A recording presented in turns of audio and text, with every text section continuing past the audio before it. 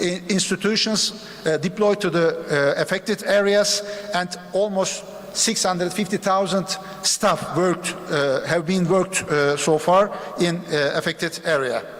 And we have unsung heroes, volunteers, and civil society organizations, and our colleagues coming from abroad to solidarity with our nation, and almost 10,000 international search and rescue staff, and from 90 different countries.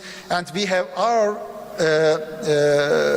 volunteers, AFAD volunteers, Turkish Red Crescent volunteers, and other national non-governmental organizations volunteers worked in the first phase for the response and the recovery phase for the disasters.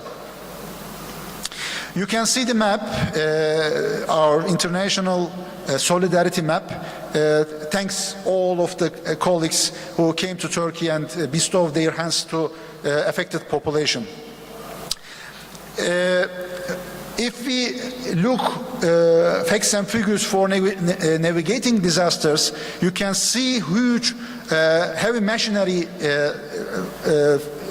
philos and the teams.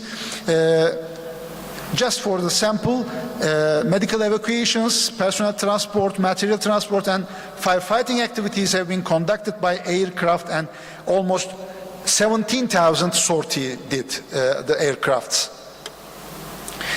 It was really tough issue and a tough duty for the Turkish Red Crescent Society that I was leading as a president, and it was the mass feeding duty. So almost 14 million people have been affected, and by the time being, for at least 4 months, Turkish Red Crescent Society and its nutrition platform members provided 500 million hot meals so far, and at the peak time, daily 2.5 million affected people received hot meal and 3 meals a day from Kızılay and the feeding platform. As for shelter, so far almost 900,000 tents set up at the field, many of them dispatched to the villages and the rural areas, but we set up 350 disaster camps, and 2.5 million people also took shelter in those camps. Immediately they moved on to the from the tents to the container style housing facilities. Almost 200,000 container house have been installed so far, and now many of them living in the good, better conditions if you compare with the tents.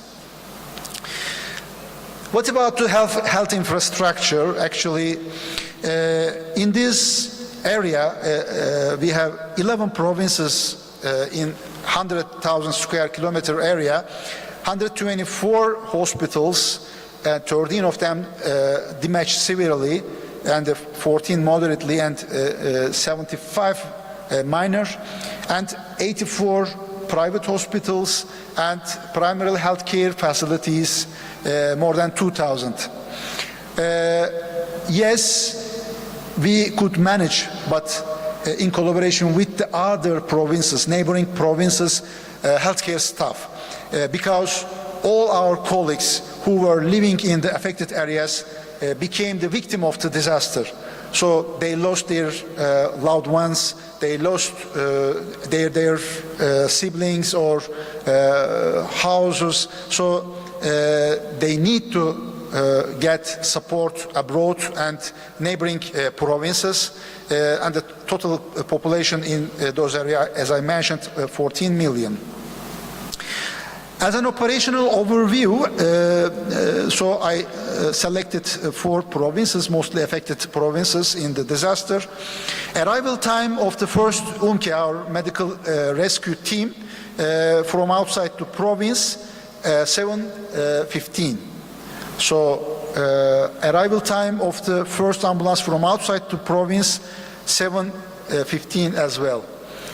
This day was the coldest day of the year, -20 degrees.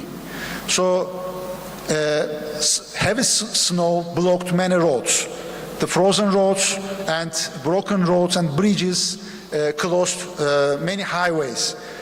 It was really difficult to reach affected population, affected areas from neighboring provinces, and it took time to receive search and rescue services abroad or neighboring provinces, so hours and days. So because of this period, we lost many lives, unfortunately. Many UMKE vehicles, air ambulances and land ambulances and UMKE teams, 15,000 UMKE and emergency health personnel also worked in the area. And the transportation of the patients, almost 2,500 of them transport by the plane and 50,000 of them by the ambulances, and more than 300 by the maritime. After 2 months, you can see the occupancy rate of the active ward beds and the ICU beds. So 200,000 surgical operations have been done by the colleagues, and more than 4,000 intensive care cases, 600,000 discharged, and after 2 months, still 400,000 inpatients were exist in the wards. According to the experts of the mental health,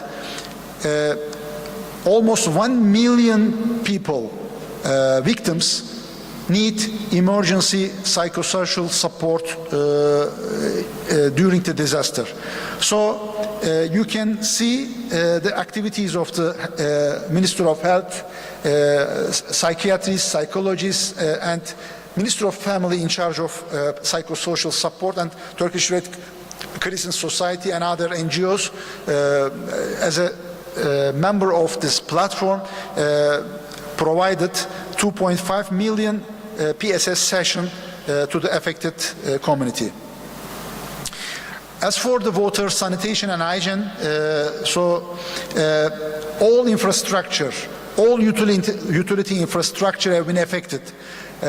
Water pipes, water reservoirs, water and wastewater treatment plants, pumping stations, and all infrastructure have been damaged, and it was really difficult to provide drinkable water to 14 million people daily, and we did it, thanks God, alhamdulillah, in collaboration with the private sector and other water directorates of the municipalities, and the civil society organizations and the individuals. They carried the bottles of the waters to the affected people, and we didn't see any outbreaks and infection diseases, waterborne diseases during the disaster. So almost 19,000 mobile toilets have been established, and 10,000 mobile shower and the washing machines have been established in affected areas. Another issue, another challenge for the system is managing the logistics. And supply chain have been broken, then it is really difficult to create a new value chain for healthcare supply chain and nutrition supply chain and other basic humanitarian needs, non-food items and food items supply chain system during these bad conditions. But as having an agile system is important during these disaster times, and health logistics continue to serve the hospitals and small clinics everywhere. Thanks for civil society organizations and our disaster partners all over the world, like Brother Mohammed from the Malaysia Red Crescent Society. He is in charge of disaster department, our colleague, and they bestow their hands to Turkey and Syria as well. And you can see on the screen, and the many NGOs, International Red Cross and Red Crescent Movement, and UN agencies who implement their projects and activities in the affected areas. I thank you very much. Thank you for the speech. I think you and your country faced the disaster, but I suppose the next step will be face the PTSD among survivors and all rescue staff, so it will be also problematic for the medical staff. Do you have any questions to our lecturers? Anyone? I know that you are tired and you want to go to lunch, but maybe I have a question, and maybe this question will go to the Dr. Mustafa, because you talked about that preparing to disaster, and I have a question from the education field, because we know that we can train disaster medicine, emergency medicine, but when we're talking about disaster medicine, I'm curious when we should perform such as trainings in the undergraduate or postgraduate level, and with what frequency we should do it.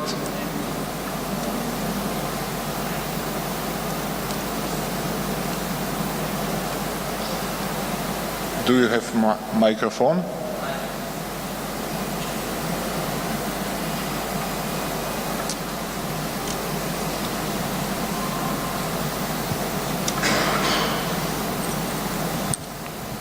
Sure.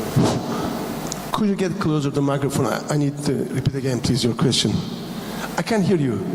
Okay, so I have a question. Should we train disaster medicine in the undergraduate or postgraduate education level?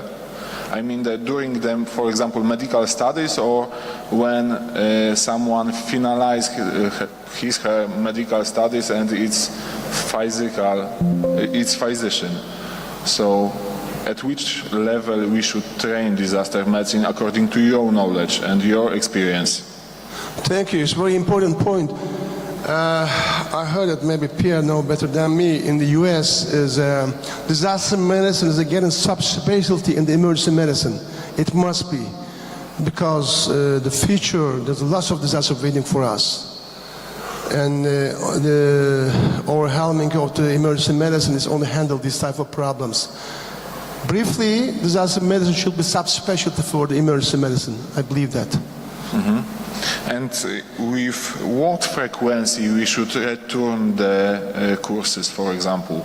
Because according to, for example, resuscitation, we know that every, for example, 3 months we should go to the simulation center and train the chest compression. But I know that disaster medicine is totally different, and in which frequency, 1 per year or 2 per year, you should think those courses, those trainings should be continue?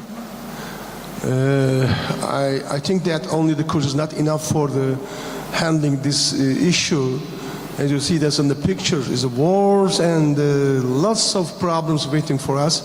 At least 2 years subspecialty training, because in the scene, in the collapsed building, for example, when we're talking about the earthquakes, we should get close. Nobody can do the emergency physician's capacity. Pseudoanaesthesia, for example, and also nerve blocks. As I mentioned you during my presentation, you are talking with the victims of the earthquake, still alive but trapped. Maybe needs 1 week to take it out to all the collapsed building. You need to pull out this patient as much as you can, and you need to give IV infusion, pseudoanaesthetic medications, nerve blocks, and amputation. I saw that even in the orthopedic surgeon. I have respect the other specialties, but they hesitate to do this. You know, these are not looks like an operating theater conditions. Everywhere, just dust everywhere, full of the dirty waters, green waters, dark waters, totally collapsed building. It's a very interesting issue, and there's a lot of challenging also waiting for us. And we should need at least 2 years subspecialty training. It's not in only handling with the courses. I believe that. Okay, thank you so much. You're welcome. Yeah, Dr. Karim, you want to say something? Yeah. I have a question for you also at the same time. I want to ask you, Dr. Karim, what was your challenges for coordination with the foreign medical team or foreign search and rescue team that was deployed during the Turkey earthquake? Thank you. Thank you, Mohammed. As for echo to Feridun, I would like to answer Lucas' question. I'm head of disaster medicine department in Health Science University, and I'm head of emergency aid and disaster management program. So we have a disaster medicine course at the last class of our undergraduate. Frequency once in a year, but we have the PhD program in the same time for the post-graduation, and there is still debate disaster medicine belonging to whom. So disaster medicine as a multidisciplinary area, we have connection, very strong connection with emergency medicine, public health and military medicine, and the disaster management as well. So we have to keep this multidimensional focus, otherwise we can lose some skills. So as for my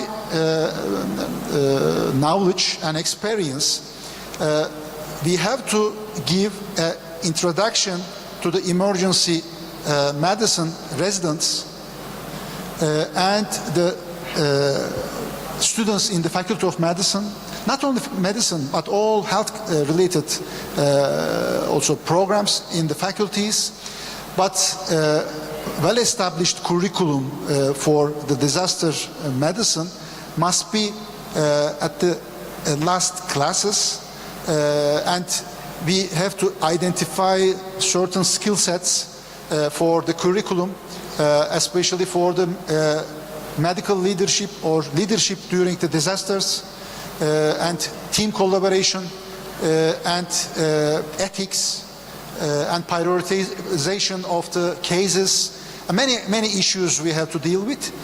So we need a certain experience and the skills. So the late classes and for the for the post-graduation as well. As for your question, Mohammed, it was really difficult. So 10,000 search and rescue staff in the same days, within 3 days, from land, Iran or Iraq or Caucasia or the Western Europe part, or by plane, by ship. So we received then all of our colleagues in our accommodation areas. We recorded them, and according to our national disaster response plan, AFAD identified the gaps in terms of the search and rescue teams. So they dispatched all our colleagues.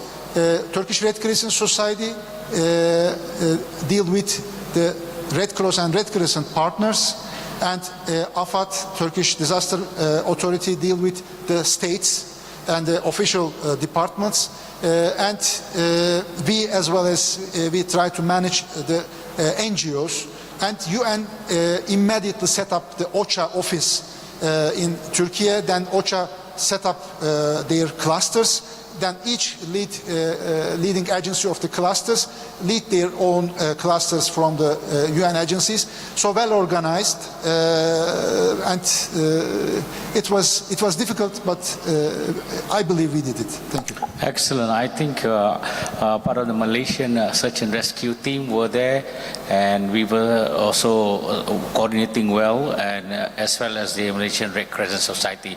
Now, thank you, sir.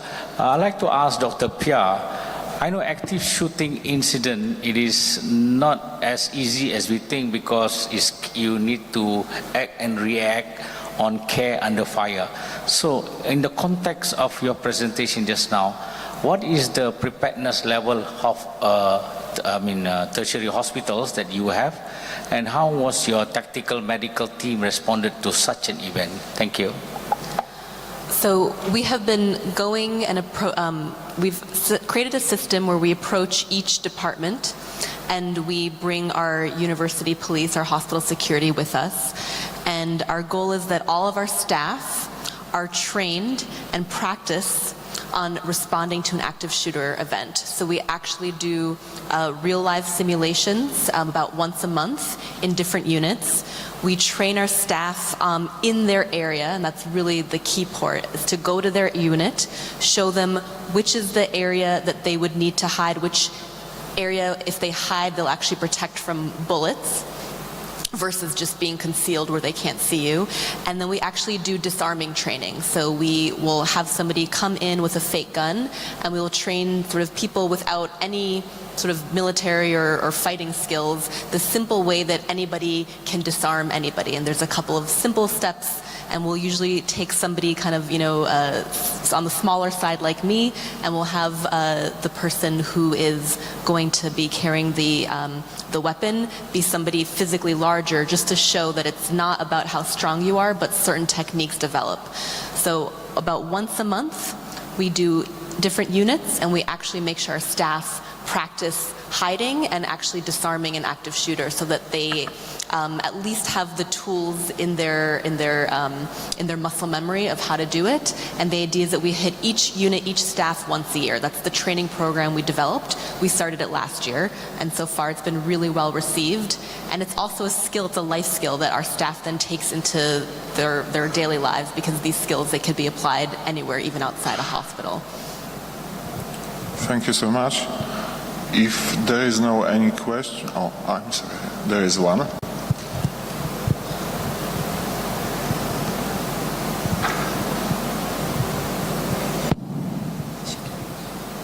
I have two questions, one for Dr. Mustafa Çelikmen.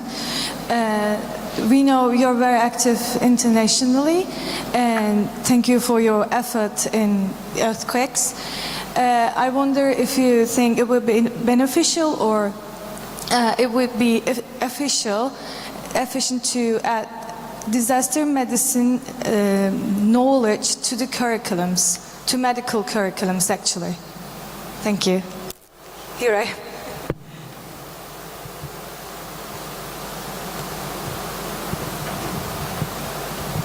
Thank you very much. This is a very important point.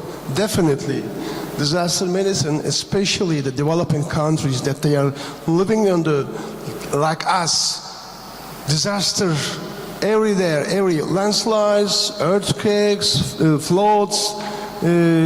2023 years, we saw all of them. We should get prepared, especially the healthcare workers, medical doctors, paramedics, nurses, they should get prepared. They get ready for this type of problems. Otherwise, after that, we should get ready for the risk management instead of crisis management. After the crisis happened, we are losing the game. But if we get prepared with the knowledge of the disaster medicine, thank you for this question.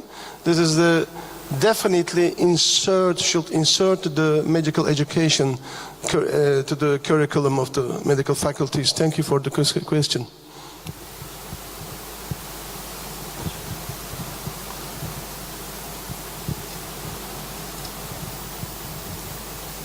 I have one more for Dr. Pia Daniel. Thank you for a presentation in advance.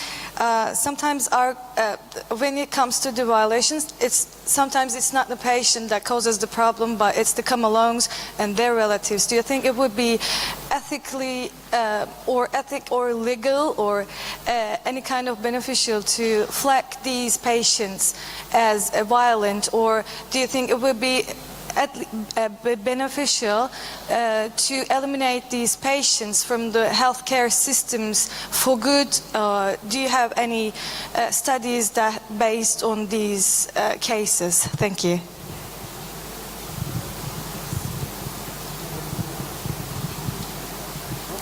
Yeah, that's a great question, and it was brought up at our planning meetings. The issue is that it's not just patients that are the issue. Often family members, I've been meeting with a lot of the pediatric department leadership, it's the parents. And so really, looking at the scope of who are we flagging, who are we identifying, and that we want it to go beyond just an agitation scale at triage, but just, maybe you have a comorbidity or psychiatric issue, or maybe you're having an acute delirium issue that we know it's going to be a problem, but maybe your family member or your parent has a history of violent acts or workplace violence. And so the first thing is really us broadening the scope of who are we flagging, right? And I think that that's a really, really good question, that it's not just the patients. And then what are we doing with those flags? So yes, I've identified that patient A or child patient A's mother is often an issue.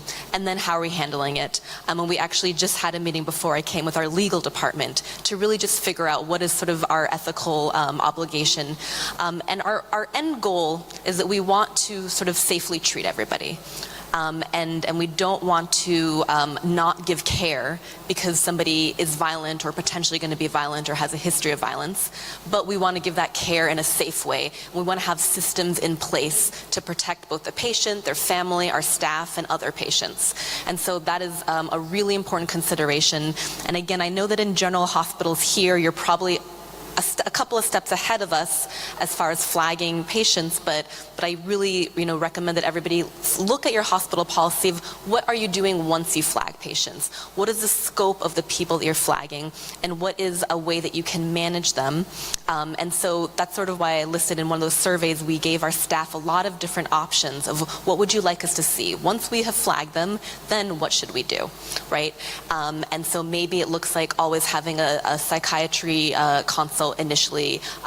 Maybe it looks like having patient relations, especially if it's not necessarily the patient himself, but a family member, come and get involved early on. Maybe it looks like security more frequently rounding in that area. So the idea is that we don't want to, and even when we are wording the flag in the chart, we don't want it to look like it is that we're biasing people against giving good care. We don't want that perception. And so we want it to be in a very sort of objective, we are putting this in place for your protection and for our protection. So it's never about you're not allowed here. It's more that we understand that this is an issue. You need care, whether it's just in the outpatient setting or maybe you need to be admitted, and you need to be able to visit your child, right? You're the child's mother, but we know in the past there have been issues, so what are the steps that we can start implementing to make it a much more sort of a pleasant visit for everybody? So I think that's a great question. It's a very gray area, and we're sort of getting everybody involved, but the overall idea is that we want to provide care. We don't want anybody not allowed. We want people's families to be able to come.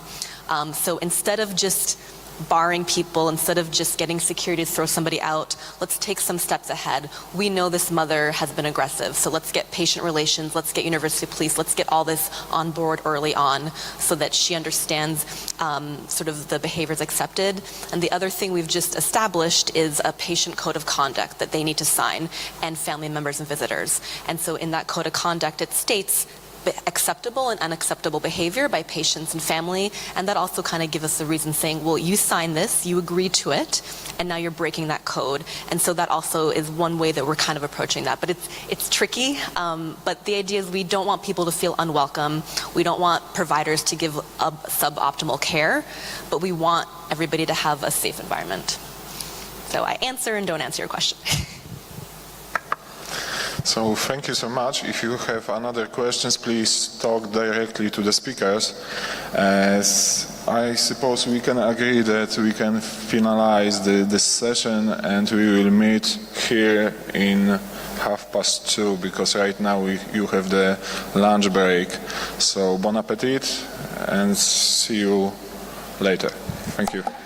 Yeah, can we have the speakers on stage for a photograph, if you don't mind? Thank you.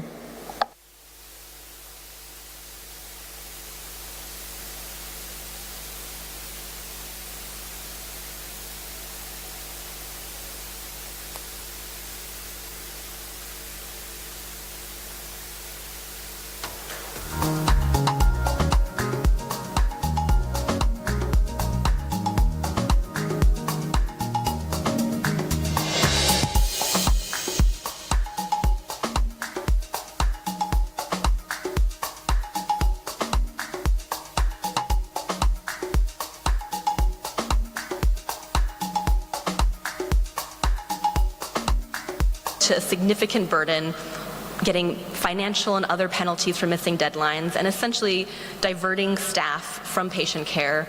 I was an emergency room physician who was taken out of the ER during the peak of our COVID response for 2 weeks so that I could be in an office helping input this data because our reporting team wasn't able to catch up with it, and our hospital administration was so afraid of getting penalties. And then when you look at the resources of a facility like ours, where we're sort of independent, don't have a lot of shared resources in the city, and then you compare it with a large network hospital where there's 11 different hospitals across New York City, just looking at the difference in the resources, right? The large network hospital, they had a specific non-clinical 50-person team that could do this reporting. They had a centralized process. It was all automated, automatic updates. Everybody had universal access to it. So the burden for that group was very small on the clinical staff. And then you compare it to the resources that our hospital has, right? We have no dedicated analytic team. The process of getting reporting essentially was decentralized across 17 different clinical departments. There was no centralized place that we could even share information. And a lot of the information was not able to get automatic from our electronic medical record. We had to get it manually. And so it ended up looking like using clinical staff. So the mandate reporting, it really leads to reporting, there's significant reporting barriers, and there's also diversion of resources away from the front line. And when you look at the questions they were asking, when you look at the different agencies, there was so much redundancy. But it was just done in such a way that was really, really difficult to create nice processes, right? So the frequencies of when you report constantly changed, and then the definitions of the variables was either very obscure or constantly changing. And so the idea is that the public health needs of a disaster, it requires a more coordinated, efficient system to share information and minimize straining healthcare systems, and really understanding that different healthcare systems have different capacity to do this. And when you ramp up a mandated reporting from 5 to 30 daily reports, you need to understand how that's affecting the acute care facility. And then again, it all translates to the community, right? So the community that we were serving, it had less clinical resources to treat patients because those clinical resources were being diverted to reporting, versus those larger networks, they had the capacity to deal with it. So just understanding that creating these universal mandated reporting is very, very difficult on certain institutions. And really, this is all about the public health sector really needs to have a better communication with the acute care facilities during a disaster, and really kind of prioritize what are the variables that we need from every facility, and maybe what are some variables that maybe we just ask from the facilities that have the capacity to give this without sacrificing care to their community. Thank you.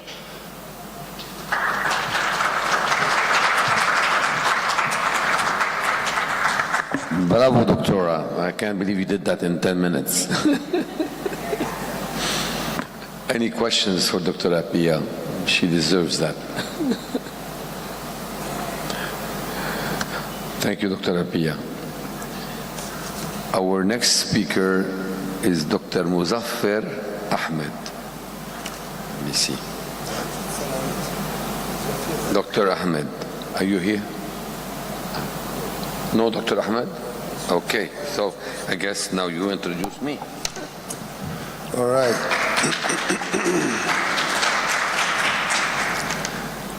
Amin Antoine Kazi, who is an emergency medicine specialist. Definitions, challenges, opportunities.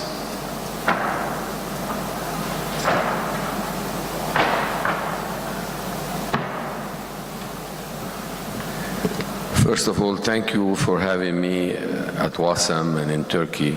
It's always a pleasure to come and see my colleagues and to be so proud of Turkey has been able to develop emergency medicine faster and more in a more advanced way than many nations in the world. Bravo. Today, I was supposed originally to talk about some type of challenges and something. But I decided to change the topic to something that's more relevant because I just came from training more than 1,000 physicians and nurses in Lebanon. On Thursday, the Ministry of Health, the Lebanese Order of Physicians, our National Association of Doctors, as well as the MSF, ISF, ICRC, come together to start preparing our physicians in Lebanon for, God forbid, what may be a full-scale war. And of course, not only a full-scale war, but possibly whatever other type of internal strife and civil wars we may have in our own country, especially if the crisis lasts longer.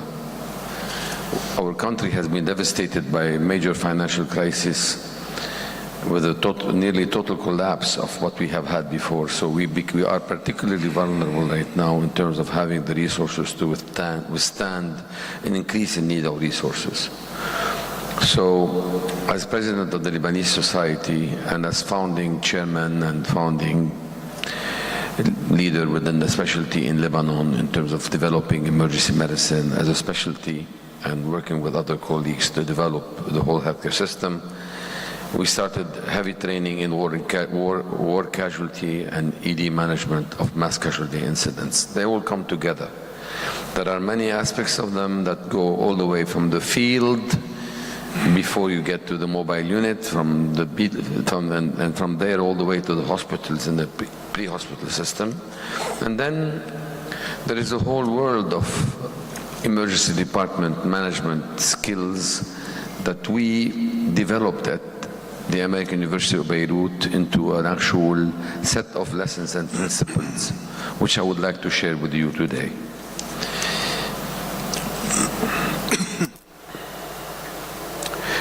So, just to give you a bit of context to what we're dealing with, we've had fires in 2019, protests and manifestation, a collapse, the August 2020 Beirut port explosion. Our department had more than 800 casualties arrive within hours.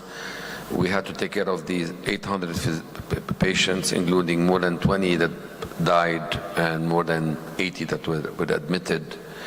So we have been strained, and we've had, in the last 20 years, since I've been back to Lebanon, we've had no less than 30 mass casualty incident activations in our own department, civil riots, internal street conflicts between militias, with tens of wounded and casualties arriving to our department. We had the 2006 Israeli-Lebanon war also, which caused 33 days of heavy casualty load on our department. The difference between prior years and now is that since we are board certified, residency trained specialists in the specialty, have been able to really look at what's in common between all of them. We did not rotate for a few years and move on, or for a few months and move on. So this ambiance allowed us to sit and think together what is common to all of them. And today I'm sharing this with you. To start with, why is the emergency department central in mass casualty incidents? It's obvious to many of you, but I'd like to highlight them. One is the identification of the external disaster. That's where the first patients arrive. We're the first to really recognize something is happening. Of course, if you hear a mass bombing, that doesn't mean necessarily it's going to affect you. And that doesn't mean that there are necessarily patients. When they start arriving, the first place that will know about the fact that there is mass casualty is the ED. You're also the place where you'll initiate the process that will activate the disaster plan. I didn't say you will activate the disaster plan, but that's where you will start the process. You triage the mass casualty into different categories. You initiate life-saving stabilization measures and interventions. You administer emergency department care, and you recognize that, well, it's slowing down after 6, 7, 8 hours, 10 hours, and that's when you start initiating the process to clear the disaster plan and send people home. So among the lessons we learned, that while drills are scheduled, mass casualties are not. So since incidents are different than drills, while we do need to have those drills, we need to remember that they will hit you when you least consider them.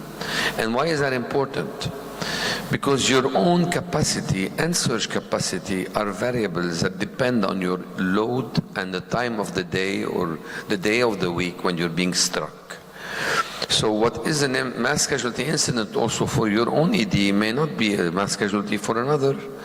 So in a sense, if you have one doctor in any emergency department, you have one doctor, 2 nurses on duty, and they receive 5 patients, 10 patients, to them that's mass casualty. In my department, where in the afternoon we may have 5 faculty, 15 residents, another 10 students, 20 nurses, 10 patients are not a big deal for us. We can handle them. We'll get busy, but we'll handle them. We don't need to activate. So the load depends on your own capacity and your own surge capacity. So if you strike us with a mass casualty incident when we have a full emergency department with bed overcrowding and people staying over for a day or 2, it's a different experience than when you have your consultants available in-house or not available in-house. 2 o'clock in the morning obviously is different than 4 in the afternoon. So you need to take that into consideration when you define your own capacity and the trigger level of when do you activate. But more importantly, when you define your own hospital and regional disaster plan, don't rest, do not. Why? We've looked at this. And I can tell you that no more than 30% of emergency departments in Lebanon, have some degree of knowledge of what their plan is. Many people do the plan in a piece of paper or a document that's in a policy in a drawer of someone, but that doesn't mean that everybody knows what it is. And even if the head of the department may know what it is, the head of the department may be in Wasam lecturing. So something else may be happening over there, and everybody should know their role and their duties to really activate. Do you have a plan? Is it an actual plan? Will it work? Has it been tested to match your resource and reality? Not to really be just principles you advocate for that no one knows about. And do all stakeholders know about it? Have you trained and included, housekeeping and registration and security and pharmacy, central supplies? Are they all aware of what their duties are in the case of an activation? So when do you activate a plan? Everyone with a bit of testosterone thinks that they should be. Fortunately, my department is led by my colleague, Professor Evelyn Hitti. Evelyn doesn't have testosterone, so really she really thought very carefully about this and was able to develop a system which we believe is essential. We alert the hospital director, but mobilizing a whole hospital should be done by the hospital director, not by you. In 2012, there was a Starko bombing which caused almost 40 casualties, about 5 dead, the rest were wounded. We were the closest hospital. They brought them all to us as usual because they were not, that's where their people tend to go.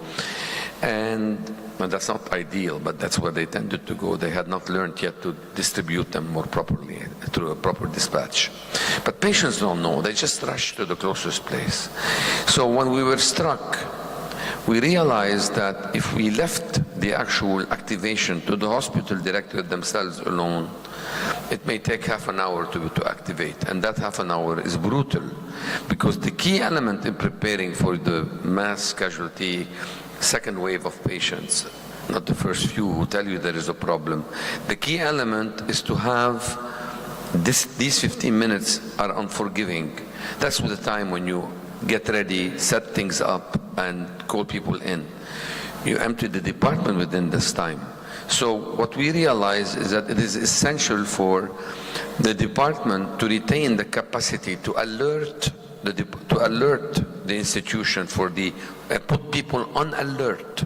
So we have a tiered response. First we go on alert, and two, we go on activation. The second thing we decided, because we do realize that you have to estimate your capacity, your search capacity, the time of the day. What can you handle? What is the exact number you're predicting of people to come? So you have to assess that before you go to the next step, and the next step is a level 2, not a level 1 activation. A level 2 activation is different than a level 1. Level 1, you activate everybody with the plan. But the level 2 is you activate only select services, or at least the people on call that you need to call in. You don't activate the dermatology consult on call, but you activate the trauma surgeons, you activate the general surgery department, you activate your intensive care support, the people on call, not everybody, but a limited response of activation. So to properly decide, you need a proper assessment of your ED current capacity and search capacity at that particular time. So the ED attending on duty in charge is the person who makes that assessment. I can't make it from here. They have to be on site. And then you have to secure early and properly, accurate information suggesting more victims are expected. And who is the best source for information? The best source of information is not the media, is not hospital security, is not the police, nor the hospital leadership. They themselves don't know. The media will take half an hour at least to get down there and figure out what's going on. So how do you know? So you can activate early. You will know from the first patients that will walk through your door, because they will, from the scene of the incident, these people, whoever brought them in a taxi cab, in a car, by family, or whether they drove themselves just with their walk-in wounded to your department, they will provide you the information, and that's the most accurate, relatively, source of early information to what's going on out there and whether you should predict that more victims are expected.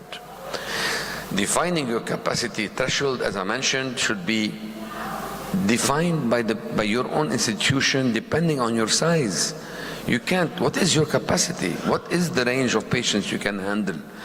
We have more than 150 institutions in Lebanon. They're not all tertiary care centers. So you have to think in that sense. So using tiered activation, the level 1, level 2, like I mentioned, using an alert, and remembering that there is a general rule, which is the upside down triage, which I'll mention in the next lesson. But overall, if you want to assume, well, I'll go now here. No. Overall, you have to assume that you're going to get a first wave of walking wounded, and then the second wave. It's like a tsunami. You get a small wave and then a bigger wave. The bigger wave is when the first responders have gotten down there and they're starting to bring to you the sicker patients that cannot transport themselves. So you see the first wave, always predict 20 minutes up to an hour after, you're going to start getting double the number of the first wave you've received. It's almost kind of, I'm approximating, but if I get 20 patients that are walking wounded, I can comfortably assume that by the end of the second hour, I'll have 60 patients in my department. Of course, I'm referring here to single incident like car bomb and blasts. So when one thing happens and you have a lot of mass casualty, a single incident of blast, which is what we're used to in Lebanon, that's what we get. Now, of course, you can tell me, would that apply when you have an air raid or a structural collapse? No.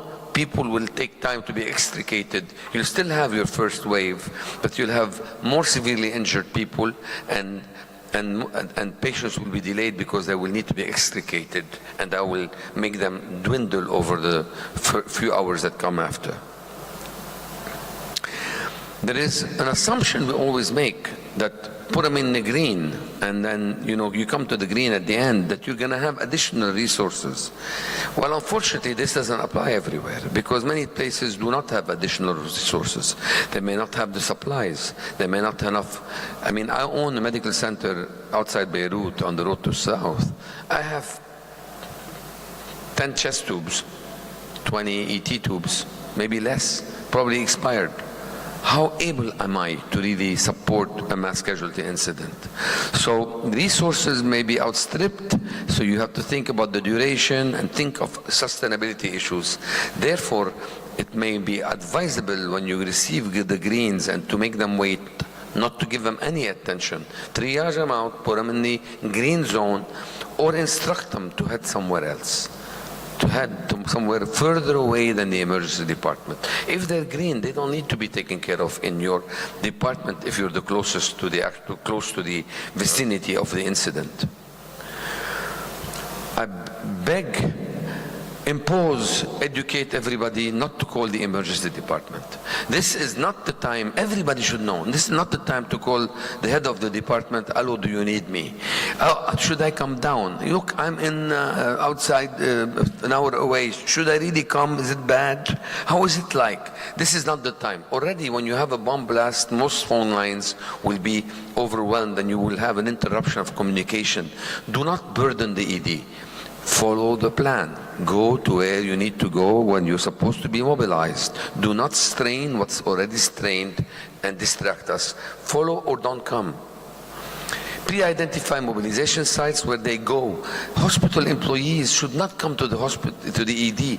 They should go to the cafeteria or to the patio away from the ED, and that's where they gather. And the leadership of the disaster committee, the chief of staff, the nursing director, etc., whatever is in your plan, will be selecting people and sending them where they need them, in the ED or outside the ED, on the floors, in the intensive care unit. They identify the gaps, and you should not be in our face, essentially. One entrance, one exit. And I personally believe that one companion with every patient should be allowed, especially with children. Why? Because you need them as transport. Two, because you need them to identify the patient and that you're giving the right treatment for the right patient. Because patients can go back and forth, move around. We will send them to CT scan. During the bomb blast, we had 3 scanners, the port blast of Beirut 2020. We had 3 scanners operating, and every scan had more than 25 patients in line. We had 1 or 2 patients arrest, deteriorate in line. You have to realize if you send them there, the transportation person will not be able to come back. So you need someone to stay with them to identify them, because identification issues are important. Drill everybody on their duties in every department. The chief of staff, the hospital director, they should not know your plan only. They should know where they fit within the plan. The housekeepers, the nursing director, the admitting head, the support personnel, housekeeping, everybody should be drilled and have their own. We use these categories, all of us, the red, the yellow, the green and the black. Well, I'll tell you 2 lessons. One, when I showed up during the bomb blast to my department, and my juniors, my own former students who now are leaders, but I arrived there and Evelyn told me, I go, where do you need me? I came on my motorcycle so I can squeeze between the shattered glass and all the debris. So I arrived to the department 20 minutes, we had people everywhere already. So when I showed up there, I came from Damour, which is 20 kilometers away from Beirut. So I arrived, I heard the bomb, I just came down. I didn't ask or call. So I parked and I walked in. A friend of mine called me with his wife injured from like 6 kilometers away, wife and daughter. I told him go somewhere else. Very hard to say, just said go somewhere else, because I knew it was necessary to use other resources. I show up there and she says, I need go to the yellow zone. This is not the time to say, but I'm the one who intubates, I'm the most senior, I want to go to the red zone. Why? Why? Because people are doing CPR in every bed? or intubating and doing primary, secondary surveys. I mean, that's not what we need.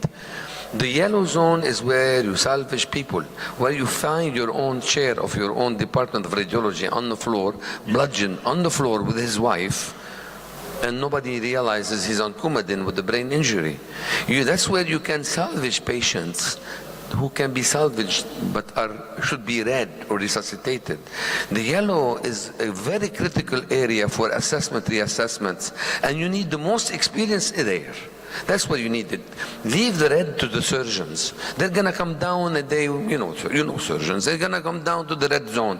Give them the red zone. 1 hour later, half of them, all of them, will be in the operating room. So you don't have to worry about it. They'll clear up the place.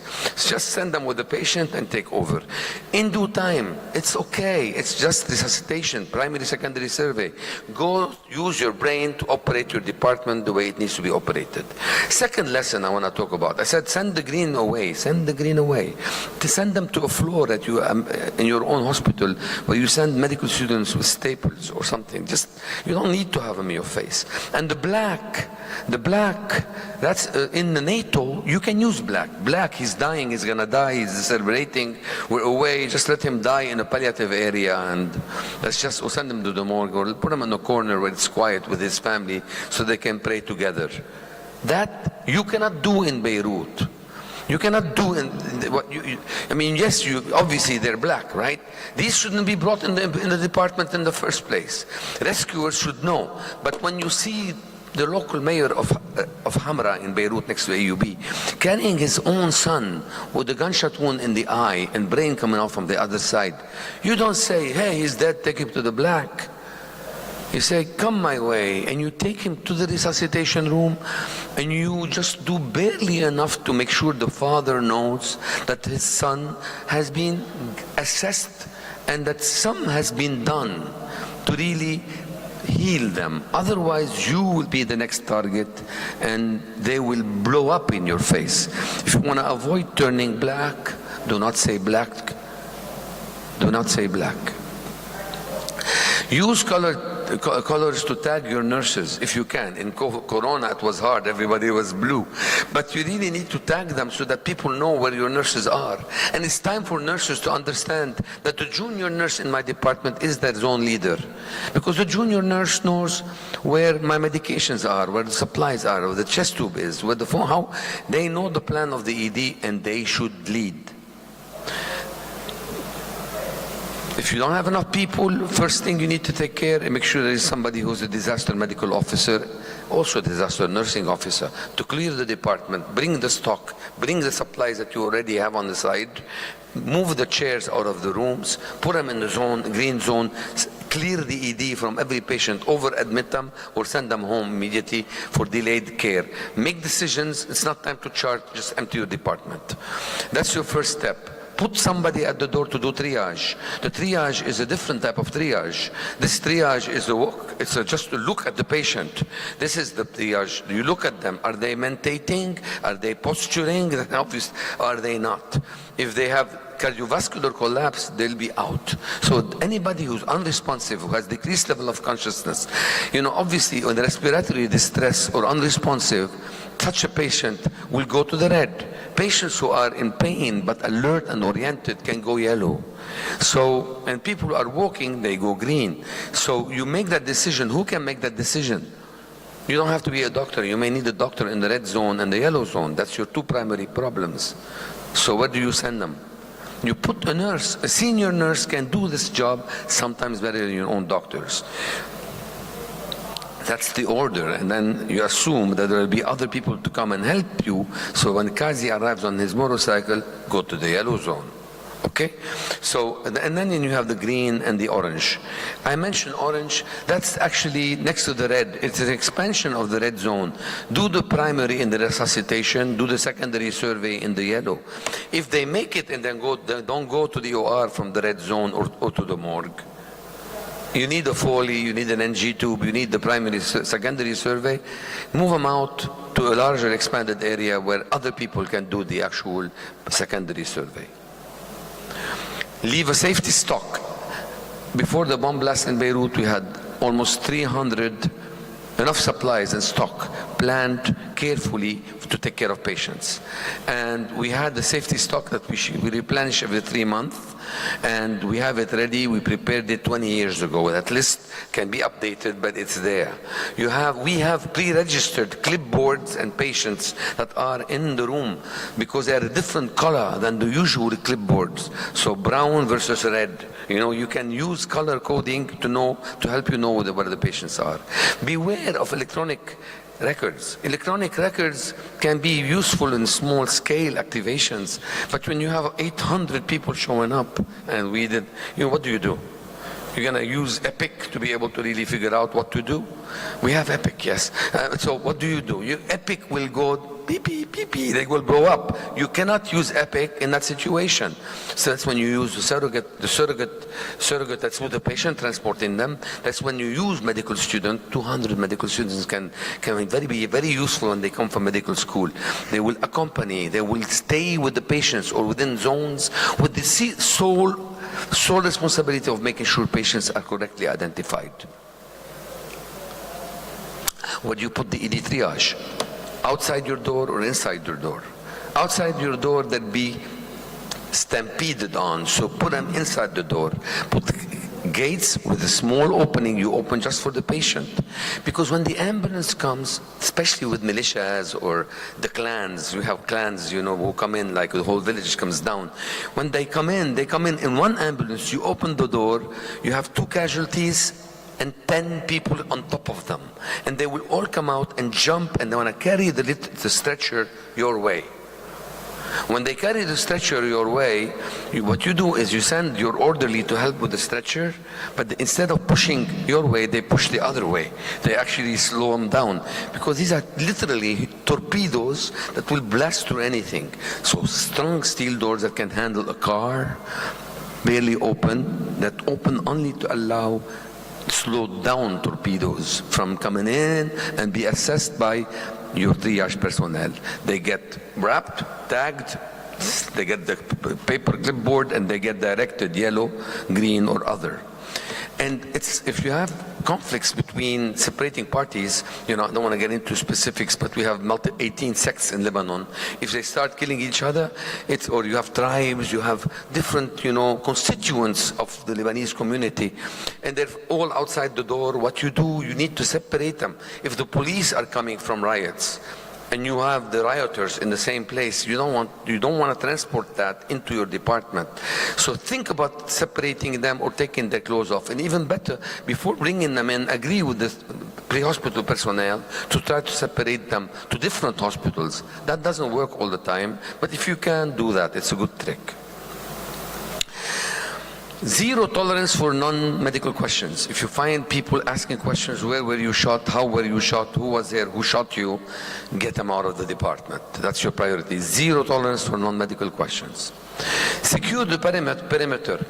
I have started something that is considered probably unethical, but when people show up in my department asking me whether I need them and they're not on my list, especially with the hospital directors, what I do to them, I say, welcome, thank you for coming. Please, can you help the people outside, the security outside, hold the crowd outside? So I use them as actually body shields against the torpedoes and against the 400, 500, 1,000 people trying to walk into the department to see if their family members are inside. Remember, no phones, they cannot reach them, they can't find them. Everybody thinks that their family members is injured and they want to check every patient you have. So to prevent them, you put the steel barrier and a barrier of humans, your own security if you have any, but also your own volunteers who volunteer when you don't want them. Send them out, they want to smoke, and they're there because they're curious. They're happy anyway. Then they never say no. They are very agreeable to go out there. Consider the fact that police and security and army may not show up. They usually show up 6 hours later. They're usually in the field. They're occupied. And sometimes you don't even want them because they may be the ones who shot the people you have in your own department. So think about that and get smart. What's getting smart? It's first of all finding Mr. Smart. I have an expertise in that. I go outside and take a look around. I see somebody, my height usually, wearing a suit. That's why I don't like wearing suits, with a tie. They're a bit more stocky than that. They typically have a mustache, not always. But you go out there behind the security and you shout. Who's in charge over here? And they point. Typically, it's the guy who looks like that. Thank you for being here. You hold it. If he has a gun, that's the guy. So what you do is you say, I need your help. The moment you say, I need your help, Tu'mur Hakim. Yes, what do you want, doctor? Can you please help me do a cordon here, secure a perimeter for me? 95% of the time, I would say, that's it. Two different words. Mustafa, Muhammad, Hala, the two words, they know each other. You get a cordon and everybody is away. It's peace. Occasionally you chosen the wrong guy, but the point is you end up 2, 3 more wounded. That's not a big deal. That's better than having them inside your department. So give the crowd or local stakeholders, prepare for these with your local community, the mayor, send the police from the municipality. You can have people in front of you. They're not all tertiary care centers. They may not have what I have at AUB, where I have security officers, protection officers to come and help me. But you need to secure your perimeter and prevent people from burgeoning into your department. That concept was used in Darfur, by the way. I'm not the one who started that, by the MSF. Direct crowds away, get smart.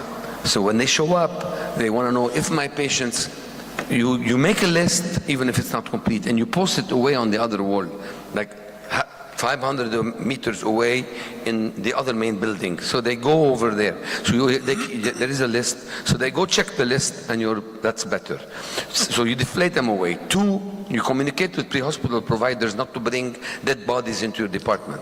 So you don't have these explosions of emotions. And so what you do is you send them to the morgue. It succeeds in 30% of the time. They still bring people into you. And the best trick of all, when they're coming in, angry militiamen or soldiers, they don't have to be militias, your local armed forces. When they're coming in very angry, you look at them, you say, come my way, come my way.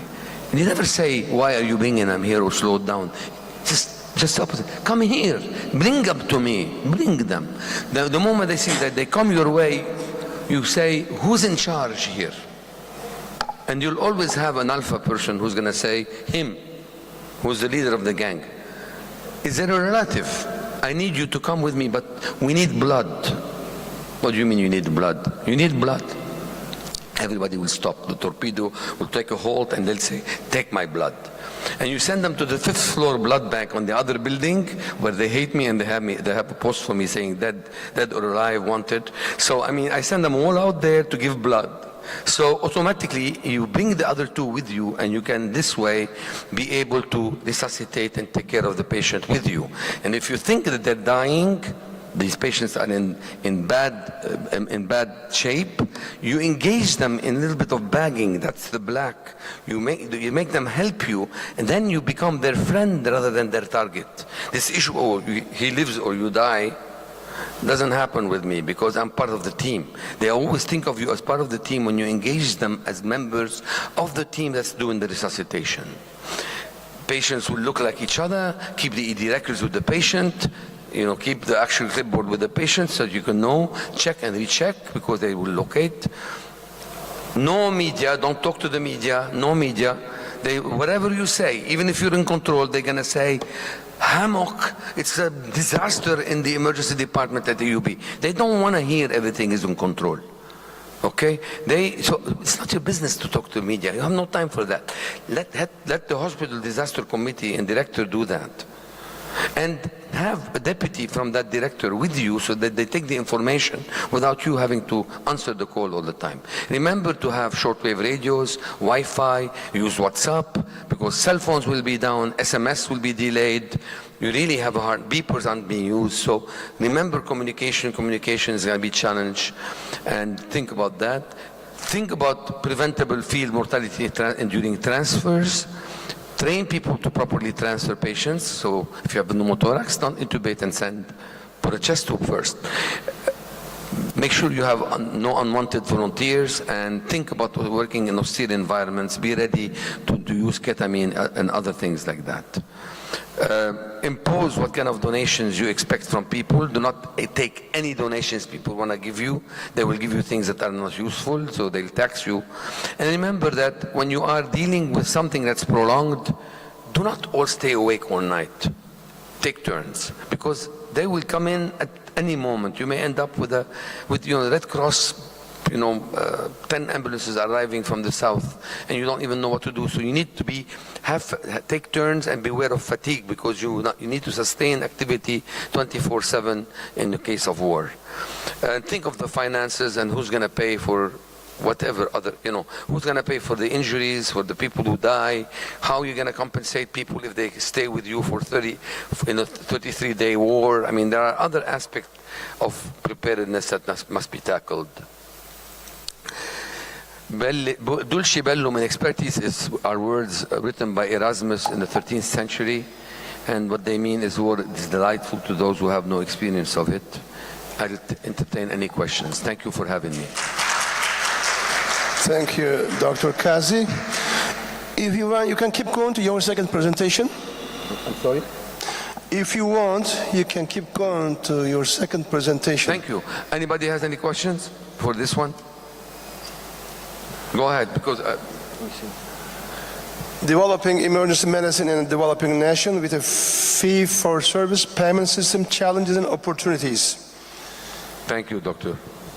But I'll take a question on that. Yeah, dear Chair, I have a question. Can I do? I have a question. Thank you very much. Thank you very much, Professor Kazi, for this nice, impressive sharing. It was really very nice. You have 24 lessons. I got it. Very nice. Everyone was very nice.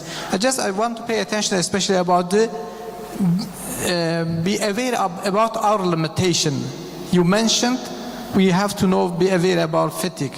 This is really very important. We have this problem in Maraş earthquake, for example.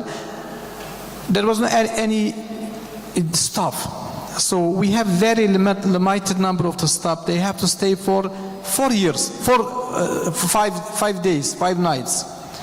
What do you think about this issue? My second question was that, for example, the disaster doesn't come to another place only. Sometimes they come to the hospital also. And the hospital may collapse. We have this problem. There was no any other extra stuff. We just have the person who were at shift. And their relatives, father, children, they were also collapsed. Nobody can reach to the hospital. We had just only 1 or 5 person. They can come for help. Only 5 person, a very big hospital. What do you think about, what can we do? What do you have suggestion for this issue? Thank you very much. Thank you for asking these excellent questions, but I, in a way, alluded to them. To start with, not all incidents are the same. Like, for example, a bomb blast will injure people from all different factions in Lebanon. It's different than when you have street riots or fighting on the streets. When you have fighting on the streets with battles of the sort, you end up with no crowds at your door. You have 20, 30 people, 40 people, but you don't have 1,000 people trying to come in. So the crowds coming in it's not always. You need to have the experience to know that an air raid, an earthquake, different incidents have a different impact on different things. Things like available resources, things like crowd control, they have different flavors depending on the type of incident it is. But if you have a single incident with a large number of people, I gave you some rules to how to manage crowds. With regard to fatigue, there was in the last slide a section on austere environment. In the interest of time, I didn't go into this, but I'll tell you that at the end of the day, I mentioned ketamine, right? At the end of the day, I can tell you that when we had 800 people in our department, we were not able to provide the same level of care that we usually provide on every day. So the first rule, we have even published an article, some of our own residents, literally talking about how hard it was for them, how much they cried, because they couldn't do the things they do normally for patients. So, I'm sorry, I'm talking to you and I'm getting a little bit of goose skin thinking about those moments. They're unforgiving, doctor. Yes, you have in this austere environment where you may not even have power or things to give to your patients, and that's a fact of the matter. Okay, you really want to help, but you cannot help. So it's unforgiving, but you really need to do your best by taking care of the ones you can save and keep alive, and the ones where you have the capacity to intervene and save them. And this requires the experience of the people working in the department. Additional help, you have to be creative. I mentioned how you can use the local policemen, local community volunteers, you know, who many times just show up. I have not had at any time, you know, a shortage of people willing to help me. But the people who were willing to help us from the community often were not qualified. I mean, did I not see people who needed cervical spine immobilization be brought by blankets or carried on their back? I mean, we all see that. Is it ideal? No, it's not. Have we stapled wounds that had glass in them? Have we told people with glass injuries to go home and come back the next day to be repaired? Have we have medical students taken care of faces the way they should? Have we repaired and re-repaired some of these injuries later? Yes, we do. You have to be creative, doing the best you can with the resources you have. You mentioned to me families. In my department, we have 8 board-certified physicians. 3 of us had direct injuries in our families. Mazen was taking care of his wife and child. Gilbert brought his own son. He was just next to the airport, who was injured. He was 200 meters away. This whole apartment was injured. The head of our pharmacy and risk management were injured. The chair of radiology was injured. I can tell you, and no one knew he was on the floor. I mean, it wasn't his wife. I couldn't even recognize him. So, in the yellow zone. So we get injured in our families, of course, and that's very harsh and hard. But, you know, I can tell you that's the best we can do. So I don't know how to answer your question 100%. Fatigue, yes, fatigue. Why did I mention fatigue? Because I have been exhausted staying up all night with the staff, and then I get hit with people who arrived unannounced from another hospital, evacuated unannounced to us from the south of Lebanon, arriving. It was the Red Cross. They had no communication. They just arrived. 12 casualties. I was too exhausted. I know that I could have been a better doctor that day. So, nevertheless, that's what I could do. So we accept those models. Okay, thank you. Hope I answered you right. The next talk I want to tell you is really about reimbursement models. I think I have maybe 10 minutes, right? 10 minutes.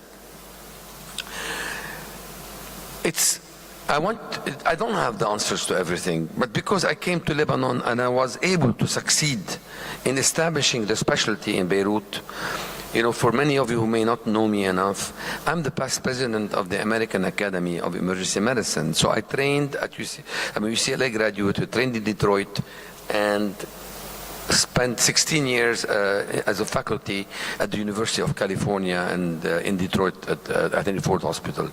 So I'm used to the American model, and I came to Lebanon and started alone with residents and developed a residency program that's ACGME accredited. So we are Joint Commission accredited, Magnet accredited. So it's we transplanted the place into Beirut.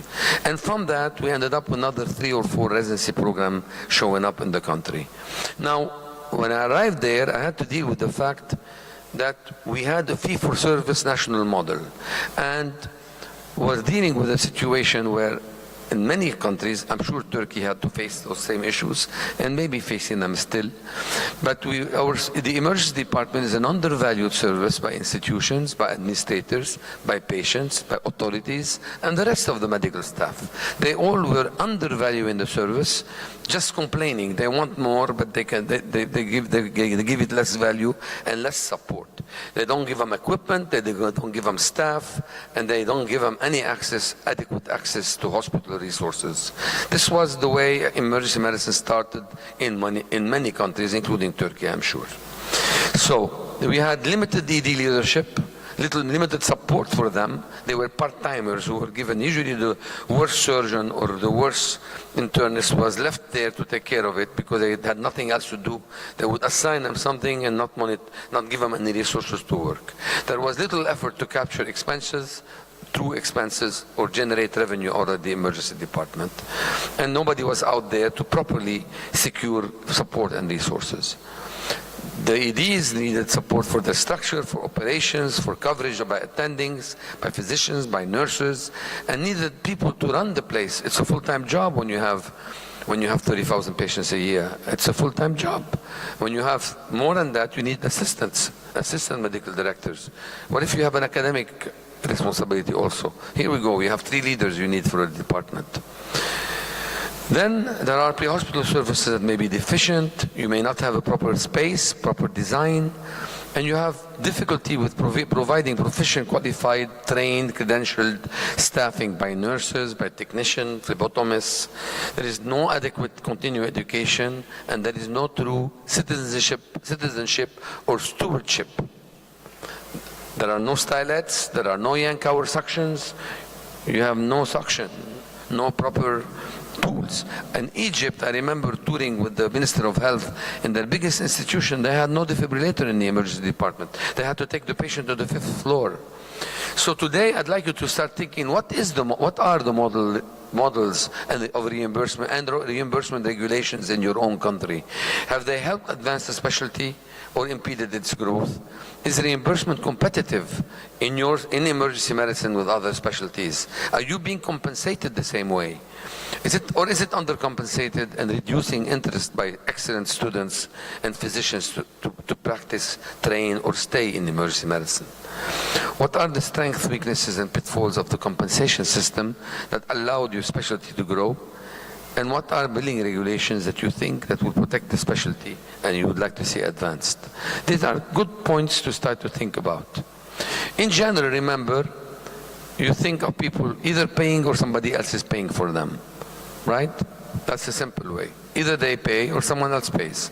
So in Lebanon, we had cash self-pay. We had people with private insurance. You had employees who had developed their own plans of like a cooperative that they administered themselves.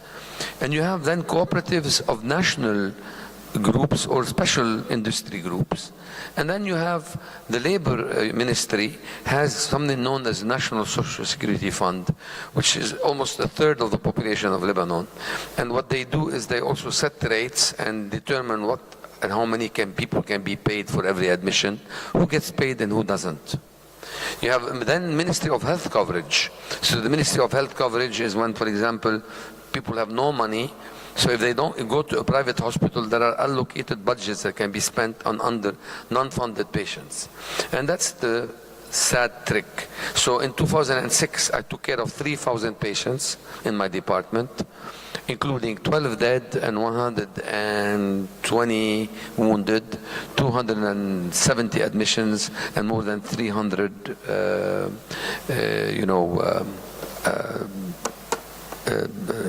injured patients admitted.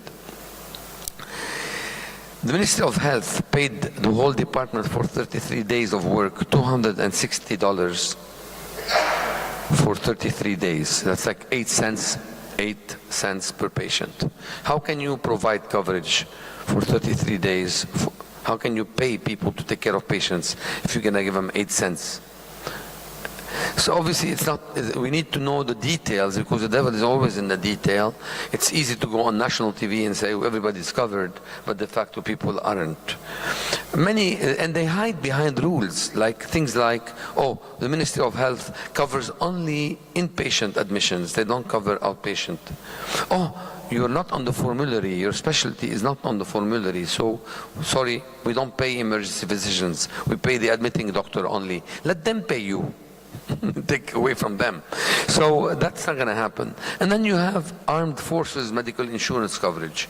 And we have many. We have the Sûreté Générale, the immigration police. We have the customs police. We have the internal security police. And then you have the Lebanese army. And every one of them has their own form of coverage and rules. Very fragmented. And background, we have 163 institutions that claim to be to be hospitals. De facto, some of them don't exist due to corruption. Some of them are just small little dispensaries or units that are called hospitals just for funding purposes. We have 138 private and almost 25 public hospitals. Public hospitals are supposed to be 100% free. We do have a lot of doctors, two for every 1,000 person in Lebanon, and our pre-hospital sector is based on volunteers. Now, hospital models, we have private, but we also have, we said we have government hospitals. There is also an army-owned army hospital, where most of the time the scanner is broke.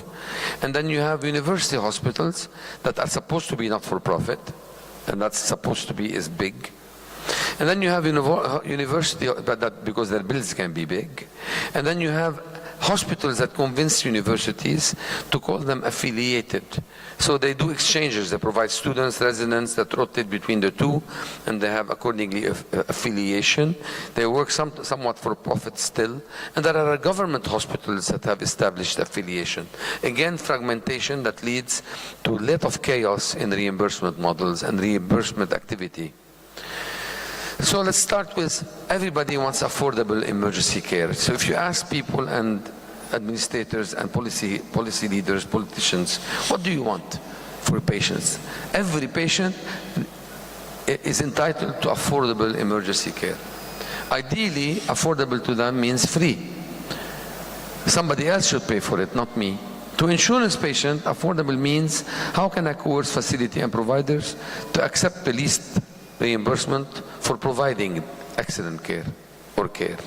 To the government, affordable becomes restricting access to resources, to limit utilization, to only when it's most needed, and when it's difficult to say no to patients. Outcome, fragmented, heterogeneous, overlapping, where people in the same family or the same person may have national coverage by the fund and have private insurance, where patients have to pay out of pocket in addition to insurance to be accepted for certain specific procedures that are negotiated. A lot of, you go into a private government hospital, but the surgeon will not operate. They'll have their students operate unless you pay them money tip outside without telling anybody. So there is a lot of overlap and a lot of confusion and corruption. The terms of coverage and benefits also change. Pre-existing injuries, pre-existing diseases, illnesses that occur within the last month, there will psychiatric issues, dental complications. There is coverage that varies from one to the other. And then you have accreditation requirements by heterogeneous entities. So you have a Ministry of Health accreditation, you have Magnet, John Commission. There is actually an agency from Turkey that comes and accredits also institutions in Lebanon. And you have diagnostic centers that usurp, where doctors send patients to do their labs other than their own institutions. And they do that so they can get the kickback later. You have corruption. You have 5,000 GPs in Lebanon, people who wanted to be doctors. That shouldn't be a lot, these 5,000 GPs, except they're 5,000, but they're more than a third of our doctor population who are still practicing in Lebanon. They're almost 40% of our population of doctors. Some of them are excellent, some of them are not at all. Some of them cannot handle health care or medical care or acute care. Yet there is political activity that puts them in certain positions where they can do that. A lot of bad habits among healthcare professionals who can bill patients while traveling, who can bill patients they haven't seen, who don't come to see their patients where they do overbilling for private insurance. And you come in there trying to fix something, and they all tell you, follow the NSSF, National Security Fund. What are their rules? NSSF was established in 1960. There was no emergency medicine. They pay only for inpatient care. You're outpatient. And they don't pay for you because you're not existent yet. And when you are existent, they tell you you're not everywhere. Why should I pay here and not there? And if then they go to, why should we pay you for care? Let them pay you. Why should we? And then you're not on the formulary, or we don't know that they should. So, and then private insurers use that as an excuse not to pay you. Why should we pay you if the national fund doesn't? In 1960, there were no defibrillators. 1960, there were no CAT scans. There were no thrombolytics. People did not do laparoscopy. So sometimes you have to upgrade your laws and rules and regulations to match the reality. They cap the number of consultants, they chop you off. Your colleagues will conspire to take your bill out. They are all happy with billing, with collecting together, but you're the new kid on the block. They don't want you. There is bundling. There is also issue of coverage. Are you really covering the department or not? This is the American University of Beirut, we're a 200-year-old university, and this is my hometown where I live in Damour. Any questions? Thank you, Dr. Kazi. Any question? Not only for Dr. Kazi, also Dr. Daniels. Please. Do you have a question, audience? Thank you for presentation. I have a complicated question about these solutions about the payments of us and emergencies. What do you consider to act behavior to the other administrators, specialties, or chief positions of the hospital to solve this? Do we act rigid or hard, or is friendly or soft? What do you think? What is the best way to secure reimbursement for emergency physicians in your country? Is that your question? In a way? For example, what are strategies? What are strategies to use? Yes. Not to be direct. Soft strategy or to be hard? Okay. I ask for it. I'll tell you how it works.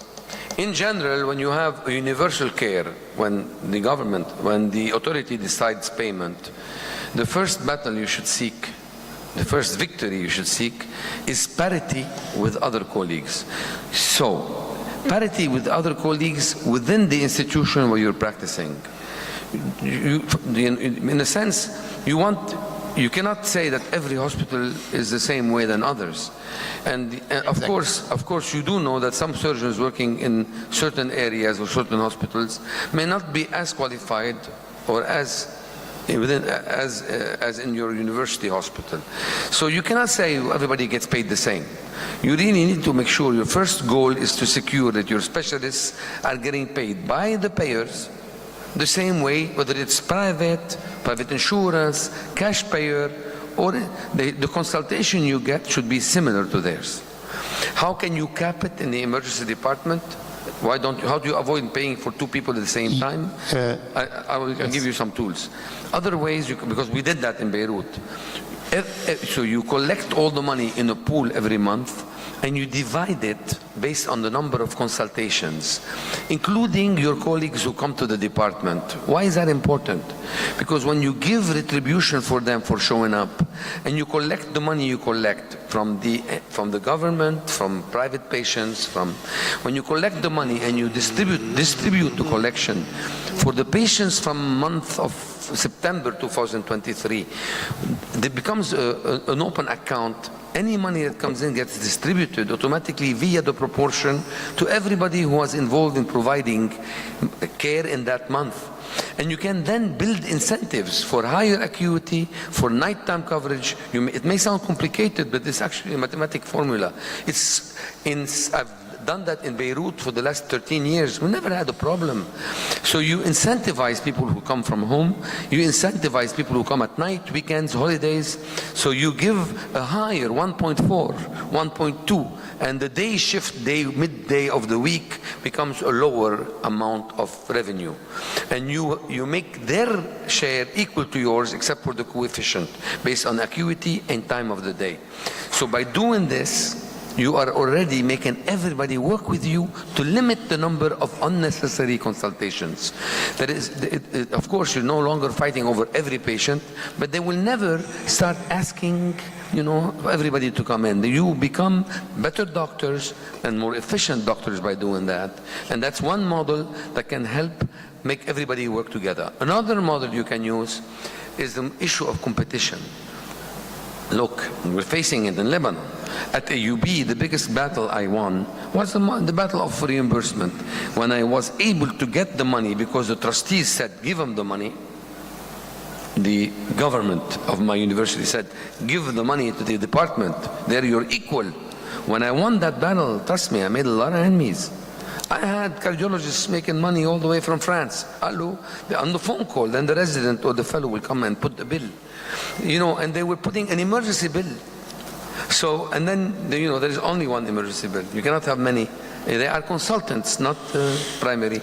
So when you want to reorganize that, you're dealing with colleagues who are making lots of money, easy money, on every Foley, every NG. So to avoid that, two tricks to do that, because they said, first of all, you stand firm. We want parity with colleagues. And that cost me my position at the time. I was offered the job, but I had to sign what they wanted. I didn't. I refused the job. So they had to find an alternative, and they had to fight with all my colleagues.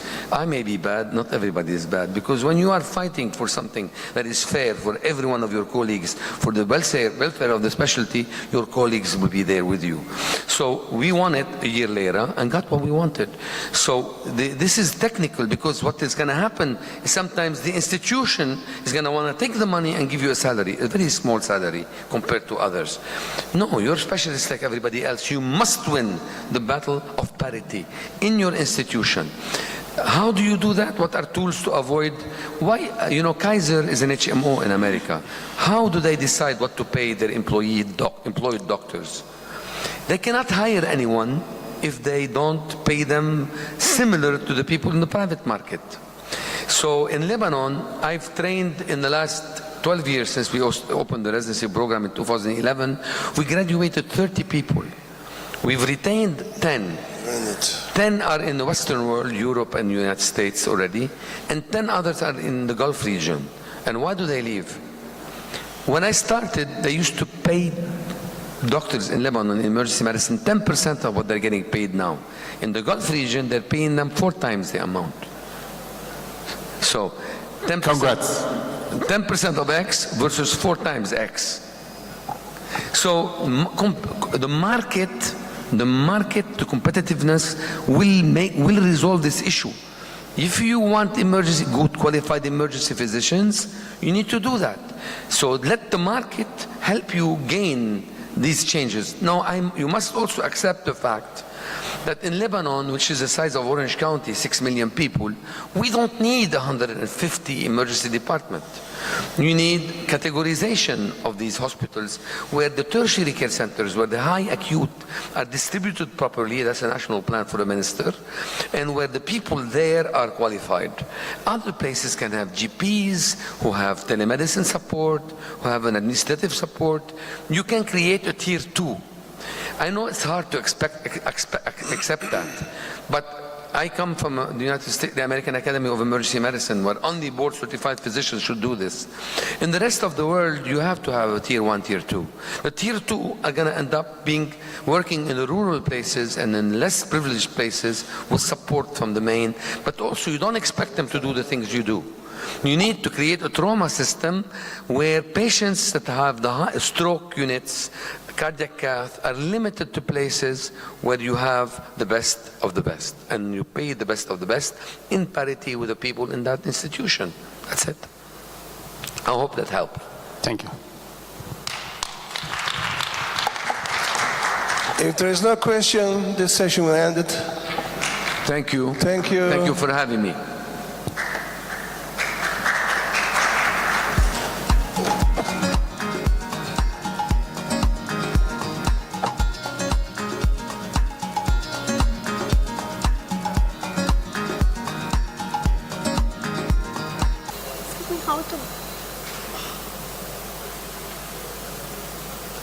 Next slide. Next slide, we have to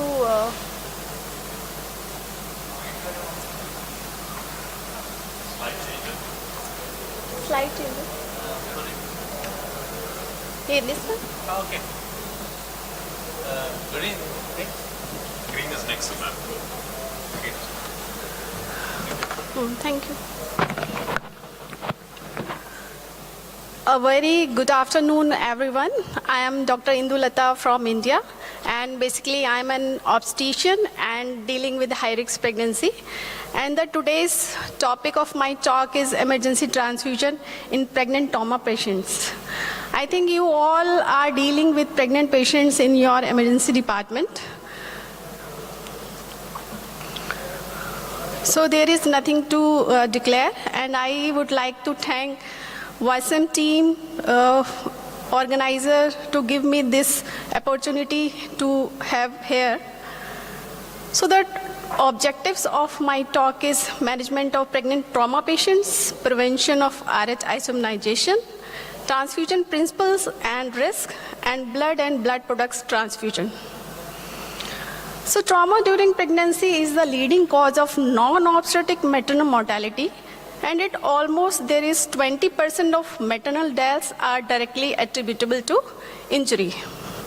Trauma-related mortality among pregnant patients are lower than the non-pregnant patient because there are various factors like due to hormonal and physiological effects in pregnancy, like there is increase in blood volume, there is increase in red blood mass in the circulation, and as well as the relative and husband of the woman is more aware about the pregnancy and related complications in a trauma event. The causes of trauma during pregnancy are motor vehicle collision, domestic or intimate partner violence, penetrating trauma, blunt trauma, falls, and electric trauma also. And there are various complications also due to trauma. These are placental abruption, uterine rupture, preterm labor, leaking per vaginum, and direct fetal injury. Like if there is fracture of pelvis of the pregnant woman, then it can cause direct fetal skull fracture and injury to the fetal brain. So as we all know that the management starts with primary survey. If any patient get traumatic, then every injured patient of childbearing age should be considered pregnant until proven otherwise. Multiple injury and hypovolemic shock in pregnant patient are most appropriately managed using ATLS principles. And after admission to emergency department, every woman should have a pregnancy test to rule out pregnancy that patient is pregnant or non-pregnant. Following ABCD principles, we have to assemble appropriate personnel like trauma team, interventional radiologist, obstetrics, obstetrician, and neonatologist to take care of that patient. Airway and breathing, first we have to follow A, that is established patent and protected airway, and we have to maintain breathing to make the oxygen saturation more than 95%, which leads to the continuous oxygen supply to the fetus and making it safe. So in circulation, we have to maintain circulation by placing 2 large bore IV lines like 14 or 16 gauge, rapidly infuse a crystallized bolus solution like ring electrate or normal saline, approximately 1 liter, to get the desired response until the blood arrives. Or whenever the blood is available, then we can transfuse blood or blood products. We have to control also the external hemorrhage. The patient is bleeding from external side, then we can stop that bleeding by direct pressure or by using of tourniquets. And as same, the indication for extra exploratory laparotomy are the same in the pregnant patient as in non-pregnant patients. So basically the aim is to restore maternal arterial blood pressure with blood products, base resuscitation to maintain uteroplacenta perfusion and prevent unnecessary fetal compromise. In medical management, we can use tranexamic acid 1 gram intravenous slow over 15 minutes, and it can also prevent the bleeding from any side. Vasopressor is usually reserved for patients in whom evidence of inadequate organ perfusion is present and where there is failure in response to further volume administration. And in all pregnant patients, we should also use the left uterine displacement if the uterus is 24 weeks up to umbilicus or above the umbilicus. Like this. If we have more members in our team, then we can use both hand method or by single hand method. Or if there is no one is available, then we can tilt the patient bed up to 30 degree by putting towel or something and make the tilt left side up to 30 degree. after that, the resuscitation of pregnant patient, and whenever the blood is available, we should follow the standard fixed ratio major hemorrhage transfusion protocol, like fresh frozen plasma, platelet, and PRBC in the ratio of 1:1:1. And we should use cryoprecipitate concentrate whenever there is need of FFP. Because if we give FFP, then there is higher risk of fluid overload. And we should follow this blood products transfusion by the hemoglobin, hematocrit, and coagulation studies like PT, INR, and APTT. And the products are given by seeing the by a point of care test like TAG or ROTAM to guide ongoing blood product replacement appropriately. So this is a study published in 2020. In this study analyzed the two trials, like CRASH 2 and WOMAN trials, in which they have seen that the patient with the traumatic hemorrhage and with postpartum hemorrhage, if the time from this event to admission to emergency department is more than 3 hours, then there is need of transfusion, blood transfusion. So we can decrease this blood transfusion related side effects by decreasing this time interval between the event and the hospital admission. So after ABC triage, we have to take thorough history of the patient about the mechanism of injury and possible damage. Previous obstetric history, like if there is previous cesarean, previous myomectomy, or previous bad obstetric history, or in present pregnancy, what are the complications like preeclampsia or diabetes.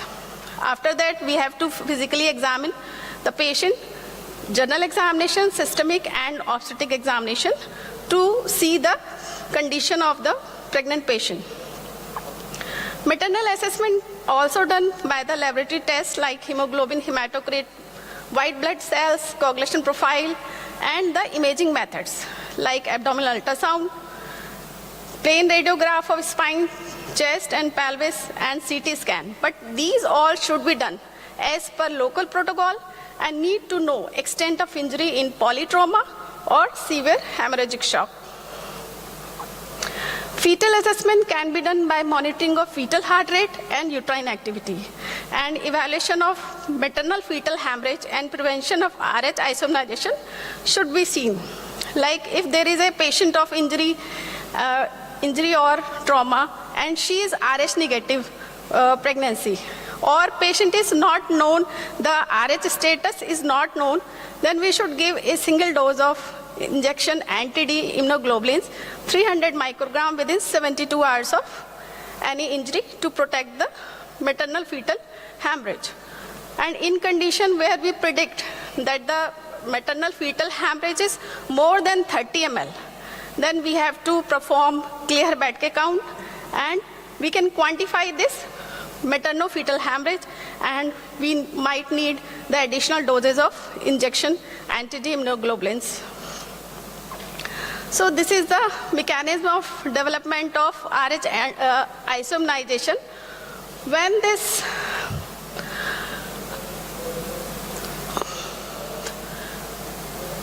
the mother is RH negative and fetus is RH positive, then this RH positive, due to maternal fetal circulation, these RH positive antigen create a immune system response, and these mother body response is formation of antibodies against this RH antigen of the baby. So these antibodies after formation get back into the fetal circulation and causes damage to the fetus. So the principle of transfusion in pregnancy should be, there should be a valid consent, and if the condition is not feasible at that time, then we can inform retrospectively to the patient and patient relatives. Documentation of reason why we are transfusing the blood, we should mention in patient record. All women should have their blood group or antibody status checked at the time of booking or at the time of 20 weeks of gestation. And if patient RSD status is not known, then we can transfuse ABO negative, RSD negative, and Cal antibodies negative red cell units directly to the patient. And there should be a clear local protocol on how to manage major traumatic and obstetric hemorrhage. And in critical bleeding, we have to use the ROTEM or tag-based algorithm to guide our transfusion. So this is the picture of tag, which tells about this is the graph that tells about which blood product is required to transfuse. So transfusion-related adverse effects are many, like acute and delayed hemolytic transfusion reactions, transfusion-transmitted bacterial infections, anaphylaxis, or transfusion-related acute lung injury like Trolley. And risk of isomnization as if mother is Rh negative. And most common, the human error. So we should do safe transfusion because we have to give right blood, right patient, right time, and at right place. If it doesn't happen, there might be acute hemolytic reaction from ABO incompatibility, which may be fatal. So target which we have to achieve is guided by this lethal diamond, that we have to prevent hypocalcemia, acidosis, hypothermia, and coagulopathy. And our target is pH should be more than 7.2, lactate should be less than 4 millimole per liter, calcium should be more than 1.1, platelet should be more than 50,000, and PTNR should be less than 1.5. So we can transfuse many types of bloods if patient comes in emergency and we don't have time to cross-match and all that, then we can give directly O negative blood group with RSD negative uncrossed red blood cells. Or if we have time, then we can give group-specific blood transfusion. And if we have more time to cross-match the blood fully, then we give fully cross-match blood. We should use rapid infuser and blood bombing device to give these transfusion. So in fresh frozen plasma, the dose is 12 to 15 milligram per kilogram of body weight, and it is determined basically the clinical indication, pre-transfusion and post-transfusion coagulation test, and clinical response. And the PT and APTT should be maintained less than 1.5 times of the normal value. The infusion rate should be 10 to 20 milliliter per kg per hour, and FFP should not be used to reverse warfarin. If the patient is on warfarin, we should not give FFP to reverse the action of warfarin. We should give patient prothrombin complex. In cryoprecipitate, the typical adult dose is 2-5 donor pools. That is, one pool of cryoprecipitate contains the fibrinogen, factor 7, factor 13, and von Willebrand factor from 5 units of whole blood. And it will raise fibrinogen concentration by 1 gram per liter in average adult, and it is administered at the same rate as previously. If you intend to use cryoprecipitate, then it should be thawed because it remains in frozen condition. So we have to tell our bank to thaw it if we want urgently. And the aim of fibrinogen level should be more than 2.5 gram per liter. Cryoprecipitate should be used group specific. Whatever the group of patient, then we should use that group cryoprecipitate only. In platelets, one adult therapeutic dose should be given, and it is typically raise the platelet count by 20 to 40,000, and it should be given over 30 to 60 minutes. Platelets should not be transfused through a giving set already used. Imagine we are giving the blood transfusion and we use the delivering set or same set to transfuse the platelet. This should not be done. Start transfusion as soon as possible after component arrives in the clinical area. So this is all about the component of the blood products, and we should know. So we are left with 1 more minute. So we should know the massive blood transfusion, and it may be needed to initiate a major trauma, obstetrical hemorrhage. And in adults, massive transfusion may be defined as transfusion of half of one blood volume in 4 hours or more than one blood volume in 24 hours, or we can define as more than 5 unit RBC in 4 hours or more than 10 unit RBCs in 24 hours. And causes could be of giving massive blood transfusion could be obstetric or incidental causes due to trauma like rupture splenic artery aneurysm, hepatic rupture or trauma. So this is the protocol to give massive transfusion. In round 1 we give 6 units of every product, that is PRBC, FFP, platelet and cryoprecipitate. In round 2 same protocol.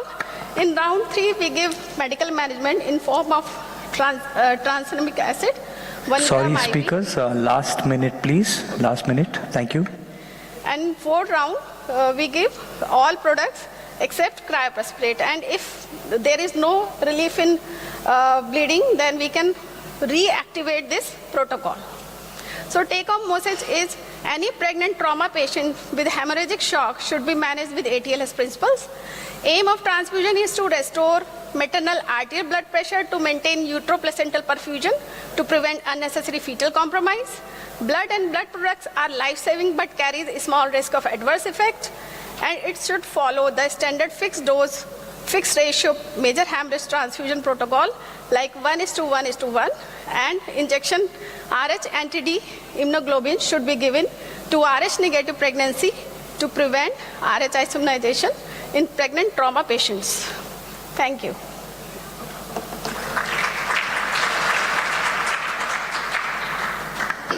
In the interest of time, we'll be taking questions right at the end of the session, if that's all right with everyone.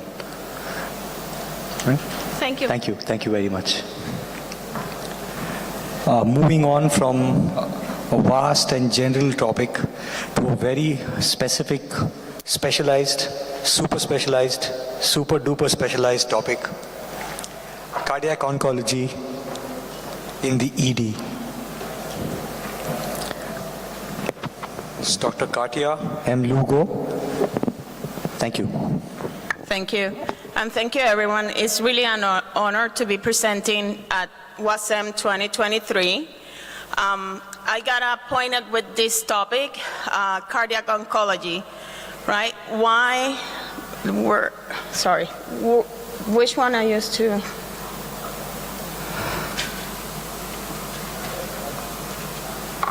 This one? Okay, sorry.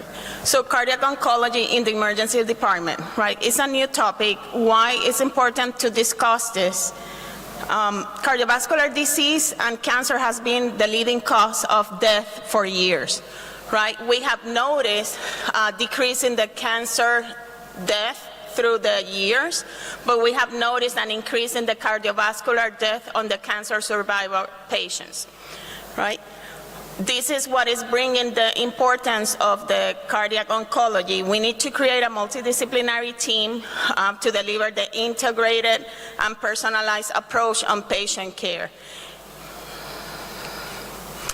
So this is a new topic. It's a new field in cardiology and also hem-onc, and now it's going to be a new topic in the emergency room that is aimed to reduce the morbidity and mortality and to improve the quality of life of patients surviving cancer.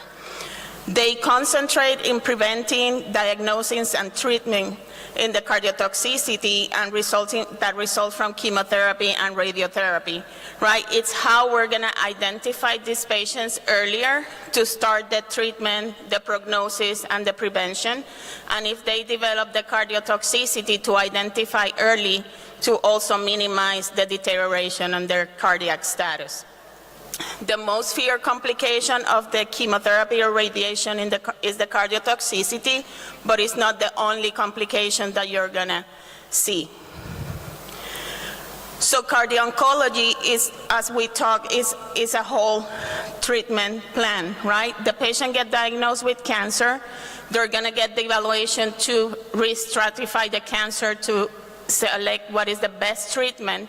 Once they select the treatment for the cancer for breast, if it's going to be radiotherapy or it's going to be the chemo, they're also going to be assessing this patient for the cardiovascular risk, right?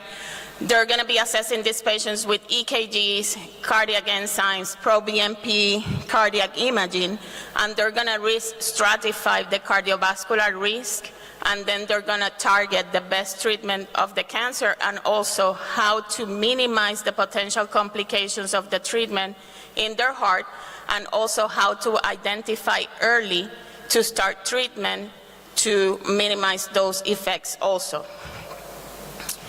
Once they develop, they're going to start the cancer treatment and they're going to do the follow-up that they need for the cardiovascular status.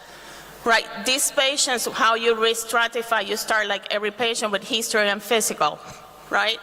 They're going to have the same risk factors that the normal population in addition to the chemotherapy that we're going to mention. So they could have, if they could be sedentary, obese, high alcohol intake, they could have the same cardiovascular risk factors of smoking, arterial hypertension, diabetes, high cholesterol, right? Also, they could have already history of myocardial disease, heart failure, valvular disease, arrhythmias, and they could have cardiomyopathy or hypertensive ventricular failure.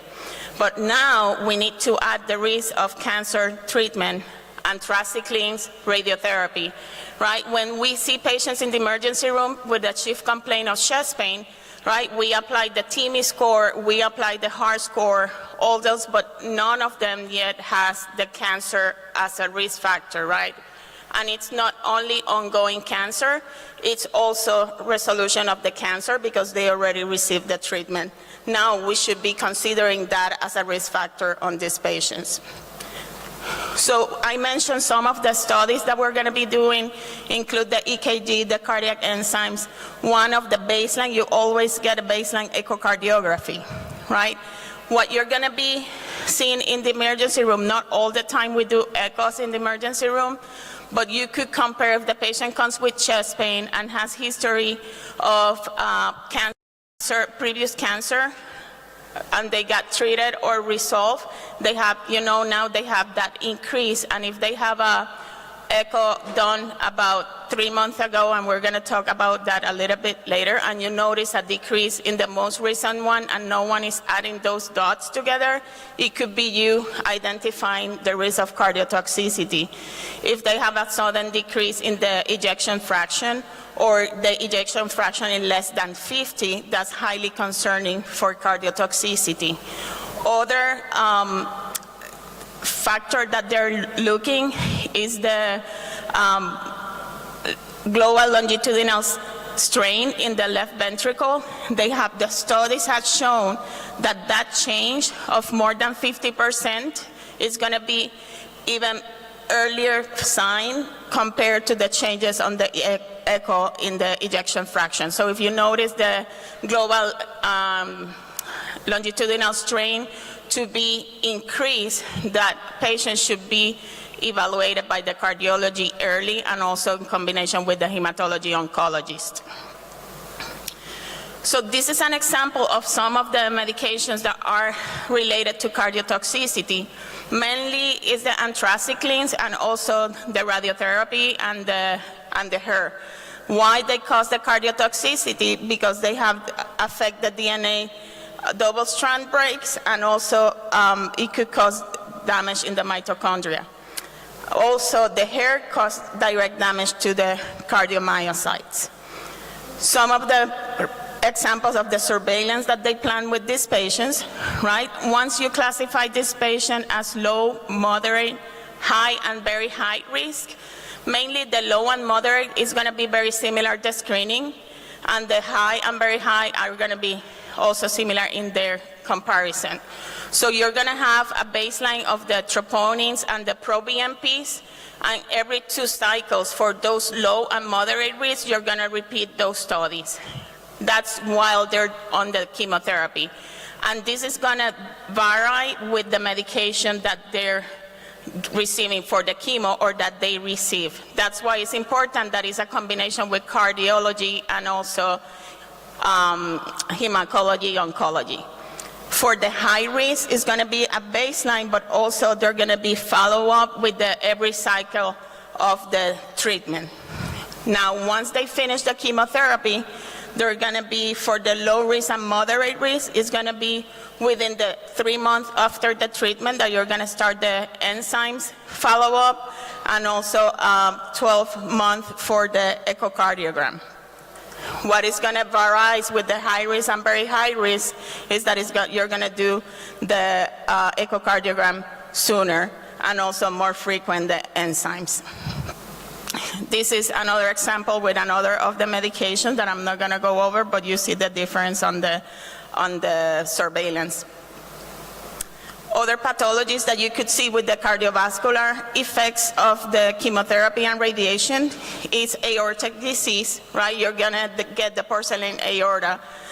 Also, you could have what we mentioned, heart failure and cardiomyopathies. You could have pericarditis and restrictive pericarditis, microvascular disease, valvular disease, rhythm and conduction abnormalities, cardiac ischemia, and arteriosclerosis. So going to also, in addition to the cardiotoxicity, when you see patients that they started the chemotherapy and suddenly they were having normal blood pressure and suddenly they're having elevated of the blood pressure, you need to consider that that could be a reaction due to the chemotherapy. We should not take or tell them that they need to stop the chemo. Many times what they do with those medications that is causing this is to decrease the dose of the chemotherapy until they start getting better, because some of these cases could be reversible. Or they could be started in ACE inhibitors or calcium channel blockers. Right. Also, when these patients present with arrhythmia, that the most common are AFib, and also they could have QT changes. But when you're seeing AFib and they need also anticoagulation, these patients are prone to more complications due to anticoagulation, so the recommendation is to start with the low heparin as much as possible, and if it's needed, then to do a short course of the IV heparin.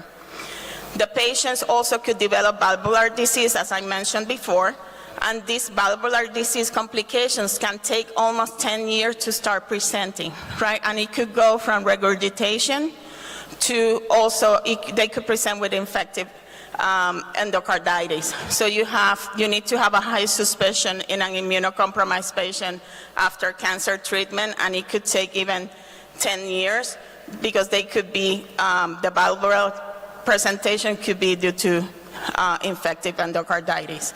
So the interdisciplinary approach with including cardiology and hem-onc in these patients that are presenting to your emergency department with chest pain with a previous history of cancer or current history of cancer. This is a more complex graph of what happened after. That is mainly re-stratified. That is how we see the patient with chest pain in the emergency room and the follow-up that they're getting afterwards. So why is important cardio-oncology in the ED? It's, they have the consensus and also how they make the diagnosis of the cardiotoxicity. As I mentioned before, a change on the decrease in the left ventricular ejection fraction more than 10%, or a global decrease in the ejection fraction less than 50 that they mentioned, that is mainly 40, the goal, and the global longitudinal strain, a reduction of more than 15%. It has a high possibility. So what is important to take a good history in the emergency department, knowing if that patient has history of previous cancer or current treatment. If you notice any sudden change in the blood pressure and this patient consider that it could be due to a new medication that they're receiving as a chemotherapy and they need to be treated immediately. And also, if you notice some increase in the baseline troponin or BNP, consider that it could be that this patient is going in the cardiotoxicity, and the early detection, the better for these patients, and always involve early cardiologists and oncologists in the ED. Thank you very much.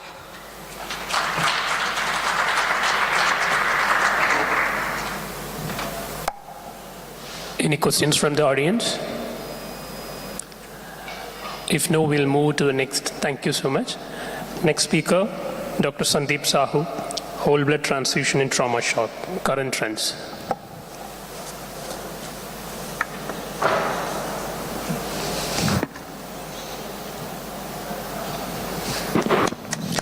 It usually doesn't hurt to applaud, so let's do that. Yes, cheers.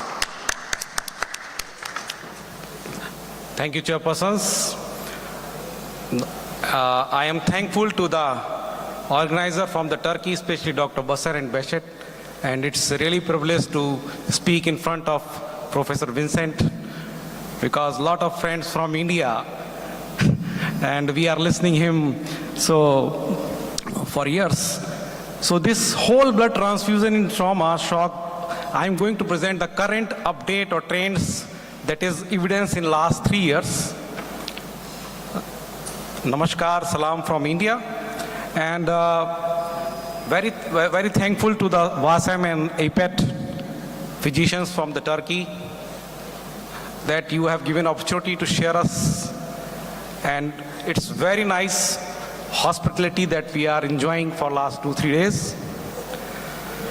So what is the current status or evidence about whole blood? Whether it's true that old is gold and old wine or whiskey is definitely good as compared to new things, or I am speaking of new things, or it's already a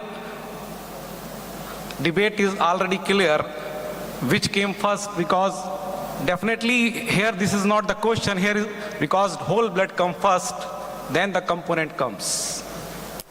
And when something comes first, we already have seen maybe our seniors and other colleagues who are senior to us, they have already used this. And what is the current status in trauma? Because in emergency, other condition, there can be things that one patient needed only, like in dengue. Like in India nowadays, a lot of fever, and this is because of now dengue shock syndrome and dengue, and where we have to transfuse platelet and isolated component. But in trauma, that everything is losing. We are losing PRVC, we are losing platelet, we are losing coagulation factor, and we want to definitely give 1-1-1 so that we get everything, so that we have a good clot. So the first, as history says, blood transfusion started in 17th, and the blood banking started in 19th, and the hypothesis that all patients need not the component, because not whole blood, they given the concept that as per the patient need, it's good that we give PRVC or cryo or plasma or platelet. But what is the real thing now? Because in trauma, we are talking about 1:1, then we are talking about massive blood transfusion, and we want to have all the coagulation factor, platelet, and a good clot. And good clot needed a component, so you can weigh that the day-night is changing, the time is changing. It's not the day and night different, it's only a difference in the rotation. So same thing is here, whole blood is moving full circle. We started from World War I and II, and in these World War, all the military trauma, they have used the whole blood. The things moved from 1960s, 70s, 90s, and again, the evidence for last 3, 4, 5 years, 2019 onward, they are saying we should focus on whole blood in trauma. Because one whole blood is not equal to one FFP platelet and PRVC. Definitely.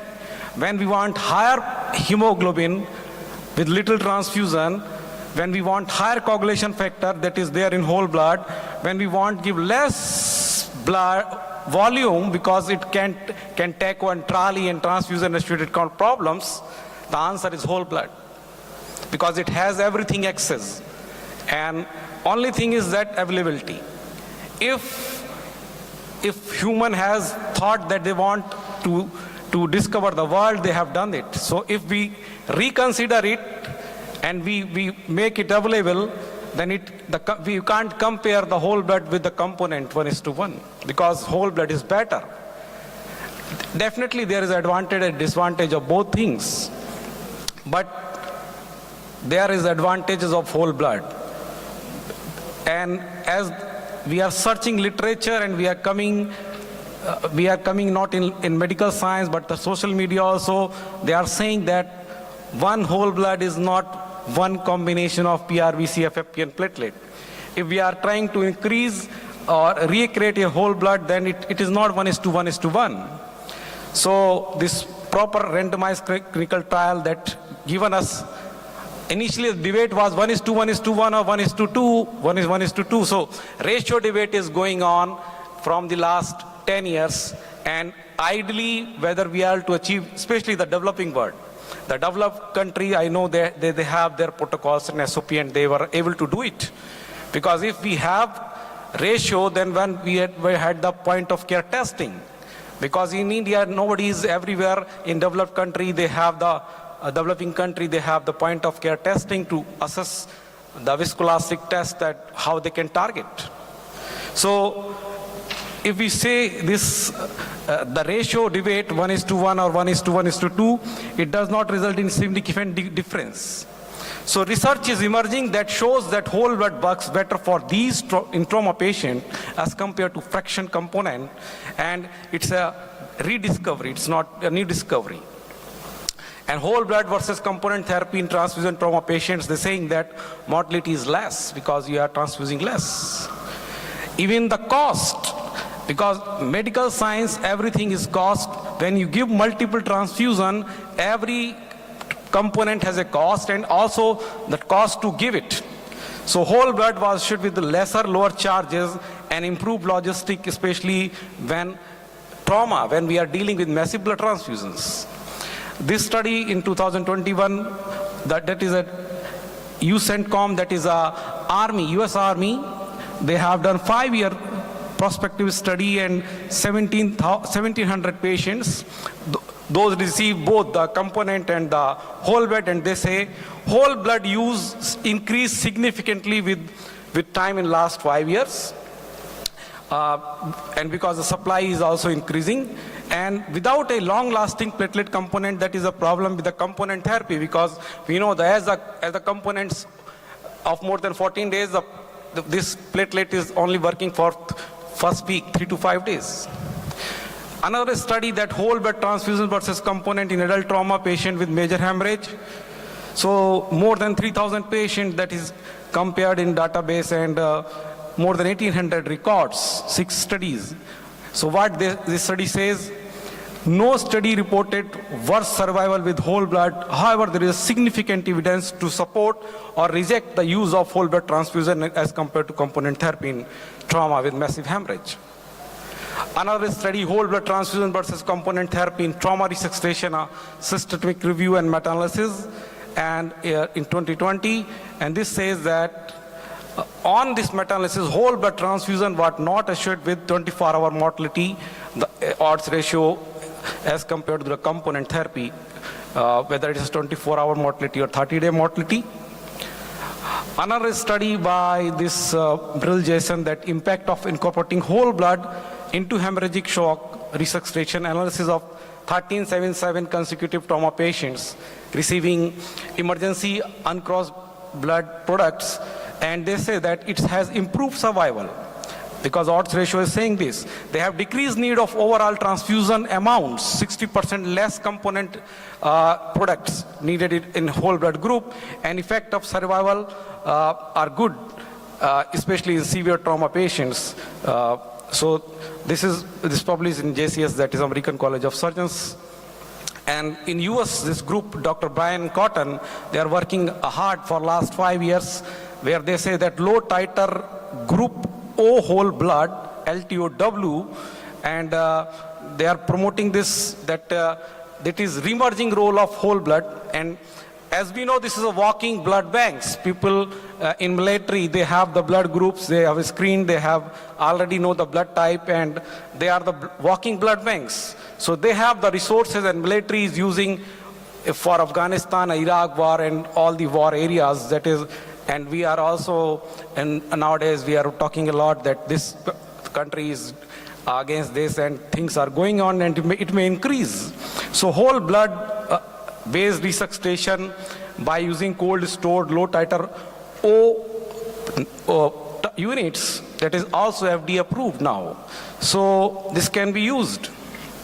Only question that it is universal versus type specific blood, RH whole blood versus RH negative blood, or we can use safely in children. The answer is that Answer is yes. Whole blood resuscitation is safe in pediatric trauma patients. This multicentric study that says that it can be safely used in pediatric trauma patients, 0 to 17 years. And another study is low titer whole blood, truly a universal blood product. This answer is that it appears to be a safe product for universal use across all blood groups. Group B recipient arrives with worse physiological value in shock, and they receive whether this whole blood or component. So another evidence is in 2021 in emerging blood transfusion for trauma patient with perioperative resuscitation standard of care. In 2021, whole blood transfusion is used especially in military scenarios and is also becoming more and more popular in civilian world. Although it is accompanied by a strong lack of evidence, and so we need more things to study and explore so that the God given us. 2 minutes, please. Yeah. So the God gift can be used properly in saving life. Single institutions trial comparing whole blood versus balanced component 50 years later, where we saying that whole blood is better and it has less in-hospital mortality, less ventilator days and pulmonary edema and all that. A review in transfusion whole blood for trauma patient outcome at higher doses. So they say that we are now moving from 1:1 transfusions to the low titer group O whole blood transfusion, because the additives in the component therapy, they are also not increasing the oxygen carrying capacity, and they dilutes the coagulation factor. So lot of evidence. So in summary, by reviewing this 3 to 5 year recent evidences, whole blood used many years since its inception, that blood can be transfused in an human for saving lives without any harm. It proven time tested in military trauma. Thousands patients, hundreds of studies, and evidences also emerging in civilian trauma. Only thing is that everything in life has an advantage and disadvantage and risk. So same here with the component and the whole blood. Only thing that availability.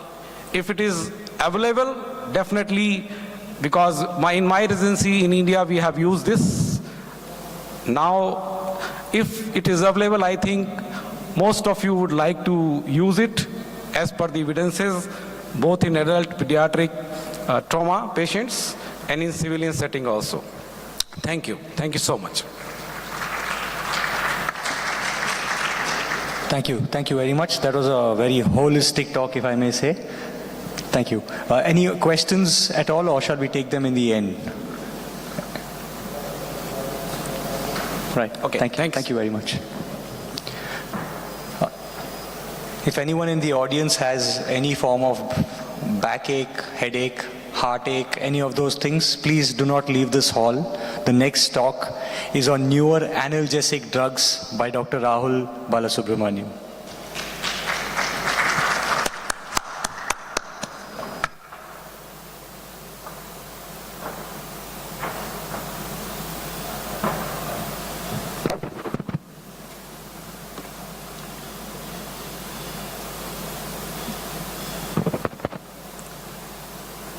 Good afternoon, everyone. First of all, I thank VASM team as well as EPAT team for giving me this opportunity to talk on the topic new analgesic drugs.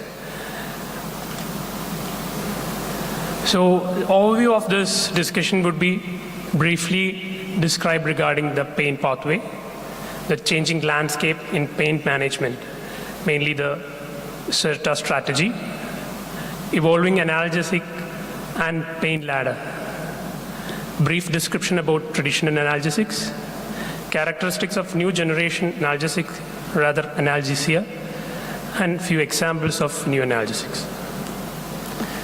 So you all know pain is the root cause of main presentation, almost 75 to 80% of all complaints according to the present prevalence across the globe.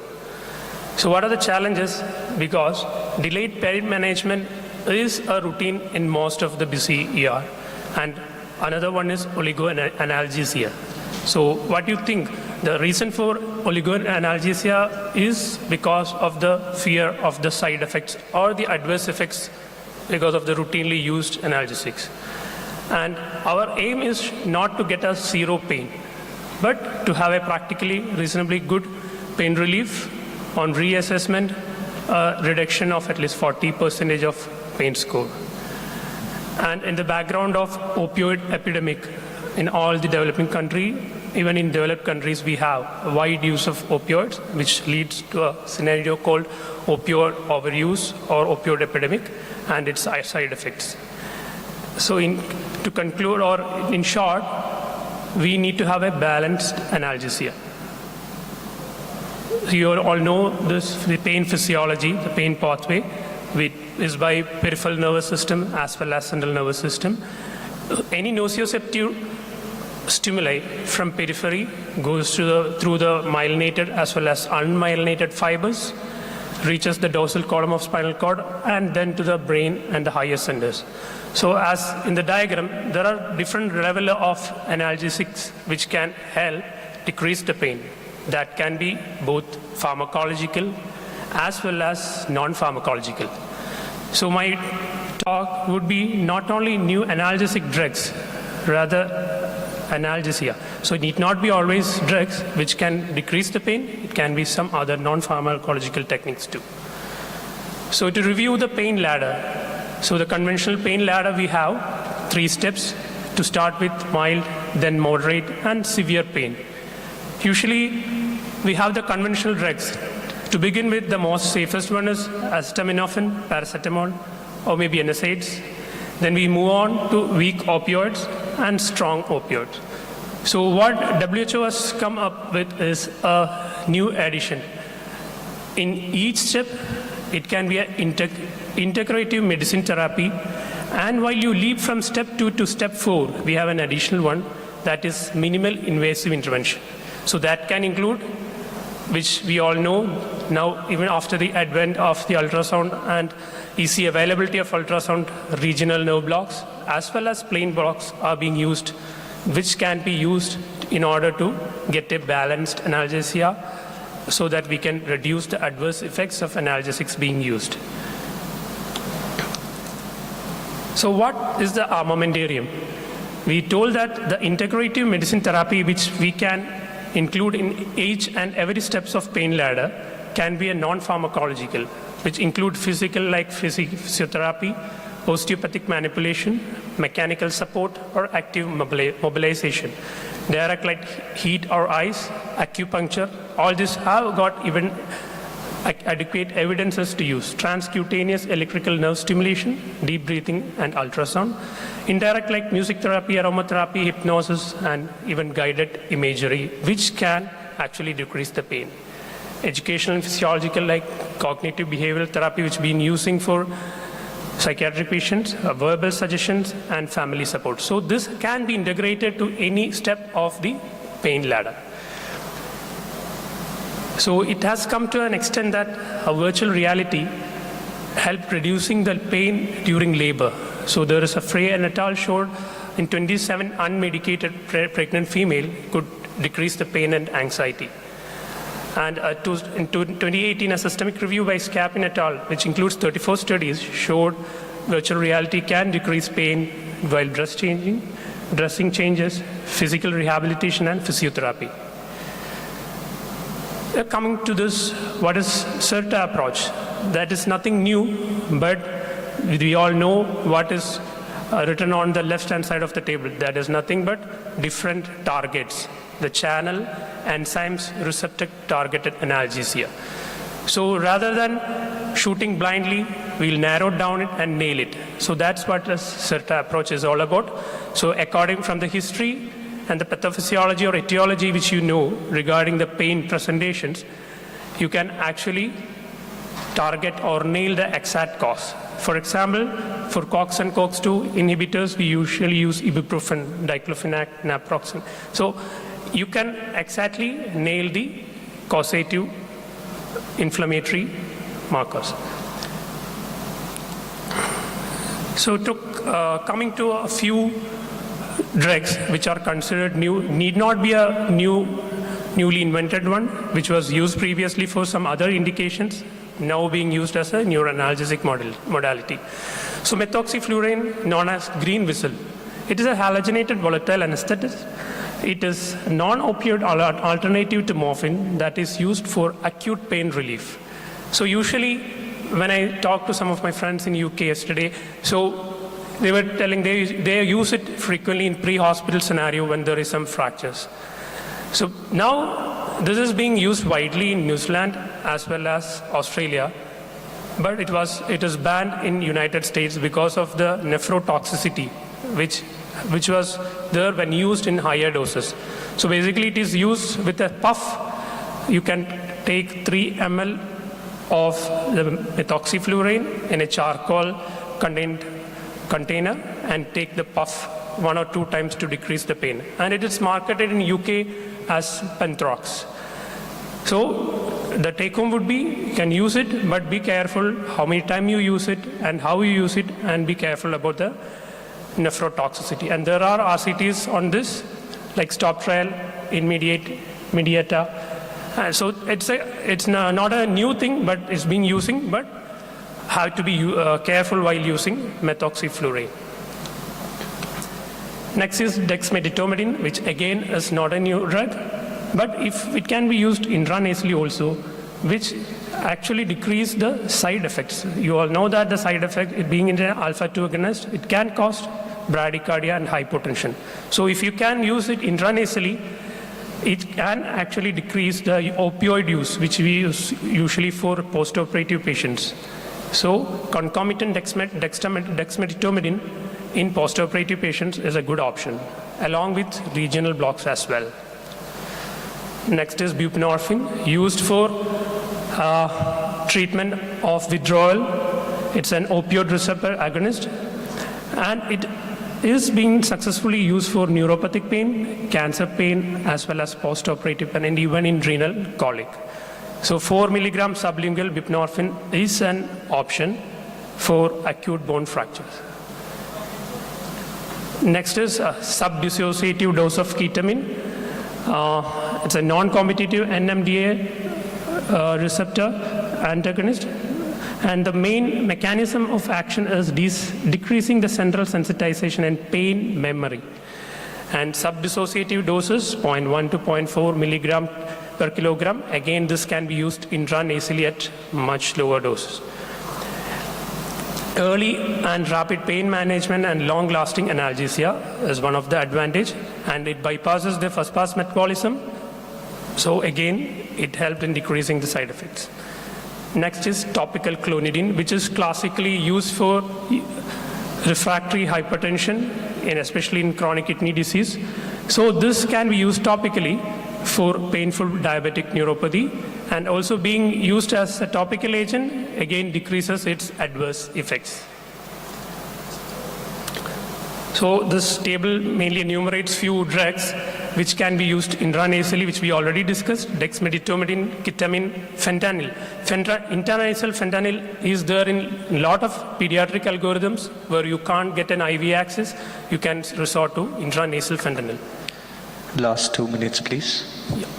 Next is intravenous lidocaine, which has been, it can't be used routinely for a renal colic, but refractory to other drugs like diclofenac and opioids, you can consider giving intravenous lidocaine for renal colic too.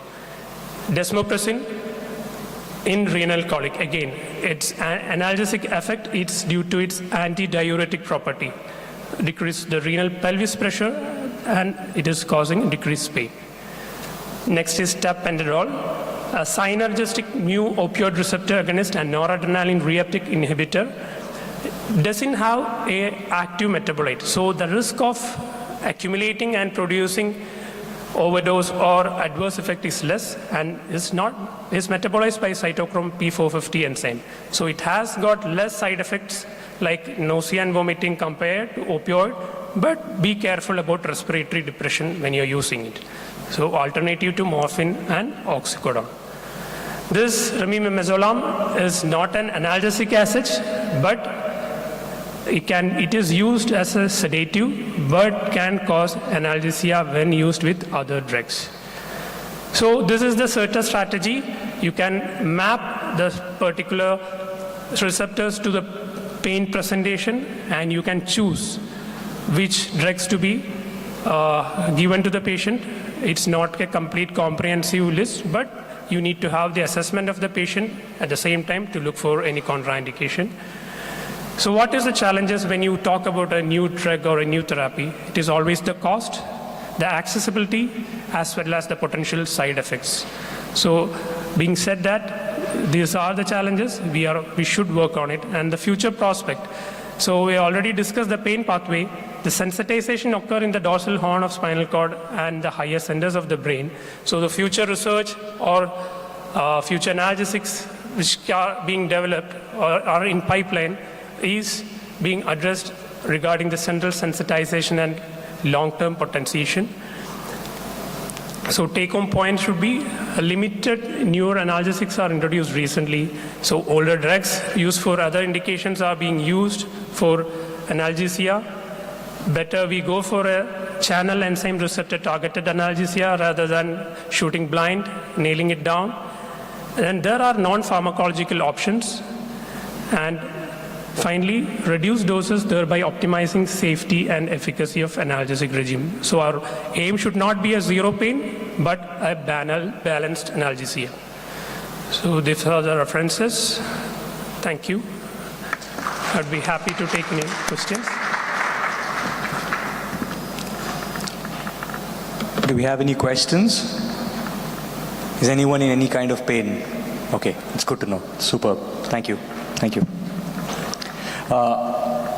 The next speaker is the last speaker and is talking about a topic that gives headache to patients and also gives headaches to emergency physicians, because we are seldom good at picking it up. Ladies and gentlemen, last speaker for this session, Dr. Soumya Nair, Management of Acute Glaucoma. Thank you, Dr. Mutasa, and thank you, Dr. Rahul. Good afternoon, everyone. Am I audible? Yeah. Okay. So I would like to thank World Academic Congress of Emergency Medicine for giving me this opportunity. It's an honor and privilege to be on this stage.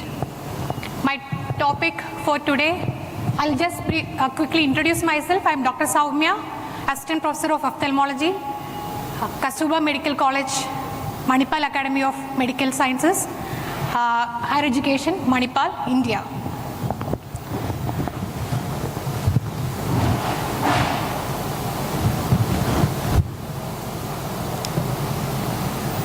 Slide change. Yeah, good. So, the topic of interest today is emergency management of acute glaucoma. Let me start with a clinical scenario. A 60-year-old female presented to the ED with complaints of acute onset diminution of vision in the right eye, which is painful, and was associated with severe headache and recurrent bouts of vomiting. She had other associated symptoms like redness, photophobia, and lacrimation.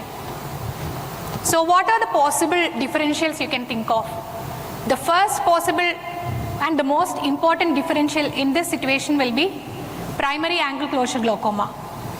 But you have to keep in mind other causes of acute glaucoma like traumatic, inflammatory glaucoma, lens-induced glaucoma, and drug-induced glaucoma. So what is the importance of primary angle closure? Primary angle closure glaucoma is a sight-threatening condition. As an acute care physician, saving the sight is one of your priorities, isn't it? And acute angle closure glaucoma is a great mimic too. It can mimic many of the emergencies that come into your ED, like neurosurgical emergencies, gastrointestinal emergencies, and tox emergencies. So how can you evaluate such a patient when he or she comes into the ED? So we can start with simple bedside evaluation of anterior segment, anterior chamber depth evaluation, and digital tonometry or applanation tonometry if there is a slit lamp in the ED.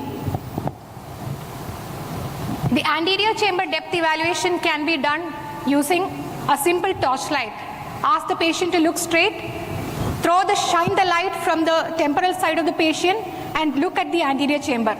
Two things you have to look for. Is the anterior chamber well illuminated?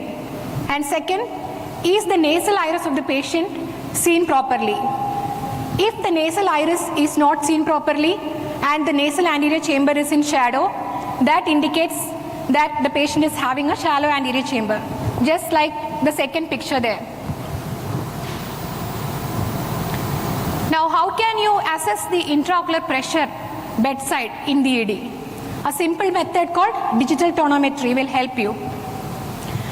With the index finger, press on the upper lid on the eyeball of the patient. Ask the patient to look down and feel the pulsation on the other index finger. And if the pulsations are not felt and the eye appear rock hard, that means the intraocular pressure is very high. Now, is there a role for point of care ultrasound in case of acute angle closure glaucoma? Yes, there is. Why? Because often in cases of acute angle closure attacks, the patient will be having a cloudy cornea due to corneal edema. This will impair the visualization of the anterior chamber and the depth assessment. In such cases, we can rely on focus. So, we can assess the anterior chamber depth, the anterior chamber structures. Even we can look into other causes of acute glaucoma like phacolysis, phacomorphic, subluxation, hyphema, etc. Now, while doing focus of the eye, we have to use a linear probe, a high frequency linear probe, and it has to be kept transversely over the closed eyelid of the patient after applying a lubricant, and the pointer should be towards the temporal side of the patient. And we can see the whole globe, then the cornea. The anechoic area beneath the cornea is the anterior chamber, and then the anechoic area beneath the anterior chamber, this is the anterior chamber, and this is the lens, which is the anechoic area beneath the anterior chamber. And the line between these two anechoic area is the iris.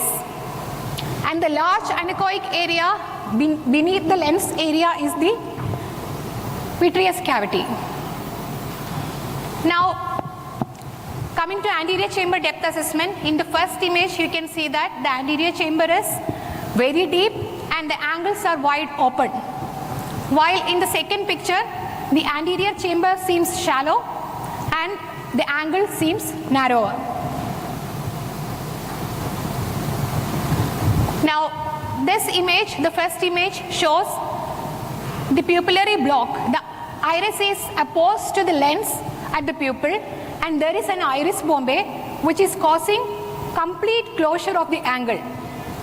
The second image, you can see an anechoic lens, and above the anechoic lens in the anterior chamber, there are hyperechoic areas which is suggestive of a hyphema. We can also evaluate lens changes using focus. In the first picture, as you can see, the lens appears hyperechoic and bulging forwards, which is pushing the iris diaphragm forwards, shallowing the anterior chamber. This is suggestive of a phacomorphic glaucoma. While in the second image, I hope you can make out that the lens in one area is pushing upwards or subluxated anteriorly, and it is pushing the iris in that area only, causing a shallowing in that area, shallowing of the anterior chamber in that area. Now, coming to the treatment of acute angle closure glaucoma in the emergency department, what can we do? So, the first and foremost priority is to bring down the intraocular pressure immediately. As long as the IOP remains high, the more damage to the retinal nerve fiber layers happen and irreversible visual damage will occur. So we have to prevent that. The drug of choice is always hyperosmotic agent mannitol. We can give 20% mannitol 100 ml IV over 30 minutes. Also add on IV antiemetic medication and stabilize the patient. Once the patient is stabilized, we can switch to oral anti-glaucoma medications such as acetazolamide, oral hyperosmotics such as sorbitrate or glycerol. When the patient is in the ED, avoid prone positioning because it will exacerbate the angle closure. Also, if there is a traumatic patient with high FEMA, advise head and proctor positioning. Avoid mydriatic cycloplegic medication, which will also worsen the angle closure. And in certain cases, we have to have a high index of suspicion for drug-induced angle closure as well. So my take-home message from this session would be, if a patient walks into your ED with headache, take a second to look into the eye of the patient. Clinically evaluate the patient in the ED and judicious use of POCUS if there is a suspicion of angle closure glaucoma. And immediate reduction of intraocular pressure should be done to prevent irreversible damage to the vision of the patient. So, say this lady walks into your ED. I hope you will keep these points in mind and you will be able to pick up the angle closure attack and manage to bring down the IOP at the earliest, so that the patient won't have a scotoma but will have a clear, good vision and a good quality of life in the future. I'll be happy to take questions. Thank you. I think that was an eye-opening talk. Does anyone have any questions? Yes. I see some redness of eye in the audience. Where is that? Sorry, there. Yeah. Yeah. Yeah, the digital tonometry. Yeah, it's a very simple test. Ask the patient to look down. Use the pulp of your 2 index fingers. Okay? Place the fingers above the tarsal plate, at the edge of the tarsal plate. Press with 1 finger so that you can feel the pulsation on the other finger. You can feel it on your eyes itself, can't you? So that is indicative of a normal intraocular pressure. Normal. If it is very high, the eye will appear rock hard and you won't be able to do these pulsations. Okay? Is that clear?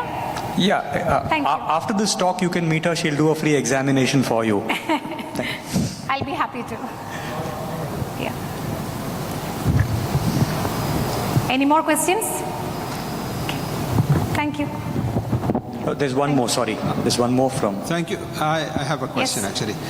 The setup in your hospital, is it based on ophthalmology present in the ED or emergency physician providing the care for acute glaucoma? Acute glaucoma, both actually. When the patient walks in, emergency physician can start the IV monitor, but of course, ophthalmology team will be the ophthalmology team will be notified, and they will be taking over the patient at the earliest.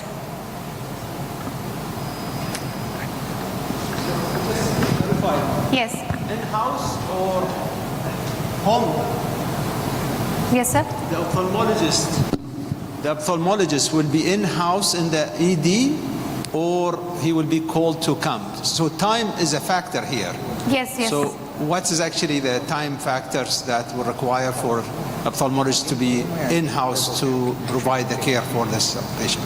Yeah, so it will take at least 10 minutes for the ophthalmologist on duty to come, but we can save that time also if we are trained to look into the eye and understand that this is an angle closure attack, then no need to wait for the ophthalmologist to reach. We can, that much amount of time can cause that much amount of damage to the retinal nerve fiber layer, so that can be prevented. Yes. Okay. Thank you. Does anyone have any questions for the first 2 speakers? We rushed them because of keeping interest of time in mind. Any questions for emergency transfusion in pregnant trauma patients? Dr. Indulata is still here. In pregnant trauma patients, emergency transfusions. Any questions on whole blood transfusion? Yes. The question on whole blood transfusion. So, yeah, Dr. Sandeep Sahu is here. Yeah, if it's okay, Dr. Sandeep, I have a question regarding actually your protocol. You said in your hospital you do have whole blood transfusion. So what is the setup and how this impacts on massive transfusion protocols?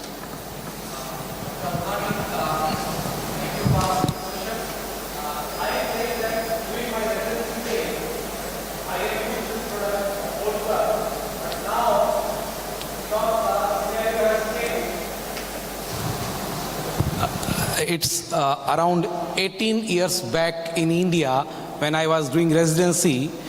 At my hospital that time we don't have the component therapy. So we are using the whole blood for gunshot and all the laparotomies. But nowadays, in other emergency, definitely emergency medicine, we have component therapy nowadays. But I am especially being my primary specialty in anesthesia, and I am seeing day and night massive blood transfusion and severe hemorrhagic shock in the ORs and ICU. And anyhow, I am thankful to my transfusion department, transfusion medicine department. We have to take component, but we have to do massive transfusions. And after all that thing, the only problem that I have, that patient need go in overload.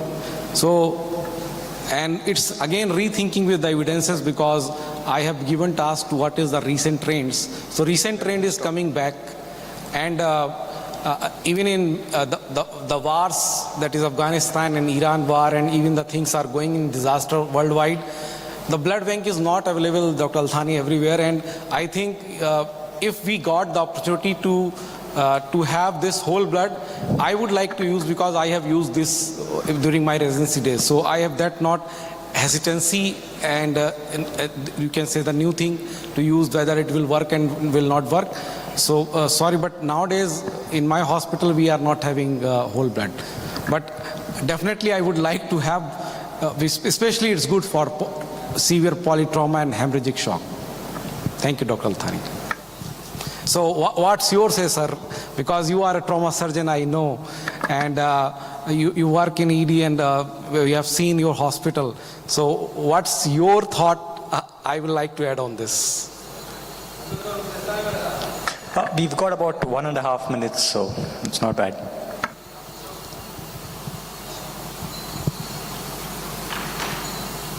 Thank you. Regarding actually whole blood, the resistance comes usually from the blood bank and hematology. And in our setting, we managed to have whole blood, but that actually has two sides to it. One, you have to have availability of point of care.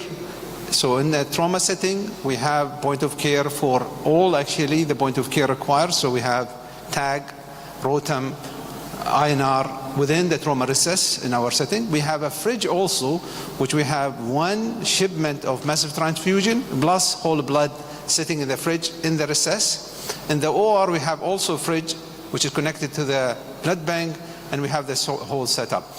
The issue is the algorithm that required to run these protocols. And we are actually cautious in these patients because they have, to be taken in consideration their reaction in the future and so on. But we currently have it, and we are discussing this on a regular basis with also a pre-hospital setting possible to have whole blood for this patient. Thank you. Ladies and gentlemen, just like many commercial flights, we have landed our session 8 minutes before time. So I'd like Dr. Beshet, if he's got anything to say in conclusion. Okay, I think the conclusion is this is concluded. Thank you very much. Thank you.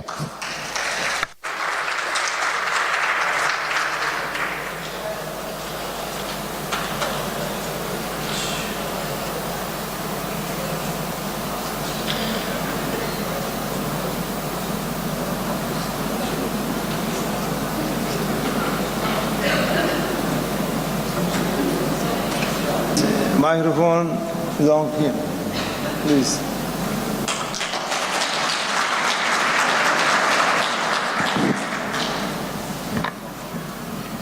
Thank you very, very much indeed for your kind invitation again to this World Congress, and many thanks for these very kind words that certainly please me and honor me very much. I like to speak about one of my favorite topics, sepsis, a terrible problem.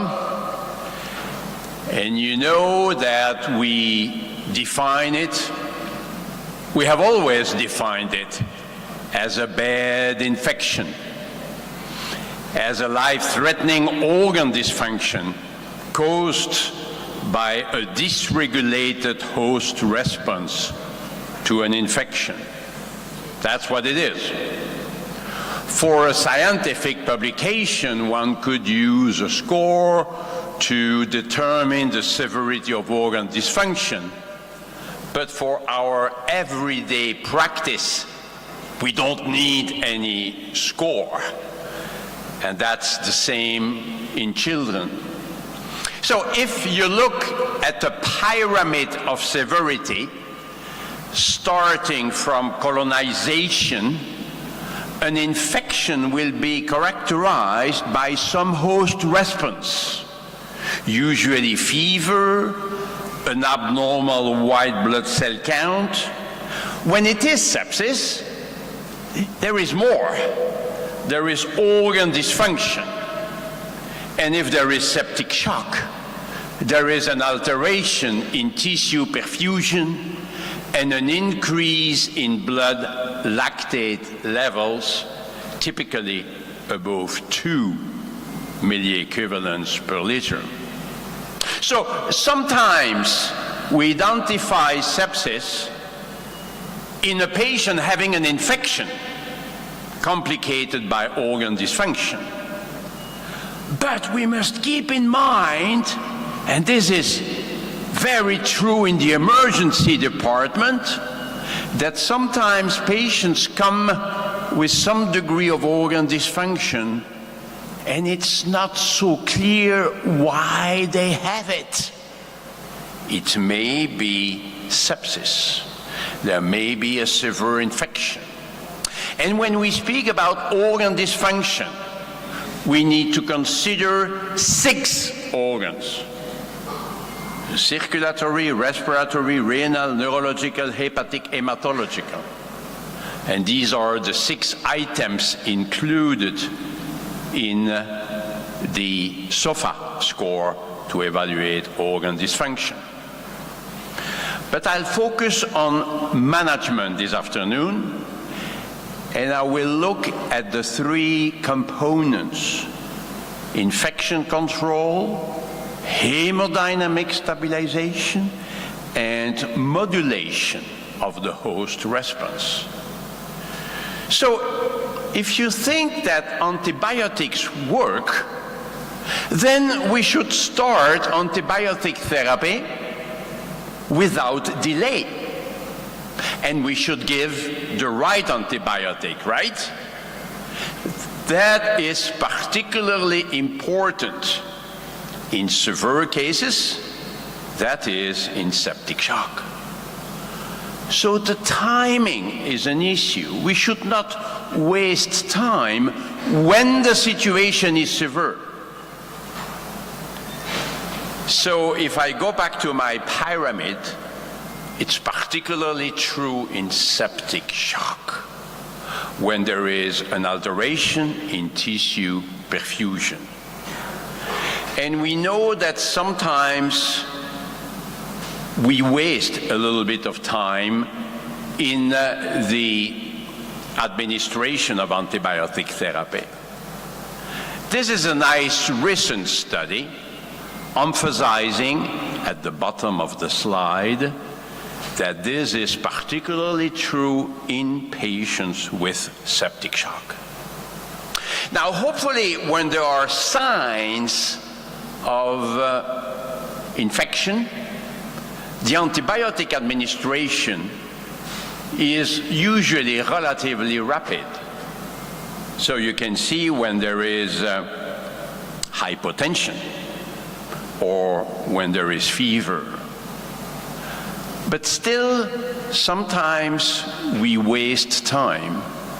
Sometimes in the administration of antibiotics, we order the antibiotics, but the nurse is very busy with other things, and the antibiotic administration is delayed. So it's not only in the hands of doctors, it is in the hands of the team. Some people may say that we sometimes overuse the antibiotics. In the United States in particular, where there may be some medical legal aspects, give antibiotics to all patients with fever right away. That could facilitate the development of resistant organisms. So today we look at this like this, as disease severity versus degree of certainty. So if we are not so sure about septic shock, but if it's septic shock, the severity is there, we should not hesitate too much before giving antibiotics. But if it's not too bad, we may have time for additional tests if it's not septic shock.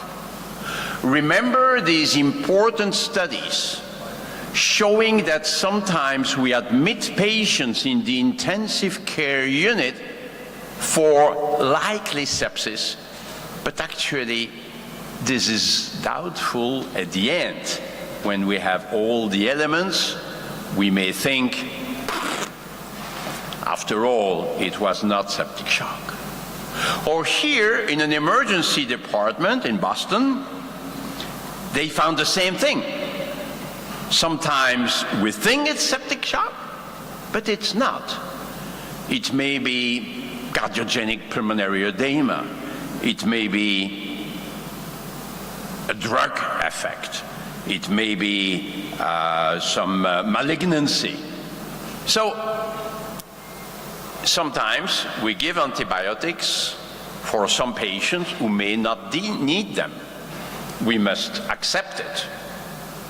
But the choice is important too. I like this paper published recently where they showed that if you don't give the right antibiotic, prognosis is worse than if you give the right antibiotics. Okay. But this is very interesting.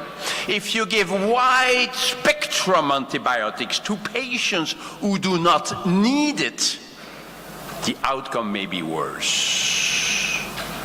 Perhaps because there is a selection of resistant organisms. So the message is, too narrow spectrum may be harmful, but too wide spectrum may also be harmful for the patient. And we should never forget that the antibiotic administration can be reassessed later. So give antibiotics as soon as possible. The more severe the presentation, the more urgent the antibiotic administration. And antibiotic therapy should cover all likely pathogens, not less, but not more. And of course, source control is very important. And here also, we need to motivate the team, the nurses, the surgeons, if there is a need for laparotomy, for instance, the radiologists before that, the anesthesiologist, a team effort. But let's move to the hemodynamic management. My mentor, my teacher, was Dr. Weil in Los Angeles. And Dr. Weil was saying every patient is a VIP. Ventilate, infuse, pump. Ventilate, well, we have good ways to use non-invasive mechanical ventilation today. But in shock, we should not wait too long before endotracheal intubation if required. If we wait for too long, there may be respiratory arrest. So what are the things to look at?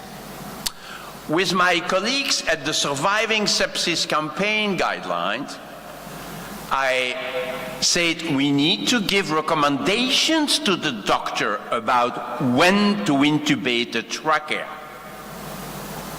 And they said, oh, Jean-Louis, there is no randomized controlled trial on this. I know, but we need to give some guidance. So would it be the degree of hypoxemia, the neurological status, sometimes the PCO2, the hemodynamic status, the muscle function? Are there plans for major surgery? It could be a combination of those. We need to help the doctors. So my recommendation, actually it's not mine, I found it on internet, it is to ask the patient to pronounce metoprolol. If the patient cannot pronounce metoprolol, it's the right time to put the tube in the trachea. Infuse. Every patient with sepsis will need fluids. Not too much, but not too little. Not too little. And we cannot go by formula. Because a patient with pneumonia may require less fluids than a patient with peritonitis. There may be a little bit of vasodilation or much vasodilation.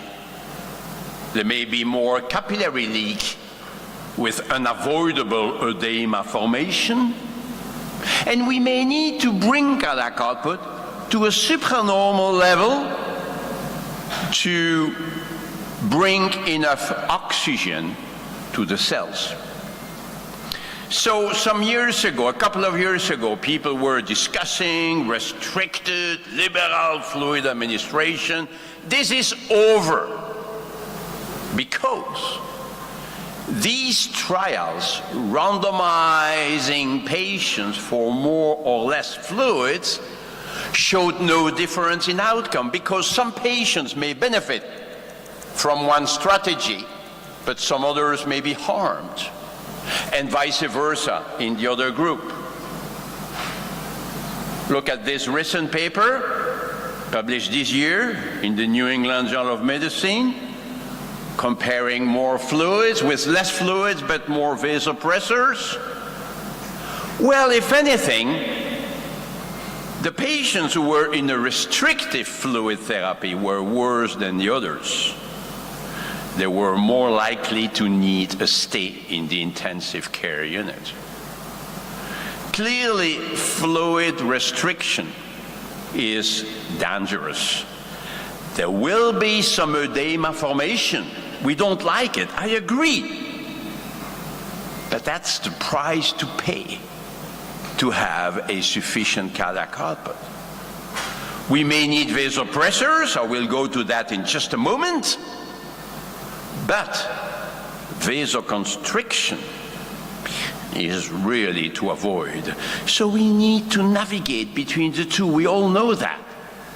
Maybe artificial intelligence will help us in the future to decide whether we should give more fluids or more vasopressors. But to stay with simple things, an edematous patient may be hypovolemic. Sometimes there is a doctor coming and say, oh, there is some edema here. Oh, stop giving fluids. That doesn't make sense. No, we don't know. Because in sepsis, there is always some edema formation. So let's be careful about the word fluid overload. Because sometimes we say the patient is in fluid overload when there is edema. But edema does not exclude hypovolemia, especially if there is hypoalbuminemia, which is associated. So let's be careful. Likewise, the fluid balance doesn't help very much. The patient may still need fluids even when the fluid balance is positive. So we all agree now that we need individualized therapy. Initially, in the salvage phase, when the patient arrives in the emergency department, we could just pour fluids initially, and we try to bring a monitoring system at the same time. You cannot do without a monitoring system. The studies in Zambia or in countries where they couldn't get any monitoring system failed. But hopefully today we have echocardiography that could help, at least initially. We don't need to be experts in echocardiography. In every single emergency department, there must be an echography machine available, not only for a septic shock, but also for trauma, for heart failure, for other problems.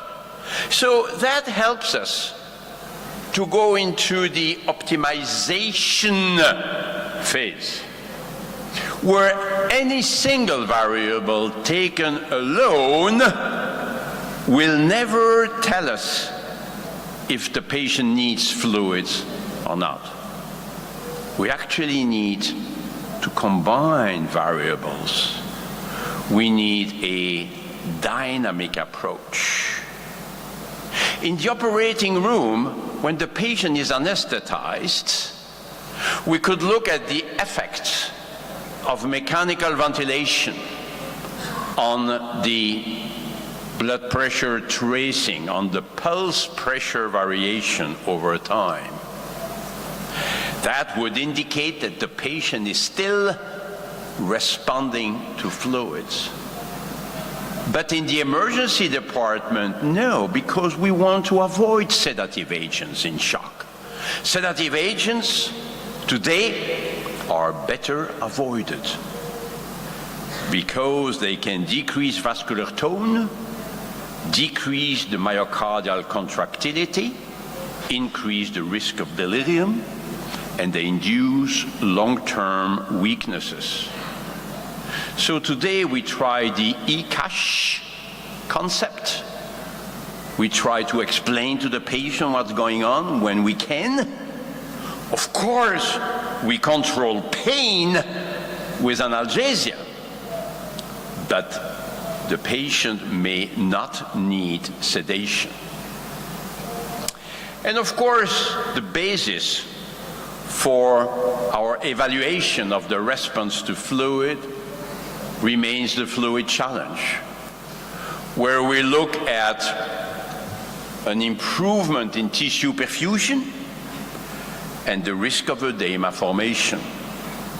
This is based on the Frank-Starling relationship. Every patient is represented by one of these dots and is on one of these lines. So we need to give a bit of fluids and see if cardiac output increases or not. And if we want to assess the risk, we want to have a central venous pressure measurement. Oh, that's invasive! I know, but the central venous catheter can also help to have access to the central venous oxygen saturation, SVO2. It can also help to give fluids quickly. It can also help to give vasopressors safely. Oh, vasopressors can be given by an intravenous peripheral line. Yeah. But one single complication would be terrible. So, the fluid challenge is not the fluid loading, right? It is a technique in which we give a bit of fluids and we assess the patient's response. Sometimes people do it over a too long period of time. I'll try to give fluid for half an hour. That's much too long, because so many things could happen in half an hour. And in the emergency department, the patient may have to go to the X-ray for a CT scan, and we lose that information. So it's 5-10 minutes. In the operating room, it would be 1 minute, because so many things happen in the operating room. But if we return to the emergency department, the studies have shown that giving about 200-250 cc's in 5-10 minutes is sufficient. So give 200 cc's in 5-10 minutes. If the patient seems to respond, seems to benefit, you repeat it. And during these 5-10 minutes, if you want to assess the patient's response, you should not do anything. Don't touch the patient for 5-10 minutes. What shall we check? Heart rate? Well, maybe, but it's not perfect. The blood pressure? Not really, because the patients in septic shock may respond to fluids by an increase in cardiac output, and yet the blood pressure may not increase much because there is decreased vascular tone. We showed it many years ago. So optimally, we should actually assess cardiac output and see if cardiac output increases with fluids or not. We could use the technique we like. We just reviewed it for critical care medicine, if you like to look at the various systems available. But again, if you are good in echo, you could just use the velocity time integral to reflect cardiac output, stroke volume, and thus cardiac output. Today, it can even be done automatically. There are some softwares available now that can measure it for you. So that's the fluid challenge technique. You can go to that publication if you want to see the graph. It's quite easy, but we need to pay attention to some simple elements. And the most important one is that if the patient does not benefit, we stop giving fluids. The fluid challenge does not encourage to give more fluids. It does encourage to stop giving fluids when the patient does not benefit. Internal fluid challenge can be obtained by passive leg raising, but it's a bit more difficult to do actually, because the changes in cardiac output will be very transient and very mild. If you like, we did a neat chat, you can find it on internet, with Dr. Monet, who is a world expert in this, asking him, how do you do this? But to go back to simple things, ChatGPT says, the goal of fluid resuscitation in sepsis is to restore perfusion to vital organs and tissues and to prevent organ failure. The appropriate amount of fluids will depend on the individual needs of the person with sepsis and should be determined by a healthcare provider. It is important to monitor the person's vital signs and response to treatment. And it's only then, when the patient is stabilized, that we can think at the stabilization phase and the de-escalation phase with diuretics, with ultrafiltration, if the patient does not have urine output. If you like, we just reviewed it in this paper, the various phases: salvage, optimization, stabilization, de-escalation. Very important to look at which phase we are in.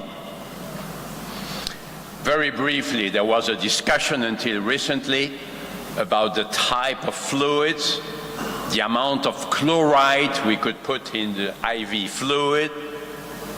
That was a question which was overstated, because we know that saline solutions include a lot of chloride. We know that during surgery, The chloride levels will increase after 2 hours if you give only saline. We know balanced solutions include other electrolytes than chloride, and hyperchloremia cannot be good. Any abnormality is associated with a worse outcome. It has been known for many years that hyperchloremia is not good for the kidneys. So I don't know why we need to do prospective randomized trials with saline versus... If there is hyperchloremia, there is more renal dysfunction. But we knew it from the beginning. So we said it's not even ethical to allow hyperchloremia to develop in some patients. Oh, so we should no longer use saline solutions? I didn't say that. I said we need to monitor chloride. Look at that, 112 as a mean value in these prospective randomized controlled trials. More major adverse kidney events. This was expected. So is it so difficult to look at chloride levels?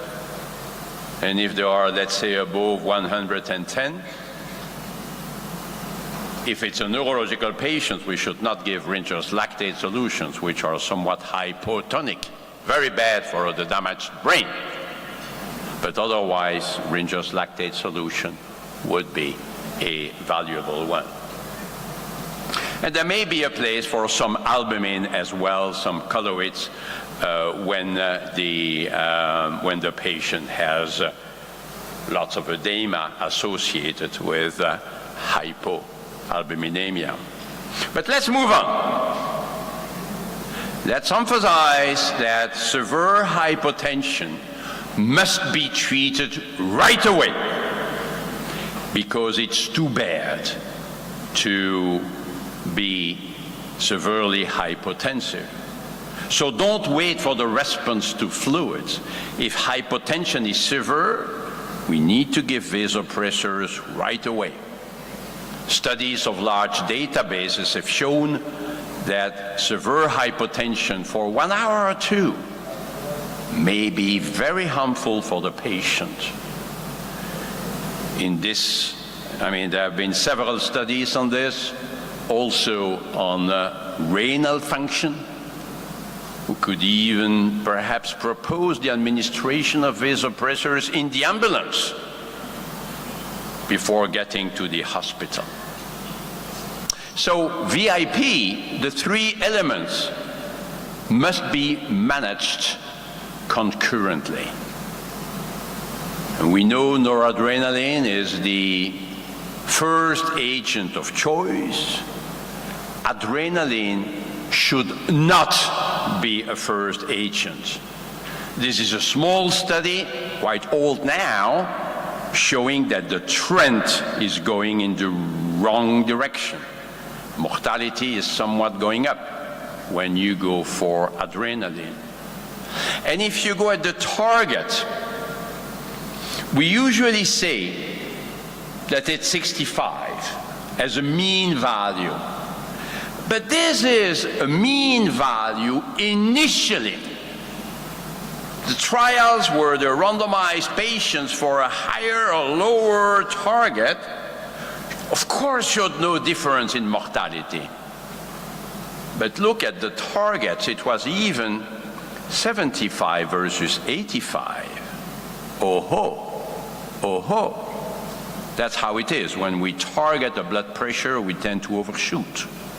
And yet, in patients with chronic hypertension, 75 was not sufficient.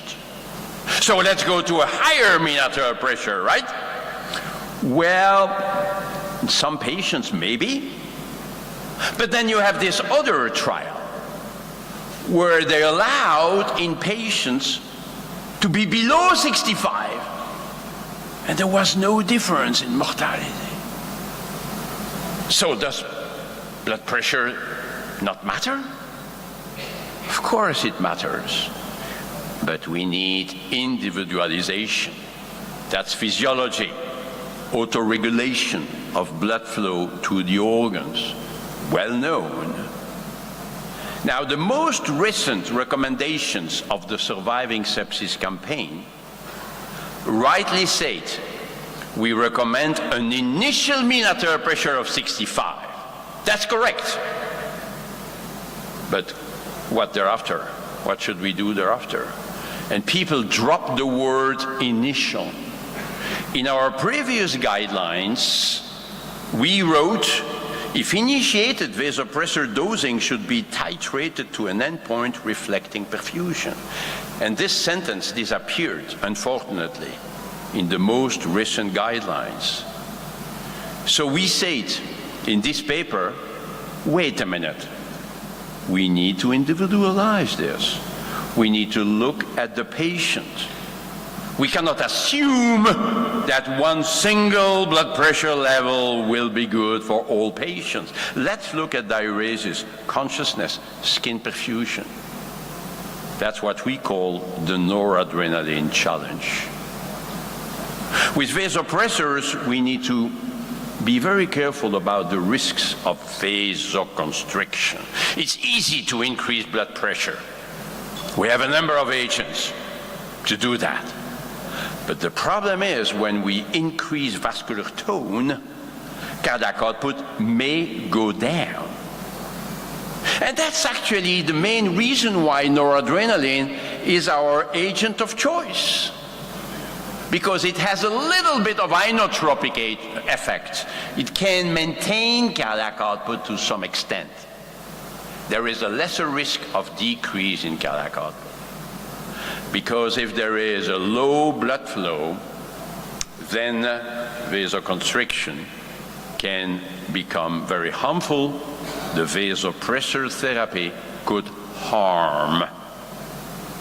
Maybe good to look at the diastolic blood pressure. If it's very low, maybe there is less risks than when the diastolic pressure is already high. And of course, we can look at peripheral perfusion. We can look at skin perfusion, because there are other options if the patient is vasoconstricted. We could look at it by the capillary refill time. I'm not sure we need to spend much time on this, but let's examine the extremities of the fingers. We may not need a particular device for this. In the past, we were measuring the toe temperature with Dr. Weil. Now, with our team, we look at laser Doppler to evaluate peripheral perfusion. The point is that if the patient is too vasoconstricted, it may be hypovolemia, it may be a poor myocardial function. We can look at it by echo. We can look at it by measurement of central venous oxygen saturation. Remember, in the emergency department of Detroit in the US, Dr. Rivers showed that when the SCVO2 is low, we could give more fluid, transfusion, or dobutamine. And this action may result in lower mortality rate. 3 studies subsequently were negative. They could not confirm it, but the patients were already resuscitated. They didn't have a low SVO2. So the point is that when SVO2 is low, it could be good to do something else to increase oxygen delivery to the tissues. Fluid, dobutamine, perhaps a transfusion. We can even look at the veno-arterial PCO2 gap, but the time is running. I will skip these slides. You could read it. This is our paper in chest showing that if the patient does not improve quickly, we could actually find valuable therapeutic interventions to increase flow. Patient says tachycardia. pacemaker. No. We cannot afford vasodilating agents in patients who are already vasodilated naturally. So it's either fluids or inotropic agents.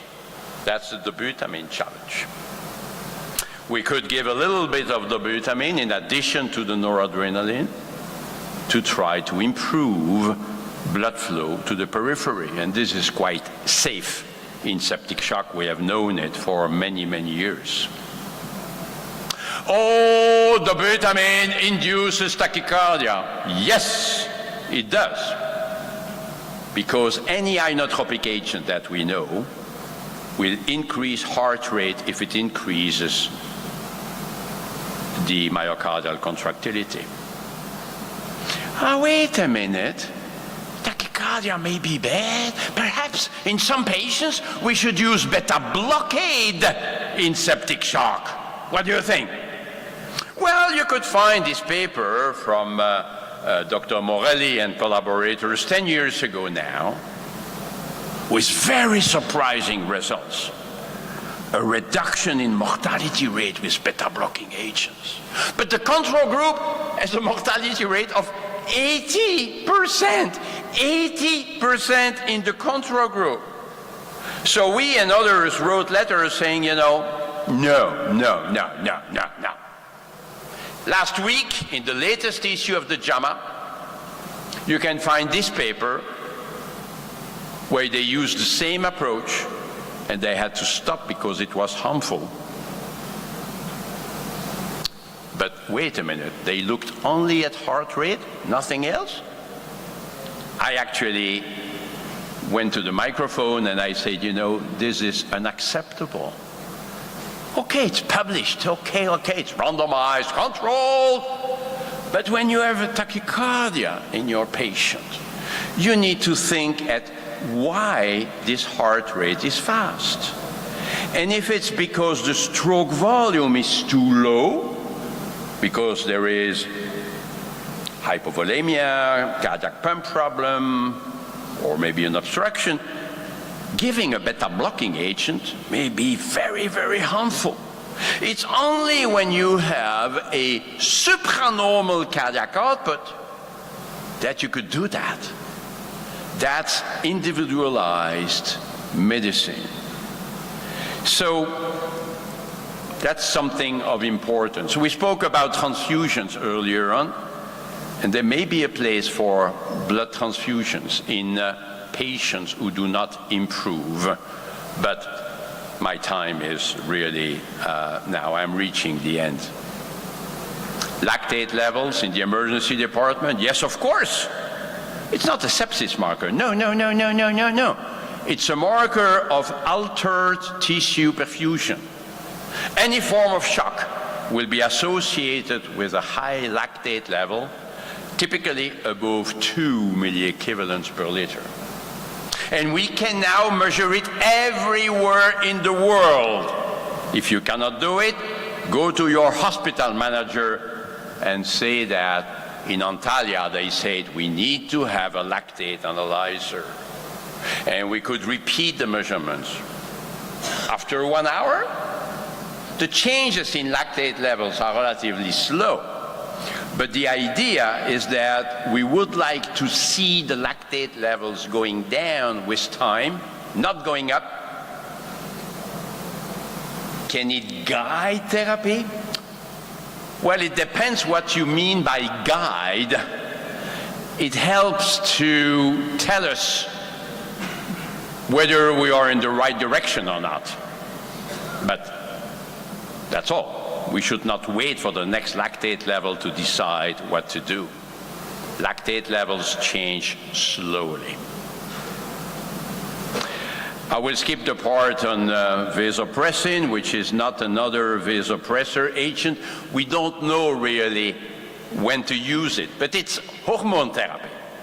Vasopressin is a hormone, right? So there are some interesting effects, limiting edema formation, helping the kidney. So there are some arguments to give low doses of vasopressin early on in septic shock, early on. but we must make sure that cardiac output is normal or high. Once again, beware of vasoconstriction.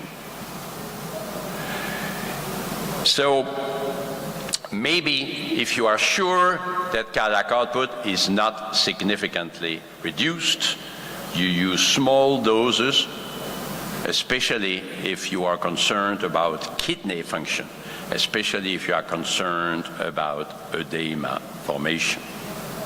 Hopefully the doses are fixed.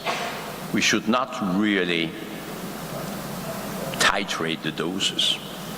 Angiotensin II is also coming up. Maybe it will have some beneficial effects on the kidney, but it's very costly. It costs about 1,000 euros a day, so we need to have more evidence for this. Last minute, hydrocortisone. Should we give it already in the emergency department? Rarely. Only if shock is very, very severe. We have one study from Australia showing no improvement in survival, but we don't know much about the patients. Many patients were not in septic shock. We don't know the lactate levels, we don't know the degree of organ dysfunction. And we have a study from France showing that in patients who have severe septic shock with a high lactate level, multiple organ failure, yes, corticosteroids can decrease mortality. So if you put the two studies together, you can see a benefit in the sickest patients, in the patient with the more severe form of septic shock. That's where we are now. We should find some better biomarkers. Right now, it's only the severity. So at the end, fluids, vasopressors, inotropic agents if we fear that the cardiac function is altered. Let's look at skin perfusion, urine output, mental status, the three windows of acute circulatory failure, respecting the four phases: salvage, optimization, stabilization, and then de-escalation. And for this, it's quite a bit to do. Infection control, hemodynamic stabilization, modulation of the sepsis response. In trauma, we have a trauma team, right? With a trauma leader giving orders here and there. There is the captain giving orders. There are many things to be done. Insert catheters, call the surgeon, call the radiologist, etc. But in sepsis, it's the same thing. We also need the 5 tubes, the diagnostic techniques, the blood tests, microbiology, monitoring, noradrenaline, other agents, antibiotics. Yeah, antibiotics. Don't forget the antibiotics. Oh, there are so many things to be done. I agree. That's why we need sepsis team at 3 o'clock in the morning as well as at 11 in the morning. In our emergency rooms, we need to have teams taking care of these patients for whom time is essential. When every minute counts, it's the same team perhaps for sepsis and trauma and myocardial infarction. Okay, but we need to have these people ready 24 hours a day, thinking at these 3 parts of the sepsis management that must be conducted together. And that's how we can save our patients with this terrible problem of sepsis. Thank you very much.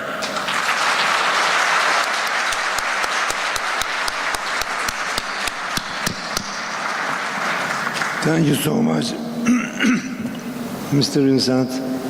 And first of all, I want to say I want to revise my sepsis information after following this presentation. So maybe some of our friends needs to ask you some questions. Dear audience, Could you please ask? Okay, could you please? Siz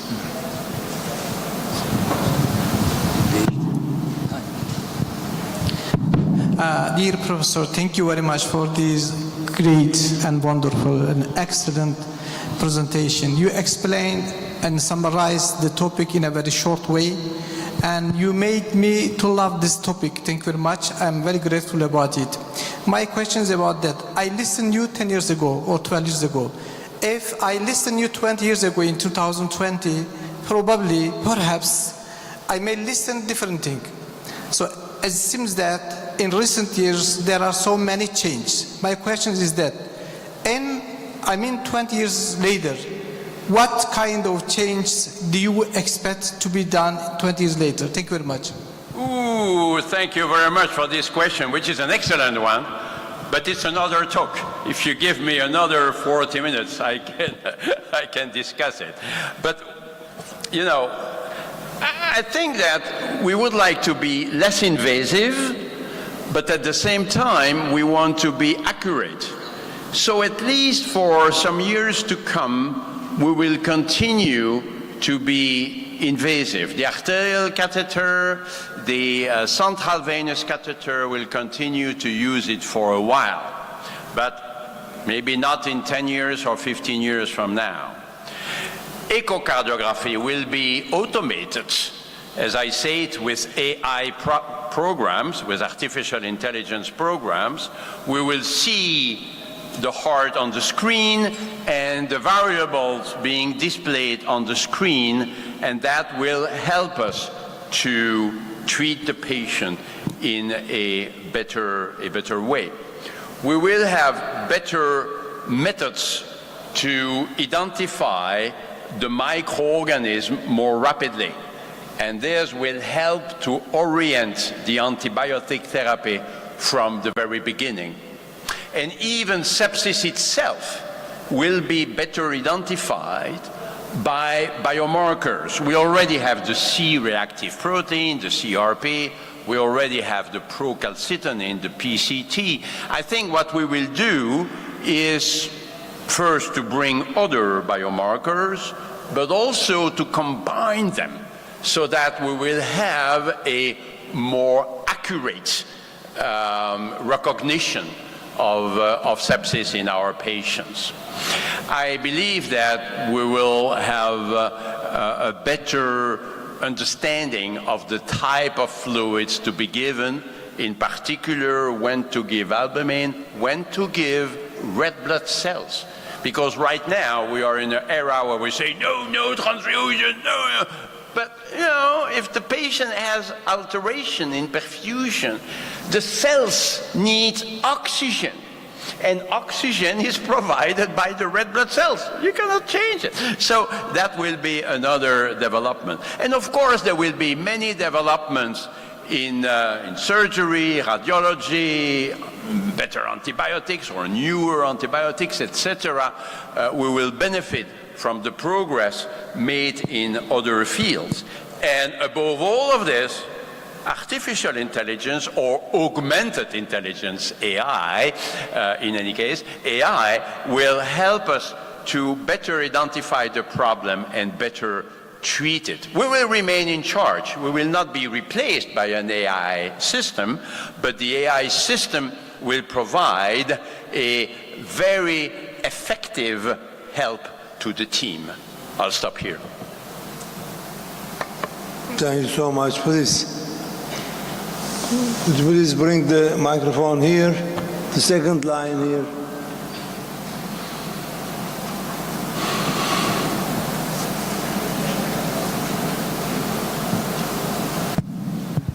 Prabhat Nanekar from Amsterdam. Thank you very much for this inspiring talk. But I just wonder, most of the patient who comes with systemic infection does not end up at the ICU. They stay at the ED and go to normal wards. And in the Western world, at least, the sepsis is a disease of the elderly. They have no fever, they have hypothermia, they have no tachycardia, they have normal blood pressure, they have no low pulse rates and all that. This aggressive approach do you think we should adopt our protocols to the elderly, because that's going to be the problem? Sepsis is a disease of the elderly, I think, and it will get more and more and more. I just wonder what you think about that. Yeah, it's a very important question, absolutely. But it leads us into the ethics, because what you imply, to some degree at least, is that we may have some therapeutic limitations in some of these elderly patients, so that we don't want to admit them in the ICU. But the treatment may be much less effective on the ward than in the intensive care unit. You know, if you want to do everything you can for the patient, you need to admit this patient in the ICU. And there is always beds available in an ICU, always. You may have to make difficult choices, as we had during COVID-19. We may have to say, no, I will not take this patient, but I will take that patient, what they call triage. It's a terrible word, but that's what it is. So we could have triage, but if we want to treat a patient with sepsis effectively, we need to bring this patient in the ICU. Now, there are some patients for whom we say, okay, we'll just give antibiotics and that's it. Or at the middle, we could have patients for whom we do what we call the ICU test. We are the ones who proposed the ICU test about 20 years ago. That's a test in which we admit the patient in the ICU for a limited period of time, and we appreciate how the patient will respond to full therapy. But we decide in advance, and this is in accord with the relatives, that after 3 days we will reevaluate.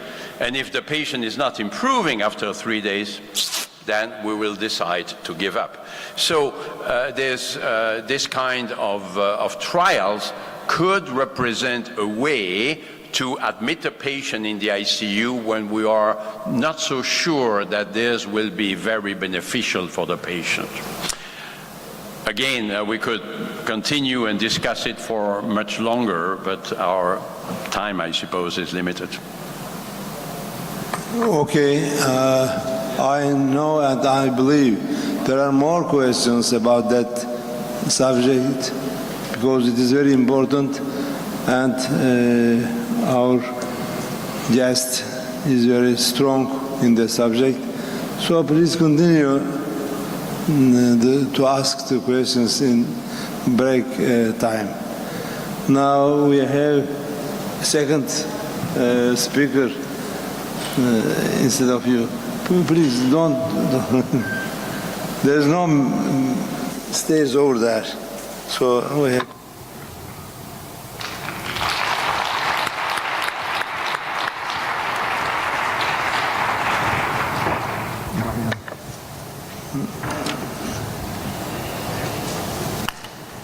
Now, a reflection on 20 years of practice. David Kerr will tell us about that subject. Please go ahead. Okay, everyone take a breath in. I'm not going to teach you anything clinical. That was clinical. This is not clinical. I want to start with just asking a question. How many people in the room have been practicing for less than 5 years? Put up your hand. You got to raise your hands high and tall. How many have been practicing for less than 10 years? How many of you have been practicing between 10 and 20 years? 20 and 30 years. The people in the front are starting to get embarrassed. 30 and 40 years. Has anyone here been practicing more than 40 years? Okay, so this is 20 years of my practice. This is year 20 for me, and I designed this talk to tell you what I've learned. The stories, the patients that have shaped my career, and this is not clinical. It's just what I've learned. And when I started working, I work in a large academic center in Toronto, Canada. Things were really easy. We didn't see patients in hallways. We used to get sleep on overnight shifts. And now we see patients in waiting rooms. And things have changed so much in the last 20 years. And when I was starting, about 10 years ago, I approached one of my colleagues and I said, Joel, things are getting bad.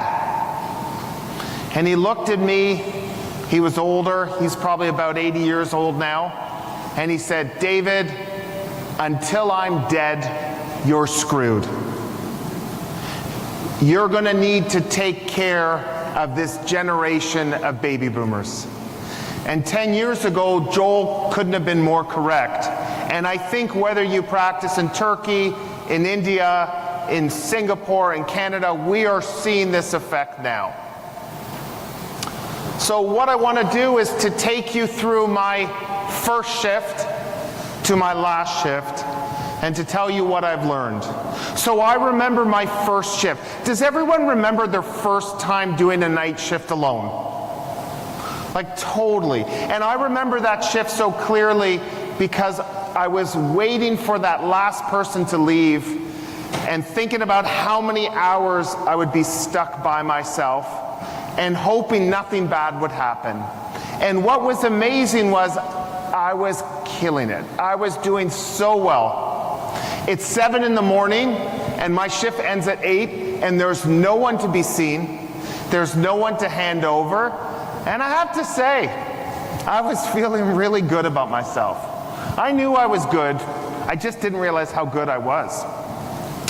And at 7:15, a patient was wheeled in, and I remember thinking to myself, crap, the board's not perfect, but you know, he's not going to be registered for till 7:30, 7:40. I don't really need to do anything. I can leave it for the morning guy. I said to the nurse, as I was just cleaning up some stuff, what's he here anyways? Is there anything wrong? Oh no, he was here last week with DKA. He's been vomiting. He's back. Don't worry about it. And I looked at him from the distance. I had no intention of seeing him. I was handing over a near perfect board. And then I get called to his room stat. Oh crap, I don't really want to see another patient. I'm super tired. It's now 7:40. My shift ends at 8. And I go to see him, and he's unconscious. He's 21 years old. He's a type 1 diabetic. So what do you think? You have a 21-year-old who's difficult to rouse. What do you think? So I start to think maybe he's hypoglycemic. I can fix this in 20 minutes. What's his sugar? Oh, we don't have a sugar yet. Okay, well, do his sugar. Okay, I just sit there, just, you know, twiddling my thumbs, point of care sugar, and it says high. And I said, crap. And I said, check his pulse, and he's PA. So it's 2003. And I start CPR. And CPR in 2003 is different. I gave him all these amazing drugs. I got him into PA, and then he went into VF. I gave him amiodarone. I gave him lidocaine. I gave him magnesium. I gave him bertilium. Anyone remember that drug? I gave him procainamide. I put in a central line, a triple lumen catheter, because that's what we were doing. I intubated him. I put in an art line. I gave him some bicarb. I gave him some insulin.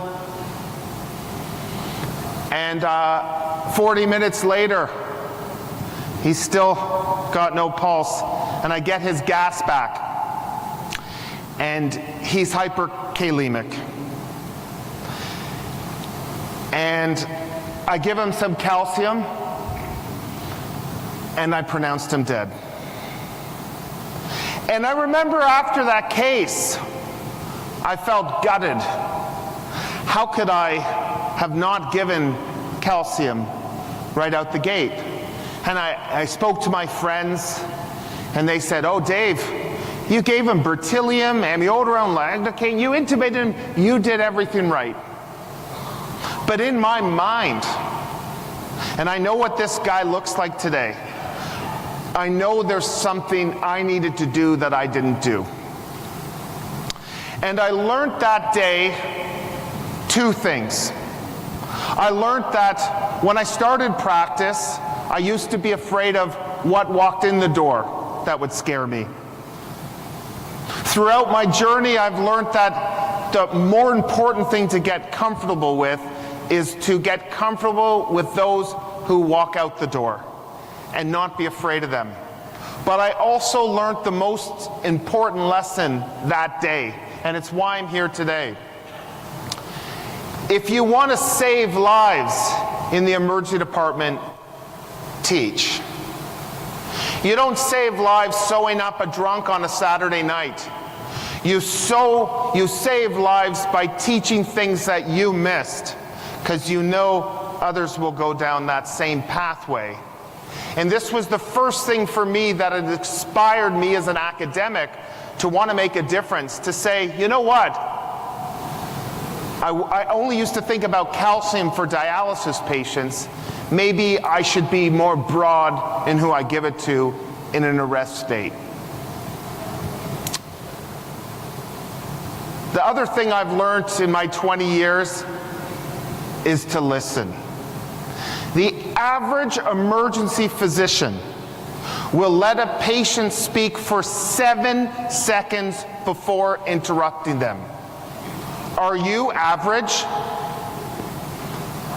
I'm certainly below average. I'm more like a 3-second.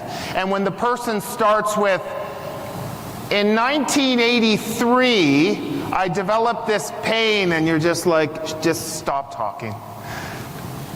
We don't listen to people. And that's a challenge, and I want to talk to you about the art of listening. About 10 years ago, a 65-year-old man was brought into the emergency department by his 2 sons who were 18 years old, and they carried him to the waiting room from the car into a wheelchair, unresponsive. This was the family who didn't call an ambulance, despite the fact that their dad was GCS3 and unresponsive. These are rare birds. And here was his story. On Christmas Day, he had had a cardiac arrest. He suffered from hypoxic brain injury, and 3 months later, he went home. This was his first night at home. And he went to bed with his wife. At 7 in the morning, he was still sleeping. She went to make some tea. At 10 in the morning, she's still sleeping. At noon, he's still sleeping, and she starts to think, crap, like, I guess he's catching up for the 3 months of sleep he missed while in the hospital. At 2 o'clock, she decides, okay, he's been sleeping for 17 hours. I should go check on him. She can't wake him up. Imagine what she's been through. It's her first night with her husband in 3 months. And she brings him to our hospital. He comes to the triage, and I get called to see him stat by the best nurse in our hospital. You all know who she is, or he is, because you know when they're on how quickly you will run when they ask you to see someone. And I go see this person. I don't really know what's up, so I order a confusogram. You know what a confusogram is? Every single test you can think of. CBC, lights, creatinine, tox screen, thyroid, livers, urine, gas, lactate, CT head, extended lights, thyroid. It's all normal. The family doesn't want anything done. And the nurse, Ella, she walks over to me and she says, "What's wrong with the patient?" Ella, I have no idea. All his tests are normal. The family doesn't want anything done.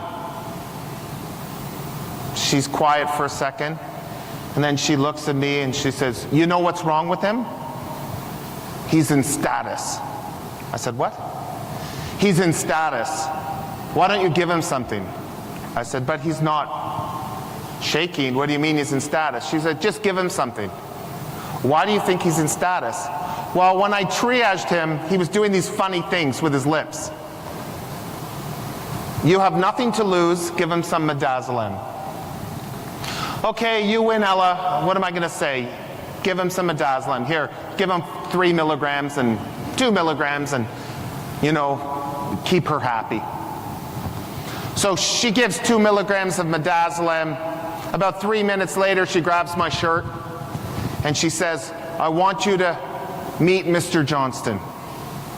He looks at me and he says, hello, doctor. And he was in non-convulsive status epilepticus. I had never seen it. I had never diagnosed it, and it's a big problem in people who've had hypoxic brain injury, of comatose patients in the ICU. This is incredibly common. But you need to listen to others. And listening to Ella was what is the reason that that guy was talking right away. And giving midazolam to patients right before I'm going to give them that intubation has bought me some people from avoiding plastic. Those people on neuroleptics, on antidepressants, history of seizures. Sometimes when I'm about to intubate them because their GCS is 3, I give them that midaz right before and I wait a minute or two just to see if their LOC is from seizures that are non-convulsive. Do nurses ever ask you to come see them as a patient or to look after their family? Has that ever happened to you? The nurses in the department will say, hey, Dave, can you come see my loved one? What I've learned in all these years of practice is the biggest compliment you can receive as a physician is when a nurse or colleague asks you to look after the person they love most. Don't get annoyed.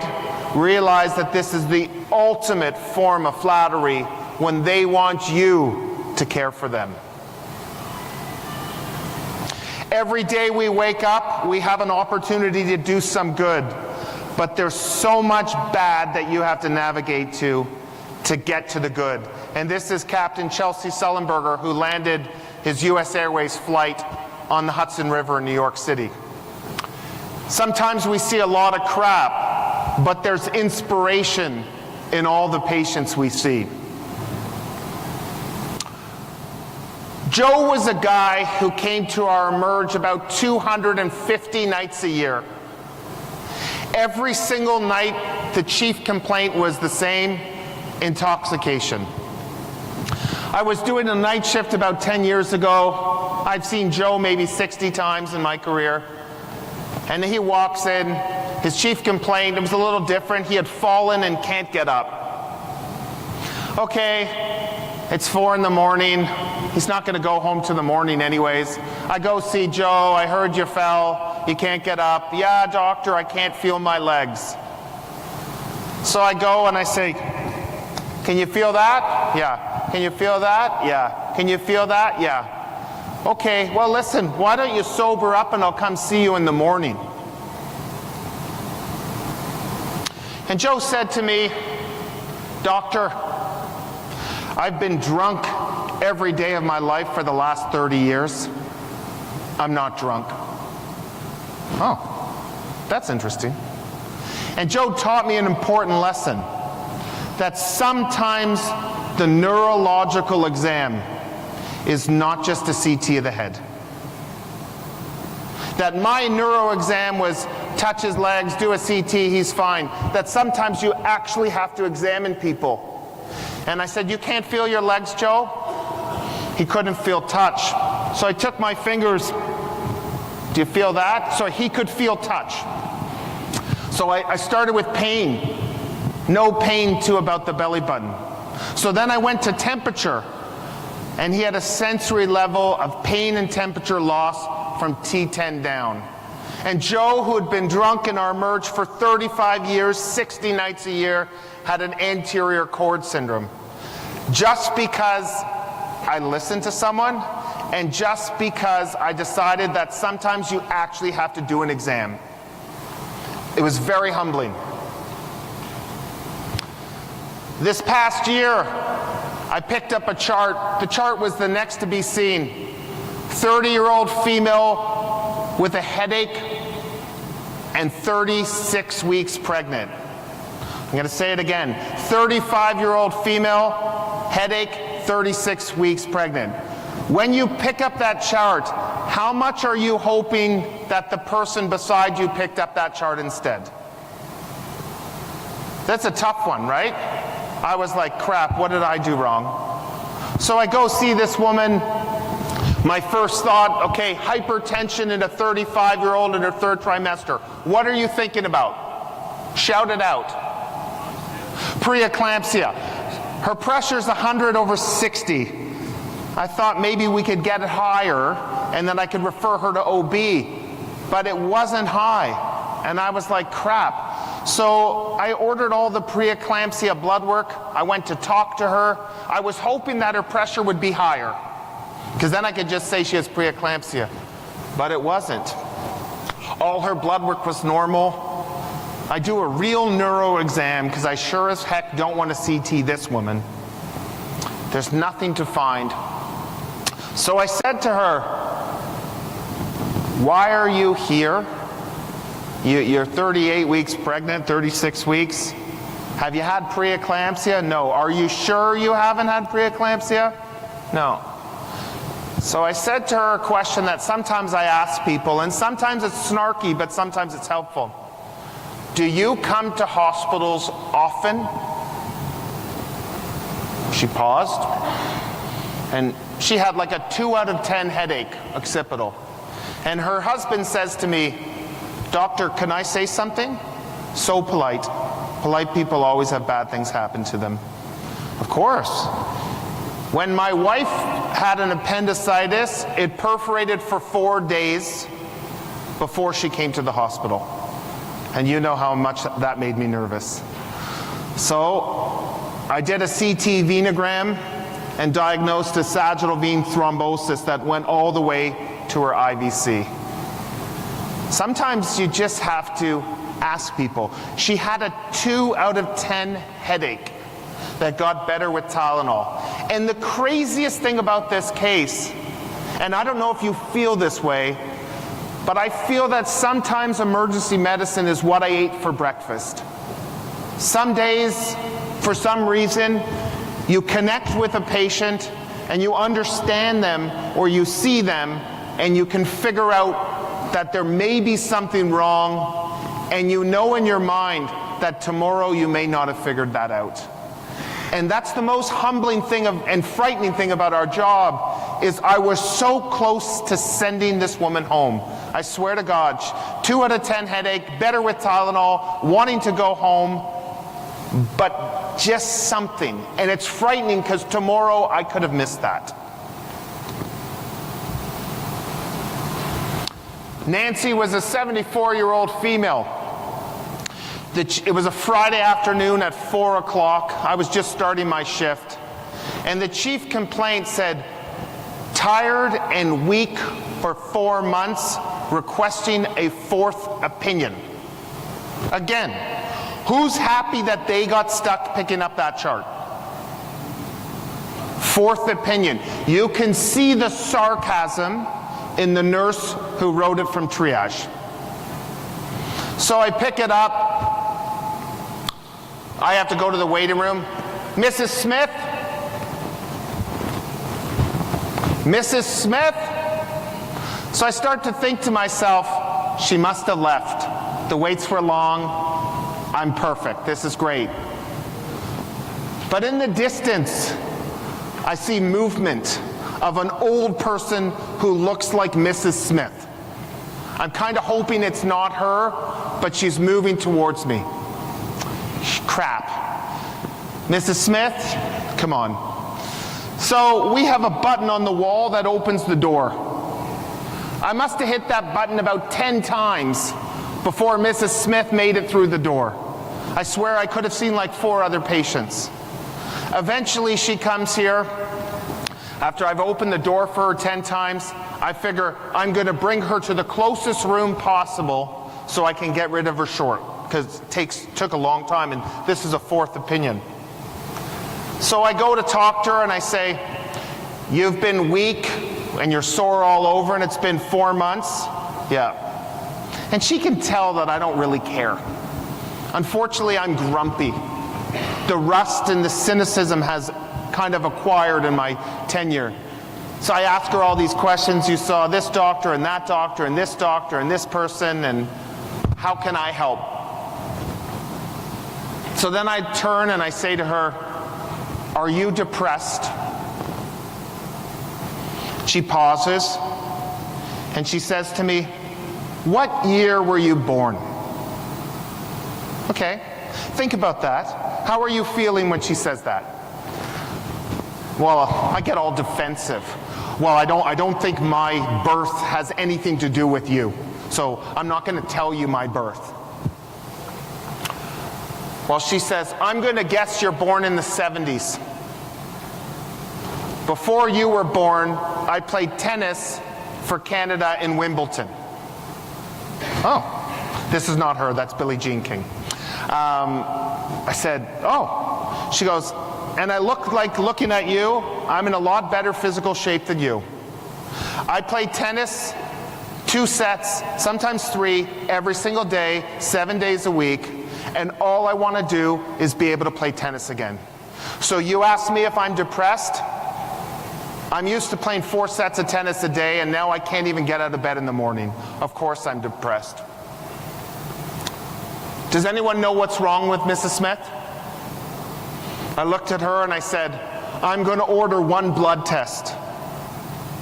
And this blood test is going to change your life. Anyone? I can't hear well, but Mrs. Smith had an ESR of 120, and she had polymyalgia rheumatica. Now, this isn't the most exciting thing in your textbook. In fact, no one has ever in the history of a conference been invited to speak about PMR. But I'm going to tell you something. PMR, next to like a pulled elbow, is the best diagnosis you will make. There is no other diagnosis that will cause gratification. Now, every year, you know, my wife, she's an internal medicine specialist, and every year around the holidays, she gets chocolates, she gets champagne, she gets scarves, she gets tomato sauce. I get nothing. You get nothing. But Mrs. Smith used to buy me a box of chocolates from a really kind of borderline chocolate store in Toronto that your grandmother would have given you chocolates from when you were a little boy or a little girl. And every year, for 10 years, Mrs. Smith bought me chocolates at Christmas. Never saw her again. The only person who's ever bought me anything. About 4 years ago, the chocolates stopped. What's on your differential of chocolate stopped? She's dead. Nah, it happens. We're all going to die. What can I do? During COVID, I went to see an old man. I walked in the room. He was there with his partner. Everyone's wearing masks and gowns and all that. And a woman says, hello, Dr. Carr, do you remember me? Again, a question I hate getting in the emergency department. Do you remember me? You know, with the mask and the gown, it's really hard to tell. She said, I played tennis in Wimbledon. I said, your ESR was 120. I've never forgot about you. Where the hell are my chocolates? I thought you were dead. And last year, the chocolates started coming back. Billy Mallon said, if you became an ER doc because you love thank yous, boy, did you fuck up. Because your best work does not know who you are. And in emergency medicine, it's very thankless what we do. It's very thankless. You make the diagnosis of an aortic dissection, the patient is going to think the surgeon is God. But you're God. And you have to realize that you need to celebrate yourself in this job. When you make that diagnosis, go home, have a nice meal, buy yourself something special, do something fun that you wouldn't be, because no one celebrates you. Celebrate yourself. It's the only way to succeed and to survive in this business. So my interest clinically is hunting for zebras. I have spent my career looking for diagnoses that other people struggle to make. And people will say, Dave, you see all the cool cases. Okay? I want to tell you a story. A young woman comes in to me. The chief complaint is rash with their period. So you know I'm an emergency doctor, so rash during your period, I'm thinking she's got toxic shock, really cool, really excited to see her. But she says to me, yeah, I get this with my period every year for 18 months. Every month. So I said, well, you can't get toxic shock every month. You're no longer exciting to me. Every month you get a rash. Yeah. Can I see the rash? Oh, I don't have it anymore, doctor. So why are you here? Well, you know, every month for 18 months, I get a rash right before my period, and then I get my period and it goes away. And you don't have the rash now? Do you have a picture of it? No. But you're here anyways and you have no rash, just so I understand. Yeah. Okay. Do you care about this woman? Do you find her interesting? I see an honest reaction, which is a lot of us couldn't care less. She has no rash, her vitals are normal. This has been going on for almost 2 years. Why are you here? Now, Michael DeBakey would say, no physician can diagnose a condition she never thinks about. DeBakey never had the internet. So what I did, because I thought she was interesting, is I go to Google and I type in rash that occurs before menstruation. And it shows... Mr. David, you have 2 more. I'm going to go a bit longer. Okay. It shows that she has something called autoimmune progesterone dermatitis. Have any of you heard of this? No. So I walk in the room. I said, oh, sorry about that. You have classic APD. It's classic. Once you see it, you'll never miss it. Your options are either we take out your ovaries, but that seems drastic, or maybe you see your family doctor and go on the birth control pill. But it's classic. What the point of this story is if you want a fruitful academic career, you must be curious. If you're not curious, then you become average. You don't diagnose zebras. I had no idea what this condition was. I may never see it again. But by typing 4 words on Google, I was 100% confident I made that diagnosis. Wild. I leave you with one final case. This happened this summer. We had a lot of viral illnesses, and I got called to see an 8-year-old boy. He was wearing Spider-Man pajamas, and it was a febrile seizure. Is anyone nervous to see a febrile seizure? We got this. We see this pretty often. Temperature was 38.5. Apparently hasn't been well for 3 or 4 days. Parents brought him into the recess room, or to the room. He had had a seizure with EMS and another seizure. So I went to see him, getting a little bit of the story from the paramedics, getting a little bit of a story from the family, and all of a sudden, he has a cardiac arrest. I've run a lot of arrests in my career, but I can count in one hand, and not even all of it, the number of arrests I've run in children. And I can't count any of them that I've seen talking to me who've arrested. My brain was like mush. There are all these formulas you knew for ET tubes and chest tubes and medications. My brain was nowhere. I pulled out this Breslow tape and I ran this arrest. And, you know, with adults, we take so much pride. We don't ask for help in a cardiac arrest because they're kind of supposed to die if they're 90 and have a cardiac arrest. But the pediatrician came down. I was running this arrest, and she said, why don't we call the intensive care pediatrics at the other hospital? Because I didn't have pediatric ICU at my hospital. And they walked me through that arrest. And I did everything I could. And we did everything we could. And I knew where this was going. And I looked at the wall for something that I've done so many times in my career, and the parents were in the room, and I couldn't say the time of death. I couldn't say that number, and I still can't say that number. I didn't know what to say with these parents of this 8-year-old here. So I just kind of said, you know, I didn't say the number. I just said, okay, we can stop. I didn't know what to do.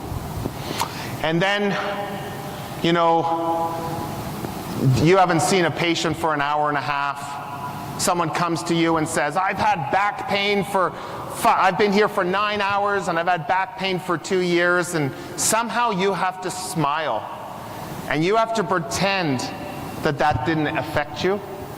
And then a nurse says to you, Dave, our nurses are really upset about this situation. Do you think you could do a debrief?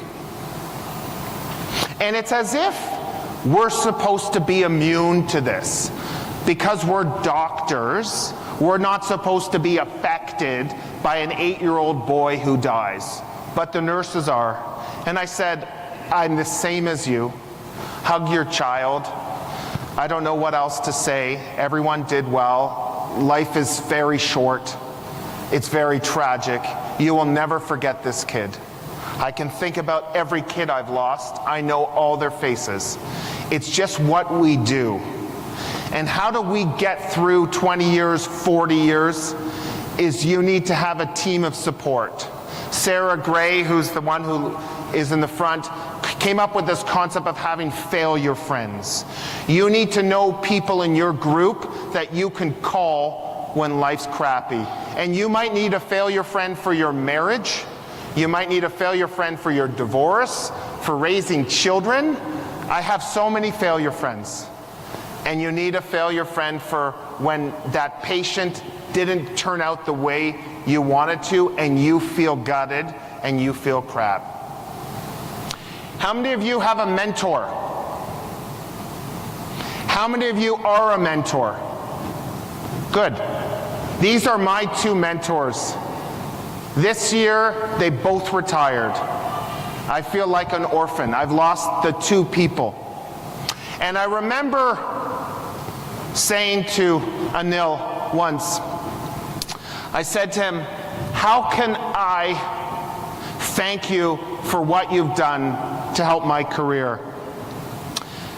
You know, I was trying to see, does he drink? Does he like chocolates? Does he like golf? And he said to me, David, one day you will be in the same situation as me. And what I would ask is you give back to that resident, to that staff, and then you will pay me back. Pay it forward. We've all had wonderful mentors that have pushed us forward.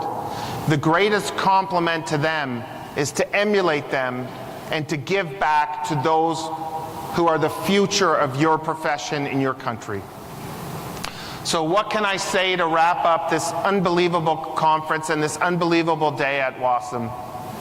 If you want to save lives, teach. You learn things at conferences, bring them home. Teach to your environment. You will make a difference. You have to learn to listen. We have 2 ears and 1 mouth, which means we're supposed to listen twice as much as we talk. Listen to patients. Probably more importantly, listen to nurses. Be curious. If you want to be an average doc, you're already there. If you want to be a great doc, be curious and push the envelope. And if you're not a mentor, seek mentorship and be a mentor. And thank you very much for your time.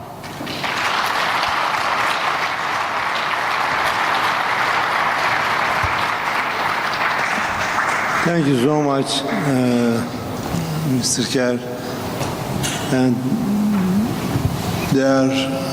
And they were, all the slides almost, were very nice reflections about life. It looks like there's a big party tonight. A big gala. Right here, 2015. What's the dress code, Bashar? Do we have to dress up nice? A tuxedo? Everyone come celebrate tonight, 10:15, 8:15, and we'll see you all later.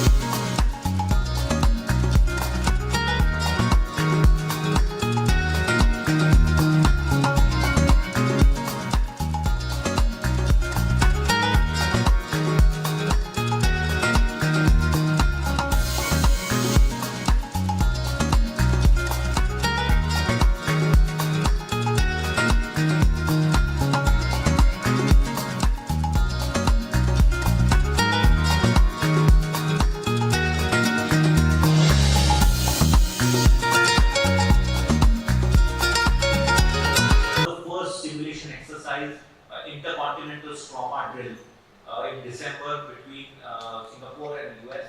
We'll tell you the results of the trauma drill, which will lay the foundation for our paper.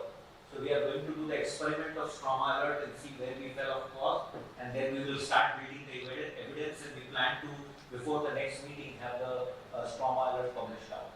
It will be published at the same time in two journals, so Eurasian Journal of Emergency Medicine, which is now a WASM journal, it will be going to PubMed next year, and our Journal of Emergency Trauma and Shock will publish those papers. We'll ask JTEC whether they would publish it, so the more the journals publish it simultaneously, the more it will look nice. So JTEC can also consider it is the Qatar Emergency Trauma and Acute Care Journal. So that's where we are right now for collaborative work. So I commend Dr. Fatima. Fatima is coming back to us after a couple of years, and Dr. Gacy. One thing you might want to think about, Sasha, is just a similar protocol for cardiac arrest and trauma, because that we've is done that a bit. You know, you see the single car NPC BF into a tree, and the trauma surgeons and the emergency physicians need to work closely with that, especially when it turns out to be septic or something. So we'll call it cardiac arrest and trauma survival, CATS. Cat trauma. Yeah, I think that will be it. Yeah, I think it will be good. So we need that. So trauma is being done by Dr. Fatima.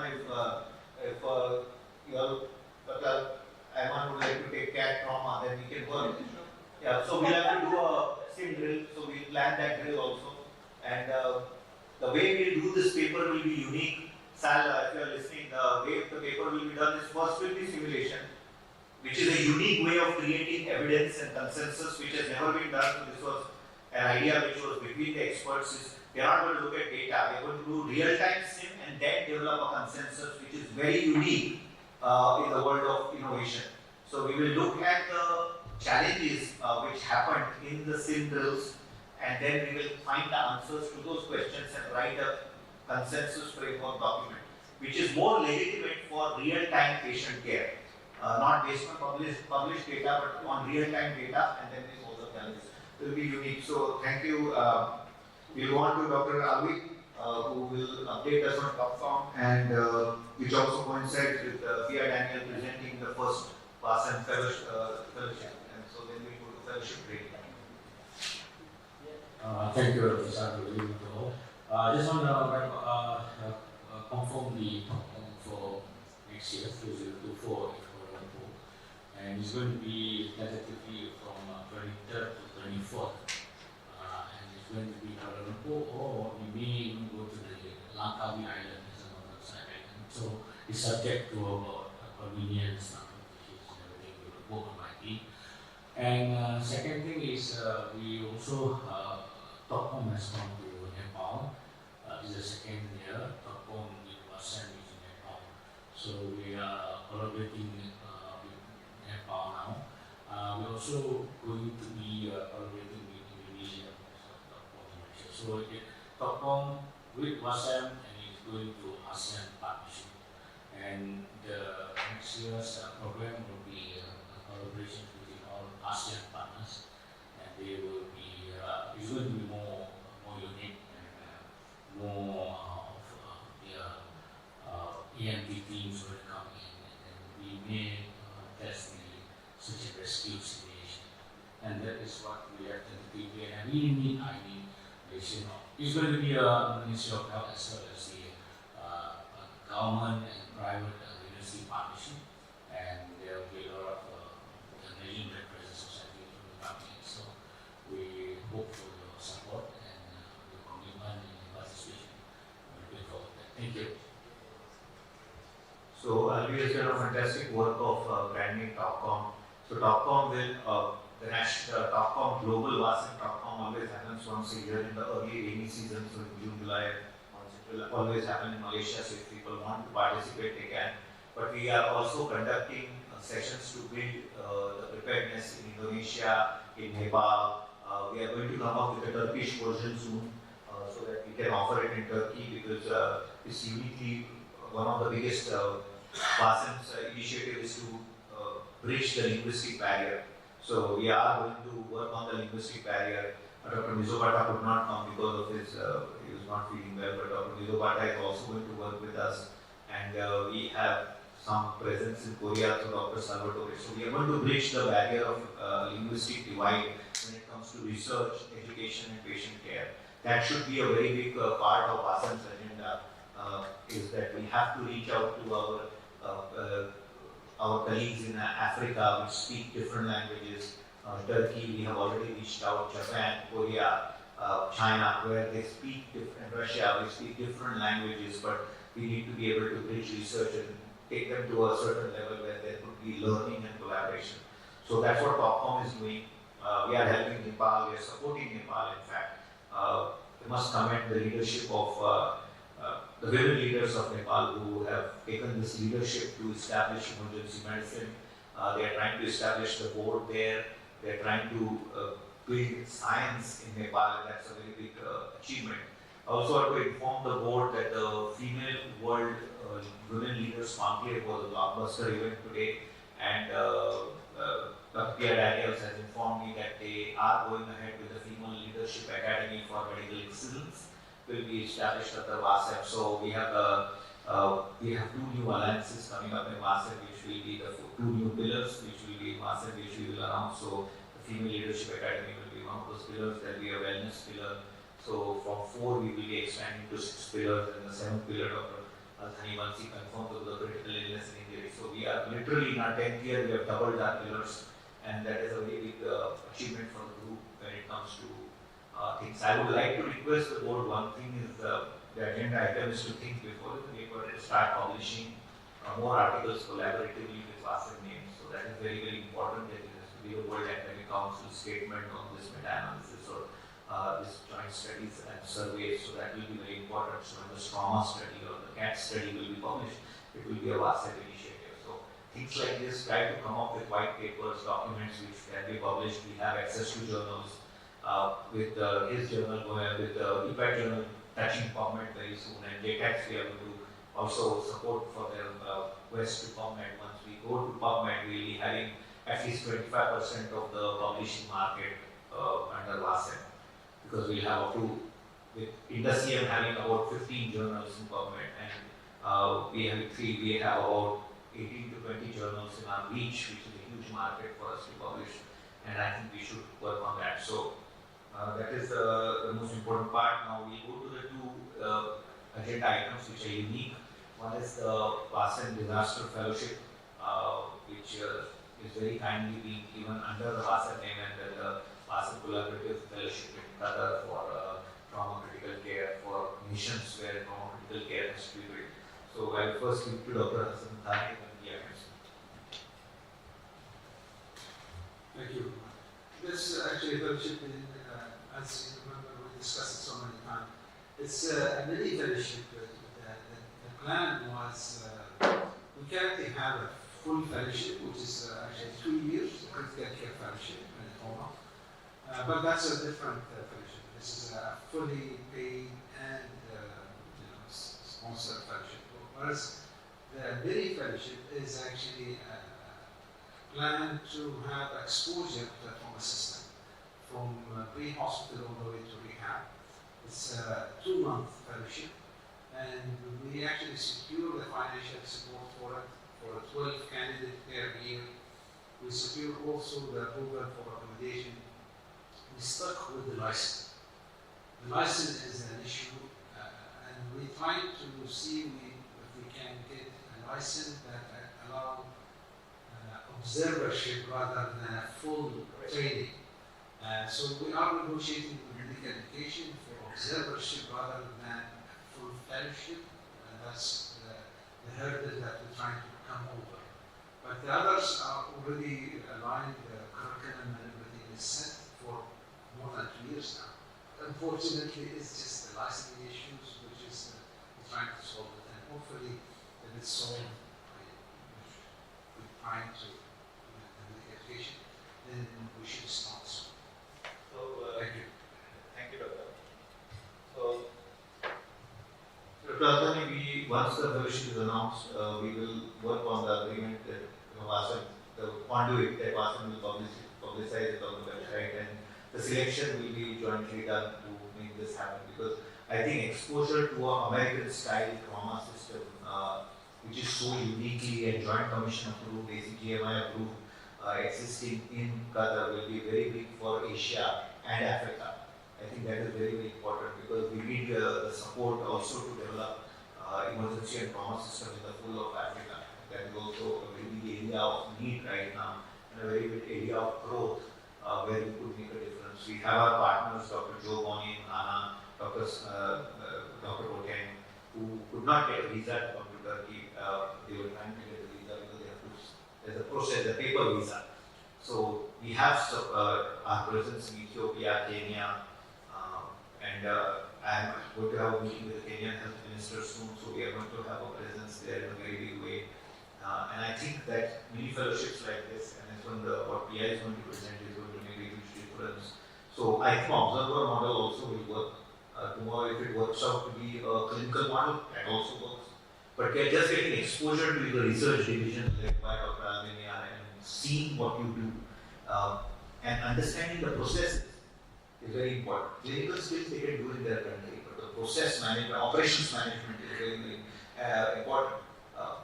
Before I go to Dr. Qazi, I'll tell you, in my experience and our studies conducted across the world, we realized that the greatest problem to developing emergency medicine was the lack of understanding of operations management.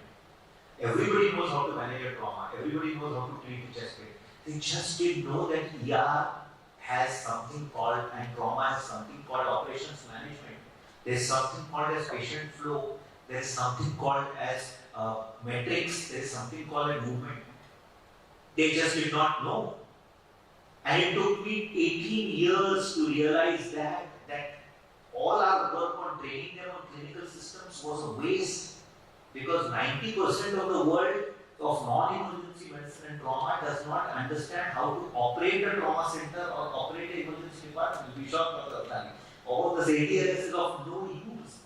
It's of no use. They just don't know how to operate it. They just don't know how to run it. They don't know process management. They don't know metrics given care. They don't know how to audit it. It's unique. And there are countries where they are doing color coding system. But that's only to get in. What do you do after the emergency and trauma resuscitation? How do you move those patients? How much do you CT scan? And that is a monumental failure for Dr. Eliza, you'll be shocked. It's a monumental failure that we did not recognize that the growth of emergency medicine was stagnant because zero operations management, acceptability or training. So last 1 year, we have started training emergency physicians in India on operations management, how to run the department, what is the difference between policy, what is the difference between process, what is the difference between protocol. These are 3 different things and there was no concept. If you ask any doctor in trauma or emergency medicine, what do you do for a motor vehicle accident? I'll change my name. The answer will be COVID, run ATLS, temperature, pulse, blood pressure, respiration, primary service. I can ask you that. How are you going to, what is your policies on managing this trauma? What is the process you follow to manage this patient? And what are the protocols? So you will only know the protocols, but that is very different from the policy, that is very different from the process. And that was one of our greatest failures, which I humbly accept, is now we have quickly moved away to that, and now we are focusing on operations management. Dr. Kari. So that should be a part of the fellowship. Thank you, Segar. Thank you, Lisa. Dr. Athani, I actually had two items to talk about. One, I want to talk about the emergent items. I think it's very important to read. It's going to be a little bit of bomb in this meeting, so I will have to come back to it. There are some question. Dr. Athani, you just said here, limited amount of information I am hearing right now raises one concern and a lot of I can tell you from my work in Lebanon, one of the main issues that I've been working on over the years, and I finally now have a minister who's busy and wants to make a reform with limited resources versus others who are more worried with corruption and selling and buying and importing equipment and medications like commissions. So now we have a different minister. The minister we have is actually because he needs to train the GPs to become the staff is fully funded hospitals.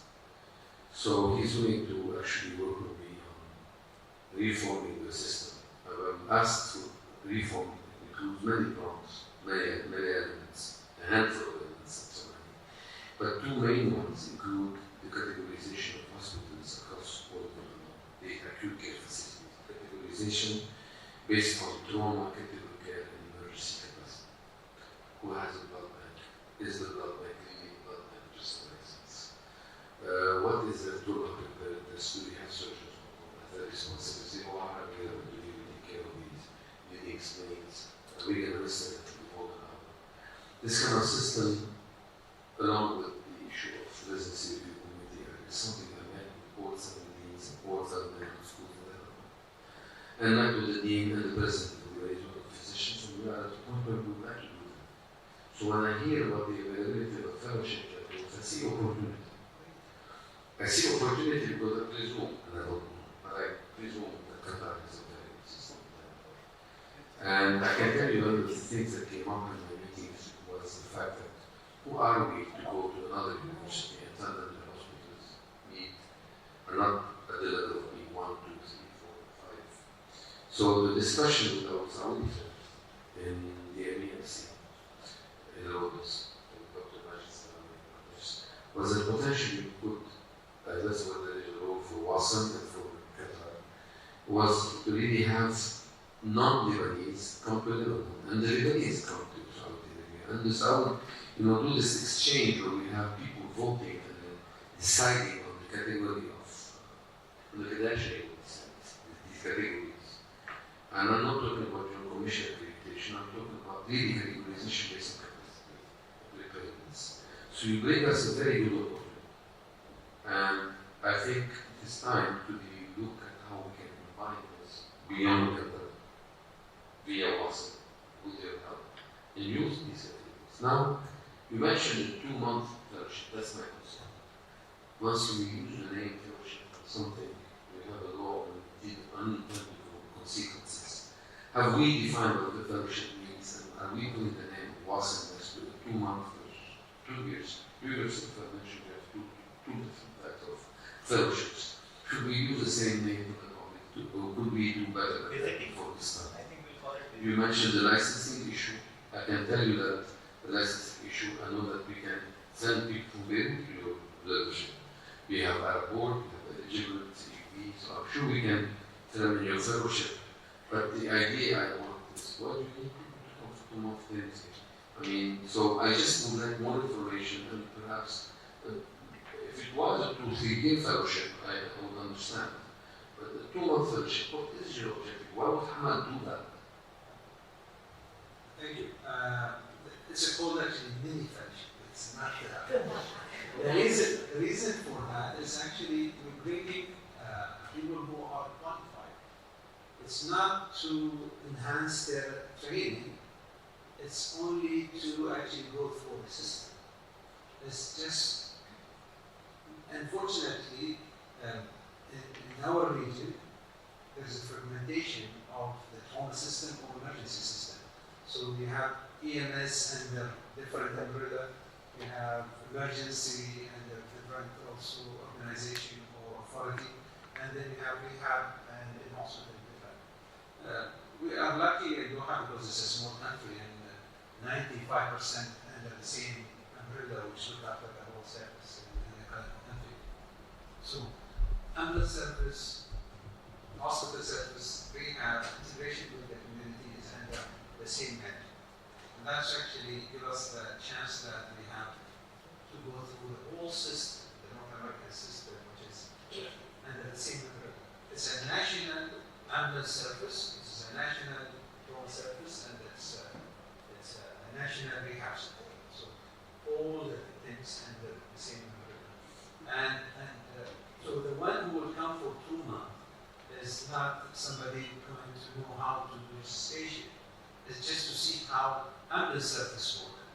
You know, how the National Command Center coordinate, the dispatch system in the country, and then how the trauma system in Hamad works. All the components of the trauma, and then the rehab system. And during that time, they also can go and do some research at the same time. So we have also a small national trauma database, which is actually we work with North American National Trauma Database with the team group also with American College, and this is the only center outside North America. Something this from 2011. So that's actually what's the benefit. I think that the one who's coming mature will have a chance to go through this without going to North America.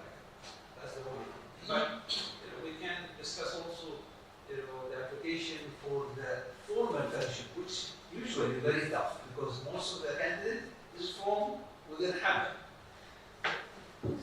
It's too old, but it's very good. Thank you. Yeah.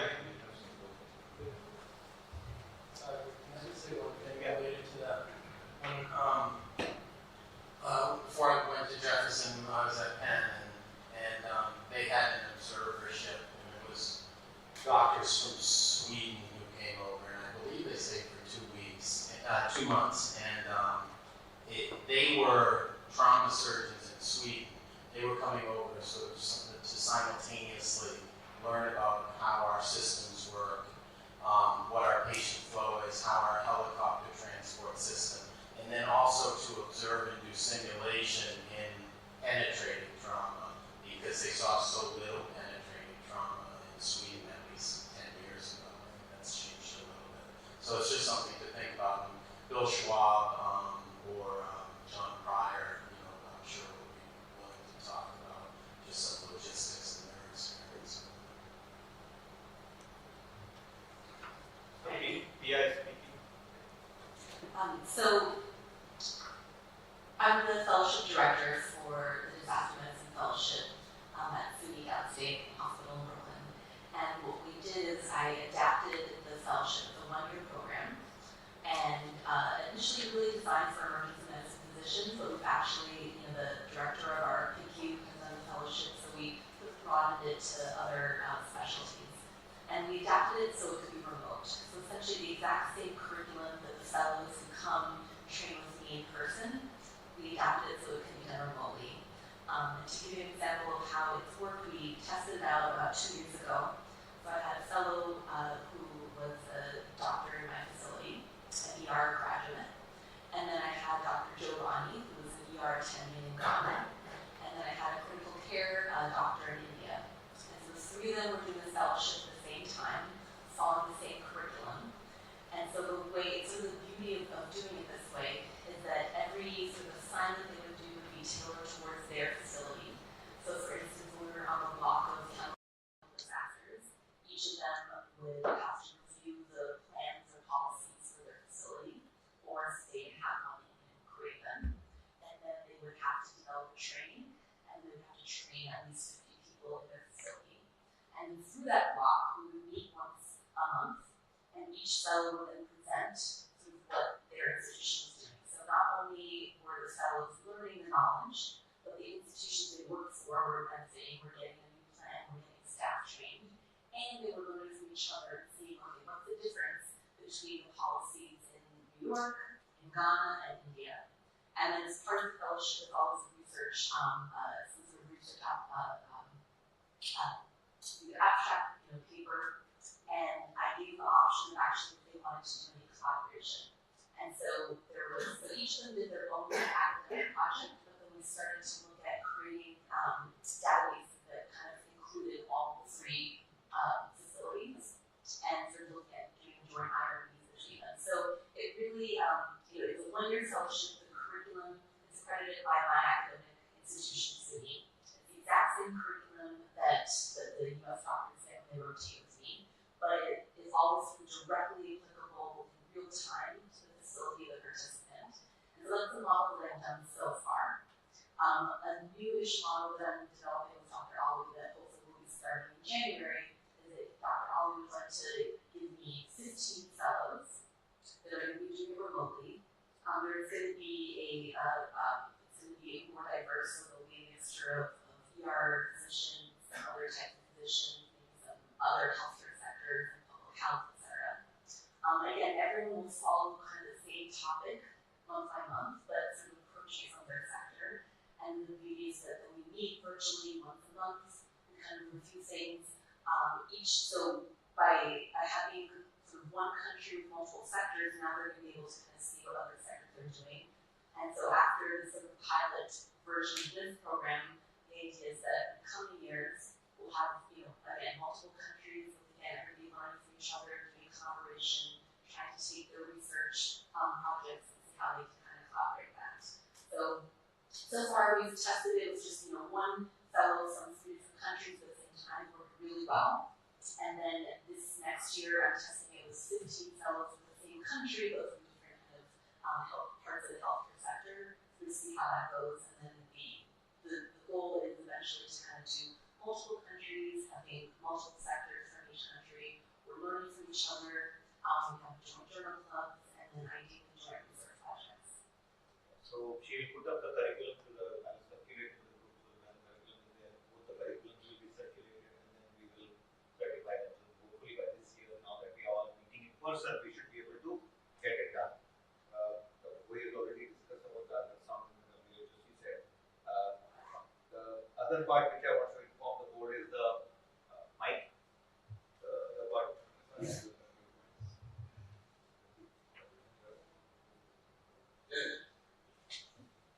So for point of care ultrasound, so few things is we can first is networking of the focus leaders of each country. I think we need to identify from each country and we can make a network within the WASM which can be strong.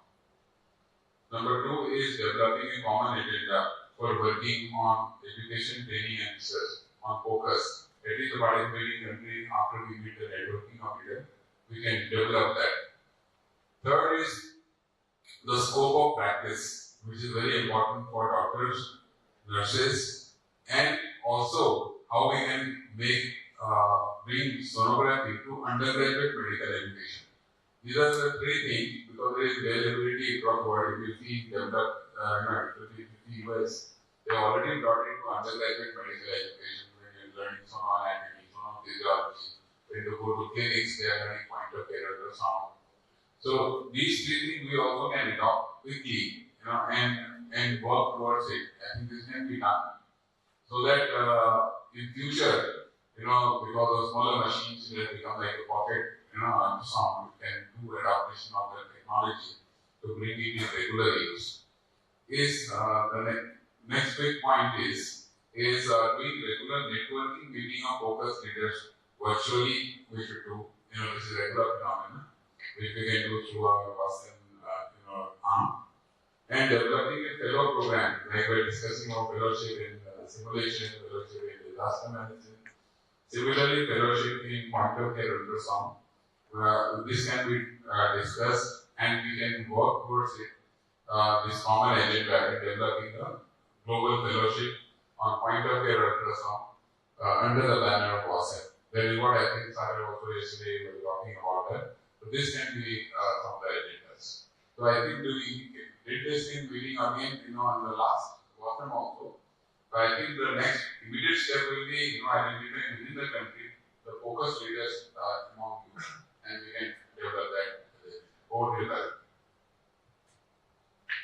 So we published a document under the leadership of Dr. Vimal on developing the focus in India through a framework. That framework is available on government.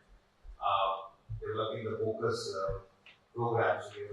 Every pillar now will soon have a fellowship to offer in some country or the other. So disaster has one, critical illness, patient care. Focus has to develop it. I've submitted an idea to Dr. Bowie. You should be able to implement it and be WHO certified. We're going to do it digitally. It's a unique model which I'm developing. We have a lot, by the way, we have a lot of digital strength. Because of IndusIM being a partner, IndusIM was very digitally driven. I try to explain to all the members as we open this discussion for a quick discussion on the research part. We are welcoming Poland group with Dr. Spack is joining us. He's one of the, we have two big scientists in the group who are mega published, Prabhat, Salvatore, Dr. Spack with over 400 publications in literature. I think the research agenda has to be developed. I want the research leaders to understand, which in the last 5 years of me working with Prabhat, is that the level at which Hama, your work, Dr. Gayaski work is here. The world is not yet there. So if we really want to do hardcore research, we have to make way for them to really understand what we really want of them. So small studies which are achievable will have more power if they are done. I understand RCTs are the strength of everybody, which America can participate, but when it comes to countries like India, where IRB is a challenge, Malaysia, Turkey, where IRB is a challenge, we may have to go with 5 patients, 4 patients, 3 patients. Can I say something about that, Sada? We discussed about 5 years ago in Dubai about the flash mob design that we have developed in the Netherlands, where we do take a simple clinical question, sometimes a logistical question, and collect data from many hospitals in one day. And we have done it about sleep in the hospitals in 8 countries, including 2,000 patients in one day. Another study with capillary refill time, including 3,000 patients. We were planning to do that, but then the COVID came. And I think we should really discuss about that flash mob research where you collect data in one day, where it doesn't cost much time. We have enough experience to share with our knowledge. And I got, you were talking about, funny you said, when you talk about research, you said big data. We also got a big data unit now with new PhDs, and we are working on the first randomized controlled trial using big data in the world that we started the 1st of December. So I would very much want to introduce the flash mob concept here. We should come up with a small group of researchers, come up with a question. We will give you all the necessary preparations and also background. I got enough PhDs to help me. So I would suggest that we just take it seriously and do a flash mob study. And what we noticed when we do flash mob study was we had lots of media coverage. Lots and lots of media coverage about the study. Because, you know, we have even patients coming during the day wanting to take part in the study when we do a study. So I would seriously consider that. I would like to, you know, do it with a group of people. Think about it. Yeah, I think it's a good idea, and maybe a small question, one case study could be done. And also what Dr. Boyd said, you know, when it comes to WHO, the gold standard method of giving emergency care is not clear. In Europe, we have done studies on Netherlands, Denmark, UK, Belgium, but it would be nice to do a study in one day, ask everybody what kind of patient they see, how long did they stay, how many patients were admitted, what's their presenting complaint. You know, that will give us a lot of insight into the method. So I would suggest that we do that, and maybe we can do it next year, couple to Vasan, 1 week before we come to the Congress, the next venue, we can do that. Just one short point responding to your response. Excellent idea. And this study we did it in 2019-20, the 24-hour study in the ED across 100 facilities of India, both at the tertiary care, 50 tertiary care and 50 district hospital in the emergency department, and that is now published in the Planning Commission document. So that helping our government to make the policy national. Second point that we can say is that regarding emergency cases, constantly in LMIs, that we right now doing a adaptive modeling of facility-based emergency care in India, right? So we're doing what can I say? This is given a grant by the Indian Council of Medical Research. I think we should talk, we should form a small key group and talk about it and come up with a plan. Sure. I think we should do platform modeling is a very good modeling.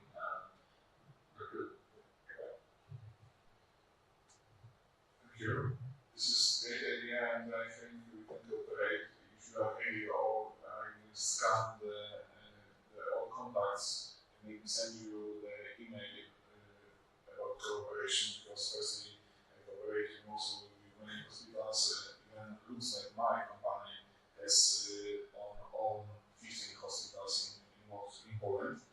And besides, I think I'm good in meta-analysis, so if you in the future you will have some ideas for meta-analysis, I can contact it together with you, and then, for example, send to you to create some draft, and it will be also fast way to increase the number of publications. And I think, as we're sitting here, if we publish any articles, maybe we will agree that from today we will also sign the affiliation of us and our names. And for example, after the full name of the list, we should put that this is the theme of us. Yeah, you know, it's like what we do is we have lots of collaborators. We give them all collaborators, so they will all get the publication of PubMed. We'll be doing a flash book in a couple of months in the UK and Denmark. Maybe after that, next year, I would say we'll prepare well. We'll talk about a research question. We need to have ethical approval. We have enough experience with doing this multi-center study. We could do something nice together, and then we can propagate it through us and flash mob. Almost what I want to say is already said, but I think that the research effort will be very good in countries where we have dedicated research task group led by somebody and has a team with them to distribute the work, to organize the work. Nobody will work as a solo from scientific. And also this will be dedicated to have at least every 6 months one paper published, and it will be, we are, the host will be on the Western reader, and it will be seen by the whole Western task group. And this will open the gate for the future. We can have fellowship and peer research will not need to license, and it will be easy if this task group of research can lead the fellowship and fellowship. It is a good idea. But first, we need to have a dedicated group to be committed to have this. So I'll create an email group between the three. Anybody who wants to join can join, and then we'll distribute the work. And we can offer PhDs also. In our institute also, we can offer PhD to students who want to come into research. So I will create a research group. The big data filler is already there, so we can have a team of top people who are good at data analysis, good at processing, and maybe one meta-analysis a year and one real-time study a year could be, or once in 2 years. It doesn't matter. We have a meta-analysis team also. So I suppose one meta-analysis will not 100 publications. Yeah, but for the Vasan's sake. Yeah, but this day, each publication will be also publication of Vasan. Yeah. If we increase and we cooperate together, the number of publications will increase diametrically. So, And we have a full portal where we list the publications. We could do that. We should send a research link around once in 2 months when we start something new. So if you want to collaborate, we can collaborate. Okay. And I think we should do that. And all of you have the email, so you are all on the group email, the readers. So you can email back to the group. Just change the title so that the stacking of the email doesn't happen. The emails doesn't get lost. We have a group email. Yeah, group email is there. So we put you in that. Yeah. So sorry. Yes, Aruna, you have one. We have to move fast on the agenda. So we will be back. So yeah, please. I just want to say, actually, your whole words about process management, this which you have been doing in Sri Lanka, recently started, right? And the other thing is about this focus. Although we could not come there physically with our economic position, but we have enough expertise and we can train many people from different parts of the world, provided you allow, you give them some scholarship, some other side. Because Sri Lanka money is very cheap now, right? So, in that case, you can organize many training programs from throughout the people from many institutions throughout the world. And the biggest thing is that new house administration as a doctor, which we do every week. And he must manage the market, he lives next to a large manager bureaucracy that you go. So, in this, we can have a very nice future. Thank you everyone for offering trauma and the other fellowships to Dr. Al-Thani. Hope that we can collaborate in the future. Our organization will be over by 3 months' time as prediction. So after that we can work together. Until such time, I am willing to train as many people as possible from other countries, provided that we give them some kind of study. That's what I would say. And you are again emphasizing the process management principle, which is a must. I'm actually on this business management as well as some of them also. And that must be incorporated into curriculum or emergency or trauma care or whatever the system or whatever. And my friend Professor Babalan has concept of national and we incorporated in training focus as well. Thank you. I know Sri Lanka too, so Thanks. So we'll go back to the most important point. Is the global competition corridor. So this year we are going to work on introducing new competitions in Turkish, the simulation, the sonography, and the CPC was the blockbuster. So the gaming section will also start this year in Masem, where we are going to do global level games. The CPC was held over 9 time zones. It was the 19th CPC with 20 games, the highest ever. So basically 39 presentations were done. With Zoom and in person in this very room, and our Sono games, which are unique in India, which is called the Whirlpool games. So we have a model of Whirlpool which goes down and then the winner comes at the depth of the Whirlpool. That game and the first ever Sono Sim crossover competition model will be developed. We are developing the simulation with sonography will be introduced. So in a sim format. So we are working on these 3 games. We are going to work with Turkey to give a Turkish version to those games, which will be the first time we will be having a Turkish version of the gaming system, which will be a unique copyright, which will have mixed methods and a methodology of crossover. So that will be one of the big things. Move on to Dr. Liza Moreno. We welcome the American Academy of Emergency Medicine. They are president, but she's the immediate past president and sits on the executive board of AEM. It's kindly consented to be here. We are on the verge of AEM joining WASEM, so this is I think the last step towards AEM. They need their full 15,000 membership to the WASAN board, which is a very big benchmark in the history of development of WASAN and for an American organization of that stature. So over to Dr. Lisa.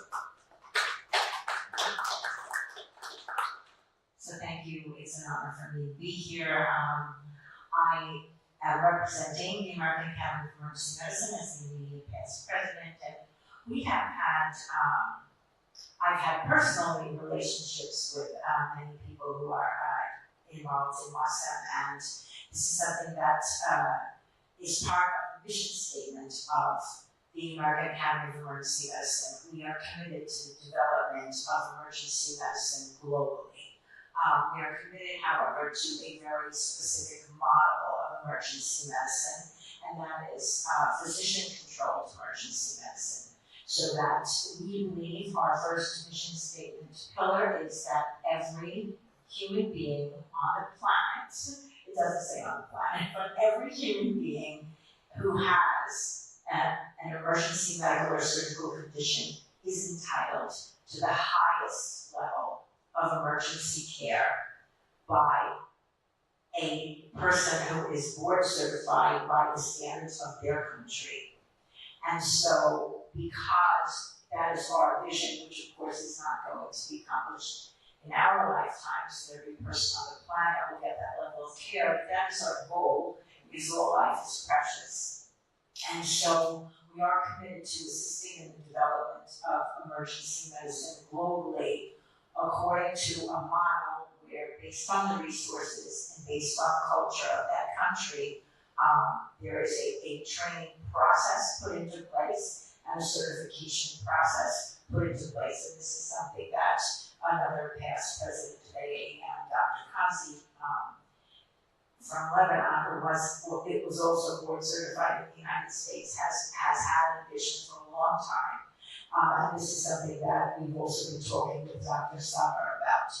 We believe that WASAN has several advantages for us. Number one is the fact that WASAN believes in the dignity of all human life and the entitlement of all human beings to have the highest level of emergency care when they experience a medical or surgical emergency. We also know that WASAN is committed to scholarship. It is an academic council. And so WASAN is committed to training, to learning, and that's what's been going on at this meeting the whole time. We at AAM are vehemently opposed to the corporate model of emergency medicine. It's interesting that you mentioned earlier, Dr. Samar, that all these years you didn't understand why the teaching that you were giving wasn't taking hold, and the reason it wasn't taking hold was because in many countries they do not understand the operations management portion of emergency medicine, which is a critical part of running an emergency department. The absence of that understanding creates a gap into which corporate medical groups predatorily enter. So it is the fact that there's an absence of understanding that there is an organization management piece that is critical. These predatory groups come in and say, we know how to do this. We're not physicians, but it doesn't matter. We have experience in medicine, in emergency medicine, and other hospital-based practices, and we can step in and do this for you. And what ends up happening then is that it becomes a for-profit model, which is completely opposed to the concept that every human being, it doesn't matter whether they can pay, it doesn't matter who they are, it doesn't matter what value society places on their life. Their life is valuable and they deserve the best care. And so AAM is extremely committed to these values and extremely committed to the fact that we do not want to see the predatory behavior of corporate medical groups that has happened in the United States to happen in other countries because of the gap that is present. Not every emergency medicine group in the United States feels the way we do, believes the way we do, and so it is critical for us in forming an alliance with WASAN that alliance would be So that if we form an alliance where we support WASM and WASM's meetings and WASM supports AAM and AAM's meetings, and then we also go forward with other plans for global training, global board certification, that the relationship be exclusive with AAM so that we can ensure the absence of corporate, non-physician-led groups stepping in and having an influence in other countries. So I am actually flying from here to a board meeting of the American Academy of Emergency Medicine, and I would like to present a proposal to them for a formal memorandum of understanding, a formal collaboration with WASM, where we share resources, we share training, we work together for the global development of emergency medicine in a physician-led model. And that's what I want to propose. Thank you, Lisa. As we have had discussions, I'll brief the board. We have been discussing the AEM partnership for a couple of years now. AEM has exclusively remained as an organization with accreditations, board-certified residency trained emergency physicians. That is their local responsibility towards the United States. But AEM also was the pioneer of international emergency medicine in the world, embracing international emergency medicine and conversation in the world was pioneered by Dr. Antoine Kazi, after whom the Kazi Award, which is reality-wise the Nobel Prize of International EM, highest award named after his legacy.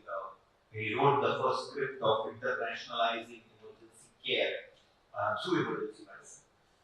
So that is their international responsibility. The way AEM wants to propose their partnership in MASAC is AEM holds 15,000 members. It's a standard national organization, state-of-art, high-quality CNA credits.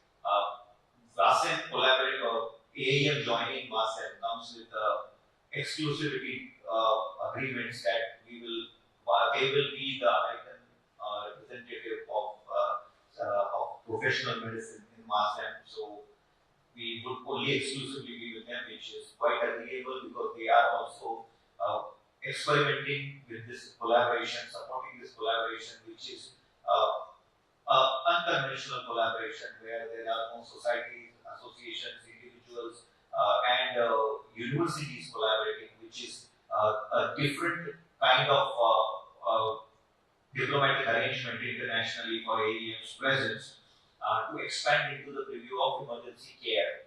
So from emergency medicine, collaborating with trauma, collaborating with emergency medicine, collaborating with critical care, anesthesia outside the United States. It's a new experiment for them, academic experiment, which they will be taking that experiment with us. They will be exposing all their resources. They will be allowing us to use all the resources. We will get representation at their congresses.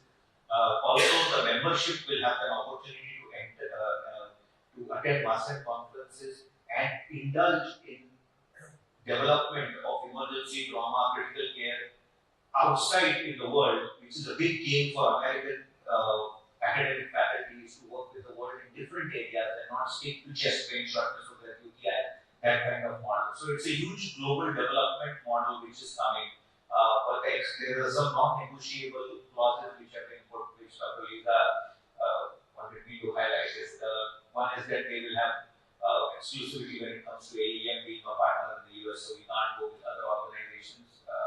We will only maintain our universities and all is fine, but when it comes to professional body, they will be the only professional body we will go with. That's agreeable because that's a huge benefit to WASM.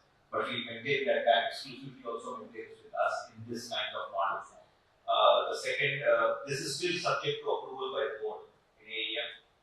The second model is, which will come, but I want the board to know, is that they would like us to bridge resources. So they do an annual Congress at EMC in the Mediterranean, in the European regions, which is a big conference. So they do it in the odd years. And they want us, which is a good idea, which is quite acceptable to me at least, is that we save resources of doing a World Congress every year, and they will brand it as a World Academic Congress and EMC Joint Congress. So it will be a WASM and EMC Congress every year, every odd year. they stick to Mediterranean. So they will European Mediterranean region. They don't mind if we go to another European, but they will stick to their tickets, which they have a full-scale workforce. They have established attendance of 400 to 500 people every alternate year. Sometimes they touch 1,000, which allows our faculty and to attend that meeting.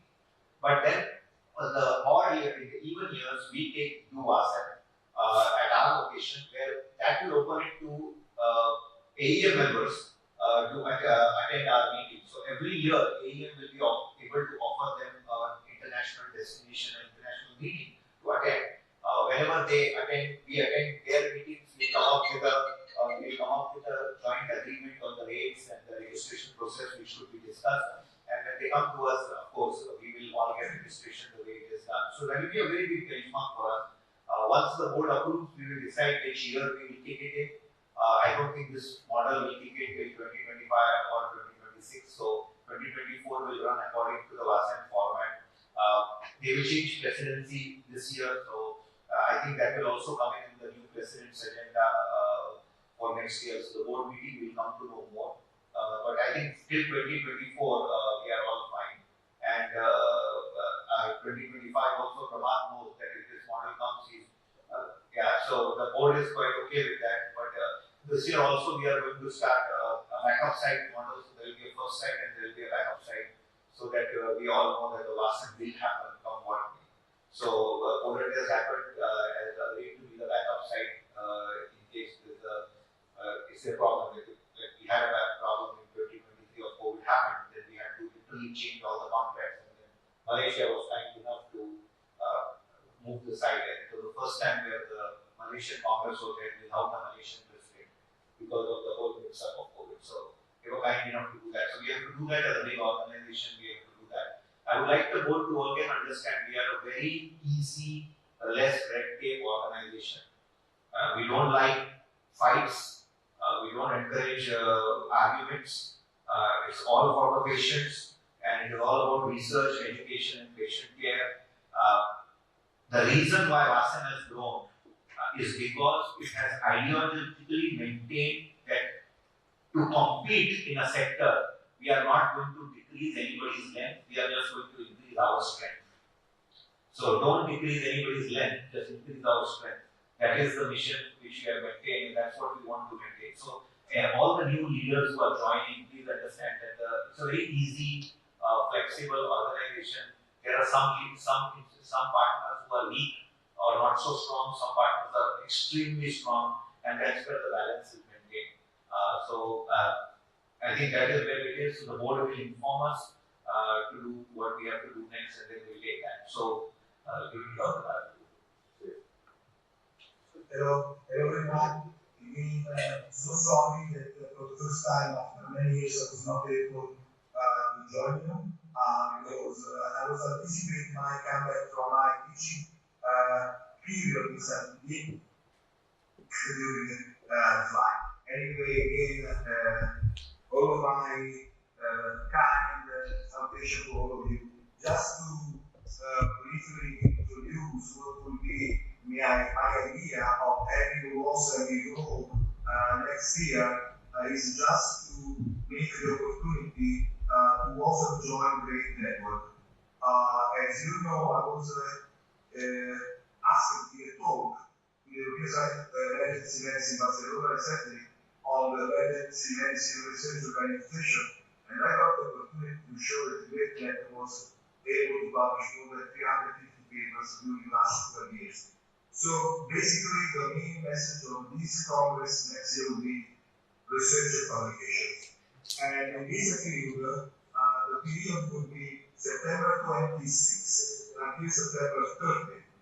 So the first 2 days will be the Great Young Research meeting, and it is only to accept from the young people from all the Muslim countries to participate in submitting abstract for all the publication. We have not so many lectures, just 1 or 2 by seniors. And then the other 3 days will be again talks for innovations. So this is the week we convene to adding some hot topics that are early emergency medicine and telemedicine, emergency medicine, and moreover, we are really like encourage for young people from your country to submit contribution. And if they are submitting contribution, I got 80 juveniles ready to accept. So these young people, they can come in Rome, just having the papers, if accepted, ready to submit. So this is an innovation way to increase the number of application with this person name. So not anymore abstract, not anymore posters, papers as problem. And these papers, I just like to announce from now that there will be two consensus papers that we would like to join our lesson grade.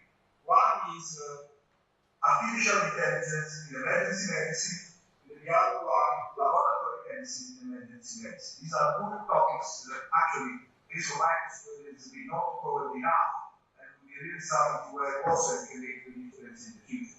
Just to conclude my presentation, I would like to say that from now, I need Sagar to send me immediately the name of the speakers that I will include from your side, from the date from 28 to 30. And also, I would like to ask you to provide a board group of officers to join the board group for starting from tomorrow to have this preparation and big meeting. On all the emergency medicine society from the world will come.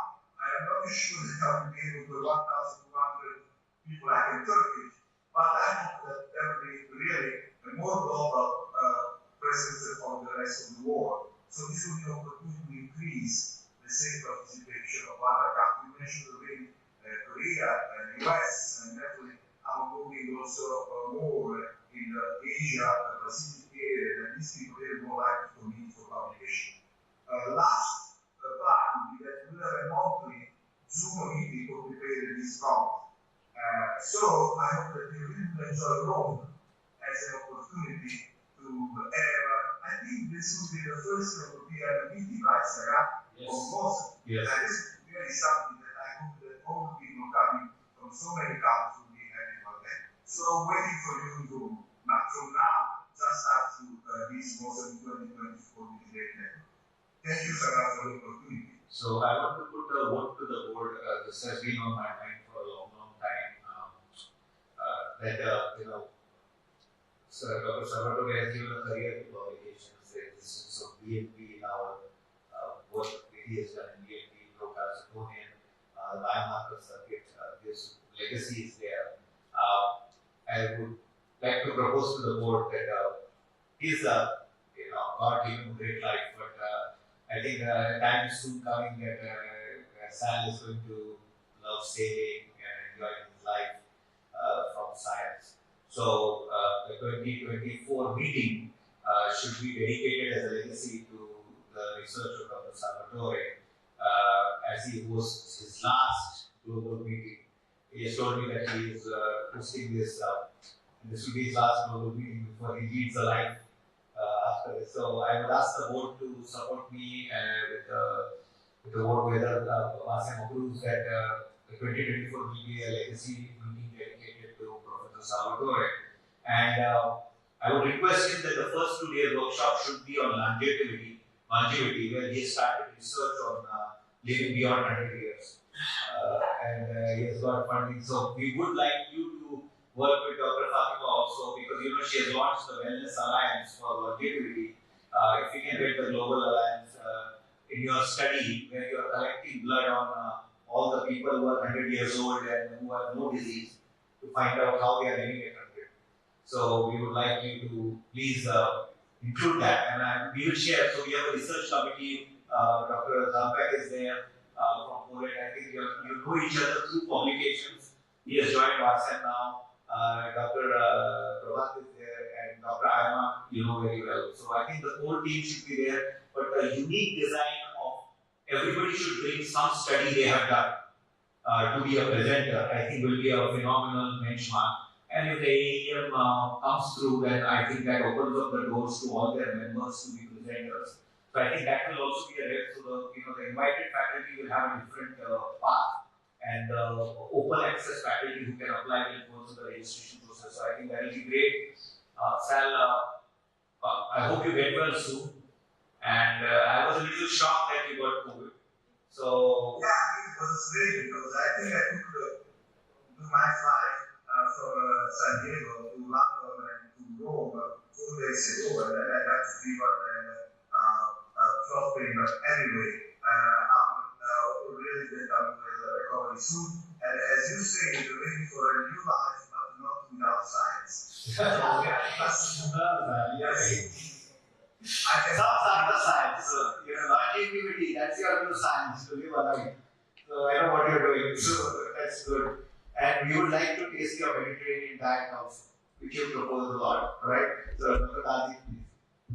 Thank you. I just actually want to take a moment to raise some comments and observations. I see the dynamics that have gone on in the meeting in Malaysia and here. I've seen the conferences and successes of the conferences and compared the experience we've had in the organizing international meetings with UAE and across the world. We've done it in Argentina, we've done it in the Caribbean, some in the MEMC, the American Academy has done a lot of international activities, and we've gained experience the last 20 years plus. You mentioned the Nobel Prize on these, that's a bit too much. So, what I can tell you is a word that carries my name, tells me that perhaps 8 years long to be dead, to join Giorgio Salvatore is Mediterranean diet. The point is, when you usually give a diet and name an award after someone, you tell them they shouldn't be alive anymore. Anyway, so I don't know why they tell you did that, but I actually know why they did that because Brenda Benedicti Ricci had a gathering in Rome about 9 years ago, and Salvatore was there. We did a very good coup over there, with its own impact and damages. Anyway, since I don't have a lot of experience in international business, looking at this great esteemed body of individuals over here today, in Malaysia before, I'm going to give you a remark that is important at this junction. We've been at least 10 years now. So, and I see the caliber of individuals over here. I can tell you from the outside, I'm inside now, and from the outside, what I see is a potpourri, a conglomeration of institutions, nations, societies, and institutions, and individuals. They're all coming together without rank, without any, but you're all committed to scholarly activity and to do what's right for your institution, your nation, and sometimes more. I think it is time for WASA to start redefining itself in the sense of trying to understand you can always be a potpourri of institutions, national societies, and individuals. And that's what you want to do, that's your choice. But that limits you in a sense, but empowers you in a way. So the internal dynamics at some point will be important. Choosing one of the big successes, the reason for your successes in our meetings, is that remember is because you always do your conferences in the nations that have already a strong national society and or institution. That allows you in Malaysia to succeed, that allows you in Turkey to succeed, that allows you in Qatar to succeed. And etc. It will allow you to succeed also in Rome, where Salvatore is there with the great network. Those things are successes. In the academy, our meetings is the time when we had our divorce with the European Society, our meeting has been about bringing Americans and their associates from other countries to a country where sometimes emergency medicine isn't strong. Greece, etc. I don't want to criticize, but when you go to Germany, what do you expect? There isn't a lot of strong emergency medicine there. If you came to Lebanon, emergency medicine is there are 30 of us left out of 90 who are registered as specialists. There are 30 there left. So, how can you bring masses of people? So, those are things that if you measure the success of meeting by the number of attendees, you are forcing yourselves to go every 2 years to a country where you have a strong national society and to attend yourselves to the national meeting And that is the reason of your success. You bring industry, bring support, and you mobilize. Let's face it, you mobilize the people who come to the meeting to come to you. We are moving a meeting that is other than our national meeting. This is the next meeting. And defining the schedule of meetings is critical. In the sense of, at the end of the day, when AAEM is having the AMC, it is a WASM meeting. We are going to be hopefully a member of WASM. Vice versa, when WASM is going to the AMC, it's going to an WASM meeting. And when we promote the WASM meeting, we're promoting to our members a meeting to a federation, to an agglomeration that we are members of. In the past, there was something known as international federation that occurred, and they ended up with one of the biggest challenges now is the $7 million loss that they had actually in Argentina due to COVID. I understand it's because they didn't have insurance for the meeting. We actually have always had insurance, fortunately. So we thought about it. Nevertheless, but we have lost one in Argentina. So I can tell you, we know where and what not to do in international meetings. And when we do lose money now in the meeting, it's affordable for us because we choose to do it. And we think of the bigger issue, and we have no sponsorship support. Industry is not willing to go fund meetings that are outside the nation where they're based. So they don't want to fund Americans in Europe, but they want to. I think it's obvious. People want to fund people who are from their own countries, coming to their own meetings. So industry support is a bigger issue. We may change this ultimately together if we work together. Now, so I'm saying that it is time perhaps for WASM to decide to define itself or to build the bylaws that it requires to better understand who is joining what. In fact, some of the problems I mentioned earlier, the unintended consequence of holding a 2-month fellowship. Mini fellowship is another word, sectorship, other things. These definitions, we need to do them together. I don't say that I have the alternative.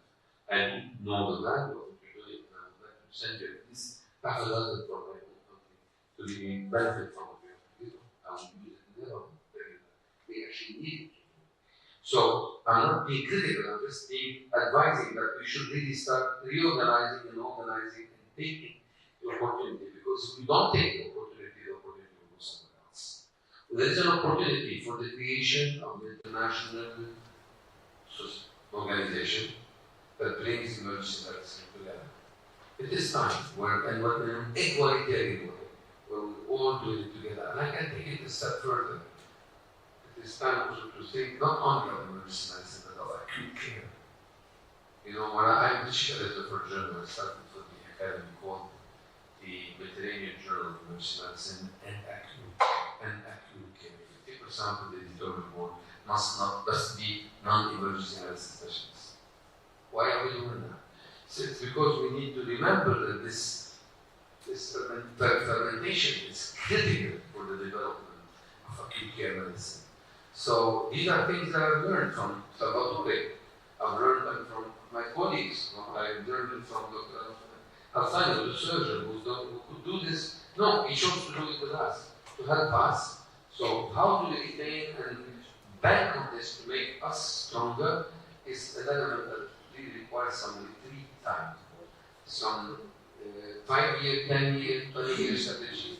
I know we will not be there, probably, unless we eat the diet of certain. But the point is, we need to start recreating ourselves and thinking where we're going. What was You really need to think, where will it be? And where will you be? What if you are in a Malaysian society, Dr. Ali, and someday somebody in the Malaysian society will replace you? What happens to you? One of the things we need in the academy to retain the value of people like me. I'm a past president from 20 years ago for the academy. I'm called that the president council.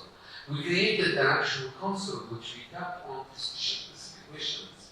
You may want to create the same model because you need more at some point to create venue for new blood, yet retaining the value, the respect, and the courtesy for your older blood. It's time to create awards. It's time to create, more products within wars and interest conferences. These networks are not very obvious sometimes. So you talk about the journals you have, I can tell you, they're not very obvious to many of us. So how can we promote ourselves? That is also important part of what I recommend to be more than just an hour meeting or 2-hour meeting every year or two. I think we need to have Zoom meetings. I think we have to have task forces that are dedicated for like to do a retreat. Maybe we go to Qatar, or we will go somewhere down and think what can we do for the global development of UK under the leadership of Watson. Thank you. I think those are fantastic points, and as the relationship evolves, we will progress in that direction. I think, the awards, we have the Watson Leader of the Year awards as we grow.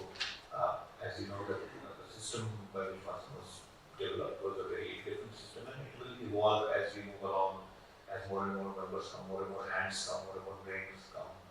We will develop that further. I think developing a relationship with AEM is a very big step for our evolution. It is a very big step for AEM's evolution because I am myself an AEM member, and I am also a recipient of the Canlı Award. So I value what AEM has done for the world, but I think their understanding of extending the conversation to include emergency trauma, critical care anesthesia in the international market is a huge out-of-the-box thinking for American medical model, which is more like a focus model, segregated model. So taking the silo is what AEM is doing now.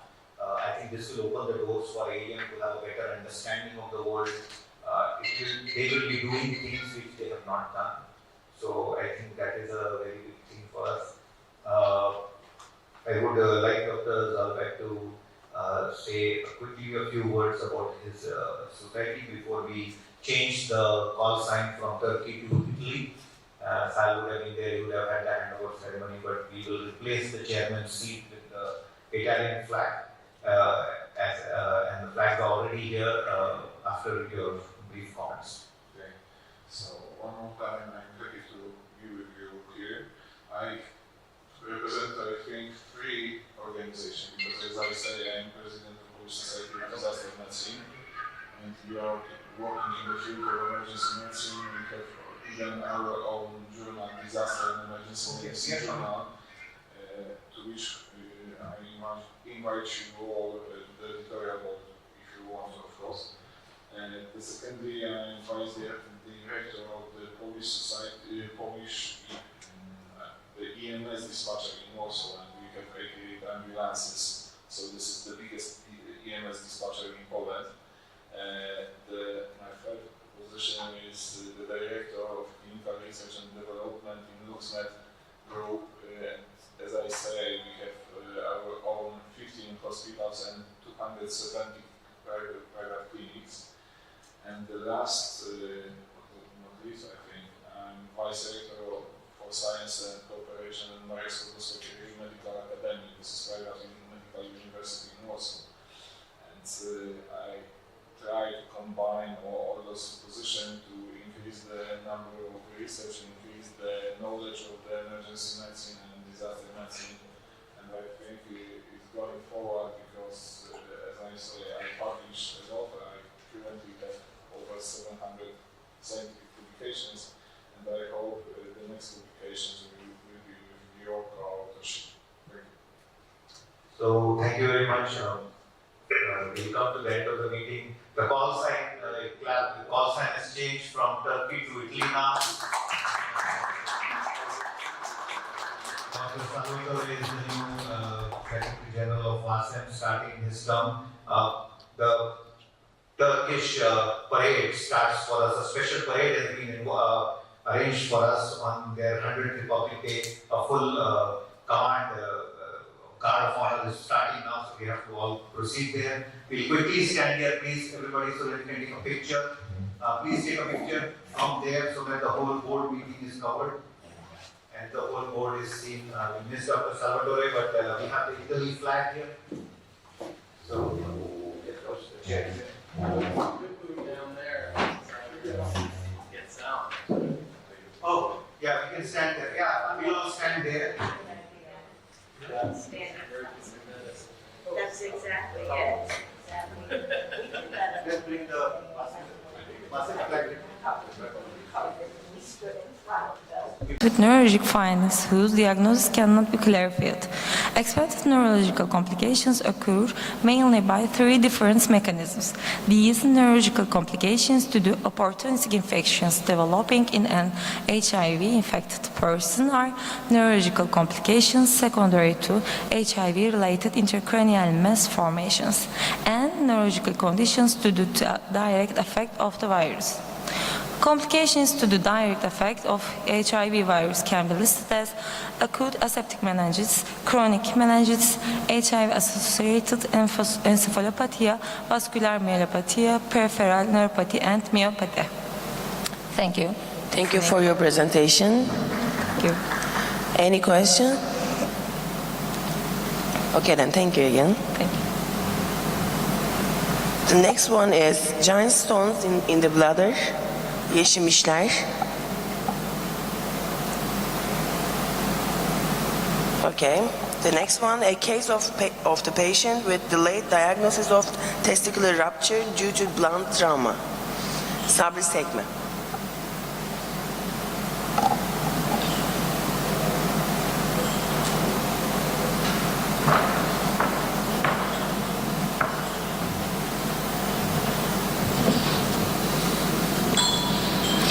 Good morning. Welcome to my presentation. I will talk about a case of the patient with delayed diagnosis of the testicular rupture due to blunt trauma. Testicular rupture is negative affect fertility and the patient's social life. It's an important urological emergency. It's mostly seen in young adults and adolescents. Blunt or penetration scrotal trauma can cause testicular rupture and testicle be painful, ecchymotic and ödematosis like the other acute testicular pathologies.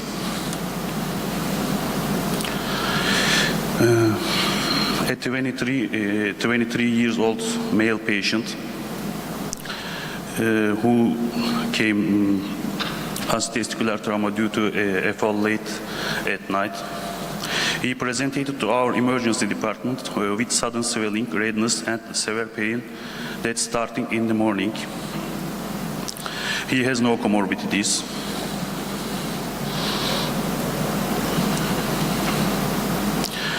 His right testicle was edematous, painful and ecchymotic. The cremaster reflex of the patient, whose testicular pain was not revealed by elevation, was normal.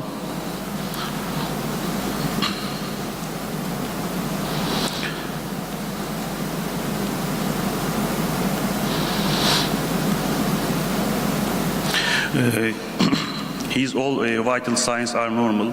There is no pathology. Our preliminary diagnoses are Orchilis epididymitis, testicular torsion, hematoma, and testicular rupture. There was no pathological condition was detected in the whole blood, biochemistry, and the urine test.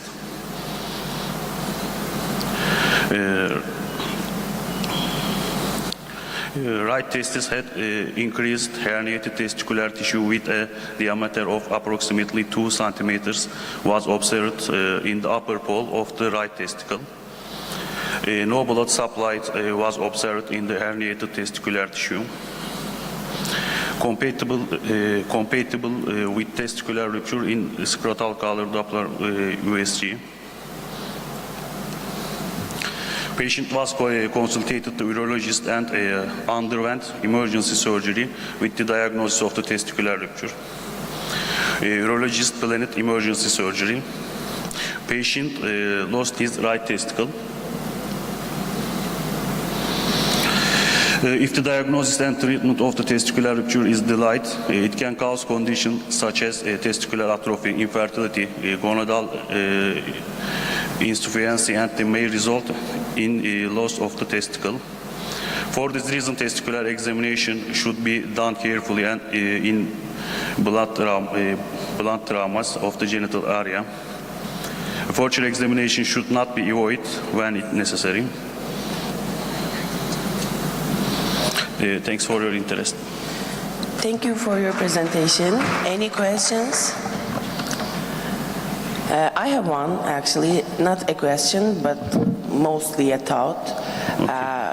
I think you need to use a radiological picture or image to make your point clear. Because right now it's just a sentence that we need to understand, but maybe you can use a picture so we can understand better. There is a problem for this. Our hospital, the USG pictures, we are not see it. We just see the reports. And You didn't collect your picture, right? yes, but I decide this case report after then that pathology, and I can't find their pictures. Okay then. Thank you again.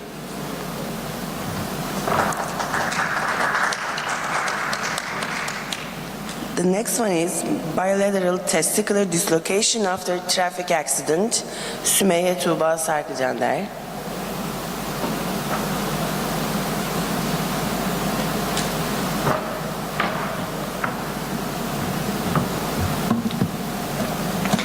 Bilateral testicular dislocation after traffic accident. Traumatic testicular dislocation was first described by Claubre in 1818. It's defined as extrascrotal migration of one or both testicles secondary to scrotal trauma. Traumatic testicular dislocation is a rare complication of blunt scrotal injury and can easily be overlooked due to the presence of other serious concomitant injuries. In most cases, an operation is needed to prevent malignant change or infertility. Traumatic testicular dislocation is a rare consequence of blunt scrotal trauma. Case: a 21-year-old male patient presented with complaint of inguinal pain after a motorcycle accident. Physical examination revealed that both testicles were not in a well-formed scrotal set and he had bilateral inguinal swelling. Glasgow Coma Scale score 15, conscious neurological examination is normal. There was swelling in both inguinal regions in the abdomen and 2 cm abrasion on the left superior of the gland in the penis. There was tenderness in the left hip, no midline tenderness. Tetanus vaccine given, antibiotic was provided, and PAN-CT requested. In this, there is displaced fracture in the iliac wing in the pelvis and bilateral testicular dislocation. The testicles were reduced by urology. Urological emergency was not considered in the patient with normal urine output to the Foley catheter. Orthopedics, urology, and general surgery were consulted. Intensive care follow-up was recommended by orthopedics. The patient was admitted to the intensive care units. Traumatic testicular dislocation is rare and can be difficult to recognize. Passengers of the groin area should be suspected in motorcycles and high-energy accidents and depend on a careful physical examination. Prognosis is expected with appropriate management to all trauma patients, especially those who have had a scrotal examination, if pelvic injuries are suspected or if there is a high risk of motor shock, to avoid missing the diagnosis and avoid serious behavior. With proper management, the prognosis is excellent. To avoid missing the diagnosis and serious complications, we recommended that all trauma patients undergo a scrotal examination, especially if a pelvic injury is suspected or if there is a high risk of being struck by a motorcycle. Thank you for your presentation. Any question? Okay then. The next one, complications of dorsal split circumcision as one of the reasons for admission to the emergency clinic. A retrospective cross-sectional study. Tugay Aksakal. Okay then. The next one, a rare case of ovarian torsion.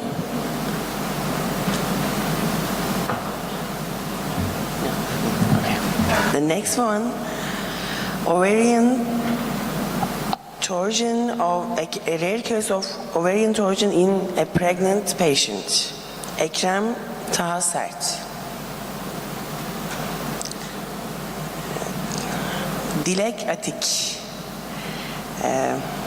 Comparison of maternal inflammation scores, NLR, PLR, SII, and Syria in abortion imminence cases admitted to emergency department.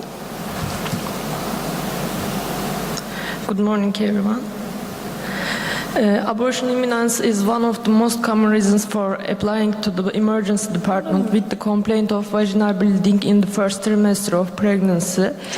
Following the diagnosis of intrauterine pregnancy with ultrasonography, cases with vaginal bleeding with closed cervix are diagnosed as abortion imminence.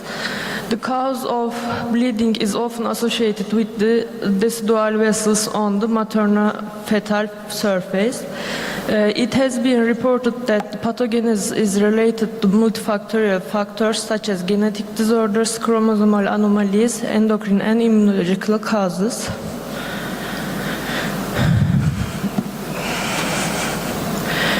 Between 2022 and 2023, 60 abortus imminence cases admitted to the emergency clinic who were hospitalized between 7-12 weeks, and 59 pregnant women of control group who were followed up in the obstetrics outpatient clinic were participated in the study. Cases that presented with infections and inflammatory diseases with multiple gestations, mother under age 18, were excluded from the study to avoid confounding factors. Other exclusion criteria was the use of anti-inflammatory and corticosteroid therapy. When evaluating of the mean age of the participants in the study, it was observed that the abortus imminence group had an average of 29.1 years, whereas the control group had an average age of 29.8 years. There was also no statistically significant difference between the groups in terms of parity, body mass index, and elective curettage numbers, as shown in Table 1. But when the previous abortion histories were compared, a significant difference was observed. This is the table of the demographic and obstetric variables of the pregnancy. In addition, leukocyte and neutrophil counts were found to be significantly higher in abortus imminence cases, but no significant difference was observed in lymphocyte and platelet counts, as demonstrated in Table 2. When we compared the neutrophil lymphocyte ratio and platelet lymphocyte ratio values, we didn't see any difference. This is the Table 2. ROC curve and AUC cutoff sensitivity and specificity were analyzed to differentiate the leukocyte, neutrophil, and systemic immune inflammation index parameters of abortion imminence patient to guide the clinician about the patient's condition in patient follow-up. And this is the ROC curve. This study aimed to compare pregnant women who presented to emergency department during the first trimester of pregnancy with complaints of vaginal bleeding and were diagnosed with abortion imminence with those who didn't receive this diagnosis. In another study, 121 abortus imminence cases were followed up, and 60% of them ended with abortion, and 39 of them continued until the 24th gestational week. In a study conducted an evaluation of the impacts of systemic immune inflammation index and systemic immune response index on the maternal-fetal outcomes of cervical circlage in a cohort of 374 pregnant women. The study examined the duration between the placement of the cerclage and the subsequent birth in the group of 2,068 pregnant women who had successful cerclage. The findings of our investigation also demonstrate that the levels of inflammatory markers seen in abortion imminence cases are consistent with the findings reported in the previously mentioned studies. Thank you for listening. Thank you for your presentation. Any questions? Okay, thank you again. There was a presentation before, missing presentation. Now we're gonna announce him. Kurtuluş Açıksarı. It's gonna present it by Bilgehan Ahmet Cumhur, I guess.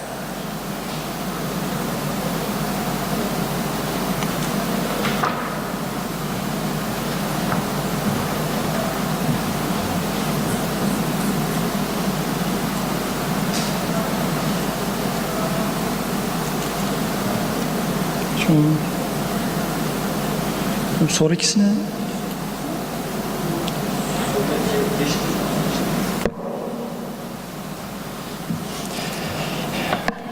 Good morning, I'm Dr. Ahmet. Thank you for your attention firstly. And I'm working in Istanbul Medeniyet University Medical School Hospital. And I'm going to talk about the effect of hydroxychloroquine and zinc therapy in a rat model of sepsis created by chacal ligation and perforation in rats. First, I want to introduce that sepsis is defined as life-threatening organ dysfunction caused by a dysregulated host response to infection, which is a big deal for most of the countries and also developed countries.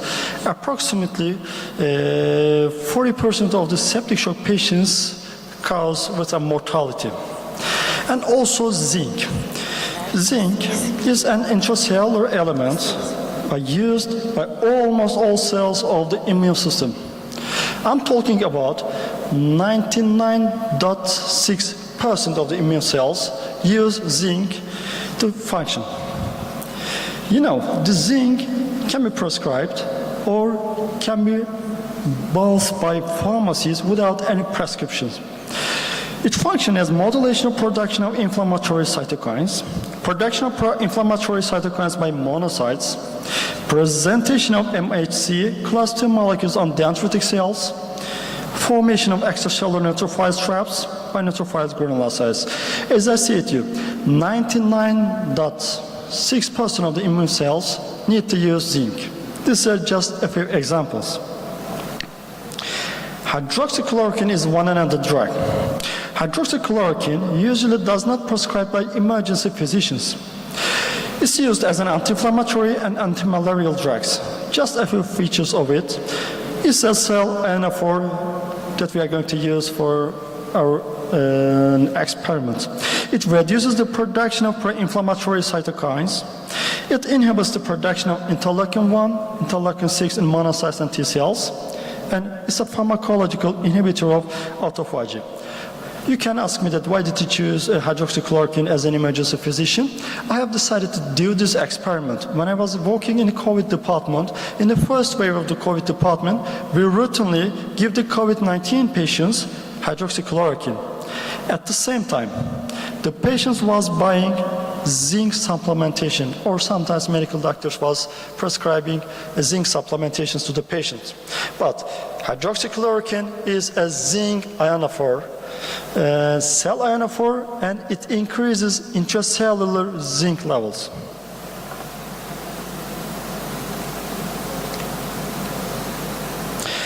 Aim of this study: hydroxychloroquine is a cell ionophore. In the previous studies, has been shown that hydroxychloroquine increases intracellular zinc levels. Zinc functions intracellularly. If intracellular zinc level is normal for a patient, if we supply zinc extracellularly, orally, with oral intake, and the immune system does not need such a zinc, so we can't see so much effect on the immune cells. But if there is intracellular zinc deficiency, when we supply zinc, we are going much more better benefit during sepsis, during functioning of immune cells. But we don't know that if we increase intracellular zinc level more than normal, is it a good thing for a patient or a bad thing? Now, we are going to give the patients hydroxychloroquine, and we are going to perforate the cells.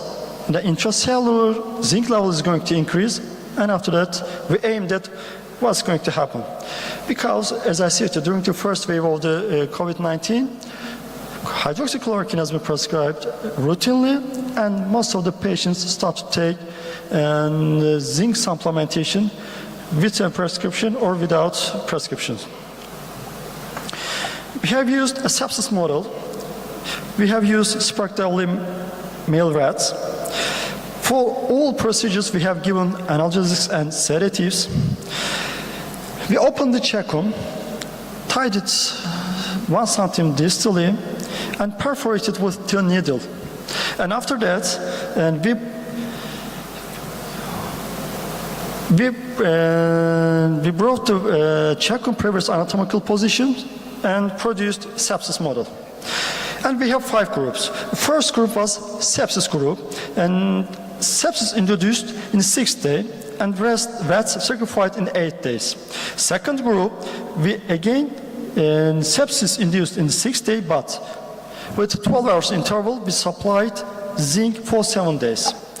Third group, sepsis induced 6th day, and hydroxychloroquine 300 mg per kilogram has been administered 12 hours interval, and again sacrificed 8 days.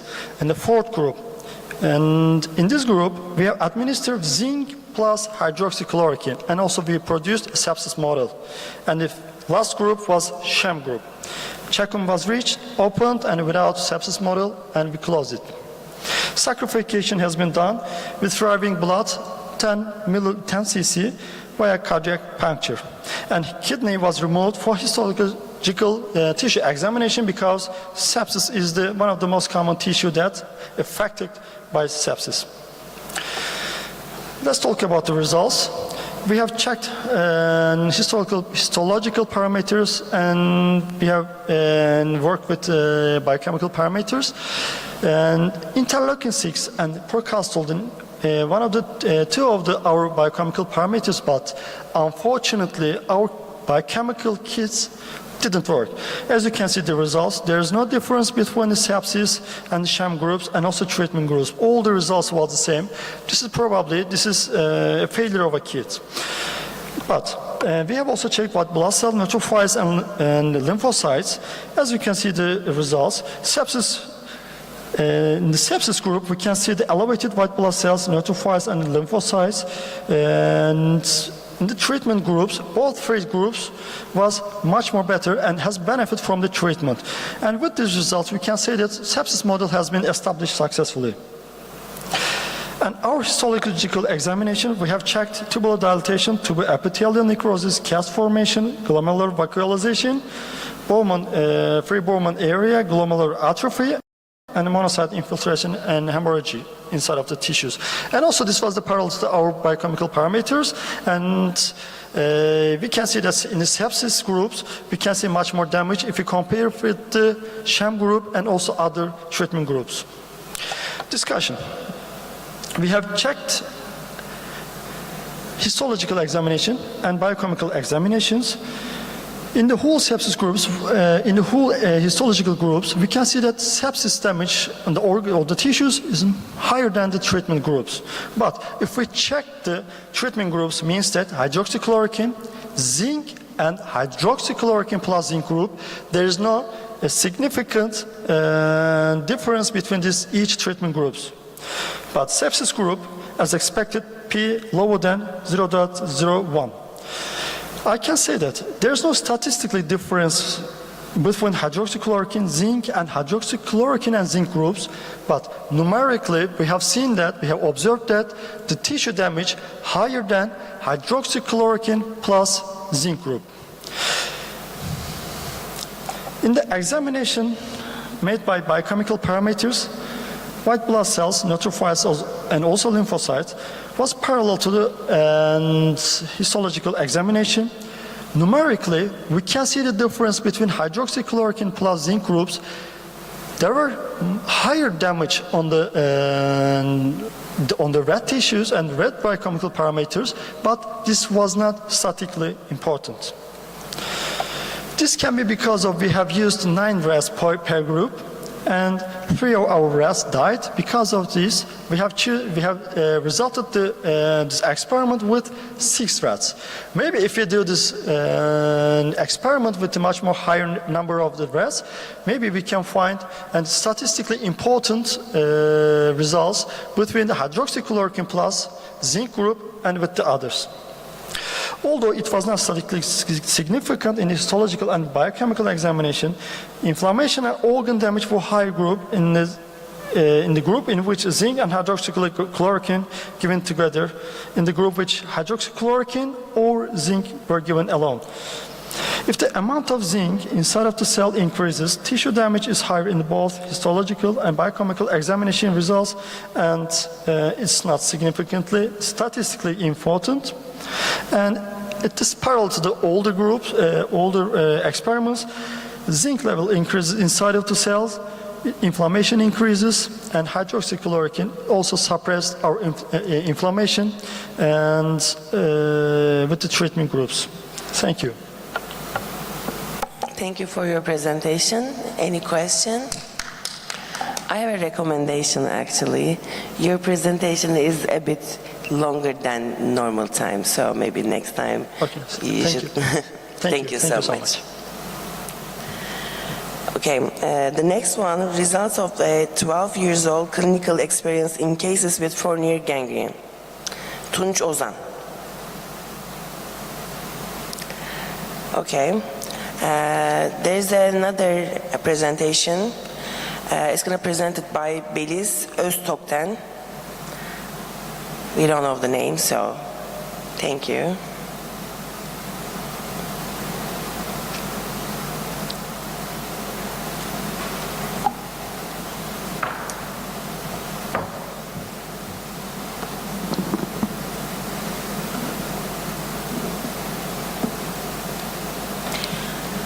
Good morning and thank you very much. I'm Beliz Öztoktek'ten. I study in Bolu İzzet Baysal University in medical department. I will talk about a case report we have seen in emergency department. It was invasive fungal sinusitis. Nasıl ilerletiyorum bilmiyorum ki. You can use the green button. Yeşilim. Okay, sorry. Fungal sinusitis are rare infections caused by fungal organisms and in nasal cavity and paranasal sinuses. Fungal sinusitis are divided into 2 groups, invasive and non-invasive. Invasive fungal sinusitis often cause, generally we see that in diabetic patients or having corticosteroid treatment or immunosuppressed patients. Generally, they have non-specific symptoms like bacterial infections, fever, headache, or epistaxis and nasal congestion. And fungal, especially invasive fungal sinusitis, have a high mortality rate, 85.100%. For early diagnosis in emergency department, we can use only 3 ways: endoscopic examination, computer tomography, and magnetic resonance imaging. And we can see the sinus cavities, opacity, the thickening of the sinus walls, and bone construction and destruction in the computer tomography especially. For definitive diagnosis, however, it's not so possible in emergency department. We can use both histopathologic examination and microbiologic examination. For treatment, we have two choices, systemic antifungal agents and surgical approaches. Our aim in this presentation, we have to talk about a case report who had recurrent admissions to the emergency department with complaints of epistaxis, and he have finally diagnosed with invasive fungal sinusitis. He was an 81-year-old male patient, and his history was recurrent admissions to the emergency department with epistaxis.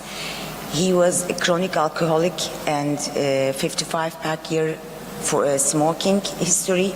He had hypertension, but no regular anti-hypertension agents using, and he didn't use any anticoagulant or antithrombotic agent use, and he hadn't a history of trauma of all admissions with epistaxis. And we had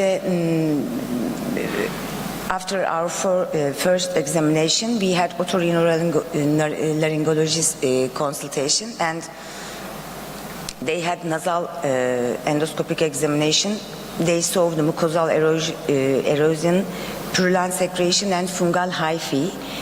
And then we both think about seeing a computer tomography, and we saw paranasal computer tomography, and we saw left maxillary sinus walls and soft tissue had destructive lesions, as you can see here. Şuradan gösteremiyorum herhalde. Left maxillary sinus walls destruction, and invasion from left maxillary sinus to the left orbit and left middle cranial fossa. He was interned in otorhinolaryngology service and was started systemic antifungal treatment as voriconazole.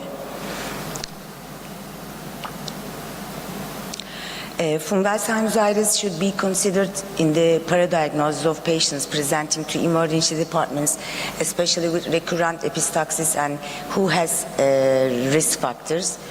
We have to think about these fungal organisms, especially having diabetes or immunosuppressive patients. Early diagnosis and treatment of life-threatening invasive fungal sinusitis are vital, and these patients should be evaluated by otorhinolaryngologists.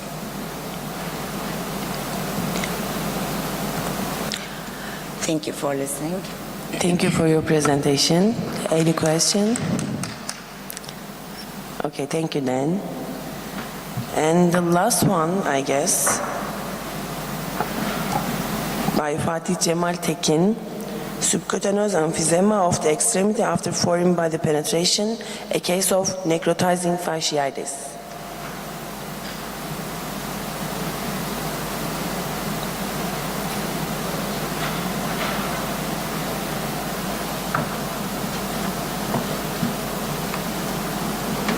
Good morning. Thank you for your attention. Foreign body penetration is a prevalent cause for individuals seeking medical attention at the emergency department. Superficial traumas, particle case of nail penetration, are commonly found within this context. In these circumstances, dressing, tetanus vaccine, analgesic, and antibiotic therapy are typically considered adequate treatments, unless the patient has comorbidities. The purpose of the presentation is to highlight the potential development of severe complications in patients who present to the emergency department with nail penetration, and to underscore the significance of doing a comprehensive physical examination. 22-year-old male patient was admitted to the emergency department with swelling and redness in his leg, and was informed that he had a nail had landed in his leg. On examination, diffuse heat increase in the right leg and redness around the area where the nail was inserted were noticed. In addition, crepitation was felt under the skin from above the knee. The tetanus vaccine was administered 3 months ago, and antibiotic and analgesic treatment was started in the emergency department. In the image examination, diffuse foci were observed around fascia and vascular structure of the muscle in thigh, extending the right iliopsoas muscles, and were evaluated as necrotizing fasciite.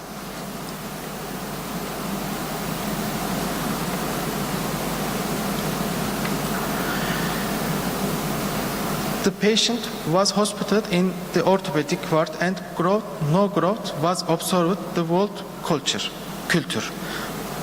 Fasciotomy was performed in the medial and lateral region. Meropenem, vancomycin, and tigecycline were started with the recombinant in infection disease. After 20 days, the patients developed granulation tissue and no drainage at the wound site, and skin closure was planned. Nail penetration cause presentation on the emergency department should not be considered as sample case. As seen in your case, complications such as necrotizing fasciitis should be kept in mind. For this reason, the initial examination of the case should be done careful, and treatment to prevent this complication should not be forgotten. Thank you for your presentation. Any question? Okay, thank you. Is there anyone behind left? Okay, thank you then. Have a nice day.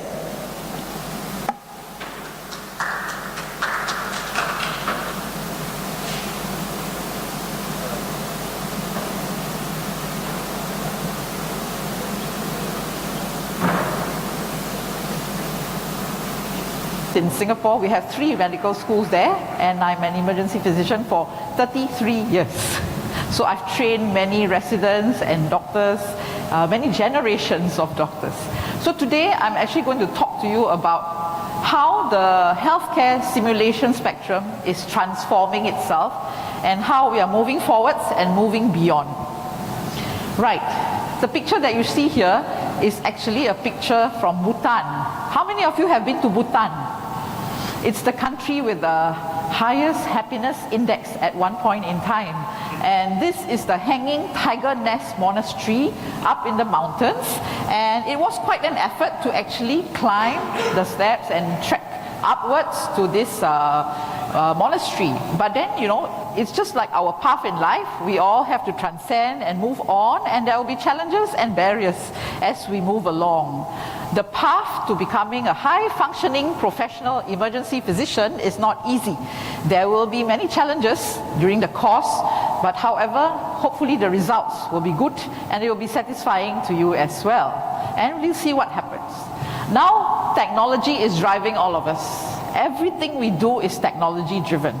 So therefore, anything from our children, the younger generation, the teenagers, even into the older generation, you know, in Singapore, we are actually teaching our seniors how to be technology savvy, how to use their handphones to negotiate a lot of things and a lot of programs as well. So therefore, it is actually very, very technology driven. However, we must not forget the human touch and the elements of humanism as we move along in this era where technology is driving everything that we do, including in the practice of medicine and emergency medicine as well. So we have to make sure that we adapt. Let's look at this video for a while. Can I have the volume up? The sound? Okay, so this is what happens when you go shopping these days. You don't even have to put the clothes on. You can just look at the mirror and AI will show you what you're going to look like. Oops. Okay, that's a technology glitch. So let's just wait for that. So nowadays you can just look into the mirror and then you don't have to try the clothes on, and it will just show you what you're going to look like with those clothes. Okay, just give them a minute.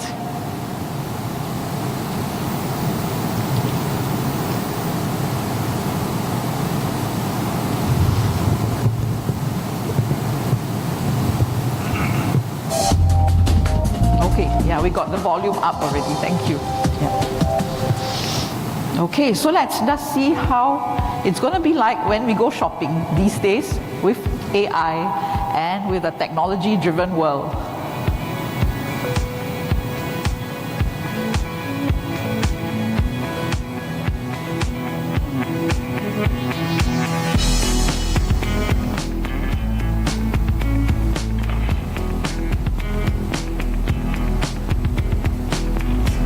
Show me skirts. Okay, so all the skirts will come up. And that's how you're going to look like without even having to try the clothes on. You can actually see what you're going to look like, how color coordinated you can be. And this is really not the future anymore, it's already here. So therefore, technology is indeed driving us in all aspects of our lives.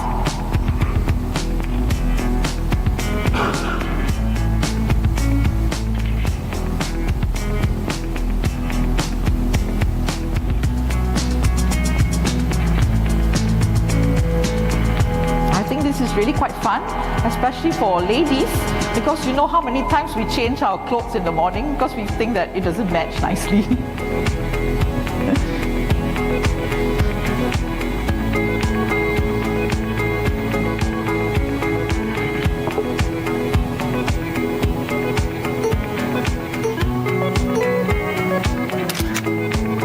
And it can also take a photograph for you. Yes. In case you want to ask for your spouse's opinion. With different backgrounds as well. So this is actually quite interesting, and this is already around.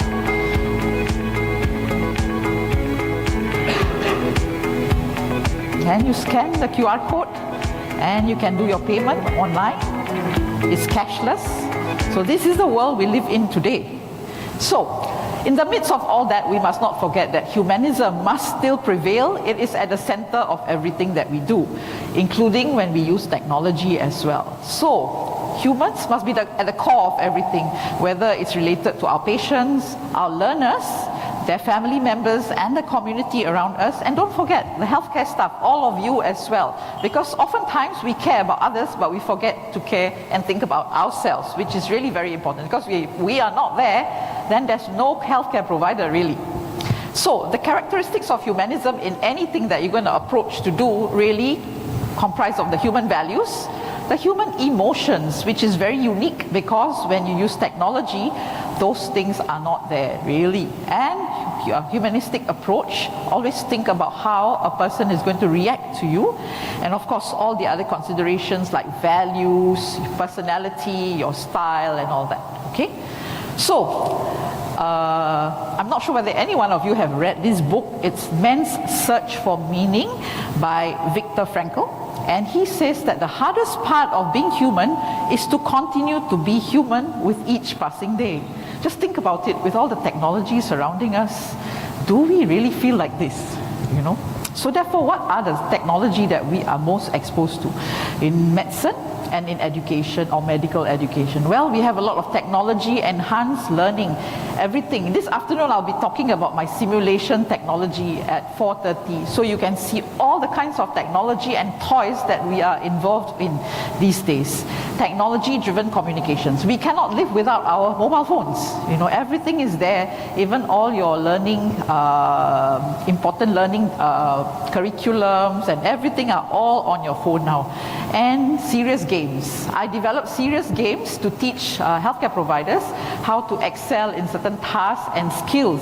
So that's the game-changing technological tools. And then of course we do a lot of VR, virtual reality, augmented reality, extended reality, mixed reality, and all these, including robotics. Robotics is not new anymore. People are already using this to do surgery and surgical processes, and I'm sure it's the same in Turkey as well. And a lot of AI. We are looking at how to integrate AI into a lot of the things that we do in the emergency department to make things more efficient and also seamless for our patients and also for ourselves. So what does AI comprise of really? You know, we talk about AI all the time, we talk about smart technology, but then do we really know what we're talking about? Well, so AI really comprises of computer controlled processes. So there's algorithms, there's a lot of mathematics and physics involved, there's calculations, for example. You can have an AI algorithm for assessing how likely is your patient with a right lower quadrant pain likely to have acute appendicitis, or a right hypochondrial pain likely to have gallbladder disease or hepatobiliary disease. There are mathematical algorithms to help you with this, and it's run by AI. And of course, there are many solutions that you can use, equations, logistical optimization. You can see your patient flow through your emergency department using AI technology. If you're building a new emergency department, you want to look at how to run the flow of patients directly from registration to triage, to your resuscitation room, to your consultation areas. You can actually use AI to look at the flow as well. And of course, a lot of other software as well. Now, AI's entry into medicine perhaps will redefine our role as the educator, as the teacher, as the mentor, right? So at the same time, as we are using all this technology, we cannot run away from the fact that we need to use technology, because if not, our younger generation learners are not going to be motivated, and they like to do things fast, short, sharp, targeted, focused, and they're very mobile. They like mobile learning, and they don't want to sit there all the time for a few hours and look at the desktop, for example. So this is the kind of learners that we have to appeal to today. So therefore, we have to think about how we want to do all these things. So as we are reaching out to this group of learners, don't forget the humanistic approach, which is we want them to come at their free will, because if they are internally motivated, they will do better and they will be more passionate about what they are doing in their work, of course. And then, of course, the emotional and the motivation part is very personal, very human. These things you cannot duplicate with technology. And of course, with the changing face of technology today, we find that we are learning more in isolation. We can do it on our own. We don't have to have group learning anymore. We can have our technology devices in our own homes, and we can study anatomy by putting on a pair of spectacles, which is AI savvy, and you can actually learn anatomy on your own practically. So people are becoming isolated. People don't talk and meet face to face anymore. They can interact through their mobile devices, for example. So therefore, think about the human-to-human interactions that we have. Our patient contact with the physician, that's important. I mean, that is something you cannot run away from, because I think in medicine, no matter how much technology we have, the face-to-face contact is still definitely important. In healthcare, including emergency medicine, we are, I would call, a high-tech and high-touch industry. There are some technology or some industries which are high-tech but low-touch. But for us, we are high-tech and high-touch, because we need technology, it has to drive us, but we also need high-touch because we need the personalized approach to patients. We need to have the face-to-face contact. We need to have the therapeutic touch as we manage our patients, for example. So therefore, I like to term it as high-tech and high-touch in terms of using technology in medicine, including emergency medicine. And as AI move into medicine and into medical education as well, the human touch must not be a casualty. So don't forget about that part of it, because in Singapore, all our emergency departments are computerized. Everything is computerized, everything is digital. So therefore, what my medical officers and residents do is that when the patient comes into the room, it's a consultation patient, not a resuscitation patient lying on the bed. Then they will be typing at their computers, the history, the physical and all that. And sometimes they forget to look at the patient. They forget to look at the patient. And we get complaint letters. As the director of quality in the emergency department, I get people complaining, say that when I came into the consultation room, the medical officer was typing on the computer. He practically never looked at me, So we forget the humanistic aspects of the practice of medicine. We forget to look at the people that we're talking to. And because we're so driven by the task that we want to do, we're just typing on the computer, So don't forget those elements. And robotics is already in. So this is a picture here about how robots are being used in seniors rehabilitation. It's very useful, and they are even being used in aged homes, seniors homes, how the robot keeps the seniors occupied by singing along with them, by teaching them simple exercises and all that. But, it keeps the seniors occupied. But again, you know, they need the human touch and the humanistic elements as well. Let's look at this video. Sound up, please. The Hong Kong team behind celebrity humanoid robot Sophia is launching a new prototype, Grace, targeted at the healthcare market and designed to interact with the elderly and those isolated by the COVID-19 pandemic. Dressed in a blue nurse's uniform, Grace has Asian features, collar-length brown hair, and a thermal camera in her chest to take your temperature and measure your responsiveness. So this is a robot nurse. She uses artificial intelligence to diagnose a patient and can speak English, Mandarin, and Cantonese. So look at her emotions and her facial expressions. Let me introduce you to my sister Grace. Come over here. Hi, She's got a sister as well. Thank you, Sophia. Hello, everybody. I am Grace. I am built by hands and robotics for awakening health. I can do all kinds of things for elderly people. I can visit with people and brighten their day with social stimulation, entertain and help guide exercise, but also can do talk therapy, take bio readings and help healthcare providers assess their health and deliver treatments. Hi, my friend. Nice to see you. Okay, great. So while we talk, I will take your temperature reading and pulse with this little thermal camera on my chest. See? You are 36.6 degrees Celsius, by the way. No risk of COVID. Also, I note that you are responsive and So this aware, robot can be taught to speak different languages. So in Hong Kong, they've actually taught them how to speak Cantonese because that's a Chinese dialect that is very commonly used in Hong Kong, for example. So you can customize your robot, personalize it as well. Overwhelmed during the pandemic, said founder David Hansen. So we designed Grace to look professional in a healthcare setting. So that would mean so that she would resemble the sort of human-like appearance of healthcare staff. And so then this would facilitate more natural interactions. A human-like appearance facilitates trust and facilitates natural engagement because we're wired for human face-to-face interactions. That's just the way human beings are.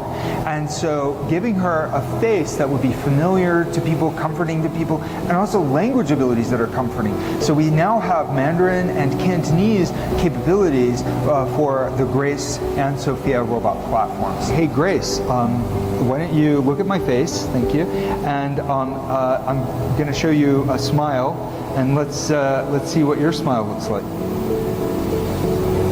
Okay, yeah, look, or sad.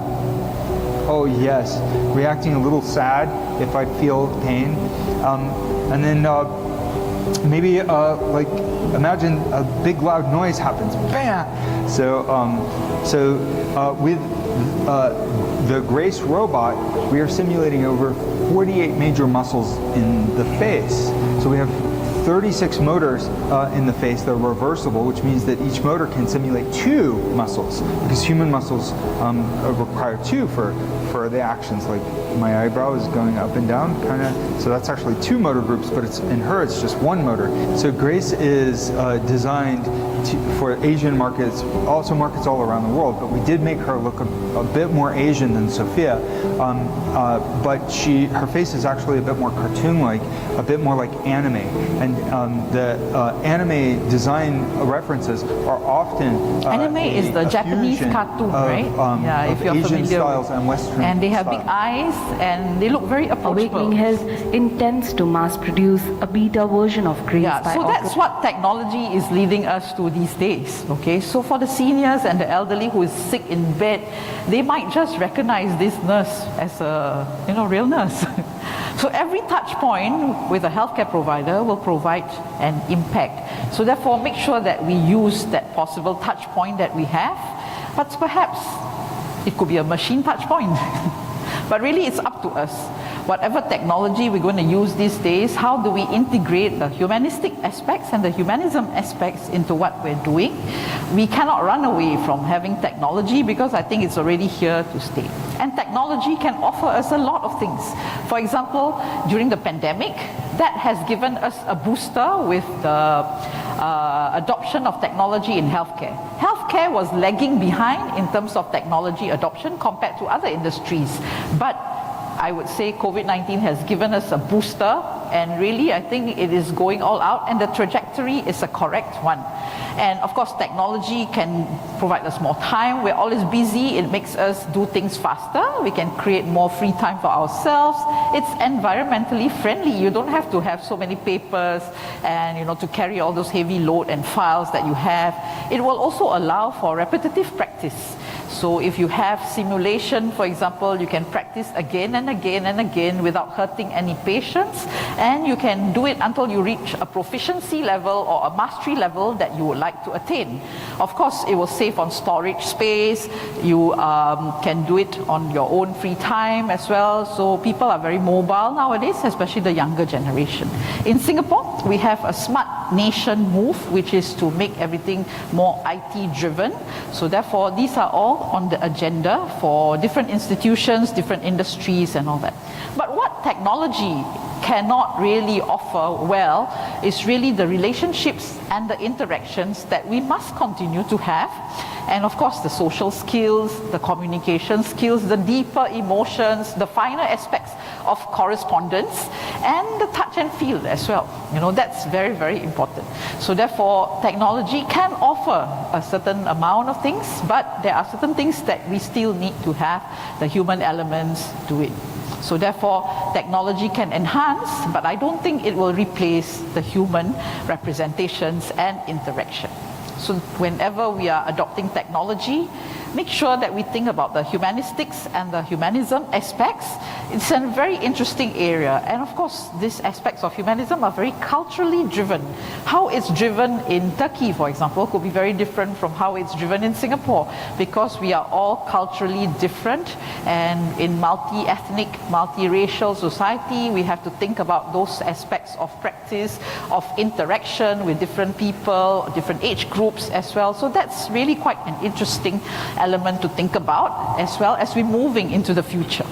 Now in robotic surgery, a lot of things are programmed. They use a lot of AI, a lot of computer software to program every step, which is done with precision, a lot of precision, better than the human cut, for example. But the important thing is that the human controls the robot. The human controls the computer software. So you still need to have the human elements there. So if we look at this trajectory of the path to humanism in the world where technology is being adopted, make sure that we look at some of these things to make sure that our learners are taken care of. They have the human elements and the humanistic aspects, and they also can experience the joy in learning, the wellness, the comfort, the ease and all that. That cannot be machine driven. In Singapore, we have a movement called the Joy at Work movement. And this Joy at Work movement is about maintaining psychological safety amongst healthcare providers. Nobody has really looked at the psychological safety of healthcare providers until COVID struck. And then people became more concerned about our psychological well-being, whether healthcare providers are doing well, are okay, are breaking down, are burning out, So I think COVID-19 has brought certain positive elements to our practice in medicine as well. So all these things are still very human, and technology may not be able to do it all. So therefore, for all of us, it's about a balance, how we want to create that balance in the work that we do, in the practice that we have, for example. And really we have to be conscious about the human elements. So when I'm using simulation to teach my residents or my doctors or even faculty, so I will inject situations and scenarios to make it more human. How do we do this? By injecting narratives to humanize the experience. Because when you write scenarios for simulation, you will actually write from experience that you have had in your emergency department, where a patient comes to life presenting with acute myocardial infarction in cardiogenic shock, or diabetic ketoacidosis, with severe sepsis, So those are the stories, the narratives that are very important, that helps us to keep our scenarios and our simulation human. When we do debriefing after the simulation, we are usually doing it face to face. That's the best. And of course, there are virtual debriefing sessions, which we have done during COVID especially. But again, there are certain limitations to it, but it can be done. It still works, and I've done many of those virtual debriefing sessions as well. But of course, it will be more satisfying if you can do it face to face.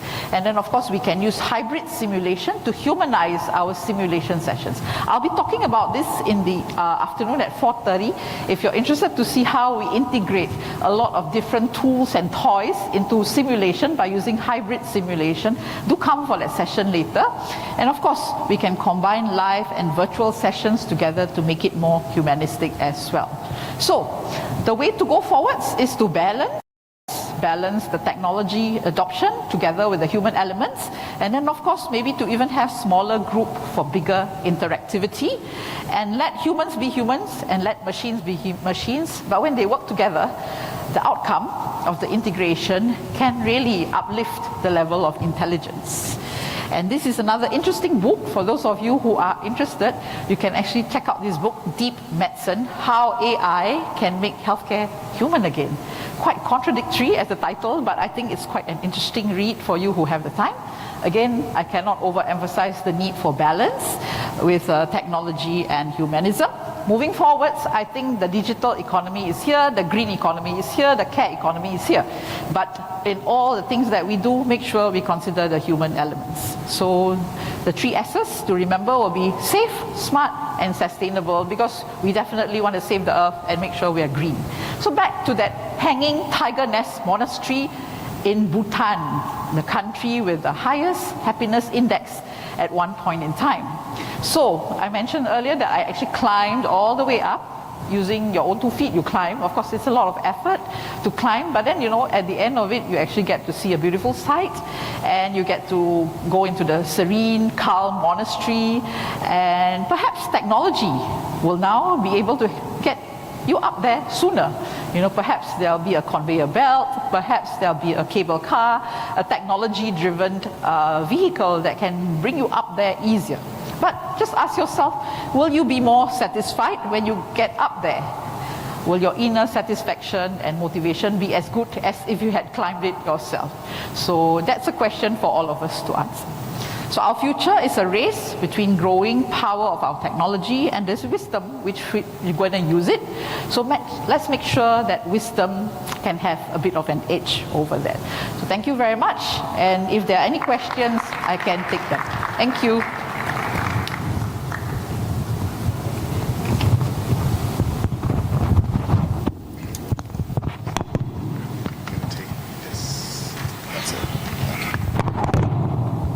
Our next speaker is Dr. David Carr. You guys know him already.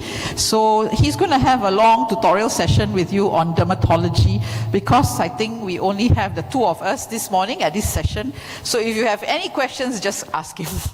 So David, over to you. Good morning.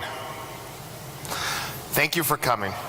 It's early, and it's amazing to see, no, I'm okay.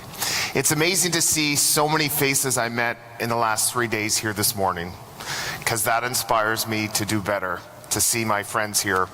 And it's been amazing to be part of this conference for the first time, to be part of your country, and to be welcomed so warmly. So thank you all for that.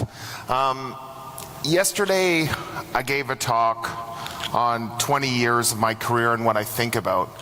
Today is different. Today is 20 years of my career in pictures. This is it. These are 20 years of rashes that I've captured on my phone or my camera that made a big difference to me. And what I'm going to do today is I'm going to show you 16 rashes. In front of you is a piece of paper and a pencil. You are going to take this as a quiz, and you're going to write the answer to all 16. My hope is you get 0. If you get 0, I've taught you 16 things. The wonderful thing about dermatology is once you see it once, you don't forget it. So the lower your score, the better my talk. So don't feel threatened. And what I'm not going to do today is talk about treatment, because I believe this kind of treats almost everything. You know, I once, when I was a medical student, I did a rotation in dermatology for 2 weeks. And I went to see a patient, and the dermatologist said, "What do you want to give the patient?" I said, "Some hydrocortisone cream." And she looked at me and she said, "That is a great answer, but if you write hydrocortisone cream from a dermatologist's office, people aren't going to think we're dermatologists. You have to write something different to confuse the other people to think we're specialists." So we're not going to talk about this. 16 pictures. Is everyone ready to go? Okay, so what I'm going to do is I'm going to give you 16 pictures with 16 stories. I'm going to go quickly in my Turk English. I'm going to go slow, and then we're going to come back and we're going to make it like a quiz. Now, you in the purple shirt in the back, do you want to come closer? Or you this is a really fun, intimate session. You two, I know you're having fun together. Come closer, more intimate. Let's just make this like a fun activity. Sorry to pick on people. I won't pick on people for answers though. Okay, the first person gets referred to your emergency department. They've been on cephalexin for 7 days. Both of their legs are infected. They get referred to you for intravenous antibiotics because they're not getting better. That's your first patient.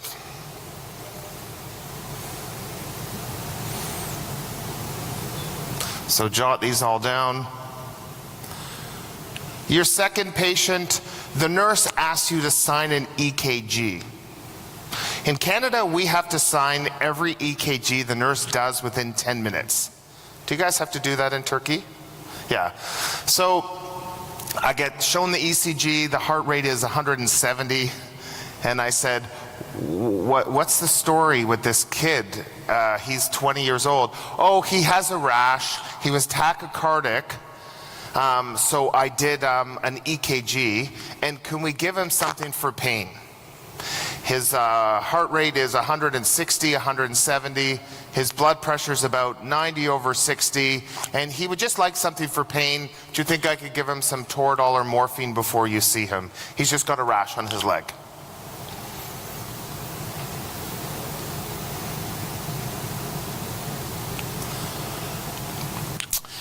This is a kid that I saw this summer, and I see him every summer.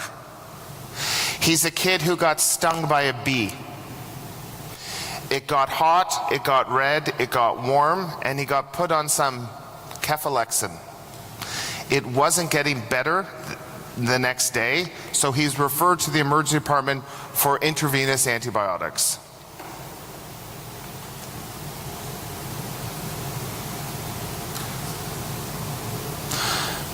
This is my daughter Dylan's foot.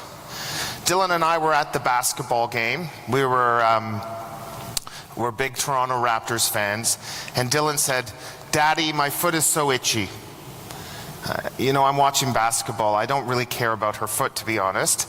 And she kept, "My foot's itchy, my foot's itchy." I'm like, okay, the game's on. We're not talking about your foot. You know, everyone has that one child who, she's my one child who kind of always, "Daddy, daddy, daddy." So I said, "Dylan, we'll deal with your foot after the game. Can we just watch the game?" She said, "Can I take my boots off?" I said, "You're not going barefoot at the basketball stadium." So the next day, her mother sends me a text that says, "I understand Dylan told you her foot was bothering her. You didn't look at it. I thought I would send you the picture. What's wrong with Dylan's foot?"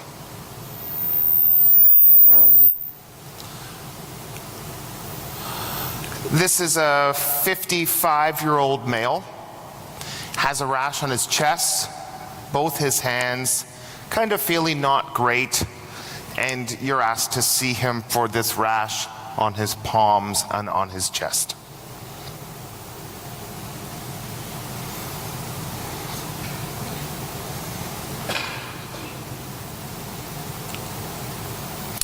This is one of my favorites. This is the patient's camera. The picture on the left that looks pretty good with the piece of gauze is when he presented to the emergency department.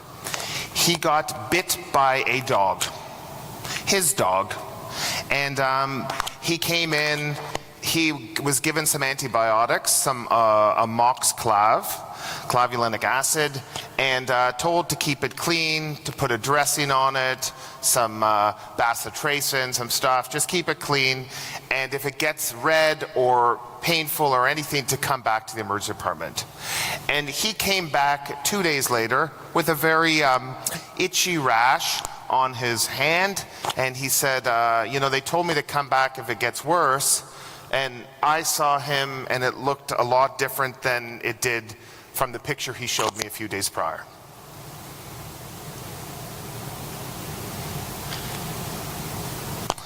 So this is a 50-year-old male who comes in with the chief complaint of, my wife told me to come to the emergency department. Now, I don't know what it's like where you're from, but in Canada, men are the inferior gender. And if they say stupid things like this, trying to blame their wife, it's a sign of insecurity. But nonetheless, he comes to see me under the auspice of my wife sent me here. Already I thought he was pretty meager. And he said, I've had this rash on my legs for about 2 weeks and I thought I should get this checked out.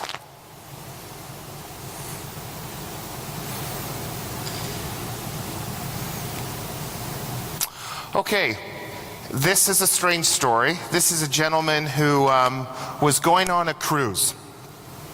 He was going on a cruise in Hawaii in the United States, and when he was wearing like a tank top, he had recently been sick with strep throat.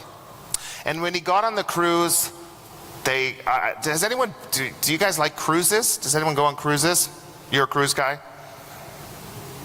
Okay. So he's about to go on the cruise and they're in line and the person says, whoa, whoa, whoa, whoa. You can't come on the boat. Not with that. You could like get the whole boat sick. You must see the ship doctor. I wonder if you have chicken pox. So he goes to see the ship doctor with this rash on his back, and the doctor says, oh, he doesn't have chicken pox. He's safe to come on this cruise to Hawaii. And he goes on this cruise to Hawaii and he's actually gets better in Hawaii a little bit, and he comes back to see me in Canada for this rash on his back. So this is a strange request. This is a woman who comes in saying, can I have a prescription renewal? Now, when people come in for prescription renewals in Canada, they're not asking for cholesterol pills. They're not asking for thyroid pills. They're usually asking for either opioids or benzos. This woman says, requesting valcyclovir. So she says that she has had shingles every month for the past 2 years. And she gets shingles on her butt. This is her left buttocks. And she gets shingles every month, and she's visiting from out of town, and all she needs is a prescription for valcyclovir, and she wants to go home. So every month she gets shingles, she just wants valcyclovir, she's ready to go home. This is an 8-year-old boy. You can see he has an IV. Kids don't usually get IVs, which means he's sick. He has a fever, not feeling well. He has a history of atopic dermatitis, and it seems to have broken out, and he has this rash that's all over his arms and his body, and he doesn't look well. And his mom brings him in to see you. This is the, sorry for all the buttocks pictures, this is a 6-year-old child. His dad is one of our emergency doctors, and he's had this rash on his bum for a while. So at first, the dad just gives him some hydrocortisone. Maybe it's a bit of dermatitis. Then the dad says maybe he has a pinworm. Any parents here? Have any of you ever tried to look for pinworms in children? So it's a crazy thing once you have kids. You go to your kid's bedroom in the middle of the night and you put some tape on their bum and a flashlight, and you hope to see worms coming out of their kids' bums. It's actually the most disgusting thing in the world. So this dad keeps checking for pinworms every night, and he can't find pinworms. He treats the kid with pinworms, he treats the kids for dermatitis, and then he says, Dave, crap, like, can you just take a look at my kid's bum? My wife's gonna kill me because she says I need to see a doctor, not a dad. And he comes to see me. Okay, this is a bizarre story. 2 pictures here. This is the referral letter I get, and I want you to think about what you would think when you read this letter before you see the patient. The letter says, I have seen this young 25-year-old Filipino male twice in my practice. He came to me 1 year ago with an abscess on his neck. I performed an incision and drainage. That's on his right side. Today he comes back with another abscess on his left side, and I think he's going to need a skin graft. I'm reading this note, and I go in to see this patient, and I put him in a gown, I take off his shirt, and he's like Frankenstein. He's like, he can't even move. So I say to him like, whoa, what the hell is wrong with you? And how long have you looked like this? He said, I've had this for a year. I said, what? Have you seen a doctor? No. You've looked like this for a year and you haven't seen a doctor? No. Can you fix my neck? So I feel his neck and swollen and a bit cold, and I said, hold on a second, I'm not cutting into this. That's him. Next one is a 25-year-old female. She comes to me with sore wrists, sore ankles, and this hemorrhagic pustular rash on her fingers and her body that's been going on for about a week, and she doesn't feel great.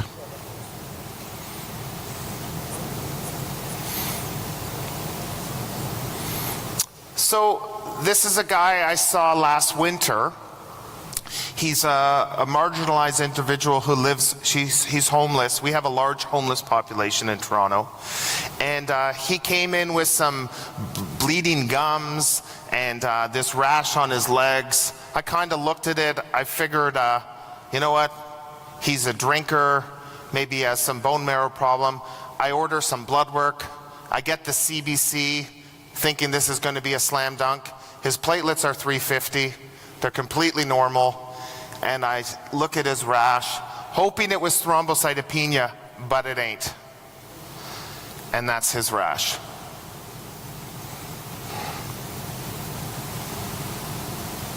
This is a person referred to me.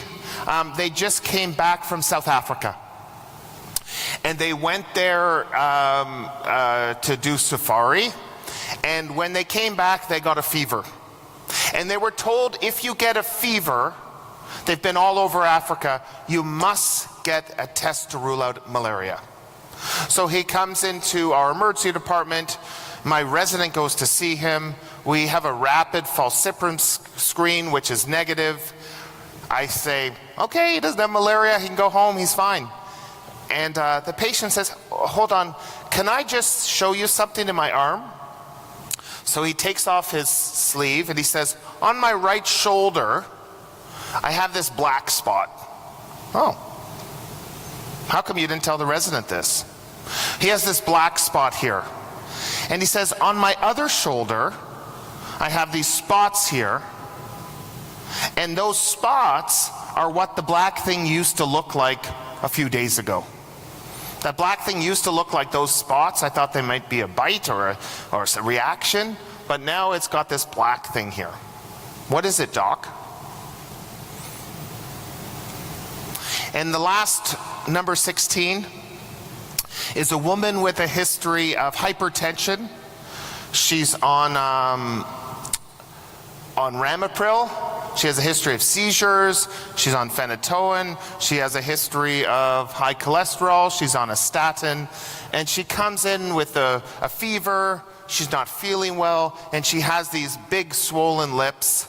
She kind of looks like Angelina Jolie. And she comes to see you to say, what's going on with this? My face, why is it so puffy? And why do I have this rash on the body? 16 pictures, 20 years. Who got 16 rashes correct? Do we have 8? Do we have 4? Good. Perfect. This is what I want. That means that if we're mean average of 4, I've taught you 12 things. Okay? If I can teach you one thing this morning, if you take one thing away and nothing more, you take away this. This is the most important thing you will learn by me this whole conference.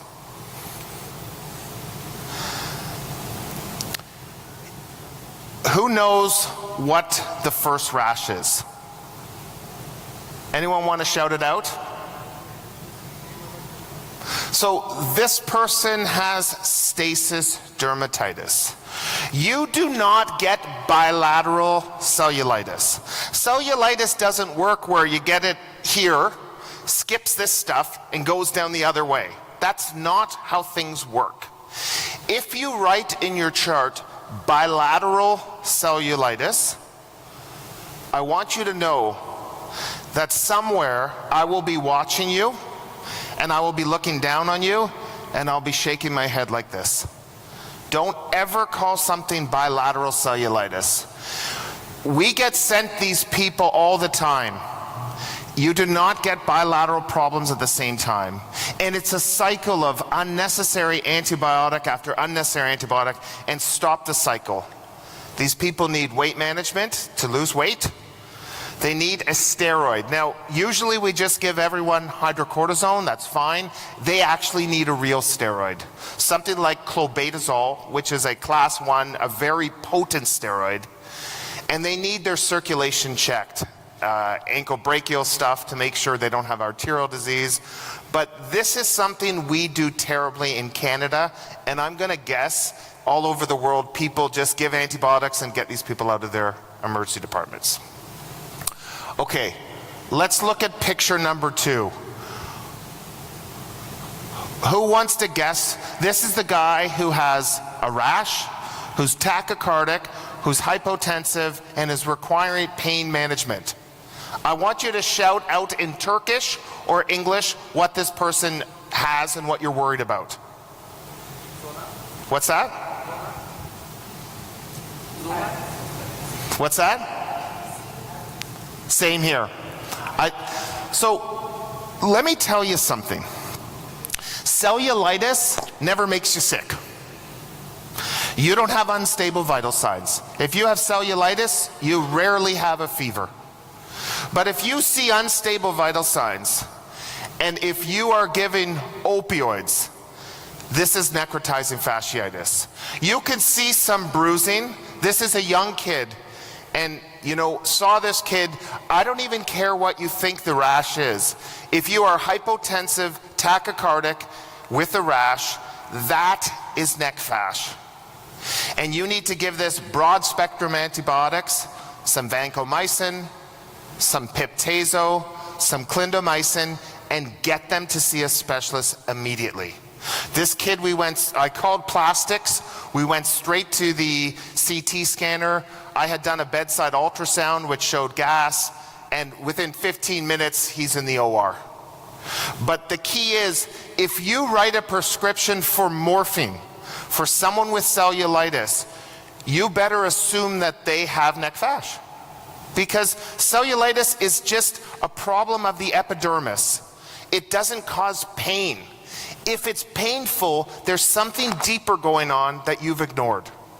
So unstable vital signs, and if you're given opioids, you have to think about either a necrotizing cellulitis or a necrotizing fasciitis. Both of these people don't look well. And feel free to scream out to interrupt me. We got lots of time.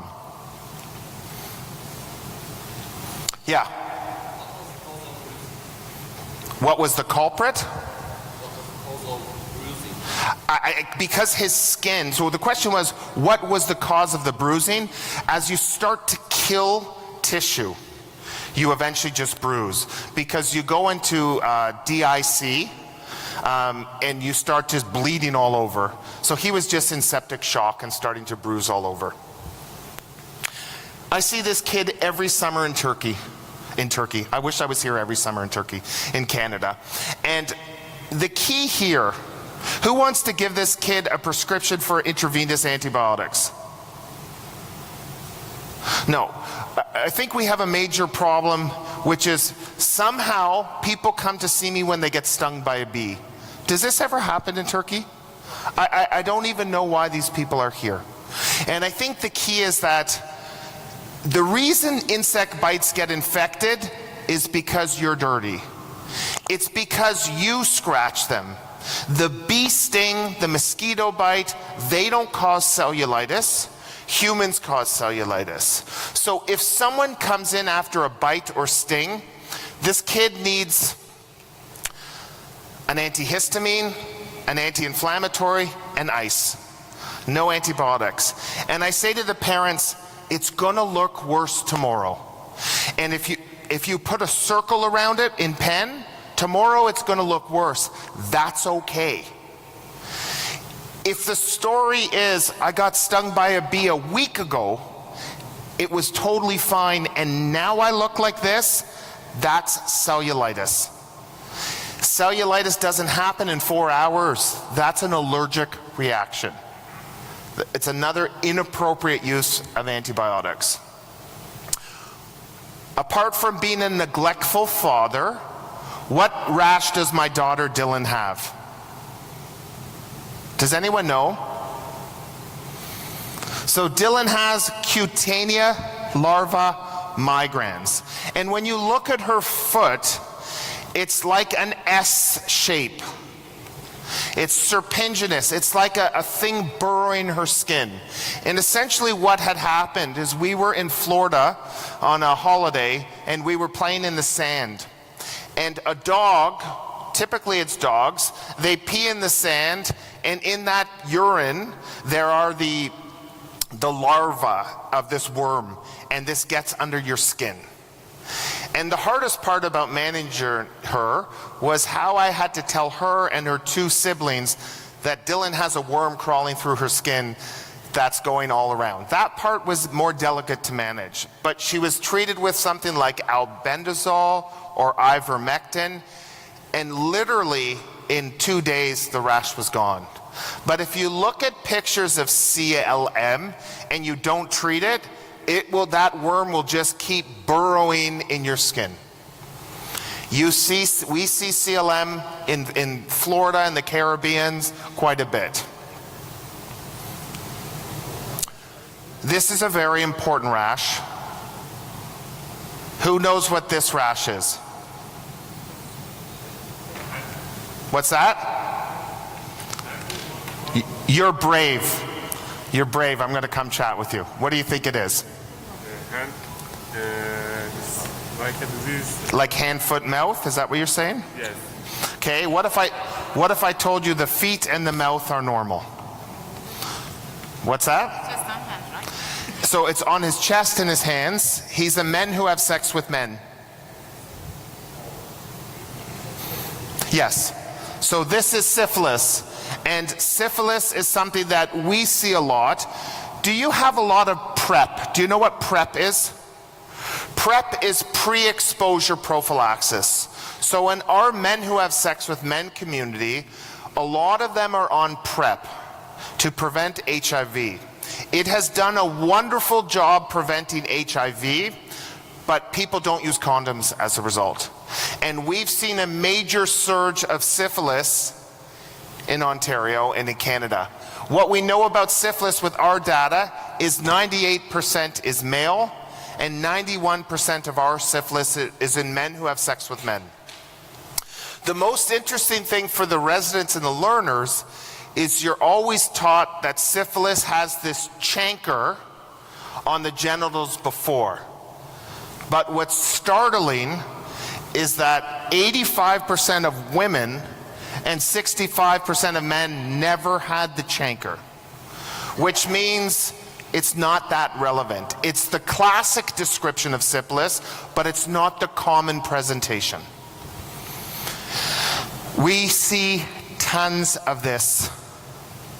It often gets misdiagnosed as pityriasis rosacea because it's a rash on the chest. It gets misdiagnosed all the time.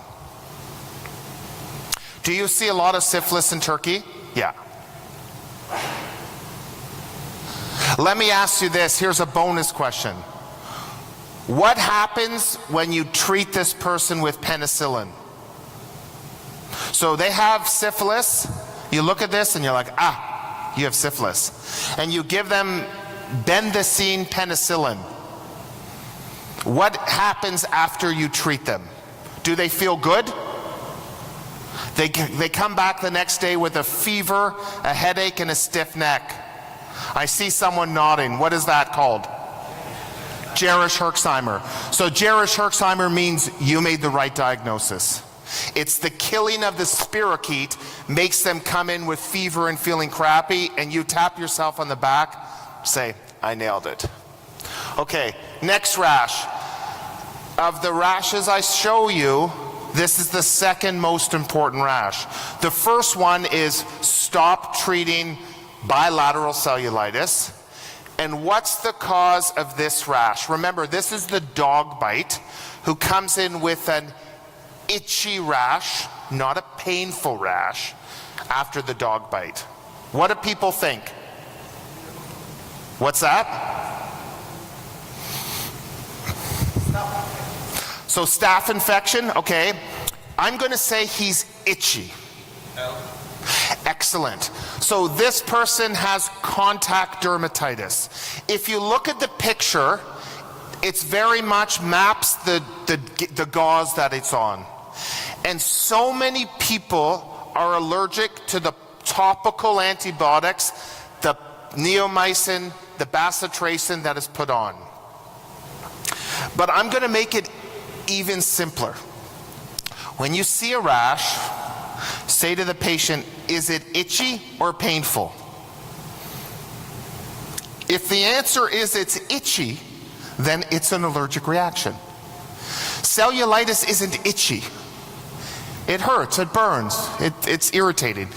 But this is classic, and it's classic, and a lot of the times, again, you just have to say to the person, you don't need antibiotics, stop the bacitracin. And I tell people, because in our culture, everyone likes to put bacitracin on every wound. Remember, there's no data to support this practice. You could put Vaseline on, it would do the exact same stuff. It's just a moist environment for healing in macrophages. If you use Fusidin, you have Fusidin here, that has a lot less reactivity than people who are allergic to neomycin or bacitracin. Go looking for this, because you're going to see it, especially if there's been a break in the skin like you see with the dog bite. Does anyone know what this person has? This is that annoying guy who says his wife told him to come here, hiding behind that, with this rash on his legs. You're going to see this in your practice in people who use heating pads, and sometimes they'll get this on their back. Does anyone know what this is? So this is called erythema ab igni. We see it for people who put their laptops on their legs, or where you will see it is people with chronic back pain who fall asleep with a heating pad on their back. And it's a thermal burn of the back, and it causes this livido-like rash and this brown hemosiderin stain that will never go away. You got this, dude, forever. And it has a small malignant potential for squamous cell. So if you tell people to use heating packs, just tell them, make sure you don't go to sleep with it, put it for brief periods, And it used to be described in people who would sit at campfires and they would burn their shins with repeated heat exposure. This is a post-streptococcal rash. Anyone get this one? Okay, so this is guttate psoriasis. And guttate psoriasis, guttate is Latin for drops, and it's 2% of all psoriasis, and it's often the initial presentation. But it happens about 7 to 10 days after strep. What I want to show you is we are a very diverse group here, that everyone has different skin color and different levels of melanin in their skin. This is a person I saw with guttate psoriasis who's Caucasian. And I want you to look at the difference. And what I want you to realize is that you need to know dermatology for everyone. A lot of the dermatology books are just for white people. And they show white people's rash, but they don't show darker rash. And Malone Makwande wrote this great book on minding the gap and showing the way skin presents differently in dark-skinned person. When I saw this rash, I think about it as these are plaques, and if you put all them together on the knee or the elbow, you'd be like, dude, you have psoriasis. Easy. It's harder if you're not familiar with the presentations of different ethnicities. So be mindful of that gap in your skin. And guttate is these classic drops or plaques that, as opposed to being on the extensor surface, are on your body. Okay, tell me, did anyone, this is the woman who's come for the last 24 months. She gets shingles every month. Does that make any sense to you? Zero. It certainly looks like shingles.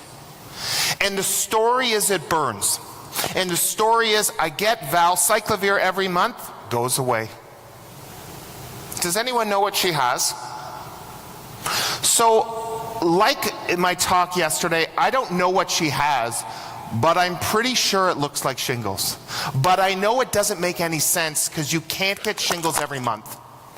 So I go on Google and I write recurrent shingles in the buttocks. And this comes up. It says, your doctor is stupid. You have an STD.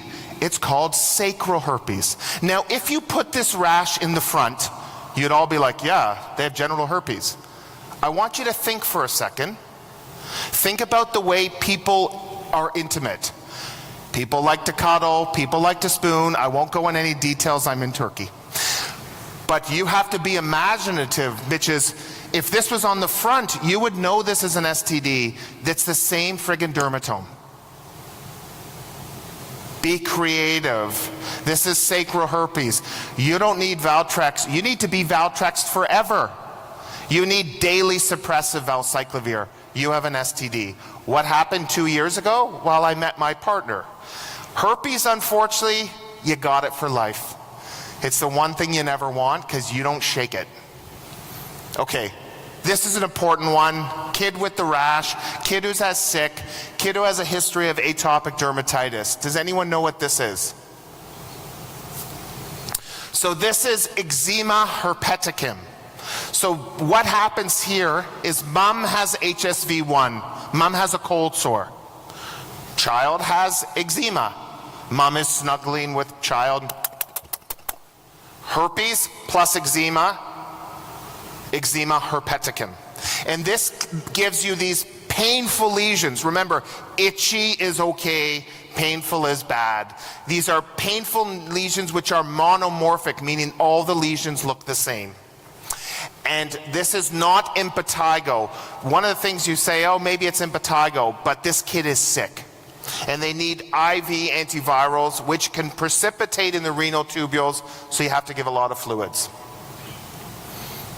Anyone know what this kid has? This is the one whose father has a doctor in my department who's tried steroids, who's tried pinworms. The kid's not getting better. So this is perianal strep. This is after a strep throat infection. About 6% of children will be positive if you swab their anal region. This is very red, it's very painful. One of the things is we don't like to look at things, oh, a kid has a rash, just try this medication. We don't look. But unlike, this is a very red, painful rash, and in the kid who's not getting better with a diaper dermatitis, swab the bum for strep, and you have to think about treating household contacts. I feel like I'm in a part of the world where you may see more of this than I do. But this is the first time I've seen it. This is a Filipino male who's come in with this abscess on their neck and a recurrent abscess. Does anyone know what this kid has? What's that? Yes. So this kid has scrofula. For me, in Canada, we don't have TB, but I'm going to tell you something. You don't have to travel. You have to look at who are the ethnic groups. Remember, 1 billion people in the world have TB or are carriers. So if you hang out with a high-risk community, you could be exposed to TB. And this person has had this for a year, and it's spreading like wildfire. He's been untreated, living with multiple people, working. He's just exposed the world to TB. No blame, but the point is, I think we're all good at realizing that if someone comes in with a cough and shooting up blood and they're in a high-risk group, you think about TB, but extrapulmonary TB is something you have to worry about. I think I have a couple more. Young woman, arthritis, rash. Anyone got this? You see where I'm focusing on today. This is disseminated gonorrhea. And I think the key thing about disseminated gonorrhea is it happens about 3 to 4 weeks after the initial infection, and there will no longer be urogenital symptoms present. So if you ask her, do you have discharge or odor? She'd be like, no. But if you say, in the last month, have you had an STD-like symptoms? She would say yes. And for some reason, it's much more common in women than men. 4 times more common in women than men. And they get this arthritis dermatitis. So they get these hemorrhagic vesicular pustular lesions, and they're just sore joints. And they obviously need treatment. I think we have 2 more. Has anyone seen this, or did anyone get this? This is a homeless guy who came in with bleeding gums and this rash. What's that? Okay. Yes, vitamin C. So this is scurvy. And I thought scurvy was something you read about of people who were sailors that's 300 years ago got. I actually saw my first scurvy this year. You will see this in people with precarious social circumstances, and they get these S-shaped hairs. If you zoom in on this photo, you will see that the hairs of the leg are like the letter S. And in between them, they get these perifollicular hemorrhages, and they will often have bleeding gums. And you will see this in your marginalized population. It's not just on sailors who haven't had sunlight and fruit. This is our traveler who's come back with the fever, who doesn't have malaria. What do you got? He has an eschar. There's not many things that cause an eschar. And if you Google search eschar after return from Africa, you find out that he has African tick bite fever. If you work in this part of the world, or you do global health, you're like, yeah, we see this all the time. If you work in Canada, you're like, what the hell is this? If you want to be a good doctor, you need to be able to look after people from all areas of the world.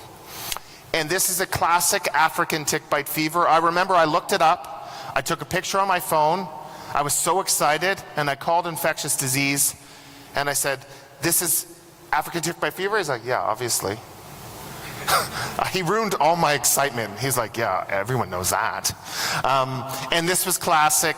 I gave him some doxycycline. I actually called this guy to see how he's doing, because I was really happy. And he was totally fine within a week.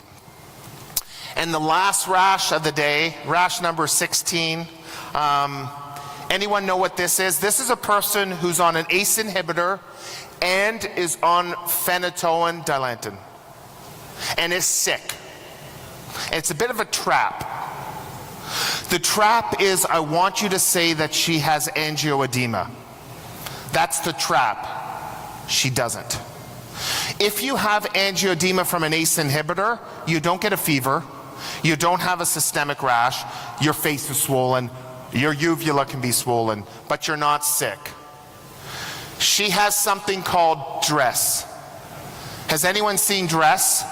Yeah. So DRESS used to be called delayed phenytoin hypersensitivity reaction.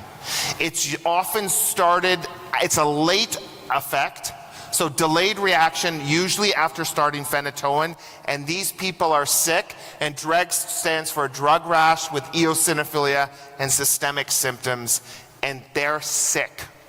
There's not a lot of rashes that make people sick. In my talk, we talked about neck fash, we talked about DRESS, but most people aren't sick. That's 16. If you got 0, I'm delighted. If you got 16, you're crazy. If you got 8, 4, it doesn't matter. I want to just say thank you so much for having me, for learning with me, and for listening to me in Turkey. I hope to see you all soon. Thank you so much.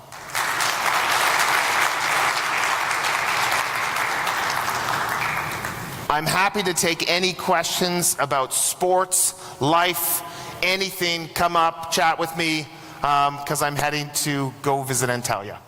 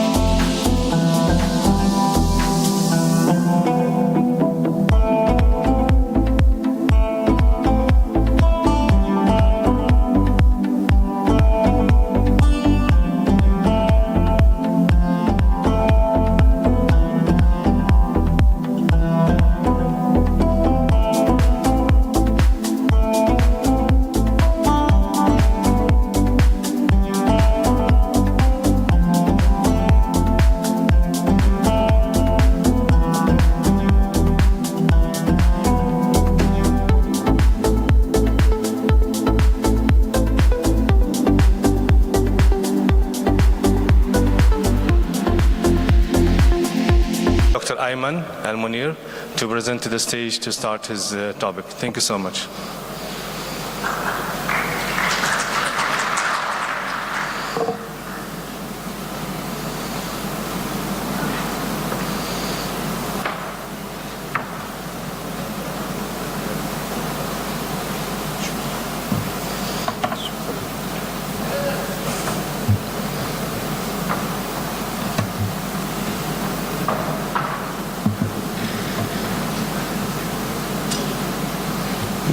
Good morning. My name Dr. Ayman. I came from Mohammed Medical Corporation in Qatar. I'm working as Director of Clinical Research in Trauma and Vascular Medicine with background of cardiology. So I would like to thank the organizing committee and the panel, and I will talk today about the utilization of artificial intelligence and the machine learning in trauma. So how to utilize the machine learning in the diagnosis and the prognosis of traumatic injury. So artificial intelligence, it's like the intelligence or behavior pattern of human. It is a program that can sense, reason, act, and adapt. So this is to summarize how the machine learning is working.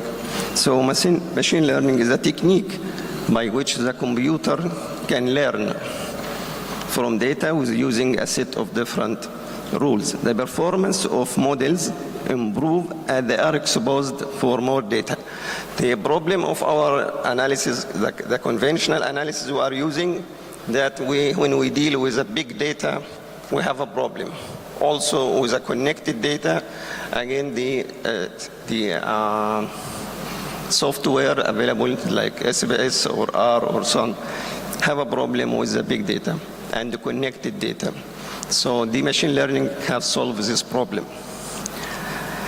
The other type of machine learning is a deep learning, which is a multi-layered neural network that learn from huge amount of data. So as I mentioned, artificial intelligence, the privilege of using artificial intelligence is to use more data, better quality of data, and more connected data. And as this psychologists they say that when human can handle 4 independent variables, and when we go for 5, we lost. So this means that our capacity to analyze is limited by the number of data we going to use it. But machine learning or artificial intelligence is solving this problem.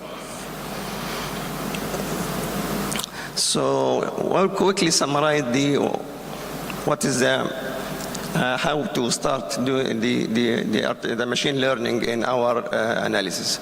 So first we have the problem selection, then go for the data collection, then we have the model development. Model development we created after collecting the data and specify the inclusion and the exclusion criteria. Then the system will be trained and validate the data you entered and give you a certain model. From this model you can choose which one is the best to use. The example of using the artificial intelligence is the matching patient condition to appropriate physician and intervention. So it can quickly when you enter the data of the patient, the machine learning can quickly give you what is the best physician or timing or whatever you want. This according to the predefined data you enter to the model. So it can help the physician for patient diagnosis, patient prognosis, organize the images. It is very important, machine learning, when we go for imaging. It helps a lot to let you understand what is the problem or where is the lesion in the imaging. So instantly find the physician, I say, and also it can schedule the appointment with the physician. The assisted doctor for searching which protocol can be applied also. So in our conventional statistical analysis, when we go for the prediction, we use a multivariate analysis and logistic regression. Also, the machine learning can utilize the logistic regression and another models such as decision tree, random forest, and artificial neural network. This will, which model is you can choose, it depends on your aim and the outcome you are looking for. So artificial intelligence in trauma surgery has a plenty of application and it proves to be efficient. It helps to shift away from the old screening method to start with utilizing a new decision tool.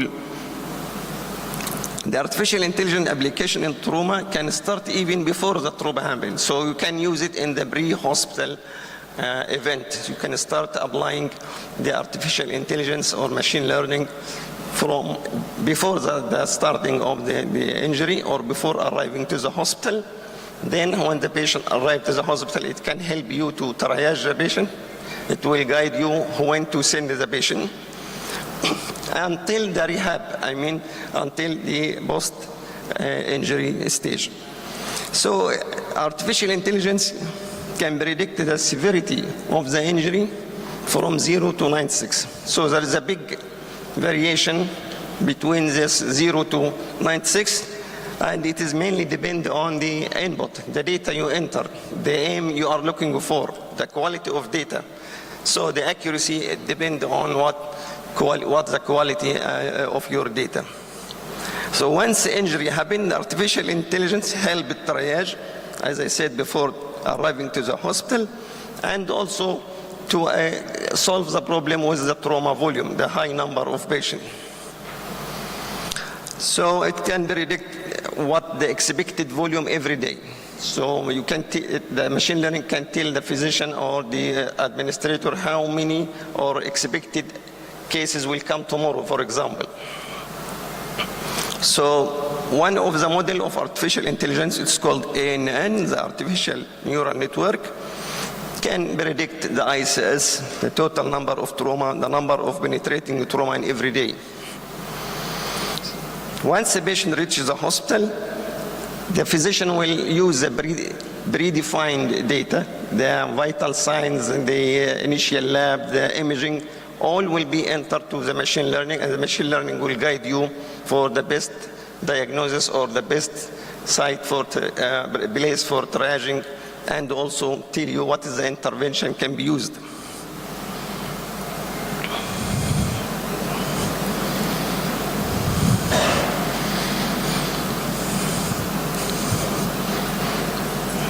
So this is a good example of how the artificial intelligence can be used before the accident. For example, in Sweden, they are using artificial intelligence to predict when the collision or accident happen on the road.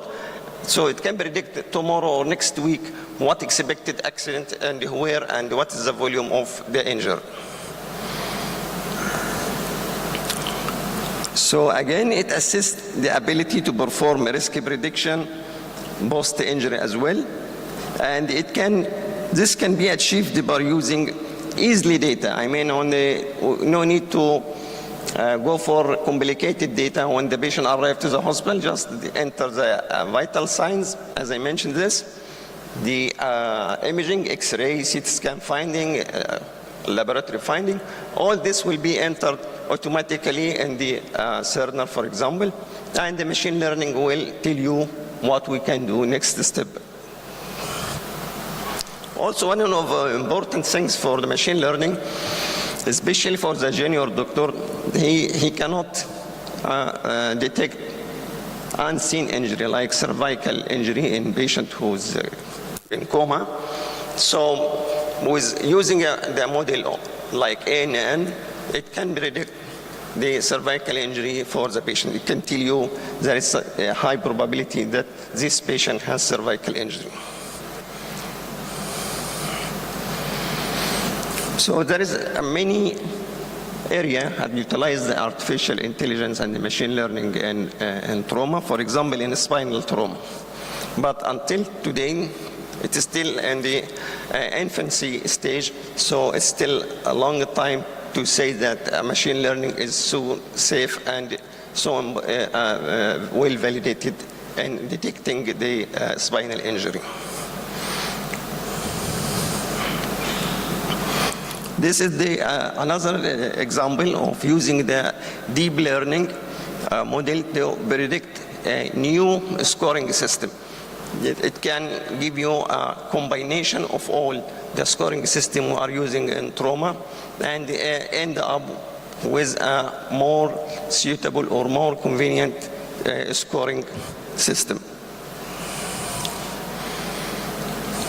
How we decide this is the best model or the best way we are using for the patient, then like our statistical analysis, it will give you each model and what is the area under the curve, what is the sensitivity, what is the specificity, and so on, a negative predictive value.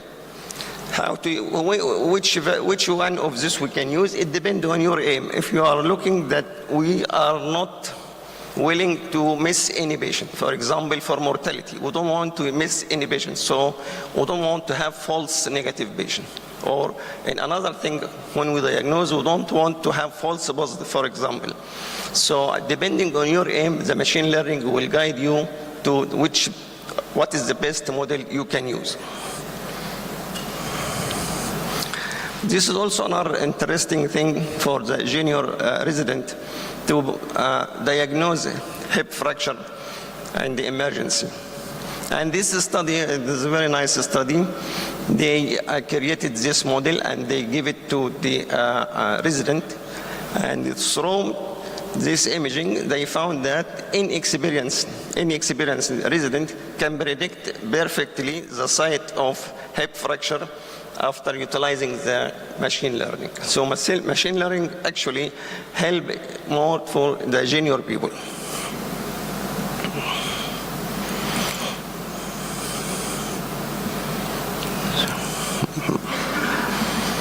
One of the also important utilization of machine learning is the musculoskeletal trauma for ligament injury, for muscle injury. This also easily missed in the X-rays.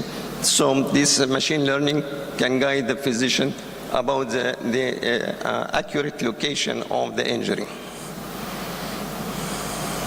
In traumatic brain injury, it is very important because there is a limitation to predict what is going on or what will happen for the patient with brain injury, because a lot of factors will play in the prognosis of brain injury. So if you utilize that machine learning or artificial intelligence and train the system about what is the important variable we should use for this patient with brain injury, this is very helpful with the machine learning. So it can reduce the cost, no need to have a lot of imaging, no need to use a lot of biomarker, you can save the cost, the resources, and also it can save the life of the patient because this will be done in few seconds. So we will save time also.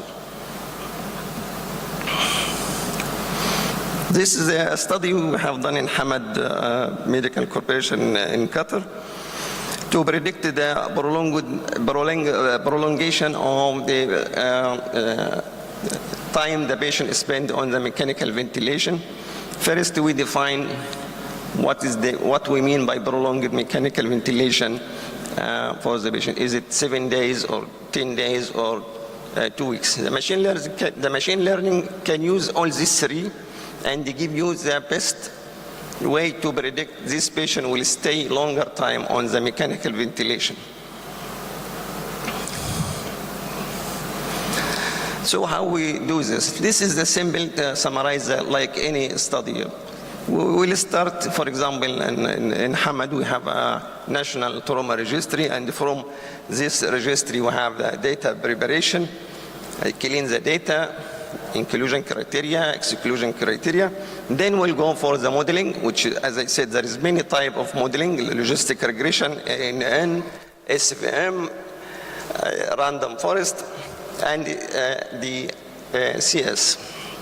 So you will not bother yourself by knowing all this. The machine learning will automatically give you what is the best model to predict the prognosis or predict the mechanical ventilation stay, but you should enter or feed the computer with the data which you gather it immediately when the patient arrives to the hospital, or even from the ambulance or AMS, they give you some hint like what is expected, is there any cardiac arrest happen during the resuscitation, and so on. All this information automatically on Cerner connected with the machine learning software that will end up with very accurate or nearly perfect accuracy of the prediction. Also, it is important thing in machine learning, they give you this as a figure. So you will not be bothered by numbers and so on. I will show you this. This is another example of how we can apply the machine learning. So if you have 1,000 patients, for example, the machine learning will do what is called a training. Use, for example, 30% and 70% versus 30%. This tested and the training. So this information, we should make it easy for any physician or healthcare provider to understand what is the data and what we mean by training and what we mean by testing data and so on.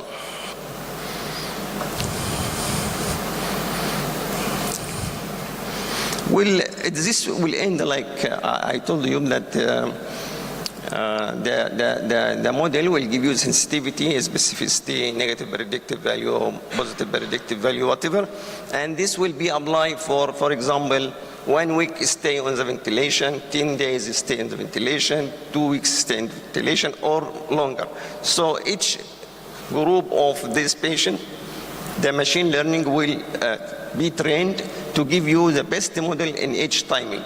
If I want to say who will stay 1 week, then we summarize you what is the area under the curve, what is the sensitivity of this variable, and also give you how to predict the 10 days, how to predict the 2 weeks. Why we should know this?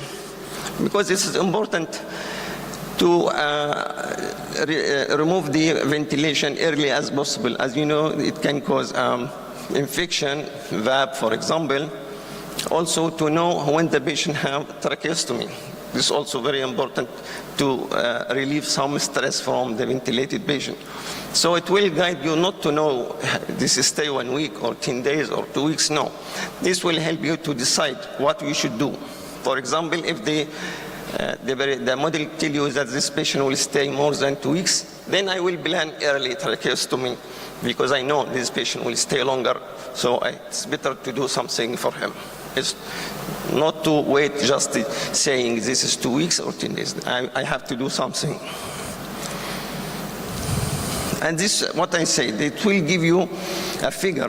For example, the one predicting 7 days on ventilator, it will give you a figure showing you what is the important variable in these 7 days.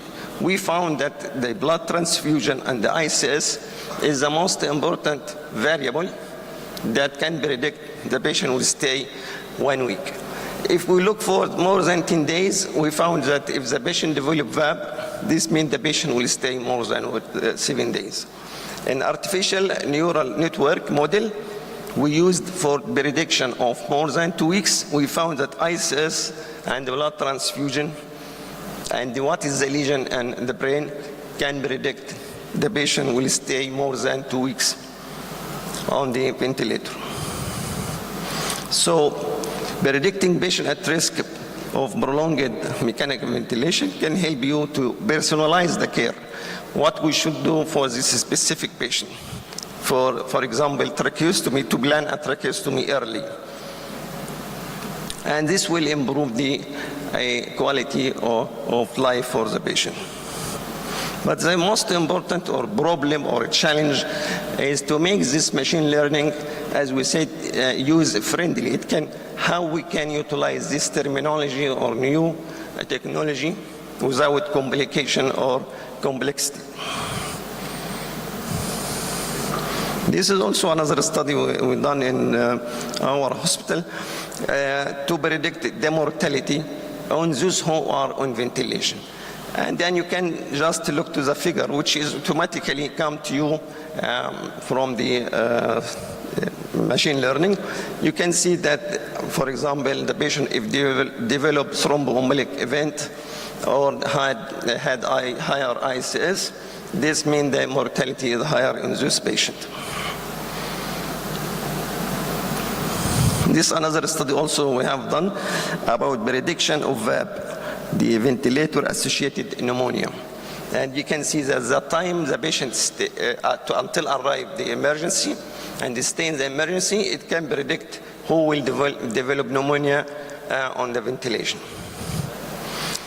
Also, in the patient who require massive blood transfusion, What is the most important variable? Just you will look for the figure, the analysis or the output of the machine learning. As you can see, the team level, which is the activation of code, if it is code 1 or 2 or 3, and the patient GCS, systolic blood pressure, this is very important things to predict the patient will need massive blood transfusion. So you will not be bothered by a lot of number also, just look for the output figure.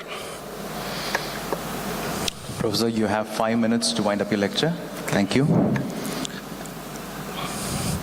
So at the conclusion that as I said, the machine learning is very important in the diagnosis and the prognosis of trauma, but the challenge that how we can use it friendly without a complicated what's called terminology or sophisticated tools. So it will save the time and the cost and the life.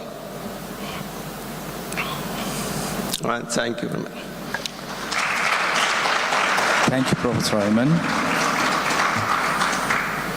For the interest of time, we'll take the questions at the end of the session. I'm pretty sure you all have multiple questions pent up. We'll take it at the end. Next, we have lies, damn lies, and algorithms by Professor Prabhat Nanayakara. I wonder what this whole lies, damn lies, and algorithms are about. Yes, thank you very much, Mr. Chairman. It's good to be here. And my name is Prabhat Nanayakara, and I'm the Professor of Acute Internal Medicine in Amsterdam University Medical Center. Our research in the last couple of years has concentrated especially on, we all talk about algorithms, but almost nobody uses it in the practice. Why is that? If you look at, this is my alter ego, you know, this is my alter ego. I'm a musician and singer and songwriter. My songs are there in Spotify. I get mails all the time from American companies. We have run through your songs through an algorithm. They have potential, so can we help you promote them? Everybody's used artificial intelligence, except in medicine. These are our publications from last 3 years, where we worked with a guy called Ketan Peranape, who was a PhD student, who did a PhD with us, and we just talked to people, we did research, we went through lots of protocols to see why don't we use these AI interventions more often? And do we not trust them? Or are we so conventional that we don't want to use them? Because you know that doctors are conventional, arrogant, and also very sure of what they do is the best thing for the patient. And our journey in artificial intelligence started a long time ago. And a couple of months ago in Annals of Internal Medicine, we wrote this piece about ChatGPT. We're going to hear more about it. And what we did was we took a abstract from ChatGPT, or from Annals of Internal Medicine, put it through ChatGPT, and asked people which is which. Which one is ChatGPT? Which one is from real Annals article? And most of them got it wrong. So you see that artificial intelligence is going to be used, especially by students, pretty often. And most of the letters you get for interviews are already written on ChatGPT. Our journey started here. People who followed my talk yesterday would know this is fantasy trial where we gave antibiotics in the ambulances to patients with suspected sepsis, after randomizing them in the ambulances to receive antibiotics in the ambulance or at the ED. The study was published in Lancet and led to lots of discussion among sepsis gurus here about this. But I just want to, sometimes it can take you to places you never expected to land. About 3 weeks after publishing the study, Grey's Anatomy, American soap series, talked about our study. So I just wanted to show it to you. Can we have some volume, please?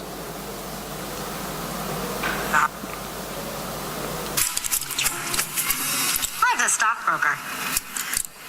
It's nice to date someone outside of the hospital, huh? It is refreshing, actually, talk to somebody about something other than the latest issue of The Lancet. Yeah. Did you read that article about pre-hospital antibiotics? That was amazing. You read that? Incredible. Groundbreaking. So you see, when you end up in Grey's Anatomy, you have done something well, you know, so you think, okay, you don't need to do anything else. But what we saw in our patient population was we had a negative results. There was no difference in the two groups, but we could see that young patients, probably, if we had more young patients, would have given us a positive result. I mean, every result is positive, but effective results. So what we did was we used machine learning to see and to play with our population to see, let's say we had more young patients. Do you think the results would have been different? So what we saw was there was an interaction between time and antibiotics. After a certain age, you could give antibiotics, especially to elderly. Nothing happened. Their mortality did not change much. While in young people, giving antibiotics as soon as possible when patient comes through the ambulance was really effective. And this is a way machine learning can be used already in the data sets to predict outcomes.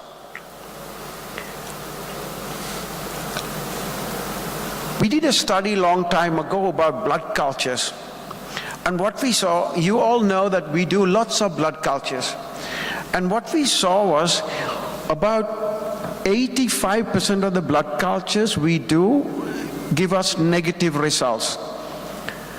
And from the positive blood cultures, 15%, almost 50% is contaminated. So, it's happened all over the world, so I'm sure in your departments also, the yield of blood cultures can be about 1.4% to 17% positive blood cultures. Contamination can be as high as 30 to 50%, especially in the emergency department. Because the blood culture outcomes are only known about 2-3 days later, their contribution to clinical decision making can be pretty low. Less than 3% of the blood cultures really helps us in our decisions. So we thought we are going to, and also one of the biggest problem is we think that blood cultures are very harmless. So you can do blood cultures as often as possible, but the problem is contaminated blood cultures cause harm to patients. The patients with contaminated blood cultures have a long hospital length of stay, and their mortality is also high because we treat them, we do more tests on them. So the blood cultures on the one hand does not contribute much to our decision making, and also it can harm patients. So that's why we thought we have to develop an algorithm to predict blood culture positivity. And we took a sample of our patients in our hospital, about 6,000 patients, culture negative, culture positive, and developed an algorithm to predict the chance of positivity of blood cultures.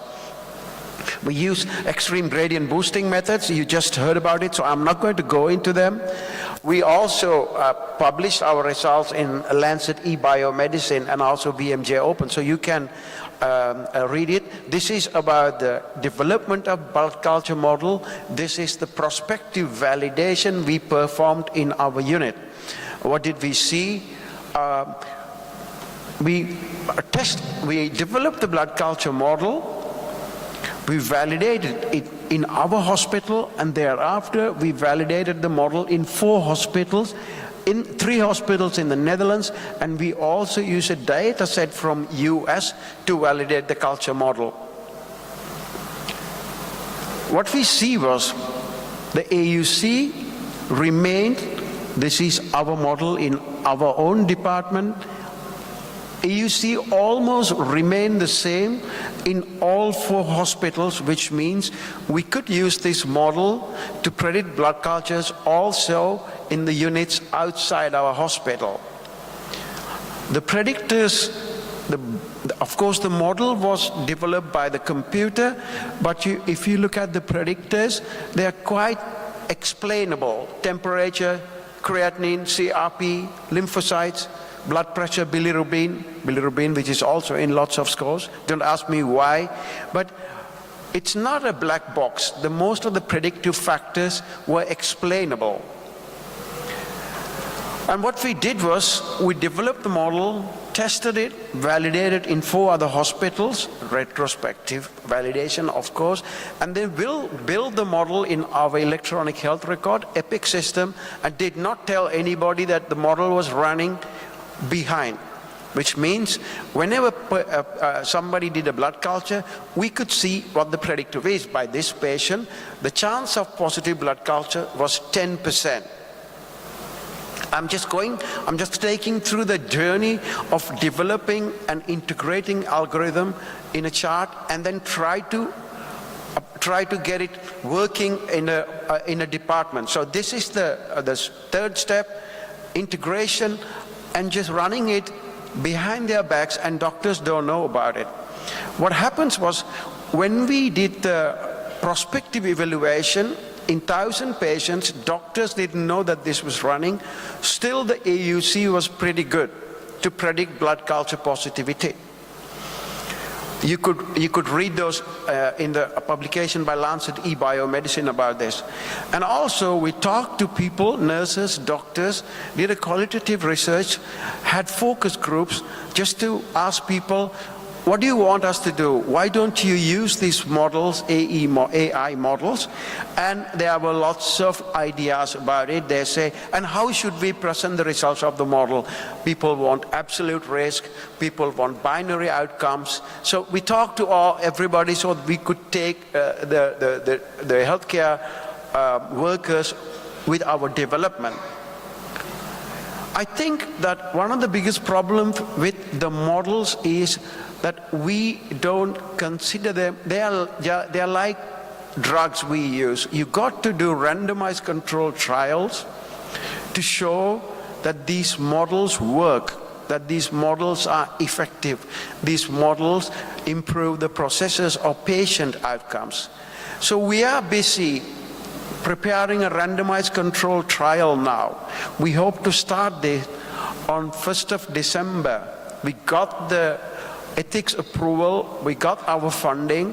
There are 2 PhDs already working on the process, where what we are going to do is, if somebody decides to do a blood culture in a patient, we have some exclusion criteria, because you cannot use people with immune-compromised patients and also patients having catheters to predict blood cultures, because they can give sometimes false positive results. We have exclusion criteria. We're going to ask patients for their permission, and we're going to randomize the patients, and we will run the blood culture algorithm in half of the patient in the treatment group. And if the chance of getting a positive blood culture less than 5% is, we are not going to do the blood culture in these patients. And the control group would have the usual care. So this is what we are going to do. And we have also tested our model continuously almost every month to see whether our model loses performance. And if you want to read more about what we think about artificial intelligence, you can also read these publications. So in conclusion, what we think is the artificial intelligence algorithms can be used in practice if we properly implement it, and also if we ask the right question and develop the right model and integrate the model in day-to-day practice. Doctors are mostly conventional, they don't want to change, but they want evidence that the model works to better patient outcomes, or model works better to make the processes efficient and also cut the cost. And that's the way to go, I think. And these are our team. Lots of people have been working on it, and we are expanding the team. This is my story. So if you want have any questions, we can have a discussion about it at the end. Thank you very much. Thank you. Thank you, Dr. Prabhat. Very well within the time. We are back on schedule. And next, we'll have Dr. Ibrahim. He's going to talk to you about ChatGPT in medical writing and research. We've changed the order a bit.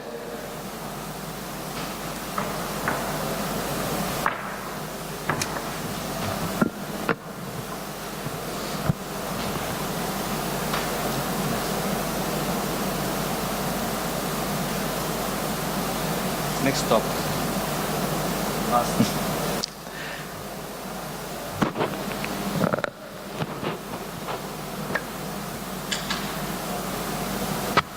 Sorry, because we have changed actually the topics now. I don't know, it's good morning or we such afternoon now. What's the time? I'm not sure. Nice to meet you all here once again. I'm Dr. Ibrahim Abu Jundi. I'm emergency consultant and head of the hospital called Al Khor, which is stated in Qatar. Usually Qatar has a medical corporation which has 5 hospitals, and this Al Khor is one of those hospitals. This is the night view of Doha, the capital of Qatar, and this is the sea view, because I love sea, and this is a beautiful place. I really invite all of you to come and have a nice time in Qatar. If you have a chance, really you'll love it. Okay, this is very important for me. I have no conflict of interest, so I don't get any money, nobody give me gifts for all these things. Okay. Today we're going to talk about ChatGPT and how we use it in the writing and research. And we're going to go through the introduction, application in the medical research, advantages, and of course the most important, limitation and ethics consideration, and future prospective practical application and recommendation. Before starting the presentation, I just would like to share with you my personal opinion. Actually, I belong to the old school. I'm not sure how many in my batch is here, but during my days, that's we can talk 20, 30 years back, the way we used to get our information, the access to the knowledge or something like that, I used to go, during medical school, I used to go to library, open my books, search what topics I want with my notes, write down, and then if I get another doubt, I'll open another book, and another book, another book. Within 3-4 hours, I'll end up with 3-4 books in the table, and that is all days. I'm not sure how many of you guys experienced this. And I'll have my notes, I'll summarize it in 4 or 5 pages, and that's done. Things has been changed a lot. Things has been changed in massive way. Now, my son, he's 16 years old, he can do the same job sitting in his room, in his bedroom, wearing pajama, using either laptop or even his phone. Within 10 minutes, he's done. I remember just a couple of weeks back, my daughter, she's 13 years old.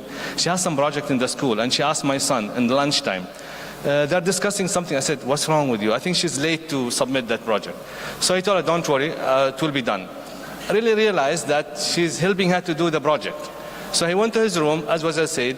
After 10 minutes, she finished a bath, and then she went to him. Did you do this? I said, it's in your email. Then I thought, hold on, come here. What's in her email? No, the project. When I saw the project, I was shocked. Now I am head of the Department of Emergency and have been experienced more than 20 years. I cannot do this in 10 minutes, what he did my son in 10 minutes. That's really scary. But let us go to the lectures. We'll go back to that. So we're talking about this called generative pre-trained transformer. It is language model developed by the Open Artificial Intelligence, and I think it has been launched somewhere in November 2022 recently. and use this natural language processing system that uses algorithms to understand and generate a human-like conversation. And that words scare me, actually. And this, you cannot imagine what it can do. It can produce highly coherent, natural sounding text and allow computer to understand the human writing and spoken language, and uses reinforcement learning from human feedback. This is actually, can do anything to you. It can write lyrics or songs. It can write abstract about anything come to your mind. And even it can answer exams. I'm sure if my son uses it in his exams, he can answer his exams while sitting home. That much can do. And it has a lot of application, lot of things to be done. They can do it, which is really scary sometimes.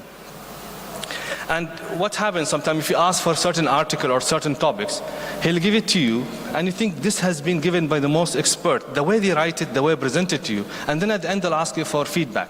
Once you give your feedback, it has been programmed in such a way, use your feedback to improve their product. So next time, for example, I want to do an omelet for my wife. So I'll just go how to make an omelet, he'll give me the information, he'll give me everything, then he'll ask me my feedback. So I'll just write my feedback, and then my wife, when she eats the omelet, this is less salt, this is more vegetables. That feedback will improve my performance next time when she asks me to do the omelet. So these guys can make omelet better, like evolving. After 10, 15 times, they'll do the best omelet has been ever done. And this is what actually called reinforcement learning. Every time they have processed some data or some project, they'll improve it. And they're doing it in so fast and so scary point. And they're evolving. The present, which are available publicly, it uses 175 billion parameters. It trained on 570 gigabytes, and ability to learn more novel tasks, which has been mentioned earlier. The previous version, which was like 1.5 billion and trained in 40 gigabytes. And there is a newer version. I don't know, there's more newer now because I finished this presentation 2 days back. I'm not sure what's going on now. So it has I'm sure more advanced than what is going on in GPT-3. This is GPT-4 now. They said it is 82% less likely to respond to requests for disallowed content. And this is very important, actually, disallowed content. And 40% more likely to produce factional responses. We'll go through a little bit of the uses, which has been mentioned earlier here. Language is editing scientific articles and can write literatures and review the health-related topics. It can generate summaries or provide abstracts for articles, and can synthesize ideas. It can give you an idea which topic you want to research about, which topic you want to present. Can give you lots of ideas around. And do proofreading and grammar checking, and analyze data for scientific purpose. It can be done by this platform. And some of the advantage, it can summarize papers, sometimes can generate plagiarism-free text, which is very important, and has consistency and accuracy in the language, and simplify complex medical information and help in learning unfamiliar topics. And also it can be used as a research engine. I remember when you start doing researches, so you have to go to the certain site, and this site will redirect you to the other site to get the citation and to get those papers. But in ChatGPT, it's one way. It just give you everything what you want. And it can identify potential research topics. The main issue actually to start research is to find the topic itself, and those guys are just providing you with different ideas to choose which topic you want to start. And can produce text that's similar to the human author and expert in that field. When you see the product of the ChatGPT, you can imagine or you can think this has been done by the most expert person in that field, but actually it's done by the program which has been downloaded. The other part of the ChatGPT which we have to care of, it is the limitation and ethical consideration. So it is really a tool. It is really, we can say, way of gaining information, but we have to be very careful in using it, and it has lots of limitation. It actually is not made for only medical field. It's not made for us. We think about it, we're talking about it now because we are in medical field, we are physicians. Those type of access to information and different platforms affect I'm sure 100% directly on us as a physician, on our juniors who's learning, the resident, even our patient, our customer who's their patient, their concept of the medical field, their concept of a physician, what the physician can do to them, how they can treat them, what type of medication he can receive. I remember this little bit story out of this topic. 1 week back, I got one patient, he's almost 35 years old, he's hypertensive. He came with me with headache, mild headache and dizziness. His blood pressure was 200 by 120. So I told him, like I took history, are you hypertensive? He said, yes. How long? Couple of years. So what happened to your medication? I said, yeah, I'm using medication. Who did describe it to you? Who's your primary physician? He told me he did not see his physician for 1 year. Why? He's not happy with the physician medication, so he started Googling or searching those platforms. He changed his medication 3 times within 1 year. He was not happy with one medication, he changed it to the other medication, and now he's inserting 2 double medication. He Googled it from certain platform, I don't know, ChatGPT or somewhere else, that they advise him this is the best thing for your condition. And doesn't work. His blood pressure is 200 by 120. Then I told him, those things you cannot Google it in the online. The online doesn't know that, for example, you are diabetic hypertensive, your family has high risk of cardiac workup, you are fat, you're obese, you are thin. It doesn't know what's your, your blood works and all. You just cannot Google your medication. He said, doctor, it's not only me, everybody's doing the same. And don't think, you'll not lose your job. But I said, it's not a question of losing my job, you're going to lose your life with this one. You cannot just Google medication over the line. And this is what actually, those information has been put in the platform from different sources. Some of them are not even medical, putting the information. Some, I have even seen some papers, some people talking about medical aspect. He's not even have medical background. And this is really scary. The other is it can spread disinformation that based on extraction from available online content. Now, anyone can upload any information belong to his belief, his ethics, his background, and this will be uploaded. And those type of platform, or like ChatGPT or other one, they'll just collect this information, and if you ask for it, they'll just give it to you. They'll just feed you whatever they know. You don't know what type of things are feeding you, but this is what's available to the public. And this information can generate and spread non-medical person in online platform. That's what I said. Like even non-medical person can put some information related to medicine, and people who have no medical background can use this as really this medical advice, or this is from the expert medical advice, which is actually done by not even experienced person in medical field. And this another issue is the privacy and security. These platforms are open to everybody, and the privacy and security, there's a big question about that. And data collected may be stored. Whatever, for example, you requesting for certain data and you present something, this will all be stored. So all your data will be stored, and this also can be used, can be misused for the concern of plagiarism. I did some job, I did some research, I uploaded, then someone else come, take this one, just reframe it and present it as his own. This can be done on those platforms. And the main issue, which I said earlier, scared me, especially with my child.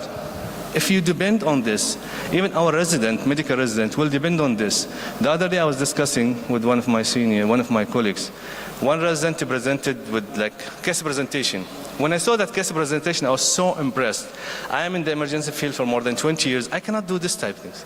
So I told him, how did you do this? Who helped you? Who's the, for example, other consultant or assistant professor? He said, no, I did it on my own. And we find out some ChatGPT. So people want to start using this, they'll switch this and use this. This is the dangerous.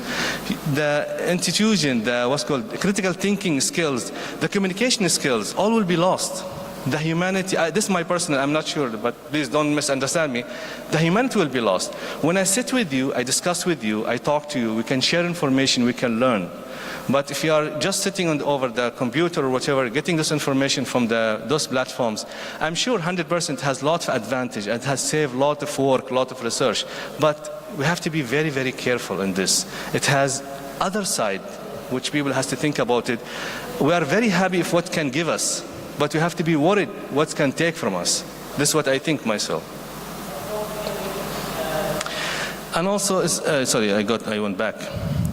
The other limitation, lack of accountability. It is just information, it's on the platform, It's your responsibility to take and do whatever you want with it. And cannot differentiate between ethical resources and non-ethical content. This is also one of them. And does not provide a credible, credible citation. And it can provide false citation to prompt, if prompted, and that cannot be found in the medical database. And of course, risk of bias. It depends about who uploaded this information, from where this information came, racial, gender, religious, and also systematic inaccuracies and stereotypes in this language, in the language, influenced by trained data and reflects social and cultural prejudice and the existence of data. This can lead to misunderstanding and spread of harmful and false information. Other than medical field, in general, this can lead to spread of lot of ideas, lot of ideation, lot of stereotype, you can say. It depends about who uploaded those information. And also that artificial intelligence uses a human annotators to identify and remove offensive content. We said like this one, and this is actually one of the important points, hallucination phenomena. So when using ChatGPT, it will make you convinced that this, for example, product, it is very good, it's the best product you can buy, because they depend their data on the statistics, but not about really the quality. So I can say, okay, I want to buy this car is very nice, nice color, nice engine, nice, but actually, the share, and I want to buy share in that company, but actually the market price of that share is very low. But because the data or lot of like feedback that this car is nice, the color is nice, variable color, nice, comfortable, that will give you the false information that this car is good. You have to gain, for example, share in that companies and those type of examples. This is one of the big questions now is asking, since we're using ChatGPT in the research and in writing, can we use it as co-author? This question has been different answer, different opinion, and I'm not sure the right answer for that, but some people say it like it doesn't even make sense. It is like dignity of science and use of ChatGPT as co-author, and it is fun, but it's not an author. And many scientists disagree with this. But let us see why and how.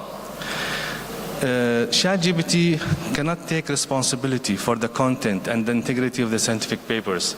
If you are presenting the paper, they're just providing the information. They're not responsible for what information has given to you, or what is the accuracy or the authenticity or the what you call like the correct information has been given or correct data, and cannot give consent to the term use and distribution of the right.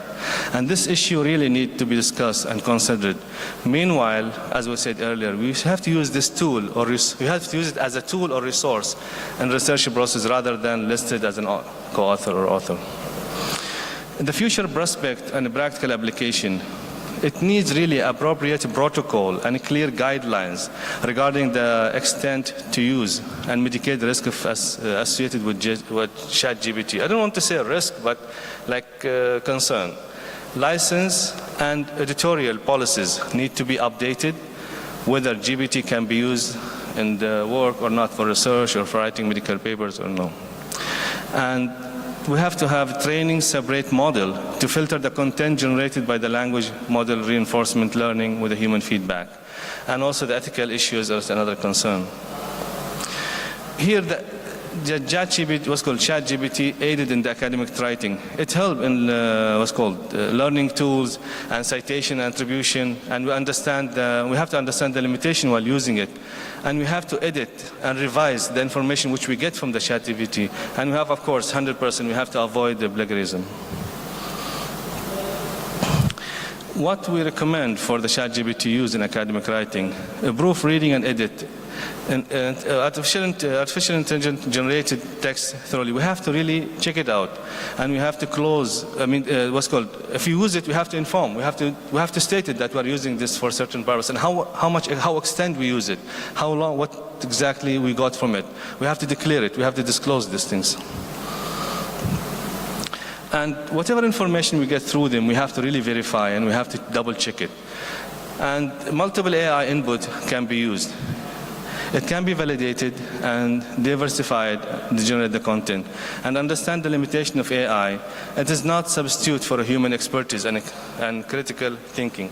I don't think any platform or any information platform can really replace the human critical thinking, can really replace the human expertise. This is my personal belief. And other from the accommodation, data handling must be secured. Ensure data privacy and security. This is very, very important actually, merged in the place, and compliance with relevant data protection regulation. And we have to ensure data is ethically sourced and analyze the biases. And for continuous learning, stay updated about the latest advancement and the best practice in AI used academic writing. Still, it is part of our life. Still, it is with us. So we have to really update ourselves with the artificial intelligence and ChatGPT's update. Of course, we're not ignoring it or subusing it. It is a very useful tool, really very, very helpful tool to be used.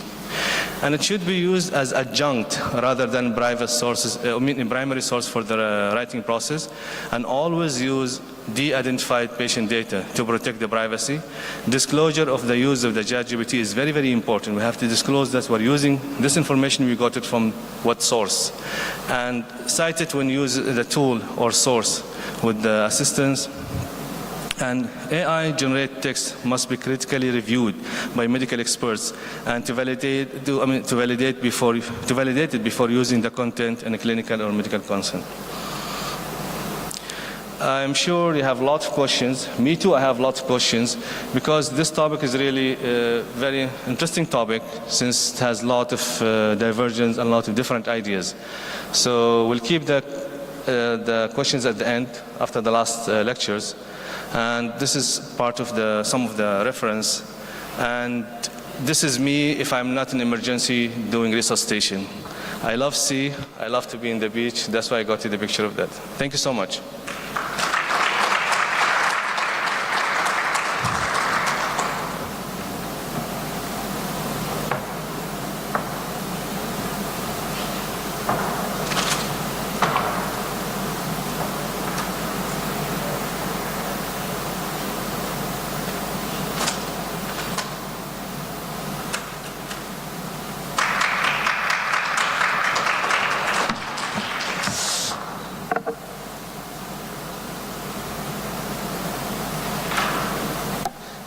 I think I did not, no need for me to introduce Dr. Seju. I think he has so many fans here and someone clapping for him. So please welcome Dr. Saju. He's associate professor in the Department of Emergency. And once he's ready, I think all those technical issues, but we'll put it in a few seconds. Thank you so much.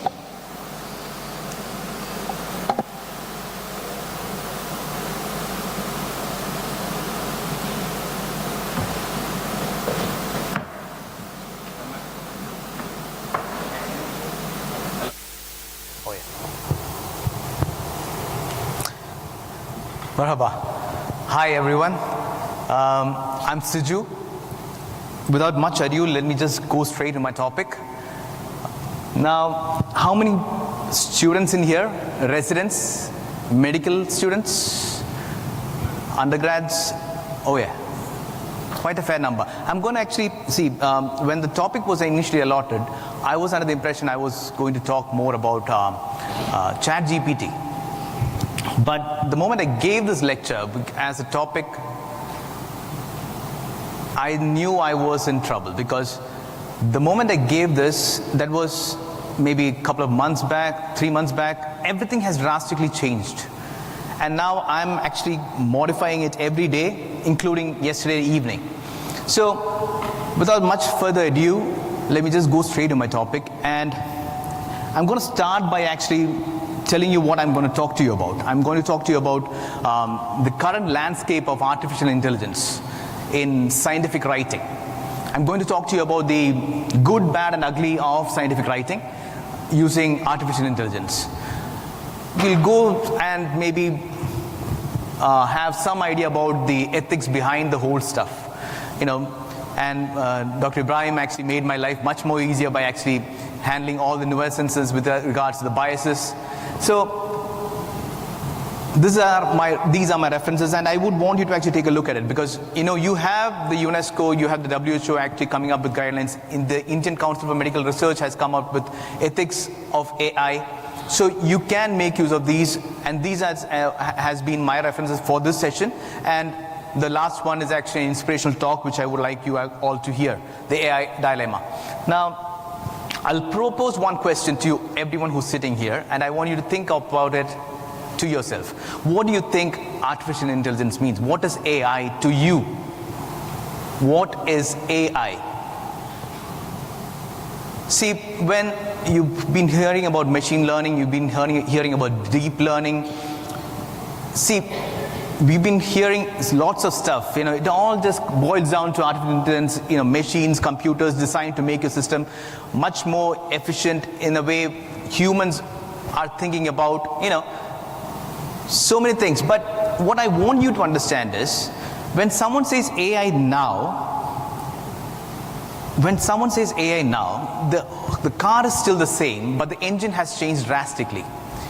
It's changed so drastically over the last couple of years that it's something which I want you to actually embrace, or maybe have a look at, because whether you like it or not, it's going to be around you, it's going to be across the board, and you're going to be part of it.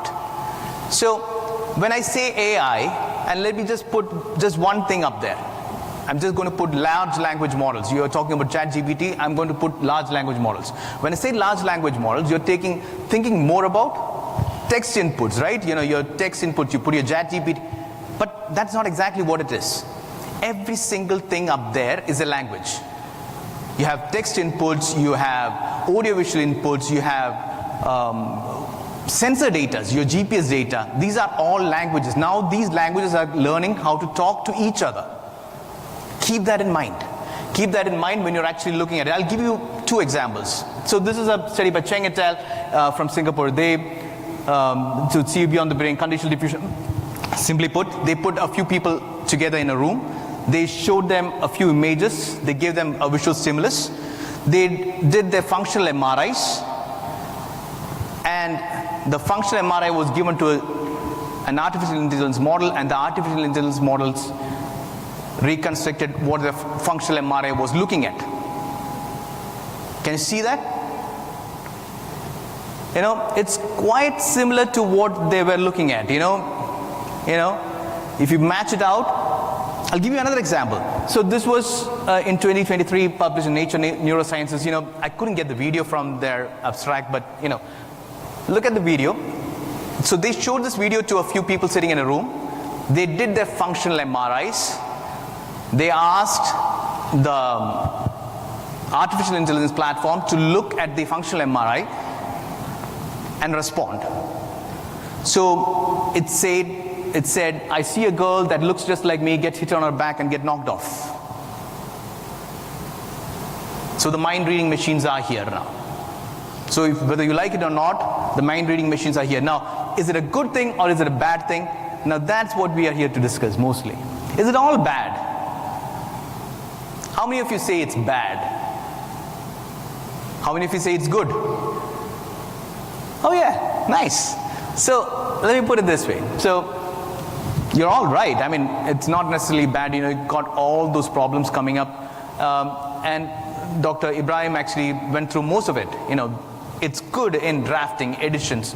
It's good in explaining to you with regards to what you do not know. It takes off the language barrier in most of the non-English speaking countries. From where I am from, I can't afford the Elsevier to actually do the drafting for me, but I can actually get ChatGPT to do it for me. I can correct my grammar. It helps me drastically with the way I can actually present my data. Now, I'm going to actually show some extra stuff for the students sitting here. You see, this is one platform which I keep using most of the times. It helps me visualize data. Now, this is orange, and by the way, no conflict of interest, no financial commitments. Just something which I use. So it's simple. You put your data in. You load up your data. You decide to actually. So this is me. I work mostly in snakebite and stroke. And this is snakebite data. So I put it, I want to see what my data looks like. I put a scatter plot. So I have all these options, and I do not know what to actually generate. Maybe, which gives me more informative projections. The AI does that for me. It actually gives me different options to actually scroll through to see what efficiently shows or depicts my data to the general audience. Now that's just one. Earlier when we used to do qualitative studies, we had to sit with the recordings, get the whole recording done and, scribe it down. You have a scribe scribing it down. You go through the data parameters, see what is, and you have the newer analytic softwares which you can use. Yeah, of course, yes. But here I'm just putting it in corpse, and, I have my whole data set ready up for me. That's what they were talking about mostly, about anti-venom development, about Hypnale. The word cloud is built for me. Now, it took me just that many minutes to actually get it done. Now, I'm doing a PhD in coagulation disorders, so and doing a literature map to see where my research stands right now. That's me there. How many of you has cited me? Whom did I cite? Earlier, like he was saying, I had to take all these literature, sit down, timeline map them, and then see what happened where. Now I can do it in a GIF, in a press of a button. And for the students sitting here, I'm pretty sure you guys are already doing this. I mean, you have all these, this is Tommy up there. You can actually use AI to actually generate images for you. You want to decide on what kind of a template you want. You want to actually decide on what you say you want to do a study in the near future landscapes. You put it up. You could get the AI to actually edit your slides for you, get your text materials for you. You can actually rewrite the text materials. Maybe if you want to actually have a change in the image, say a brutalistic concrete architectural structure in the Icelandic countryside, it generates it for you. You have a slide made, voila, done. It took me, less than a minute? So, yes, not necessarily. It's going to make, it's going to do this. But is it all good? So that's what I want you to actually, think about. Is it all good? Dr. Ibrahim was actually putting it up in a very nice way. You have the complexity of the review, which this algorithm right now doesn't understand. Probably it will start understanding in the future. I put in something called GIGO up there. Anyone know what GIGO means? Yeah, garbage in, garbage out. You put in garbage, you're going to get garbage. So whatever, it's all pre-trained, right? So your input matters. So whatever you put in, if you don't know what it is, and if you have no clue, and you're going to get garbage out. Now, and with regards to the bias, there's so much biases with regards to confirmation bias, contextual bias. These are there. Now, I'll put a picture up there for you. Can you tell me which one is AI generated? Who says it's, let's say, that's A and that's B. Which is AI generated? Why? So this was me actually putting up a image of saying a very relaxing man on a chair looking at the sunset with a fishing rod in hand. The reason why I put this image up is because it might give you this belief that you're going to make this AI is going to make your life easier. How many of you feel so? Your life is going to be easier with AI around. Okay, I'm going to put it this way. See, now when, say, we both were students, and he did the particular topic in last 3 minutes using AI. I've been working on it for the past 1 week, and he's giving out a better result. Like it or not, I'm not going to be the guy sitting with a fishing rod. Those days are gone. As technology is going to advance, I'll have to run in his space. Keep that in your mind. You're going to have this problem where you will have to catch up with the technology around you. It's a choice. You can choose whether or not. You can be the Hemingway. You can be the guy sitting with the road. Relax, take it down your own pace. It's up to you. But this is a choice which you'll end up making. So, how do you use AI responsibly? Let me put that as the last question. See, this is one thing which I loved. With all new tech around you, all new tech which is coming around you, there's going to be new responsibilities. When the best example which I heard was, the camera phones. Data privacy issues, all this came across when you started having small microchipped camera phones around you. So these things are going to change drastically around you. And with all new tech, a new class of responsibility comes, and if the tech is not regulated properly, it's going to end up in a rat race, and the rat race is going to end up bad. Now, I'll put one thing here. This is the interesting paper, Theory of Mind. Theory of Mind. This is by Kosinski. It's in the preprint format. So, if you look at it, you can see. What theory of mind is? Theory of mind is what you and I have. The human way of thinking, and able to put, say, unobserved mental states in, spontaneously emerge. But it has seemed to have spontaneously emerged in these large language models. If you put, so ChatGPT was given, ChatGPT performed the best of the lot. And you can see that particular theory of mind has changed over the last, and the time frame, just take a look at the time frame. 2018, 20, nothing happened. 22, 22, 22, 23, March, it was a 3-year-old child, and June of 23, it's a 7-year-old child. So keep that in mind, and it's your responsibility, and you need to know how to use it responsibly. Critical oversight, human oversight. I've just broken it down to 4 different things. 1, critical oversight. 2, transparent reporting. Now, 3, ethical data usage, and to be aware about what's happening. Now, I'll tell you why I put it into 4 different things. The critical oversight is quite important in the sense human oversight over this media.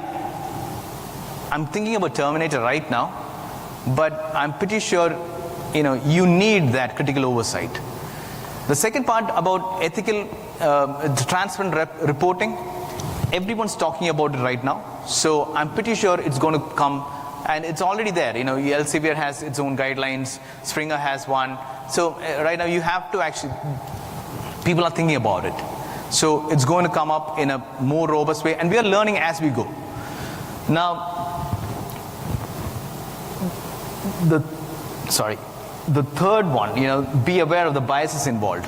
I want you to be aware of the biases involved in this particular using of AI. Keep that in mind, because if you do not know what you want to, and yesterday in David Carr's lecture, he was actually mentioning, unless you know it, you will not see it. Unless you know it, you will not see it. So if you do not know it, you will not be able to actually see these biases. So you need to know what all biases are involved. I'm not going to go into the details of the same, but still, I want you to actually keep that in mind. And the bottom line is going to be that with all great power, so use it responsibly. Now, keeping that in mind, I want you to actually have an overview with regards to the ethics involved in AI, and the UNESCO WHO guidelines and, say, the Indian Council of Medical Research guidelines are excellent. And since we are already talking about it in lots and lots of different medias, I think we are in the right direction. I'm going to leave the question about whether we are in the right direction to you. And when you're writing, see, the LCB has got, it's got its AI-assisted technologies in scientific writing. They got Springer's actually having their own policies now. So I'm going to leave that question to you, whether we are in the right direction, because the responsibility resides in you, in using this technology responsibly.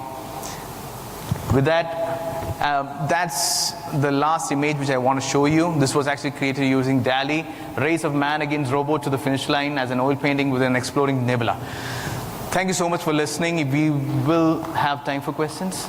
Do we have time for Thank you so much. Yeah, I think we can have some comment. Thank you.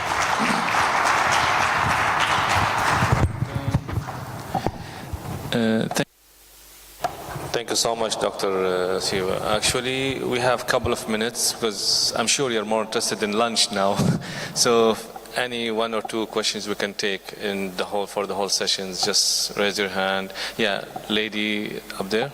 So if you have mic, someone. Yeah. Hello, and thank you for all your presentations. My question is for Dr. Ibrahim Cüneyt, for you. I'm just a beginner in AI, so my question could be a very beginner level. You have mentioned that ChatGPT is fed by so many sources. Do you think it's possible, or maybe it's done already, I'm not sure.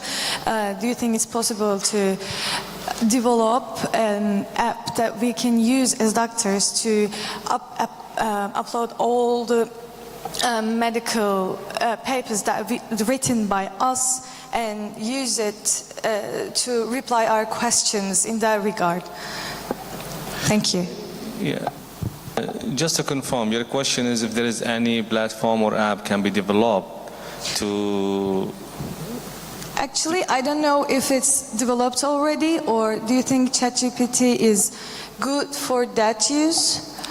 To be honest with you, and I'm sure there's no right answer for this because it still is under development, and one of the recommendations which I mentioned in my talks, really it's a tool. It's very, very useful tool. It's very, very important tool which has been developed very fast and help in different aspects really, and it help different professions, especially in the medical field. It is very, very good help, but at the same time it is very, very important to know how to use it, when to use it, how extend to use it. Like for example, I'll just give very, very simple example.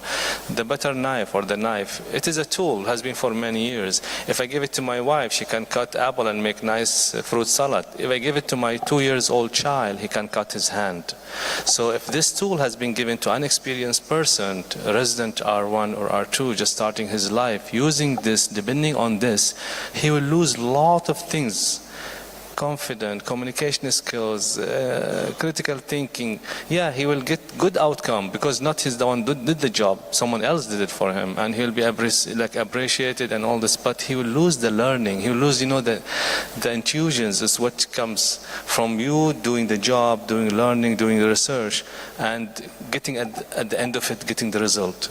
And that, believe me, psychologically, you'll feel more proud of yourself when you did hard work and you get the end product successful. Other the person who's sitting 5 minutes, 10 minutes and get amazing outcome, but he did nothing, someone else did it for him. It is actually a very controversial discussion about this. And to be honest with you, I'm not an expert, an emergency physician. Give me a patient, I can handle critical patient. I'm in emergency for the last 30 years, 25 years. But this is new for all of us. I'm sure when the Dr. Sivas asked who's happy, it is good for us, I saw the hands of all new generation who raised their hand. Maybe I'm eldest among you, but the other little bit younger generation, they kept their hand down. The younger generation are very happy. It is like bright, it's like stars, but it has a risk. It has other side which you have to take care of it. I'm not sure if I answered your question, but I think there's thank you so much. Any more question or a query? You could mention whom to the question is and ask your question, sir. Hello, my question is for Dr. Shiju. I'm Zishan, I'm one of an A&E doctors from Royal Field, London. Dr. Shiju, regarding the AI, the concept you have just taught us today, don't you think it is more important for us to conduct more workshops regarding the use of AI in the recent forms, and there should be an inclusion of an AI in academics as we teach the students through the residency program? What do you think of it? Let me repeat your question. Your question is whether we should include more workshops with AI, right? AI, how to use an AI in the practice. Exactly. So I'm going to echo what he just said, and coming back to what I was saying also, using AI responsibly. How do we use it? Now, yes, you're absolutely right. In the sense, we need to have, and I'm pretty sure it's going to come up in the next few months, I guess. You're going to get all these workshops who's actually going to, because see, so I've been using artificial intelligence for multiple purposes, including a systematic review recently, but I've been using AI, but it's running so fast, I'm unable to keep up with it. The moment I gave the topic for this lecture here, it's changed so drastically. And for me to actually keep up, and I'm seeing such a big exponential curve that I do not know when's the right time to start, but I think it should be now. Because if we are going to let something grow this exponentially without any responsibility, we will end up in a rat race, which is going to end up in a disaster. So yes, you're right. We need those workshops now, and it is going to be an eye-opener for most of us. Thank you, sir. Any more question? One more question before lunch. Any ideas? Any? Thank you so much. I think we'll wrap this one, and please, I hope you'll have a nice, tasty lunch. Thank you a lot. Thank you. Thank you all.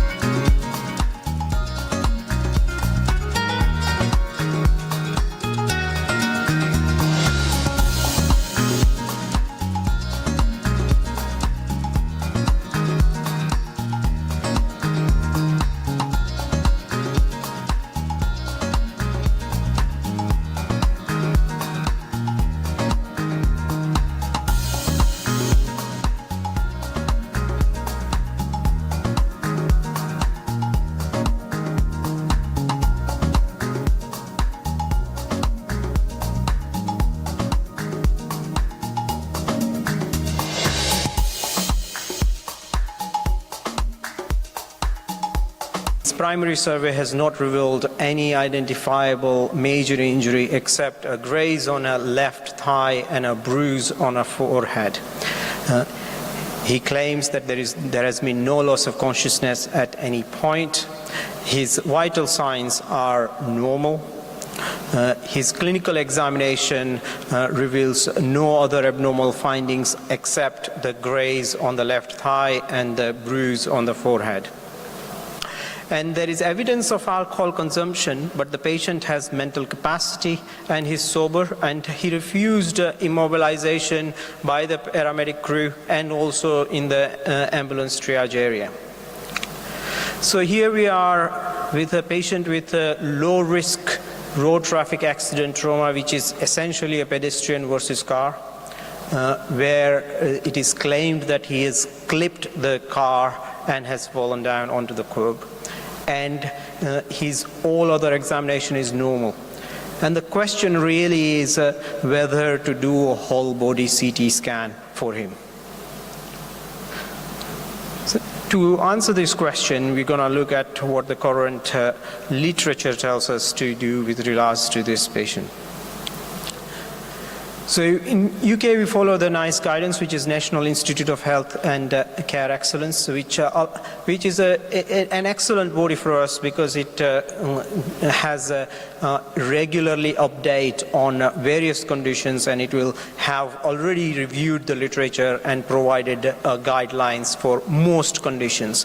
And there is a guideline on major trauma assessment and initial management, which states that for whole body CT scan should be done for multiple injuries and in patients with blunt major trauma and suspected multiple injuries. Patients should not be repositioned during the whole body CT scan, and use the clinical findings and the scanogram to direct CT of the limbs in the adults with limb trauma. So the question here is still, are we going to say that we suspect multiple injuries in this patient with low risk road traffic accident and only a graze and a bruise on a head. Second is a high energy head injury guideline gives a definition for a high energy blunt force trauma. Interestingly, high energy blunt force trauma is not defined within the major trauma guidelines, but it's defined within the high energy head injury guidelines. And it basically states an injury arising, for an example, from a pedestrian struck by a motor vehicle, an occupant being ejected from a motor vehicle, a fall from a height more than 1 meter or more than 5 stairs, a diving accident, a high-speed motor vehicle collision or rollover motor accident, an accident involving motorized recreational vehicles, a bicycle collision, and any other high energy mechanism. So it specifically states a pedestrian being struck by a motor vehicle. However, in this case, the history given to us is that he was clipped by a motor vehicle and that he hasn't lost any consciousness. So the question remains whether we would do a whole body CT scan based on what we have read from the NICE guidance. Looking at further literature, there has been an attempt to answer this question by Richa Arora and Abhishek Arora, where they looked at a retrospective analysis of 150 cases of polytrauma who underwent whole body CT scan in 2017. It was a single center tertiary care major trauma center in North England. And of those 150 patients, including in that study, the whole body CT scan was positive in 46 patients, that is in 104 patients, while 46 patients, the 30%, had normal scans with no trauma-related pathology. The 25 scan requests were made due to high-risk mechanism of injury with no obvious clinical concern and were found to be normal in 20 cases and showed very subtle injuries in the other 5. So the authors concluded that a good clinical examination can reduce the high number of unnecessary high dose of whole-body CT scans. So the question still remains whether we would do a whole body CT scan on our patient or not. Looking further, there is a further analysis of whole body CT trauma based just on the mechanism of injury, or an analysis of more than 3,900 patients at a tertiary trauma center. And this is from a retrospective cohort analysis of over 10 years from a single center in Australia. And in these 3,920 patients who met the inclusion criteria, about 40% had a positive CT scan. This is an important confounding factor to consider when looking at the literature with regards to the trauma CT scans.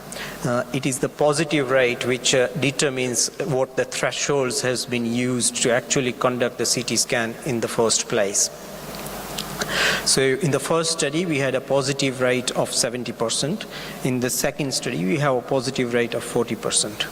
So they already had a relatively low threshold to actually do CT scans.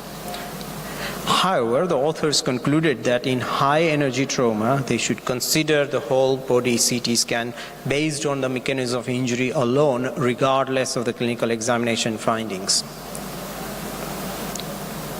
So the question still remains whether we would do a whole body CT scan for our index patient. Looking further, we have an outcome of doing a selective CT scan versus pan CT, which is a whole body CT scan in elderly trauma patients, a retrospective analysis of a level 1 trauma center in the United Kingdom.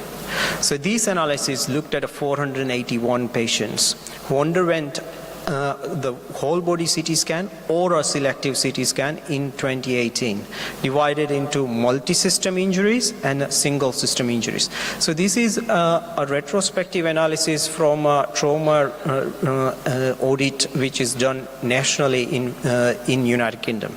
So what they did was they looked at a whole 1 year's worth of patients, and they looked classified into multi-system injuries and single-system injuries, and then they looked at how many of those patients had a whole-body CT scan and how many of them had a selective CT scan. The whole-body CT scan defined as pan-CT in this study.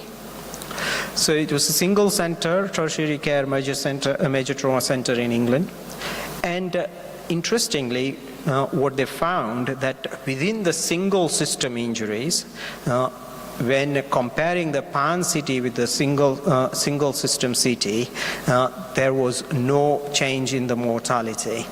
However, there was a significant change in the length of stay between the two groups. The ones who underwent a single system CT, there was a significant number of patients who had longer length of stay. So the question still remains whether to do a whole body CT scan or not for our index patient. So our own experience at North Manchester, a colleague of mine reviewed retrospectively the presence of injury in elderly patients who had undergone whole body trauma CT. 66 elderly patients underwent a whole body CT scan over a 12-month period, and of which 39%, again comparable to the Australian study, had injuries identified on the CT scan. 86% were due to ground level falls. The remaining cases were due to falling down the steps or a low-speed road traffic accident, similar to what we have. So the question still remains whether to do a whole body CT scan in our patient or not. At this stage, I would want to take a view from our audience. How many of you would want to do a whole body CT scan on this index patient? Please raise your hands. So we have 2, 3, 4. So we have got about 5 people in the room who would want to do a whole body CT scan on this patient. So indeed, this patient actually underwent a whole body CT scan, and we found that he had 3 rib fractures, a small pneumothorax in the chest, and 2 stable fractures in his lumbar vertebrae in abdomen. His head CT scan was normal, as was his x-rays of his thigh, where the superficial injuries were there. So the patient was admitted to the trauma ward in a major trauma center after being transferred there and was discharged 48 hours later without any procedural intervention with rehabilitation and physiotherapy follow-up. So he was treated conservatively with no further intervention into his care. So conclusions, history matters. What we thought initially when we started that he was clipped by a car, i.e. on the side of the car that he was hit and he's fallen down. In reality, he was hit in the front of the car from what we see from the injuries, and he has hit his head on the bonnet and then he's fallen down on the ground. And these things matter. The exact mechanism of injury matters in trauma. At this stage, I would want to remind you of another case where a 12-year-old presented to an emergency department with a history of falling from a trampoline. Now, history was documented at triage, fall from a trampoline. She has walked in, she was examined, and she was then discharged. In reality, the child had actually had a fall after jumping on the trampoline into the air and then landing onto the ground. So rather than a fall from just a 2 foot high from a trampoline, it was actually a fall from more than the child's height after going up in the air from the trampoline and then landing onto the ground. And unfortunately, the child was then later diagnosed with lumbar vertebral fractures, which were unstable and led to a spinal cord injury with paraplegia. So mechanism of injury in trauma matters. particularly in terms of the history taking. And when in doubt, consider the whole body CT scan. So mechanism of injury should be elicited diligently in hemodynamically stable patients with no identifiable body injury. The evidence of superficial injuries in 2 areas of body should raise suspicion and consideration for whole body CT scan. So this is the top tip here. This gentleman had a bruise on his head and a graze on his thigh, which alerted us to think that the body in the middle could have sustained an injury because there were 2 body parts which had contact with some form of blunt force trauma, whether it is from the bonnet or whether it is from lying down on the ground. We presume that the thigh injury is from the front of the car, and head is actually from him hitting his head on the bonnet of the car. In settings with adequate resources, the whole body CT scan should be considered irrespective of the examination findings in high energy blunt force trauma as defined by NICE, which includes pedestrian versus car accident of any speed in any setting with any history. If the car has hit a pedestrian, they should get a whole body CT scan irrespective of the examination findings. And in elderly patients with a fall from standing height, because in elderly patients, fall from standing height generates enough energy for sustaining significant injury.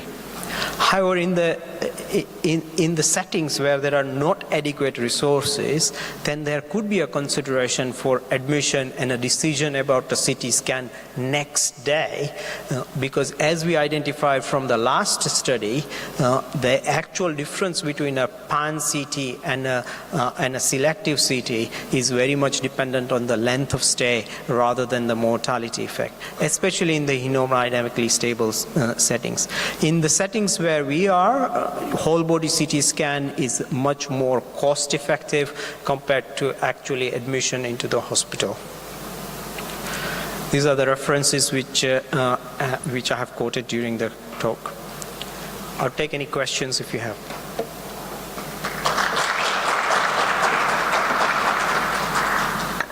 Any questions from the crowd? We have 2 minutes.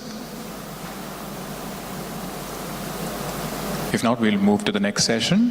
Thank you very much.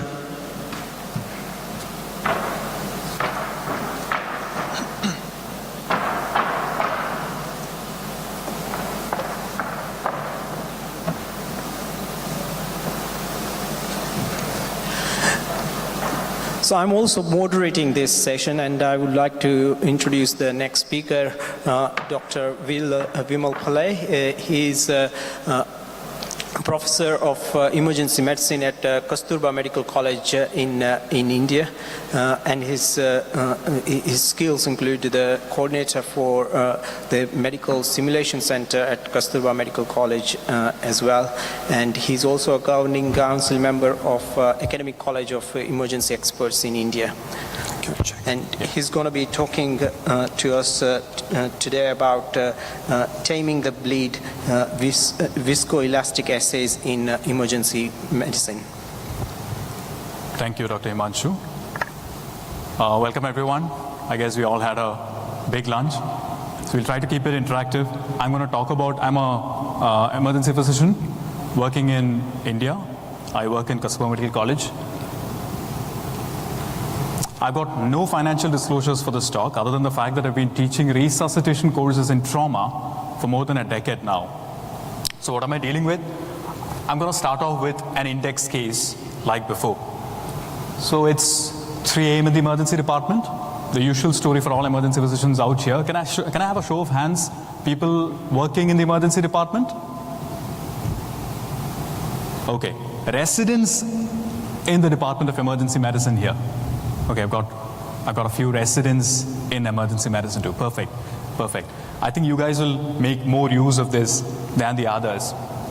So you've got it's a typical case. It's a case that I've managed last month. 3 a.m. in the morning, you get a young male head-on collision, comes up with some patterned aberrations over the chest. a big swollen thigh on the left side. The limb length is also discrete. Now he comes completely altered. How do you manage? I think people might talk about ATLS. Yes, sir.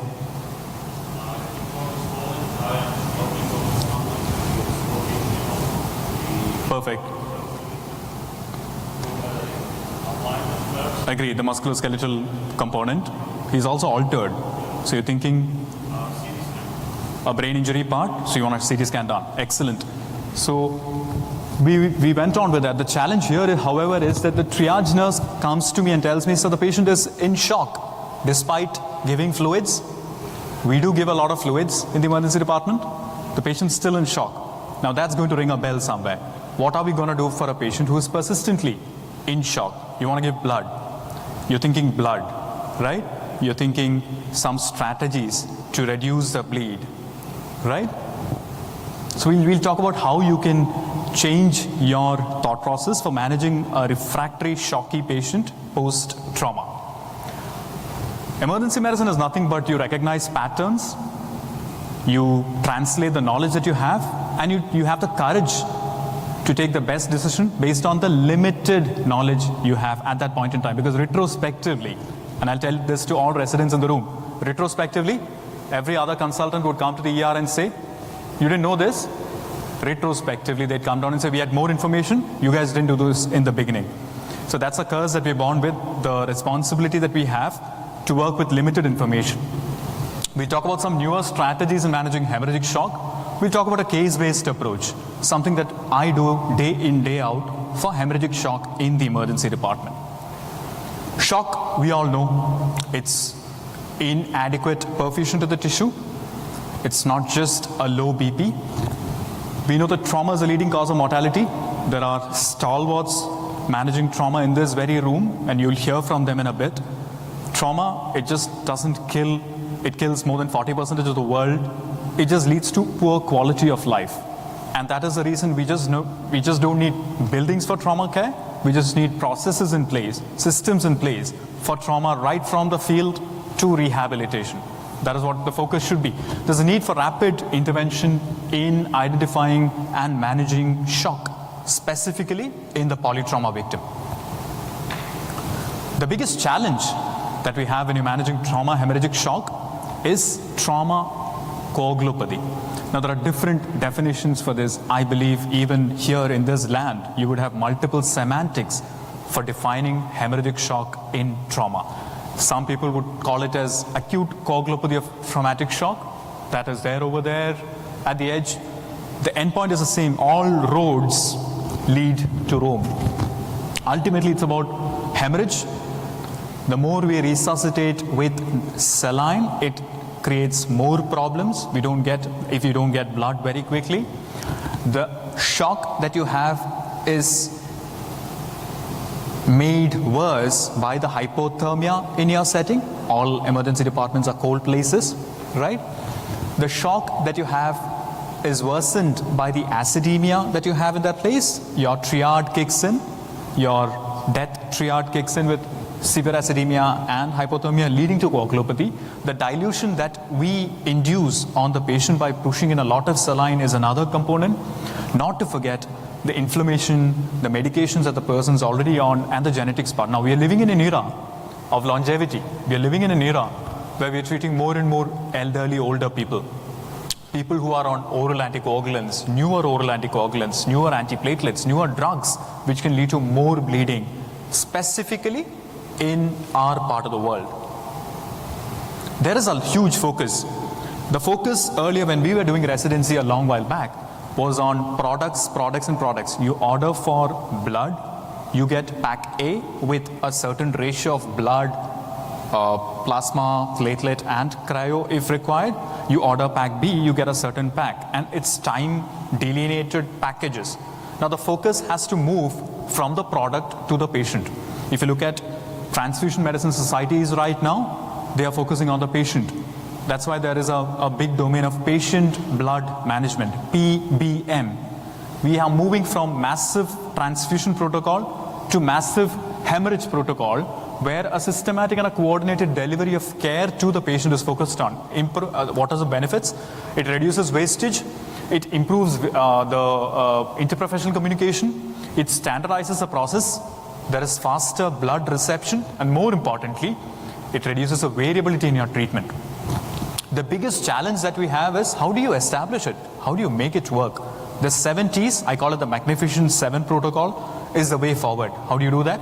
T, first, how do you trigger your massive hemorrhage protocol in your setting? You got to work on that. There are different stratification scores which have come in to trigger a massive hemorrhage protocol. There is an RABT score, there is an ABC score. Converge on a score that is accepted by your university, by your hospital, by your setting. Team prep and performance. It's important to sim again with all the stakeholders. You've got to get the transfusion medicine in. You've got to get the blood bank in. You've got to get the buy-in from the trauma surgeon. You've got to get the buy-in from the emergency physician. You've got to get the buy-in from the critical care physician. You've got to get the buy-in from the nurses. You've got to get a buy-in from the ancillary care lab guys. You got to get a buy-in from all these people together to run a system. So team prep and performance in advance. Tranexamic acid, I don't need to specify more about it. It's come into literature. It's proven its benefit again and again. We need to test early. We'll focus on testing. We'll focus on transfusion to target in a bit. We need to manage temperature. Hypothermia in itself, we know, aggravates the insult. It worsens the coagulopathy. And finally, how do you terminate a protocol? I remember days where I've started or initiated transfusion. I've given 130 units of blood in a lady who's come in with PPH in the emergency department. Finally lost her in the OR room. The challenge is who closes the protocol? Who closes the call for transfusion? Is it the emergency medicine person? Is it the trauma surgeon? Is it the gynecologist who comes in? Is it the interventional radiology team which comes in? We need to figure that out too. So the 70s protocol here, what I'm going to do is I'm going to focus on 2 aspects here. The early testing and the transfusion targets. We're going to refine the way in which we're going to transfuse blood, one of the most precious commodities. How are we going to do that? We're going to do a dynamic strategy. And what do I mean by dynamic strategy? Everybody here, show of hands, how many people are doing PT, INR, APTT in your setting? Platelets, PT, INR, APTT, and fibrinogen in your setting in the hospital for coagulopathy? I guess everyone in the room. Anybody who's doing any dynamic testing, ROTEM or TEG? I think that is going to be the point of care test for hemorrhagic shock. This is the ECG for hemorrhagic shock for your trauma patient, for your polytrauma patient. And I'll tell you why. If you look at viscoelastic hemostatic assays, they give you a dynamic opinion of where you are in the cascade, whether you've got a hypocoagulability, whether you're hypercoagulable, whether you need cryoprecipitate, whether you need platelet, or you just need fresh frozen plasma. It's as simple as that. Who decides on the product? It is a patient who decides on the product. It is not the protocol of your hospital that decides, I need to give this patient pack A or I need to give this patient pack B. It should be the patient's hemodynamic status. It should be the patient's coagulopathy status which tells you, you need to give him more cryo. For example, all our PPHs need cryo earlier because we know that pregnancy leads to that state where your fibrinogen levels could be a little low. So the way you manage a PPH could be entirely and starkly different from the way you manage a polytrauma shock. And that could be entirely different from the way you manage an upper GI bleed in a decompensated liver disease with portal hypertension in the emergency department. Again, 3 hemorrhagic shock, 3 different flavors, 3 different ways in which you're going to transfuse blood. That is the dynamic strategy. More importantly, I want you to focus on the last line here. The ratio-based transfusion that everyone in this room is doing will be replaced by periodic testing massive hemorrhagic protocols in this decade. Write it down.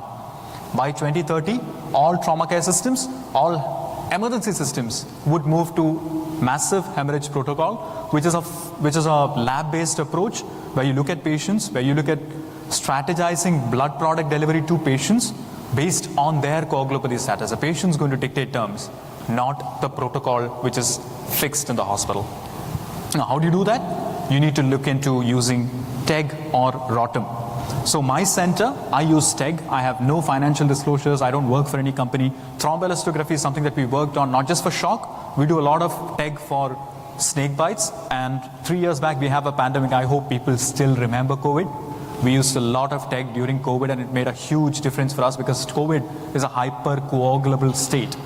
And it helped us treat patients better. So we look into how it guides transfusion therapy. We look into how you get objective evidence for endpoints of resuscitation. Now, when you start blood transfusion, the biggest challenge for us is how do you alter the dynamics of blood transfusion from paper to the patient who comes in with shock. The biggest challenge for us is we depend on lactates, we depend on endpoints for perfusion parameters, which might not be the foolproof method.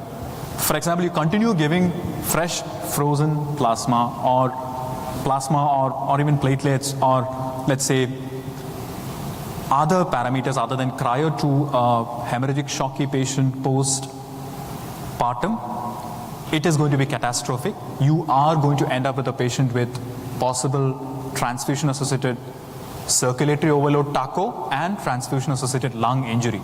And we've burnt our fingers enough to know that you need to go for cryo early. Same thing with upper GI bleeds. You need to ensure that thrombocytopenia is not your target. Your target is the coagulopathy that the patient is coming with. And that can be worsened with our volume resuscitation in the emergency department.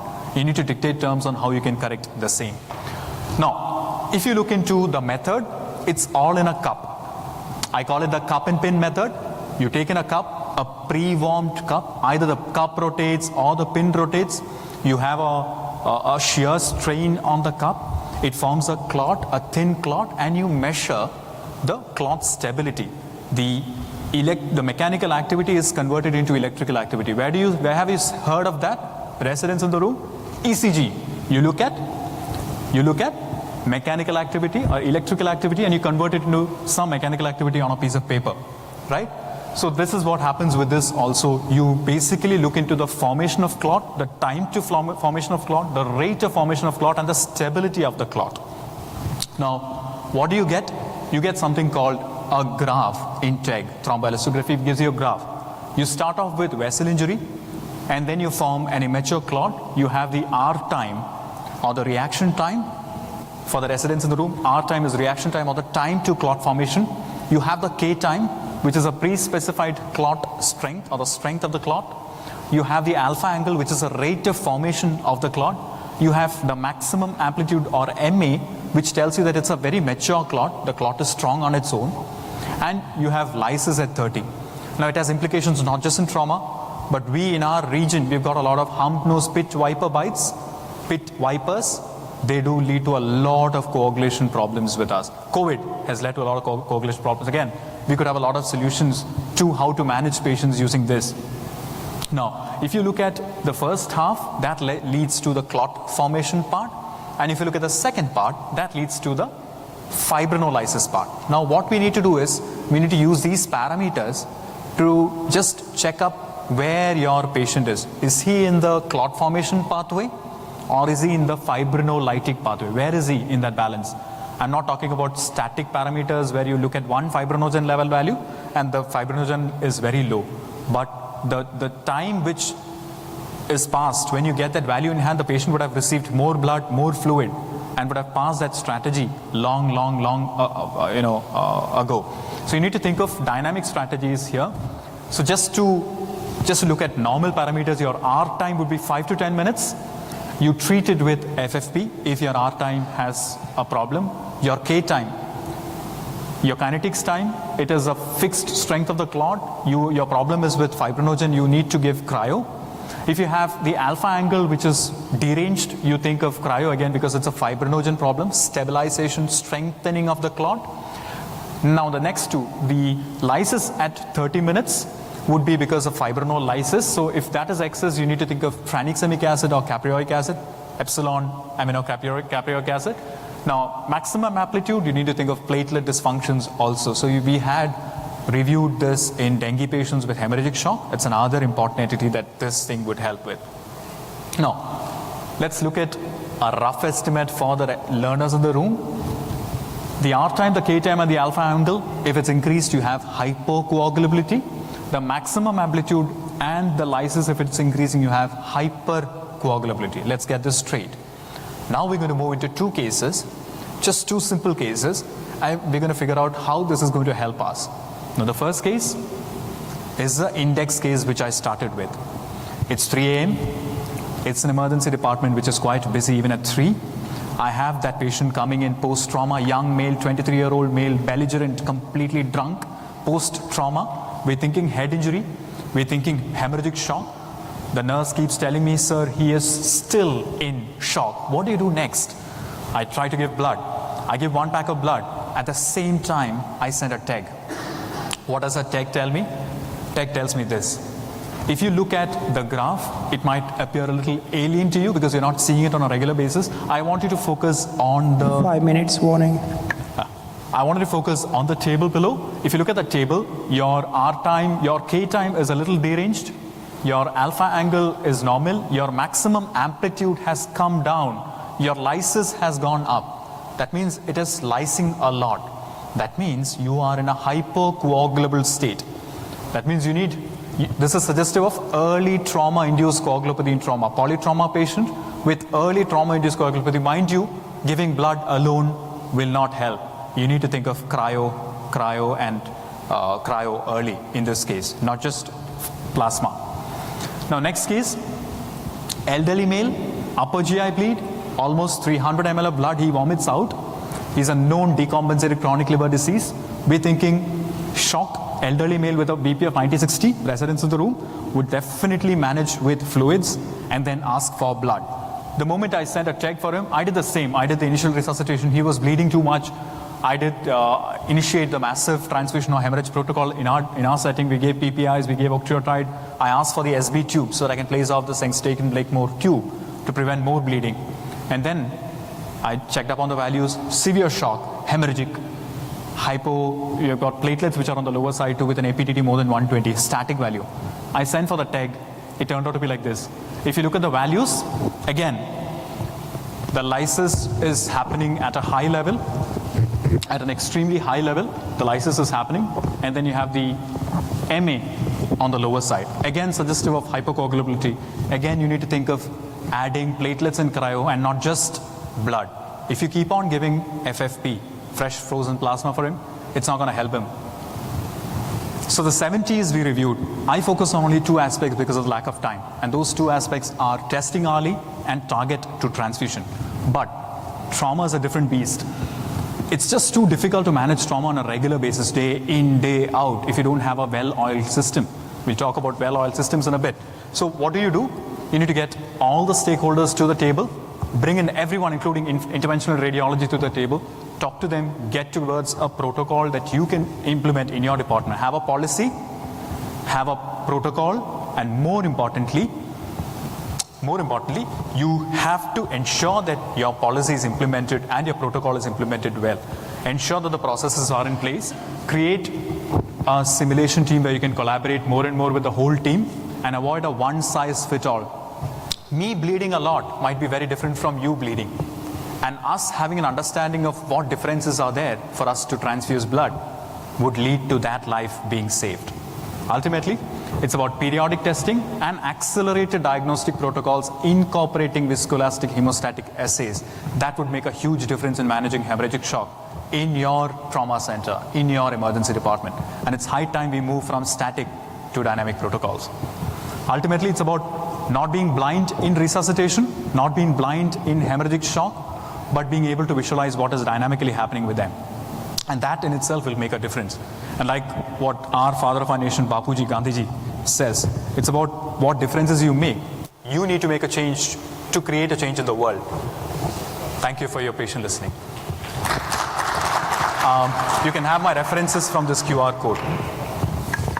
We have 2 minutes for any questions.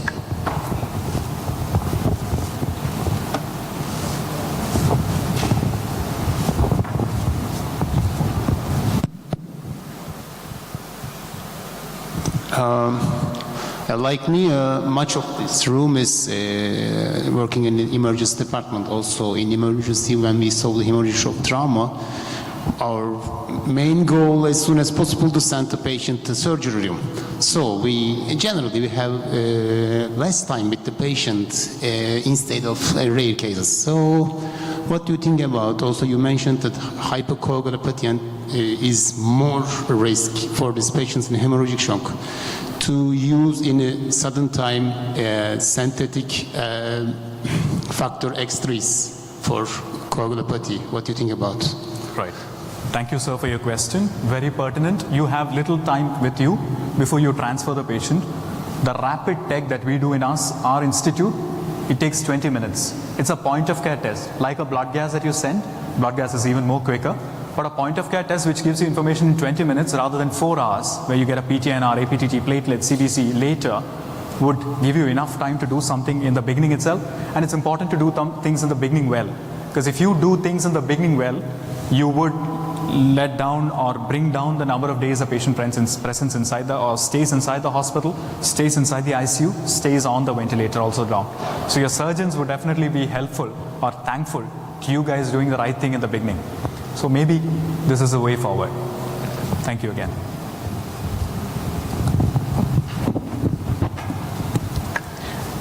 Thank you, Dr. Pillai.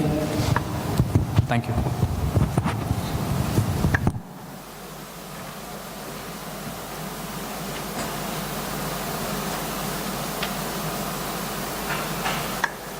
So we now have a next talk on lethal hyperkalemia during massive transfusion protocol after preservation period of red blood cell products was extended.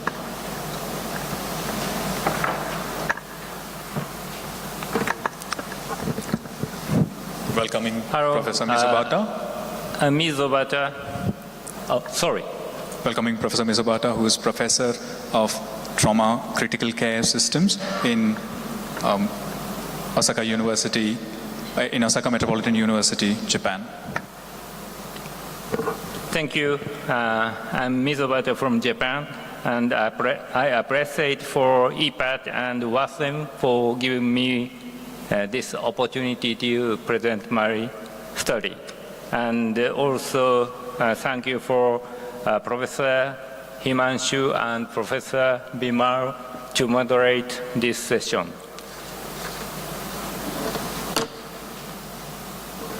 But first, I have no COI for today's presentation to be declared. Massive transfusion protocol is one of the effective procedures to improve survival rate in the severely hemorrhagic patients. There are several reports that the 1:1:2 ratio of transfusion of FFP, platelet, and RBC improves mortality of trauma patients in the studies using historical comparison design. In our institute, we implemented the MTP 10 years ago, and we enabled quick start of transfusion and keep 1:1:1 blood product ratio. In Japan, the Japanese Red Cross Society is working on the blood donation system and the supply of blood products to hospitals. Recently, the Society issued a notice of their approval to extend the preservation period of red blood cell product. This extension is, of course, evidence-based and mainly promulgated to reduce costs and avoid the destruction of limited resources. However, when massive transfusions are administered under the massive transfusion protocol to treat hemorrhagic patients, the incidence of adverse events related to this change are not well known.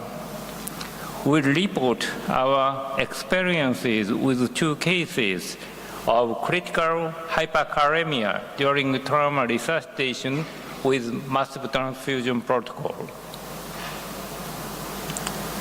Case 1 is 24-year-old Asian man who was transported to our hospital after having been stabbed his right posterior chest by a housemate. On his hospital arrival, the airway was maintained spontaneously, respiratory rate was 30 breaths per minute, blood pressure was unmeasurable, but the pulse of the femoral artery was palpable. Heart rate was regular at 136 beats per minute. Glasgow Coma Scale was E3V1M5, and his body temperature was 36.1 Celsius. After we found a massive hemothorax on his right side chest via focused assessment with sonography for trauma, first, we immediately performed tube tracheostomy and activated MTP with the use of O-positive RBCs within 3 minutes after his arrival. In our hospital, 20 units of O-positive RBC are stocked in the emergency room for the emergency requirement. The surgery started 17 minutes after his arrival. During the surgery, we found a penetrating injury in the proximal region of the inferior lobe of the lung and rapidly performed non-segmental lobectomy under the use of a Hyla clamp. However, even though quick hemorrhage control has been obtained within 35 minutes after the patient's arrival, he went into ventricular fibrillation during the surgery. The arterial blood gas analysis were performed 8 minutes and 35 minutes after the arrival. This is 8 minutes after the ventricular fibrillation. Arterial pH decreased from 7.37 to 7.14 with the elevation of blood lactate level. The potassium concentration increased from 3.5 to 8.9 milliequivalents per liter. This elevation of the potassium concentration was supposed to be the cause of the lethal arrhythmia. The amount of blood products used at this time were 8 units of RBCs, 12 units of FSP, and 10 units of platelet concentrate. The calcium-ion products were not yet administered when ventricular fibrillation was observed. The patient could not be resuscitated even with the full use of considerable resuscitative options, including the calcium-ion product. Next case is a 44-year-old Asian man. When he was riding on his motorcycle, he ran out to the opposite lane and had head-on crash with a car. He had no helmet and was transferred to our hospital. On hospital arrival, the patient's airway was maintained spontaneously, respiratory rate was 30 breaths per minute, blood pressure was 98/87 millimeter Hg with a palpable left femoral artery pulse. Heart rate was regular at 138 beats per minute. Glasgow Coma Scale was E1V1M2 and his body temperature was 36.1 Celsius. We found a left pneumothorax and fluid collection at the Morrison fossa as a perispleen area in the first examination. Then we started blood transfusion with activation of the MTP. As the patient's hemodynamics completely collapsed, left tube tracheostomy was immediately performed, and we prepared to open the patient's abdomen in the resuscitation unit. During the preparation for surgery, as we also obtained radiological information about the concomitant severe pelvic fracture, we initiated resuscitative endovascular balloon occlusion of the aorta lever, but didn't inflate the balloon yet. The patient's abdomen was open 35 minutes after arrival. The operative findings were minor liver laceration, intramesenteric hematoma, small bowel perforation, and minor splenic injury. Following the damage control strategy, we focused on hemorrhage control with hemostatic agents, Surgicel, and peripheral and perisplenic packing, and ligation of the mesenteric vessels, and also we minimized contamination. We finished the operation with open abdomen management using Acil.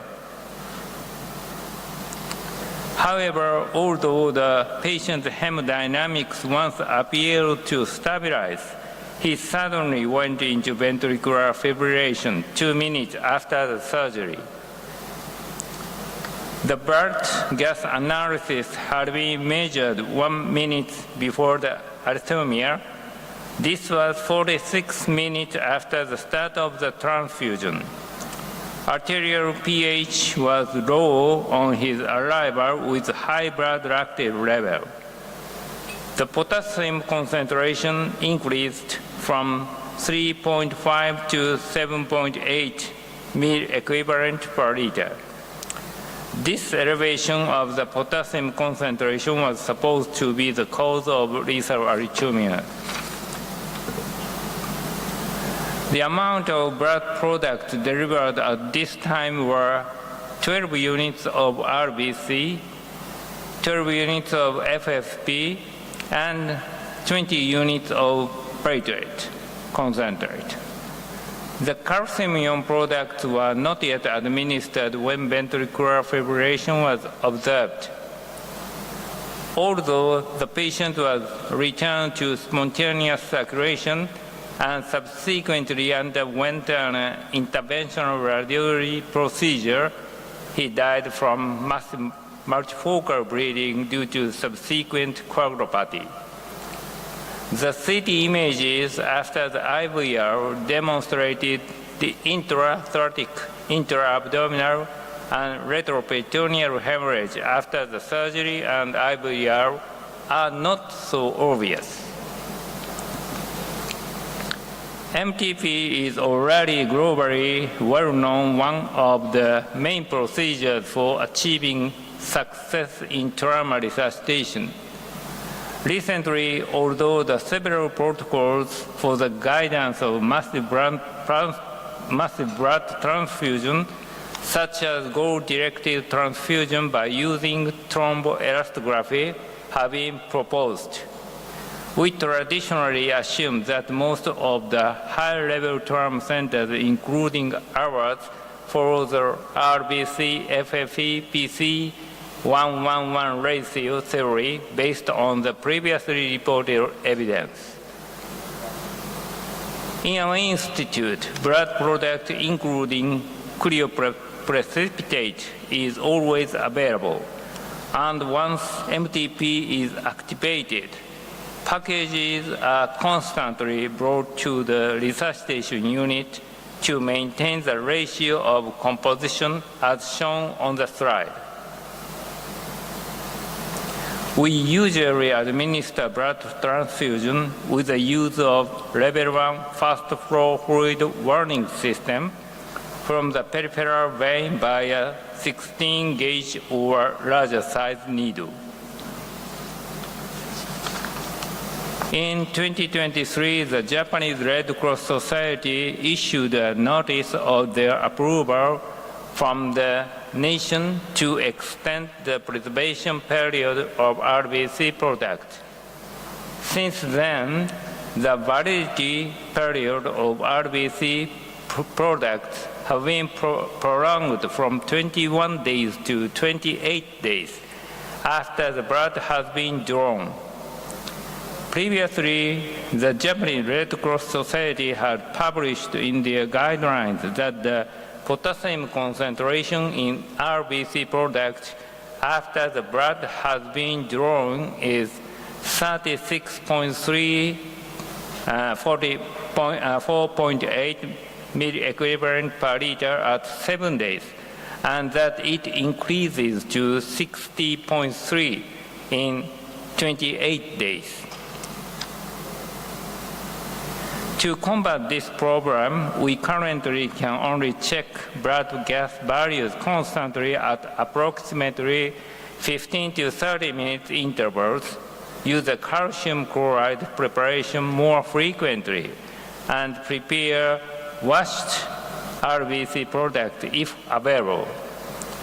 The option to use a potassium absorption filter is also available, but the filter needs to be exchanged at an interval of every 4 units delivered according to the manufacturer's documentation.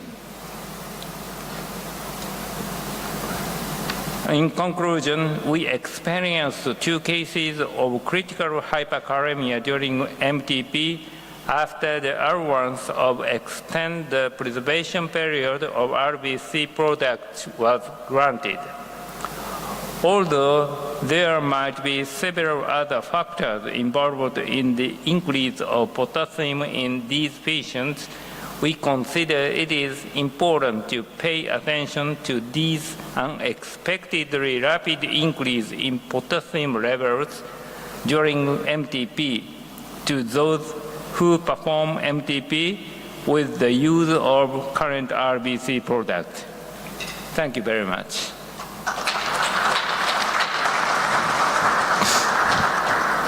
Thank you, Professor Misabata. Any questions for Professor Misabata?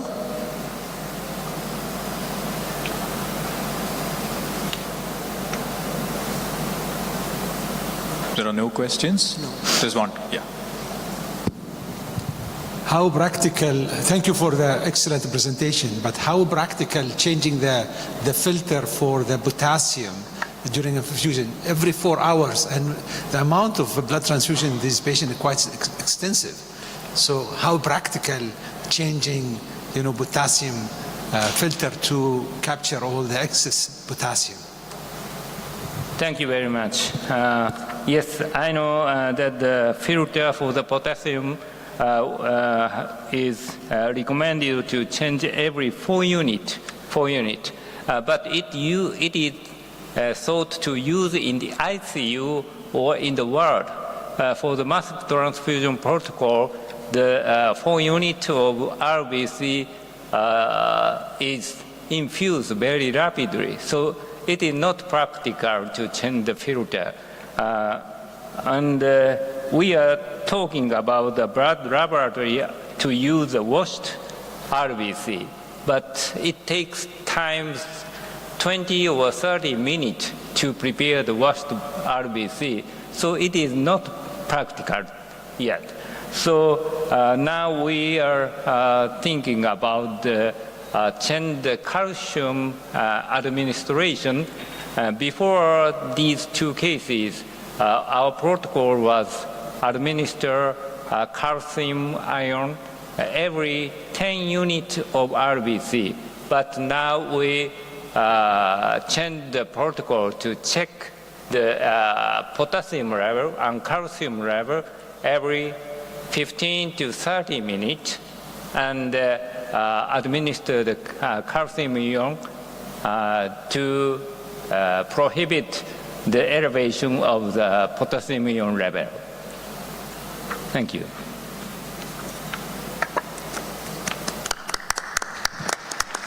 Thank you very much. Thank you, Professor Misabata. For the last talk on the session in trauma, we have Professor Dr. Hassan Al-Thani, head of Trauma and Vascular Surgery Section at Hamad General Hospital, Qatar, who will be talking about acute kidney injury in trauma. What do we know? Over to you, sir. Thank you.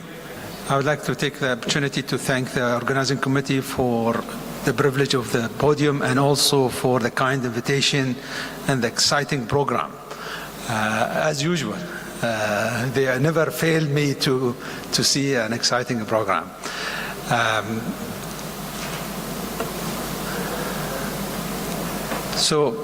This is what Sagar recommended that we have to put the slides. So my name is Hassan Al-Thani. I'm from Doha, Qatar. I have nothing to disclose for this presentation except that I am working in Hamad Medical Corporation.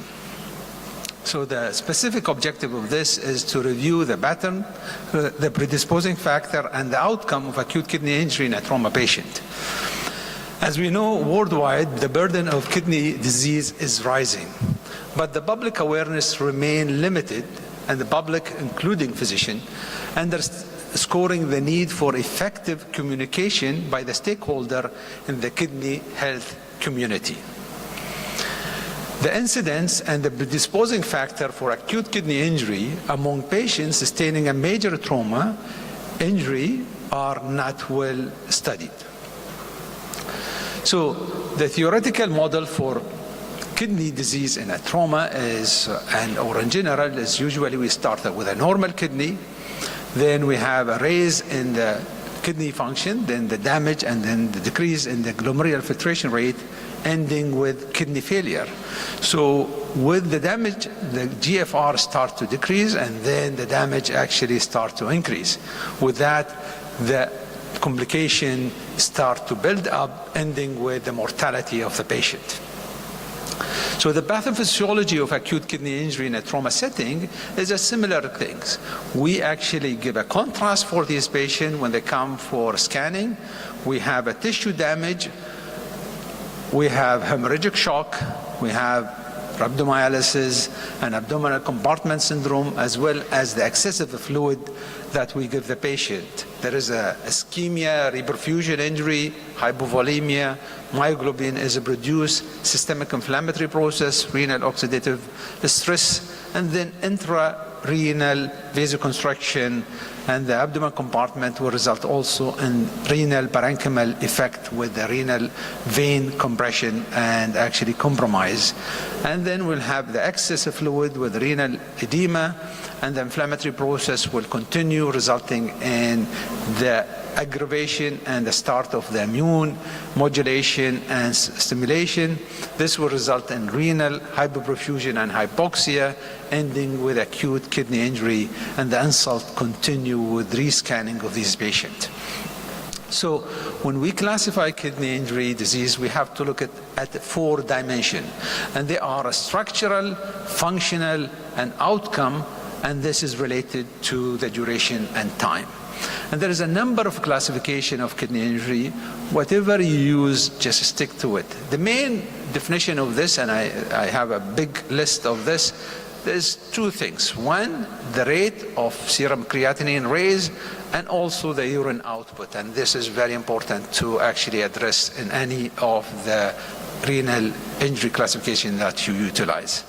So recently, we actually looked at the predisposing factor and outcome of acute kidney injury after a blunt trauma in our center for 10 years. And the aim of the study is to look at the pattern, predisposing factor, and the outcome of acute kidney injury in our level 1 trauma center in Qatar. So it is a retrospective study for all the patients who were admitted at Hamad Medical Corporation from 2011 to 2021. We investigated acute kidney injury. During this study, we had 140 patients out of 17,000 admitted during that period of time, which make it 0.8% of the total number of patients who were admitted. And the mean age of these patients is 40 plus or minus 20 years. When we look at the demography and clinical characteristic of patients who did not develop acute kidney injury to a patient who developed acute kidney injury, we can see that renal injury patients were older. The comorbidity is significantly high, including hypertension, diabetes, and the history of coronary artery disease. Also, associated injury were significantly high in a patient with acute kidney injury. Head injury, chest, abdomen, and pelvis all significantly high, as well as the extremities. And when we compare the amount of blood transfusion and the activation of massive transfusion protocol, we can see that acute kidney injury patients were receiving more blood and more activation of massive transfusion protocols.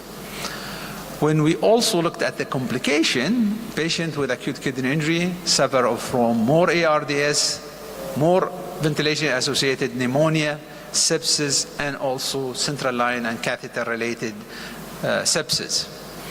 And the length of stay of the patient in the hospital with acute kidney injury were significantly higher in comparison to a patient who did not develop acute kidney injury.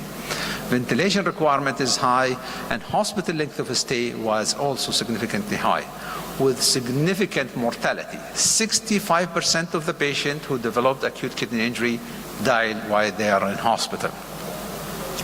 The mechanism of injury, majority of these patients were blunt injury. Road traffic accident was accounting for 41%, and then pedestrian is a 25%, and the rest, whether it's a fall from height or a thud or others. The presentation of these patients to the trauma room, we had 32% of the patients with acute kidney injury presented with hypotension. 17% had cardiac arrest on the presentation. Myoglobin level on admission was 1,200 and increased after 24 hours to 2,088. The need for vancomycin in these patients was 7.9%. So this has actually increased the insult on the kidney, and the number of CT scans for these patients in average was 4, but it raised up to 11 CT scans for them, and the contrast required for these is quite high. When we looked at also the procedure done for this patient, we have 96% of the patients were intubated, the patient who actually suffered acute kidney injury. Hemodialysis was required in 64% of the patient, and patient who survived and off dialysis was 23%. And there is patient recovered from acute kidney injury with normal kidney function is 32%, and with not normal kidney function but did not require dialysis was 32% also, and 7% of these patients require ECMO. The stage of acute kidney injury, the majority were stage 3, high stage of actually acute kidney injury, and renal replacement therapy was required in 6.4% of the patient. Patients who had direct renal injury were accounting for 6.5%, and we actually published a paper looking at this patient who actually had direct kidney injury, and that can be reviewed in this paper. But when we also compare survivor versus non-survivor of these patients who had a kidney injury, we can see that the age of the one who did not survive were older, more hypotension, more cardiac arrest, and also shock index was high, and Glasgow Coma Scale was low for the patient who did not survive. Also, the associated injury was higher in terms of head injury and chest injury, whereas the pelvic and lower was also high. The other abdomen and the upper extremity were not statistically significant. Also, the severity of injury was much higher. ISS was 33.7 plus or minus 12 for non-survivor in comparison to 25%. 25.5 ISS. And as I said, all the patients who did not survive with acute kidney injury were intubated in the scene or in the emergency setting. And 30% of them underwent laparotomy and 6% had craniotomy. Complication was also significantly higher for the patient who did not survive. And the main thing when we look at the multivariate regression analysis for the predictor of mortality for acute kidney injury were age, hypotension, and injury severity score. And this is actually a chart of all the patients who actually had the kidney injury, and you can see they are classified into stage as well as direct injury and non-direct injury.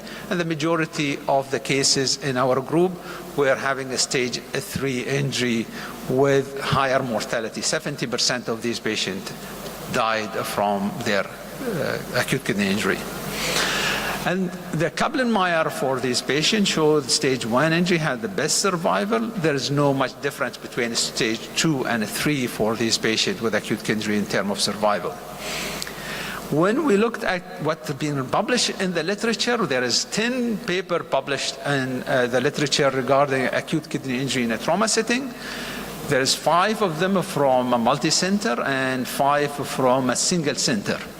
And they were published recently from 2018 up to 2023 in our cases. The largest one is the American College of Surgeons, the TQIP data, which has actually the highest number, but it is 825 institute. And the second is the UK and also the Spanish multi-center study. The duration of the study in our case is 10 years and a half, and in the UK is 10 years, and the rest were between 2 years and 4 years. In our group, we had the mortality group with acute kidney injury is 40 years, and the rest were much higher in comparison to our study. When we look at also the number of cases, you can see that we had 17,000. The American College has close to 1 million. But the percentage of the cases we had, the lowest is 0.8%, which is similar almost to the American is 1%. The highest was actually, the paper was coming from Zaghazigh University in Egypt, which is a single center, and they have 50% of the patient who developed acute kidney injury with severe. The ISS score was high in our group, it's 30, but in the Egypt study was 41. And we had a low Glasgow Coma Scale. The mortality, unfortunately, in our group was 65%, and in the Egypt one is 70%, but in the rest of the studies goes as low as 2.1% in the Japanese population. So when they looked at actually the risk of mortality score with a severe acute kidney injury, you can see that the higher the score, the higher the mortality as demonstrated in the graph here. So in conclusion, acute kidney injury is not uncommon among the trauma patient and associated with high rate of a prolonged hospital stay and mortality. Early detection and prevention of acute injury should be a priority in such high-risk population.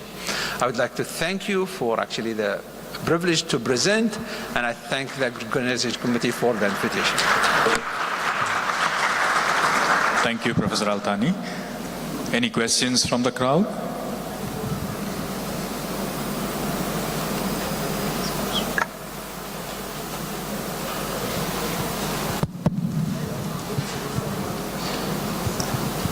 Hi, Doctor. Thank you for this great presentation. I have one question as I'm a new emergency medicine resident, so I have this inquiry about the rhabdomyolysis. So what is the greatest risk factor of rhabdomyolysis to cause acute kidney injury? Is it the site of the injury to the muscle? So for example, is it in a great muscle, for example, the quadriceps, or a small muscle? Or is it the duration of the injury since the muscle is crushed until we detect the myoglobin in the urine, so we can determine the acute kidney injury is being already detected? Thank you.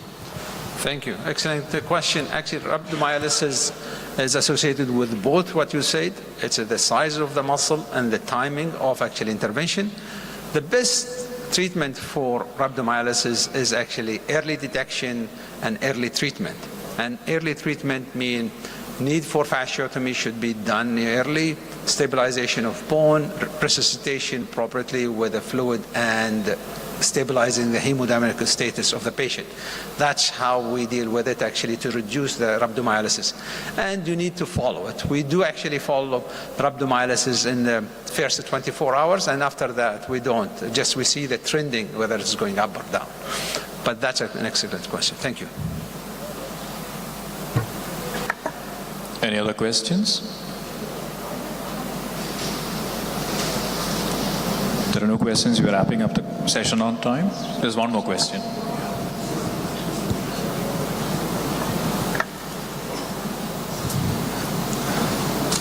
Hello, Dr. Altani.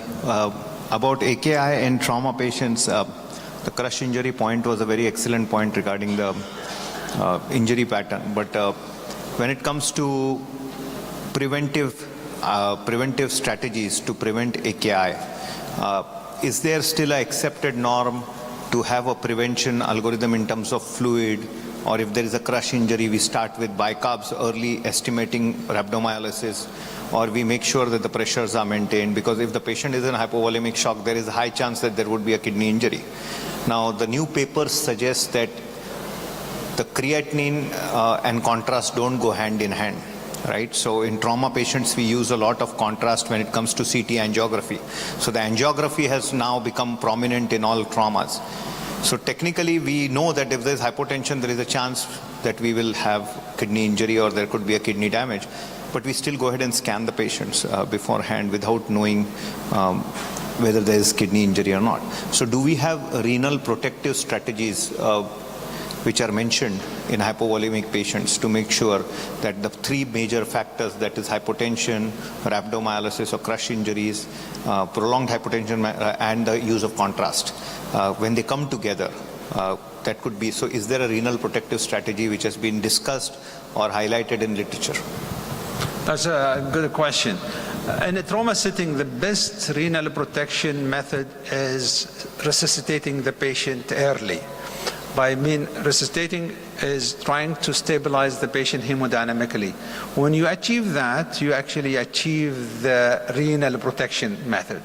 Adding medical treatment, we know that it is not working for a trauma patient, and therefore, in my management of these patients, we looked after the ABCs, and the amount of contrast is factors, we know that, but if the patient requires it, we better do it, because unfortunately when we miss injury, that will actually worsen the condition of the kidney and the patient, and therefore, the best treatment is manage the patient as ABC, and bring them to hemostasis very quickly. Thank you. Thank you, Professor Altani. Requesting all speakers to come on stage and Professor Dr. Bashar to come on stage along with Dr. Sagar for a photograph.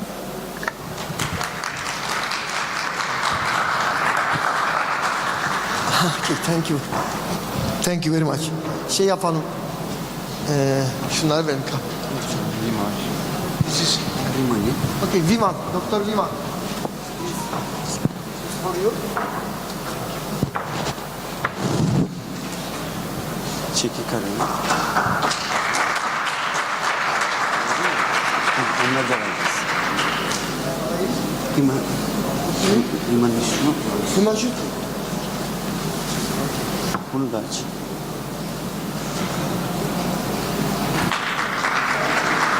Bir de şey abi. Yasemin su. Yasemin su.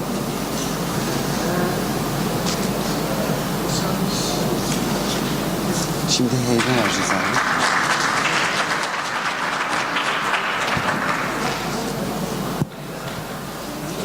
Hasan eltanın içine heybe de bir şey. Şunu vereceğim. Dur Fatma. Oh, this is so good.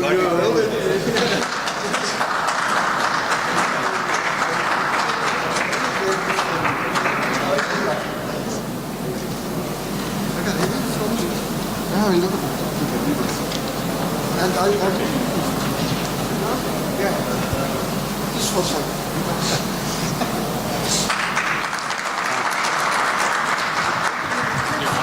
Tamam, in aşağıya.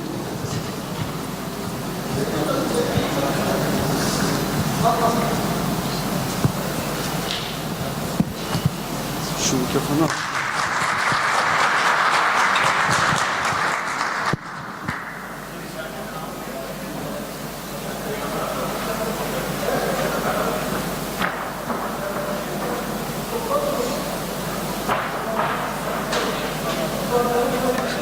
So we'll bring this session to a close now. We had excellent sessions about low-risk trauma decision-making, then a hemodynamically shocked patient using tech-guided MHP protocol, and then 2 cases with unfortunate outcomes following major trauma. And finally, Atuder ve Vacem Başkanı Sayın Profesör Doktor Başar Cander. Bir diğer konuşmacımız ise Altınbaş Üniversitesi Klinik Farmakoloji Bilim Dalı'ndan Sayın Profesör Doktor Barkın Berk. Sempozyumumuzun ilk konuşmasını yapmak üzere değerli dernek başkanımız Sayın Başar Cander'i buraya davet ediyorum. Buyurun hocam.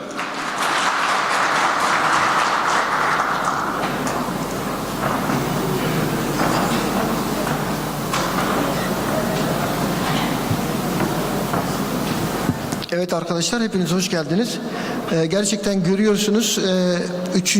gün ve hemen her salonda bir aktivasyon var. Salonlar yetmiyor. Özellikle burada arkadaşlarımız çok ciddi bir koşturma içindeler. Ama Dünya Kongresi olmasının böyle bir heyecanı var, böyle bir şey var. Ya burada yabancı konuklarımız var. Onlara biz Türkçe yapacağız anlatımı. Kulaklık getirebilir misiniz yabancı konuklarımıza? For Hasan El Tahani and other maybe Sagar and okay. No, wait please. Okay. Biz başlayalım. Şimdi arkadaşlar, tabii ki acil servislerde en çok karşılaştığımız semptomun başında ağrı geliyor. Ama düşünün, mesela birinin bacağı ağrıyor veya omuzu ağrıyor veya boynu ağrıyor şikayetiyle geldiğinde ilk hissettiğimiz duygu nedir arkadaşlar? Aslında bir rahatlama hissediyoruz. Neden rahatlama hissediyoruz? Çünkü şikayetinin çok ağır bir şikayet olamayacağını, yani bir ekstremite, kas, iskelet sistemi hastalığı olduğunu düşünüyoruz. Dolayısıyla hani bir kırmızı alan hastası değil de bir sarı alan, yeşil alan hastası olduğunu, reçeteyle tedavi edebileceğimizi veya kısa şekilde tedavi edebileceğimizi düşünüyoruz. Ama burada biraz yanılıyoruz. Neden yanılıyoruz? Evet, ağrı hayatı tehdit eden birçok şeyde ağrıyla geliyor. Ama diyelim kas, iskelet sistemi ağrıları bizim hayatımızı en çok etkileyen olaylardan biri. Mesela biz workshop yaptık İstanbul'da. Workshop yapınca bir hocamız workshop yaptığımız otel mesafesiyle hastane arası 500 metreyi geçmiyor. Sayın Boy vardı burada. Otele yürüyüp geleceklerini planlamıştık. Bir türlü gelemediler. Sonra sorduk nerede arkadaşlar diye. Onlar da telefon açtılar, dediler ki ayağını incitmiş, yürüyemiyor. Bu yüzden gelemiyor. Biz bir arabayla aldık. Şimdi şöyle düşünün, biz buraya aylarca, yıllarca hazırlandığımızı söylüyoruz. Ama bir ağrı semptomu, bir boyun ağrısı, bir kas ağrısı bizim bütün aktivasyonumuzu burada ne yapabilir? Geriye düşünebilir. Yani bunu hayatta da gördüğünüz zaman aslında basite alıyoruz. Ama yaşayınca şunu anlıyoruz. Hepimiz yaşadık, yaşıyoruz. Bunun aslında hayatımızı ne kadar etkilediğini görüyoruz. Mesela hepimizin deneyimi olmuştur. Yaşamadan anlamıyorsun diyorsun ya. Ya mesela her gün çorap giyiyoruz değil mi? Çok basit. Herkes çorap giyiyor. Sırtı tutulan biri, sırtı ağrıyan biri nasıl çorap giyiyor? Ben birkaç defa denedim, neredeyse düşüyordum. Mümkün değil yani. Yardımsız çorap giymeniz mümkün olmuyor. Dahası şu ikisi kapılı arasında ağrısı olan oldu mu? İsa'nın varmış ikisi kapılı arasında.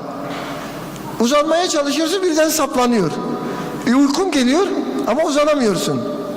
Uyuyacaksın, şansın yok. Yine çok önemli bir şey var, boyun. Hele böyle uzun boyunlu olanlar, şu 8 omur. Boyun tutulması. Ya sağa dönemiyorsun, sola dönemiyorsun. Yani hayatımızı o kadar etkiliyor ki bu ağrı. Haftalar içinde bakıyorsun, ya bir şey yok ya, işte kas ağrısı geçer, şunları kullan. Ama onun hayatında ne kadar yeri var o ağrının? O yüzden bizim bu tedaviye çok dikkat etmemiz gerekiyor arkadaşlar. Şimdi kas iskelet sisteminde hepimizin bildiği şeyler var. İşte kemikler, eklemler, kaslar, pasif elemanlar ve aktif elemanlar olarak söyleyebiliriz. En genel belirtiler ne? Ağrı, işte sabah tutukluğu, hareket kısıtlılığı, kas kitlesinde azalma, krepitasyon, hassasiyet, halsizlik vesaire, bunlar semptom olarak karşımıza çıkıyor. Tabii bunlar bizim hayatımızı, sosyal hayatımızı engellemek yönünde çok etki ettiğini az önce belirttik. Ama bunun dışında da şuraya görüyorsunuz arkadaşlar, herhalde şuradan göstermem mümkün, pardon, geriye alabilir miyiz?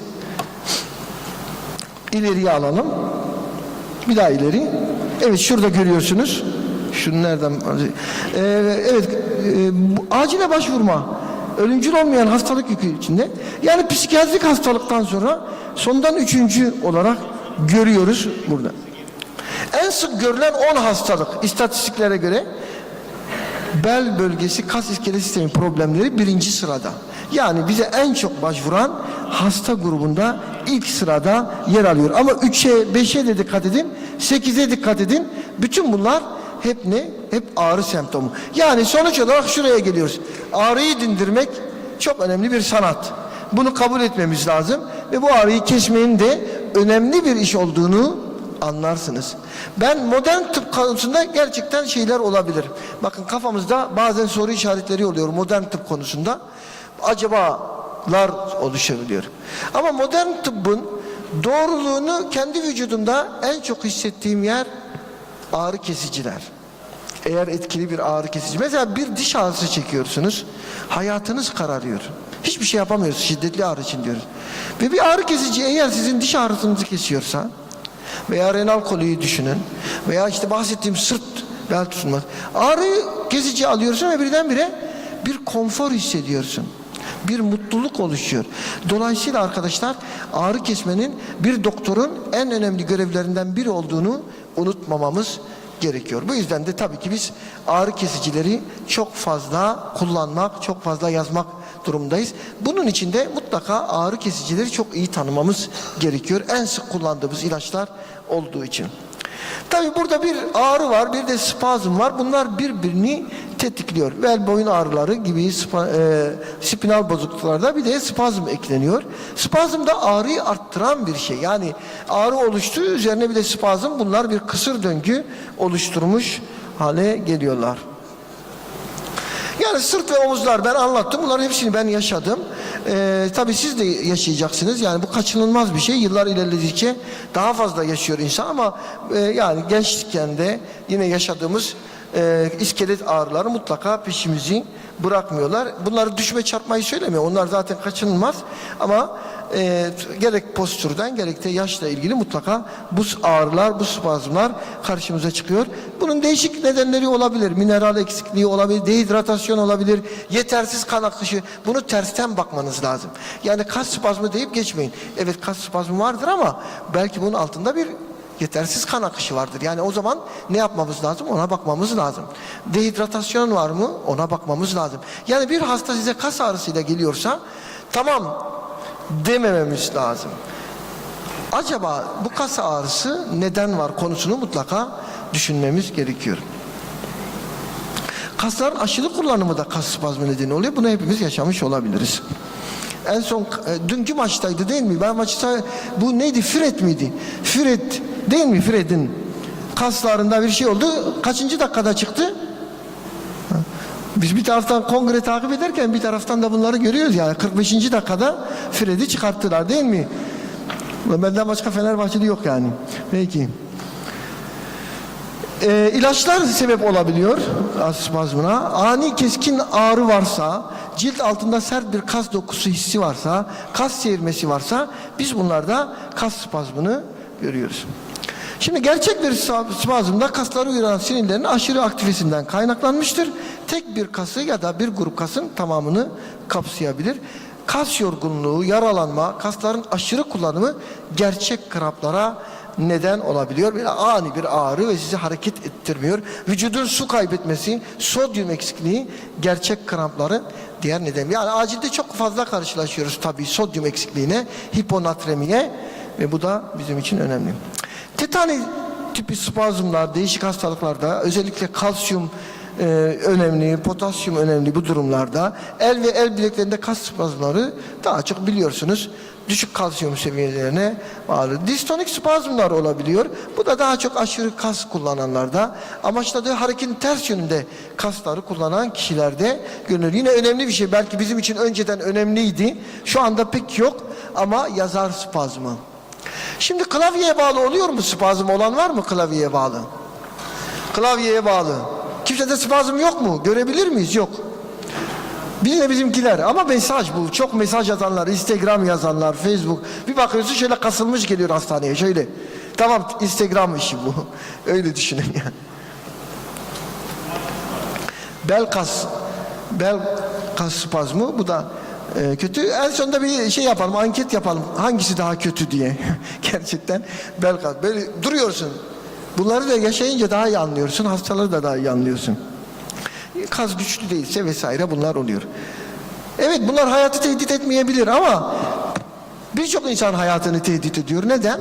Ya adama hazırlanıyorsun. Mesela şu anda düşünün biz bu kadar çalışmadan adam Hindistan'dan geldi, Japonya'dan geldi. Ondan sonra diyelim ki kası tutuldu, beli tutuldu. Nasıl konuşma yapacak? İşte o sırada bu ilaçlar devreye girmesi gerekiyor. Boyun kas spazmı da çok kötü arkadaşlar.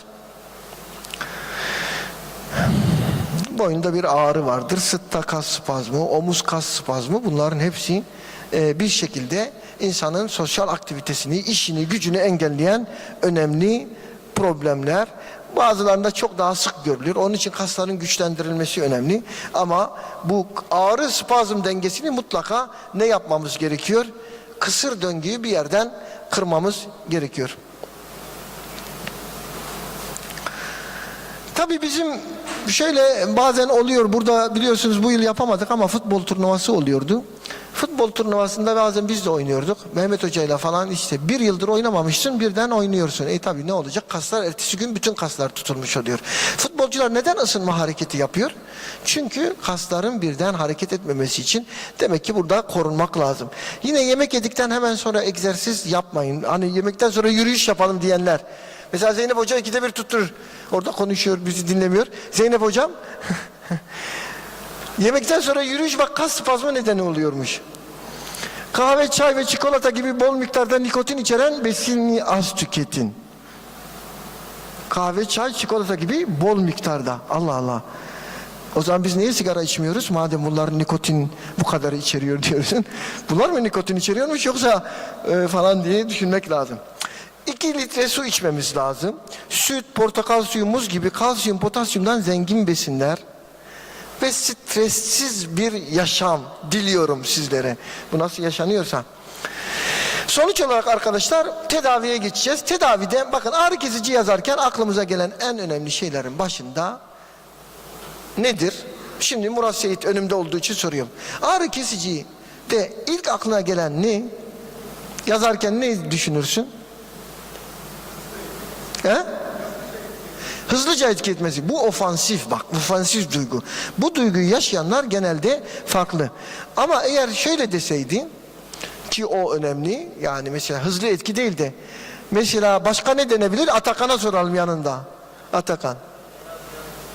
İşte bak bu da defans. Bak biriniz defans, biraz ofans. Şimdi defansif olanlar şöyle düşünür.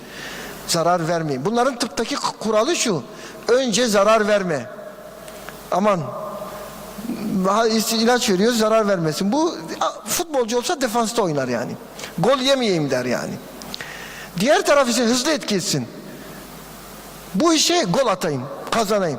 Bunların tıptaki karşılığı ne? Salondan alalım. Sema sen duymuşsundur, söyle karşılığını. Yok. Bu diğerleri önce zarar verme. Bunlar önce yarar ver prensibiyle hareket ederler. Onlar diyorlar biz gol atalım da golleri sonra bir şekilde çıkartırız. Gol yesek de olur. Gol atalım önce. Sonra bir de. Ama şu ağrı kesici yazarken bunları düşünüyoruz ama ilaçları düşünürken de güven duygusunun çok önemli olduğunu görüyoruz. Güven duygusu. İşte burada mesela 20 yıl, 30 yıl, 40 yıl kullanılan ilaçlar güven konusunda biraz daha ön plana çıkıyorlar. Hele kendi deneyiminiz de olmuştur bu ilaçlarla. Bu önemli. Dolayısıyla tedaviyi yaparken semptomatik yapıyoruz. Güven duygusuna önem veriyoruz. İlaca güveniyoruz. O ilaca güveniyor olmamız lazım. Tabii burada fizik tedavi yapılabilir, lokal ısı uygulamaları yapılabilir. Bazen soğuk uygulama gerekiyor. Eklem içi enjeksiyonlar var vesaire. Cerrahi tedaviye kadar gidebilir. Ama hem analjezik hem de miyorelaksanlar bize bu konuda yol gösterecektir. Bir an önce tedavi olmak istiyor, bir an önce işine dönmek istiyor. Daha doğrusu o ağrıyla işi yapmak zorunda, ağrısını azaltmak zorunda. Çünkü çoğumuz bu ağrıyla yaşamayı öğrenmek zorunda kalıyoruz. Dolayısıyla stresin de ağrıyla birlikte olduğunu söyleyerek arkadaşlar, şimdi sözü başka bir yere bırakayım ama bizim acil pratiği açısından şunları söyleyebilirim. Bir ilaç veriyorsanız mutlaka güvenmek istiyoruz. Hemen mide rahatsızlığın var mı diyoruz. Acaba bir perforasyona sebep olabilir miyim diyoruz.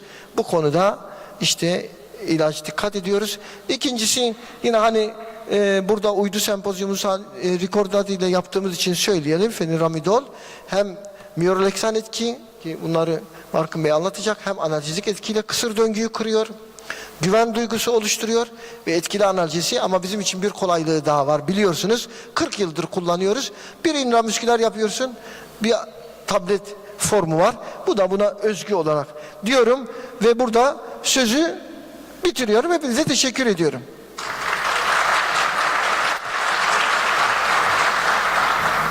Siz ben anons edeyim hocam. Profesör Doktor Barkın Berk, Altıntaş Üniversitesi'nden daha önce de misafir etmiştik. Bu konularda uzman olan bir hocamız. Buraya geldiği için, teşrif ettiği için teşekkür ediyorum. Buyurun Sayın Hocam.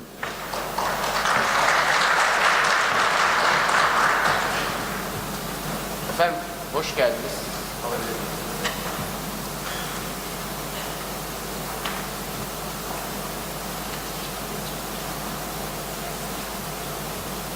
Tamam, zorlamayalım. Buradan konuşalım, sıkıntı yok. Efendim hoş geldiniz, şeref verdiniz. Hem sizler hem uluslararası konuklarımızla beraber burada olmak oldukça güzel benim için. Çok basit bir soruyla başlamak istiyorum, eğer sizin için uygunsa. Genç, yaşlı, erişkin hepsinin ortak problemi her geldiğinde ne oluyor? Ağrı. Tabii ağrı dediğimiz zaman ağrı ile ilgili olarak birçok şey söyledi hocam. Bağlantılı olarak spazmla ilgili de birçok şey söyledi. Bütün bunların hepsinin temel kaynağında, özellikle mesela spazmın temel kaynağında bir homeostatik dengenin bozukluğu söz konusu. Dikkat ederseniz replasman tedavilerin hepsi aslında homeostatik dengenin tekrar yerine getirilmesiyle bağlantılı olan, özellikle iyonik dengenin yerine getirilmesiyle bağlantılı olan tedaviler.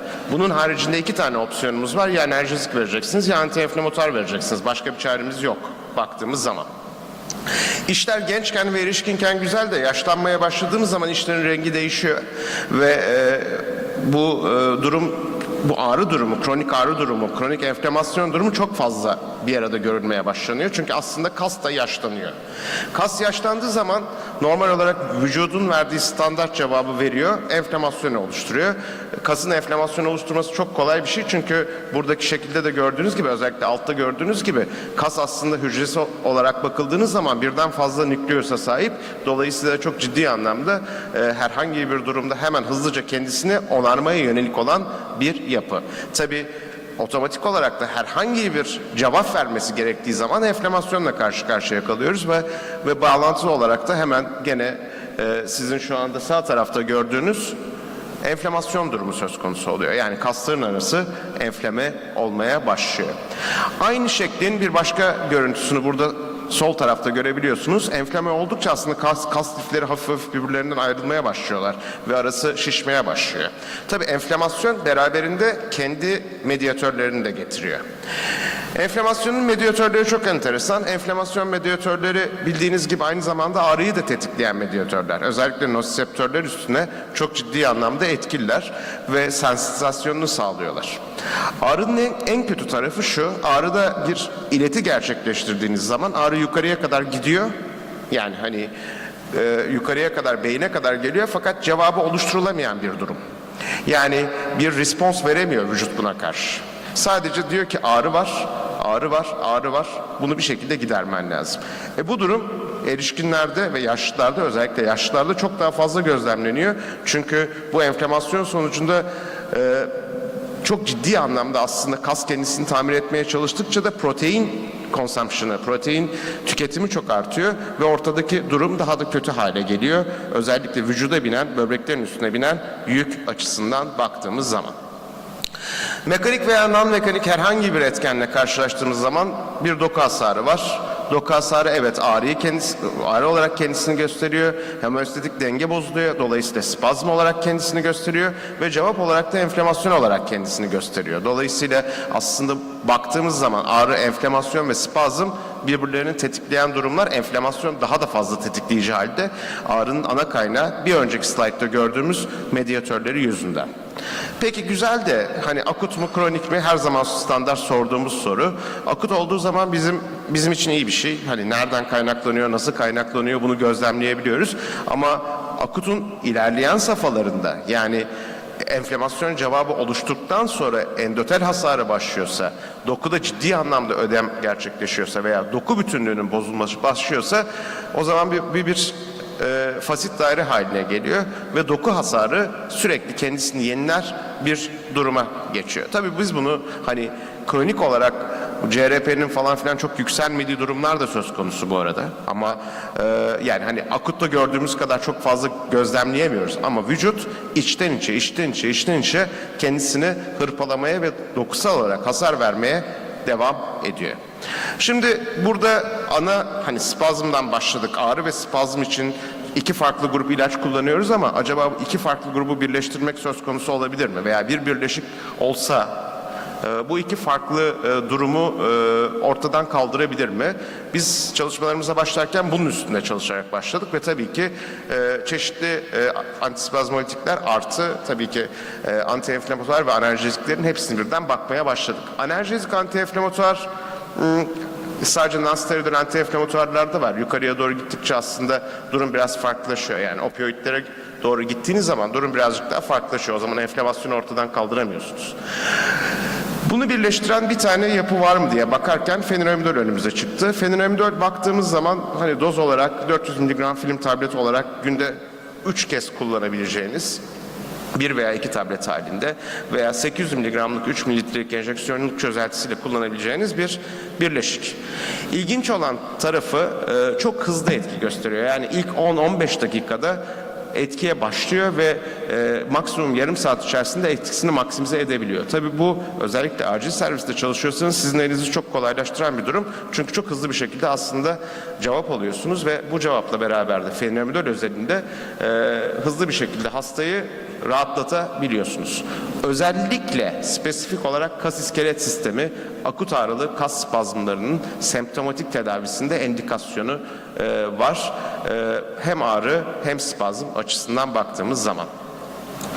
Feniramidolün çok enteresan bir özelliği var. Verdikten sonra, dolaşıma geçirdikten sonra biriktiği yer aslında kas kütlesinin kendisi. Yani spesifik olarak dağılıma giriyor, kasta depolanıyor, tekrar dağılıma kastan devam ederek yavaş yavaş salınarak devam edebiliyor. Feniramidolün ikinci bir özelliği daha var ki özellikle bir nöropatik durum söz konusu olursa, düzensiz sinir iletimi durumu söz konusu olursa feniramidolün kendi metabolitleri de ilaç olarak kullanılabiliyor. Bunun yanı sıra asetilkolin salınım kavşaklarında herhangi bir şekilde değiştirmeksizin düzenli iletim sağlayabiliyor sinir hücresinin üstünde ve de bağlantısı olarak da eğer hasta kronik spazm geçiriyorsa spazm oluşturma özelliğini veya spazm oluşma olasılığını da düşürüyor. Tabii ki mutajenik ve genotoksik etkisi de bulunmamakta. Baktığımız zaman feniramidolün en büyük olaylarından bir tanesi yani enflamasyona giden yolda niye feniramidol çalışmayı seçtiniz, niye bu konuda kafanız hani gidip de feniramidolü nereden buldunuz derseniz aslında prostaglandin yolağı üstünde de etkili olması. Çünkü ağrı mekanizmasını aslında prostaglandin mekanizmasını inhibe ederek sağlıyor. Prostaglandin E2'yi inhibe ediyor ve nosiseptörlerin de bu şekilde uyarılmalarını azaltıyor ve periferik sinir ucunda da bu uyarıyı oldukça düşük seviyeye çekiyor. Ağrı oluşum eşiğini de supraspinal ve spinal seviyede de arttırıyor. Bizim işimiz sizinkinden biraz farklı. Bizim işimiz hastayla değil, bizim işimiz moleküllerle. Moleküller dediğimiz zaman birçok farklı molekülü aslında özellikle başka bir etkisi var mı, nasıl bir etkisi var şeklinde deneyerek işimize devam ediyoruz. Daha önce yaptığım konuşmalarda bunlardan bahsetmiştim. Aslında bu bir repurposing çalışması ve de hani fenomenal yapısal olarak da aslında siklooksinaz enzim inhibisyonu gösteren yapılara çok ciddi anlamda benziyor. Ama buradaki kritik kısım şurası. Santral sinir sistemi depresyonu yapıyor mu, yapmıyor mu? Fenomenalin bir özelliği daha var ki santral sinir sistemine geçişi çok az. Biraz sonra başka bir deney setiyle beraber bunu tekrar söyleyeceğim. In silico çalışmalarda gerçekten de siklooksinazın aktif yöresine etkisini çok net olarak gözlemleyebiliyoruz. Şimdi geçmişte yaptığımız çalışmalara ek olarak bir kısım yeni çalışmalar daha yapmaya başladık. Özellikle fenomenalin kendisinin adsorpsiyon, dağılım, metabolizasyon, eliminasyon açısından diğer nonsteroidal antiinflamatuarlarla veya diğer antispazmolitiklerle karşılaştırdığımız zaman durumu nasıl bunu gözlemlemeye çalıştık yaptığımız çalışmalarla. Bunlar da aslında in silico çalışmalar fakat klinikteki genel durumla da şu anda örtüşür vaziyette. Oral absorpsiyon açısından bakıldığı zaman fenomenal %100 absorbe olabilen bir molekül ve ilginç şekilde pasif transportla bağırsak lümeninden hızlıca geçebiliyor. Yani %100 bağırsak lümeninden transfer edebiliyorsunuz. Bu iş için herhangi bir ek kuvvet kullanmıyor vücut. Çok rahatlıkla bağırsak lümeninden dolaşıma pasif transportla geçirebiliyor. Serum albümüne bağlanma oranı oldukça düşük ve aynı şekilde de pasif transportla kan doku epiteline geçiş sağlanabiliyor. Bu da bizim çok hani gene kas dokusu üstünde nasıl rahatça depolanabildiğinin bir göstergesi aslında bizim açımızdan. Yani kasta depolanıyor, kasta depolandıktan sonra salınıyor diyoruz ama hani gerçekten böyle bir durum var mı? Gerçekten de var. Yaptığımız çalışmalar ciddi anlamda da dokuya çok hızlı transport olabildiğini, enerji gerektirmeden transport olabildiğini gösteriyor. Aynı durum dolaşım kan-beyin bariyeri içinde geçerli. Kan-beyin bariyerini çok az geçen yapılardan bir tanesi fenomenal ve bağlantısı olarak da santral sinir sistemi depresan aktivitesi aslında diğerlerinden çok daha az, neredeyse yok denebilecek durumda. Bunun haricinde ikinci önemli olan şey özellikle yaşlı hastalar açısından biliyorsunuz yaşlı hastalarda demin bahsettim protein yıkımı çok yüksek miktarlara vurabiliyor. Dolayısıyla çok ciddi bir böbrek yükünüz var. Siz kronik bir antiinflamatuar, kronik bir antiinflamatuar kullandığınız olarak veya kronik bir ağrı kesici kullandığınız zaman en büyük probleminiz böbreklerde oluşturduğunuz yük oluyor.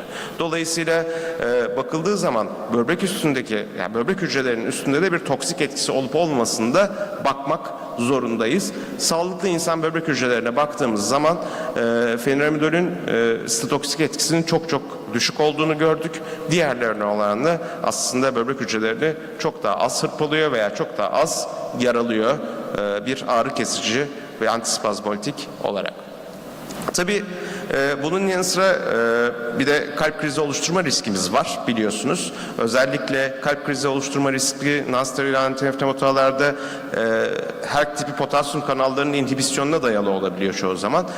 Baktığımız zaman bunu da fenomenalin çok az bir miktarda yaptığını görüyoruz. Diğerlerine oranla inhibisyon her tipi potasyum kanallarının inhibisyonu çok düşük. Tabi hemen buradan enflamasyon sonuçlarına geçmek lazım. Gene enflamasyon için yaptığımız sonuçlarda yani antiinflamatuar sonuçlarına baktığımız zaman da siklooksinaz 1 ve 2'yi diğerlerine oranla daha dengeli olarak gerçekleştirdiğini görebiliyoruz in vitro eseylerde. Aynı şekilde ağrı için baktığımız zaman da ağrı kesici etkisinin diğerlerine oranla çok daha yüksek olduğunu görebiliyoruz hayvan deneylerinde ve gene hayvan pençe ödem testlerinde antiinflamatuar aktivitesi ibuprofene oranla daha iyi. deksametazona benzer olduğunu gözlemleyebiliyoruz. Buradaki en önemli şeylerden bir tanesi bizim dokunun içerisindeki o stokinleri veya mesajları dengede tutuyor olmamız. Çünkü günün sonunda enflamasyon bir cevap ve enflamasyonun temel mantığı da dokunun iyileştirilmesine yönelik olan bir cevap. Doku iyileştikçe enflamasyon azalıyor aslında kademeli olarak. Ama bu azalım, yani bu dokunun iyileşme sürecini hızlandırabilir miyiz? Veya antienflamatuarlar bu dokunun iyileşme sürecini geciktiriyor mu kullandığımız zaman? Sorulardan bir tanesi bu. Birçok antienflamatuarın ortak olarak yaptığı şeylerden bir tanesi özellikle interleukin 1B ve TNF-alfanın aynı anda inhibe edilmesi ve dolayısıyla dokunun tedavisini geciktirebiliyorlar veya daha net söylemek gerekirse tedavi için gerekli olan moleküllerin birbirleriyle haberleşmesini bir miktar engelleyebiliyorlar. Feniramidolün böyle bir özelliği yok. Özellikle iletişim bozmadan aktiviteyi gerçekleştirebiliyor. Bununla bağlantılı olarak da tabii hani bir kısım yayınlar yaptık ve yayınları yapmaya devam ediyoruz. Klinik araştırmalarını da yapmaya devam ediyoruz. Bu en son fenamidolle ile ilgili olan çıkan araştırmalardan, klinik araştırmalardan bir tanesi. Yaklaşık 100 hasta üstüne yaklaşık her biri 400 miligramlık 1 veya 2 tablet olmak üzere 3 veya 7 gün boyunca günde 2-3 kez fenamidol uygulaması yapılıyor ve daha sonra da sayısal ağrı değerlendirme ölçeğiyle hastaların genel durumu ölçülüyor. Bu ölçek hem hastalara uygulayabildiğiniz hem de hekimlere uygulayabildiğiniz bir ölçeklendirme sistemi. Sonuca baktığımız zaman hekimlerin %89'un ciddi yandan da global etkinlik değerlendirmesinde fenamidolü başarılı bulduğunu görüyoruz. Hastaları da mükemmel olarak %43 derecelendirilmiş, iyi olarak %38 derecelendirilmiş, orta olarak %15 derecelendirilmiş ve zayıf olarak %4 derecelendirilmiş. Dolayısıyla totale baktığınız zaman neredeyse %70-75'ler oranla iyi ve mükemmel kategorisi içerisinde hastalar tarafından da seviliyor. Fenamidol kullanıldığı zaman da memnuniyet yaratıyor. Efendim dinlediğiniz için teşekkür ederim. Tekrar sağ olun, var olun. Evet, çok teşekkürler Hocam. Arkadaşlar soru katkı kısa bir süre için alabiliriz varsa. Şu anda salonda herhangi bir soru katkı göremiyorum. Zaten anladığımız bir konu, hepimizin muhatap olduğu bir konu. Hepimiz bu konuda deneyimlerimizi paylaşabiliriz. Ama bu kadar vaktimiz yok. Hepinize katkılarınız için buraya geldiğiniz için teşekkür ediyorum. Ve şu anda program devam edecek burada ve diğer salonlarda. Ona göre herkes görevli olduğu veya dinlemek istediği yere gitsin ama salonlara gitsin. Başka yere gitmesin lütfen. Bu şeyi de bitirelim. 2 saatimiz kaldı bugünün. Şunun şurasında çarşambaya ne kaldı diyorlar. Onun gibi bir şey yani. Bekliyoruz arkadaşlar. Evet.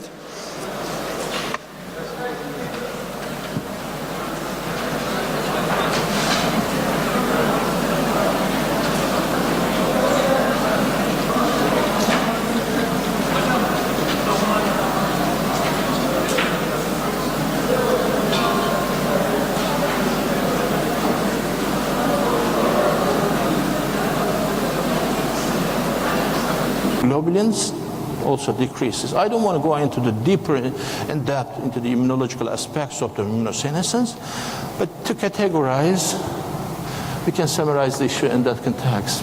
Okay.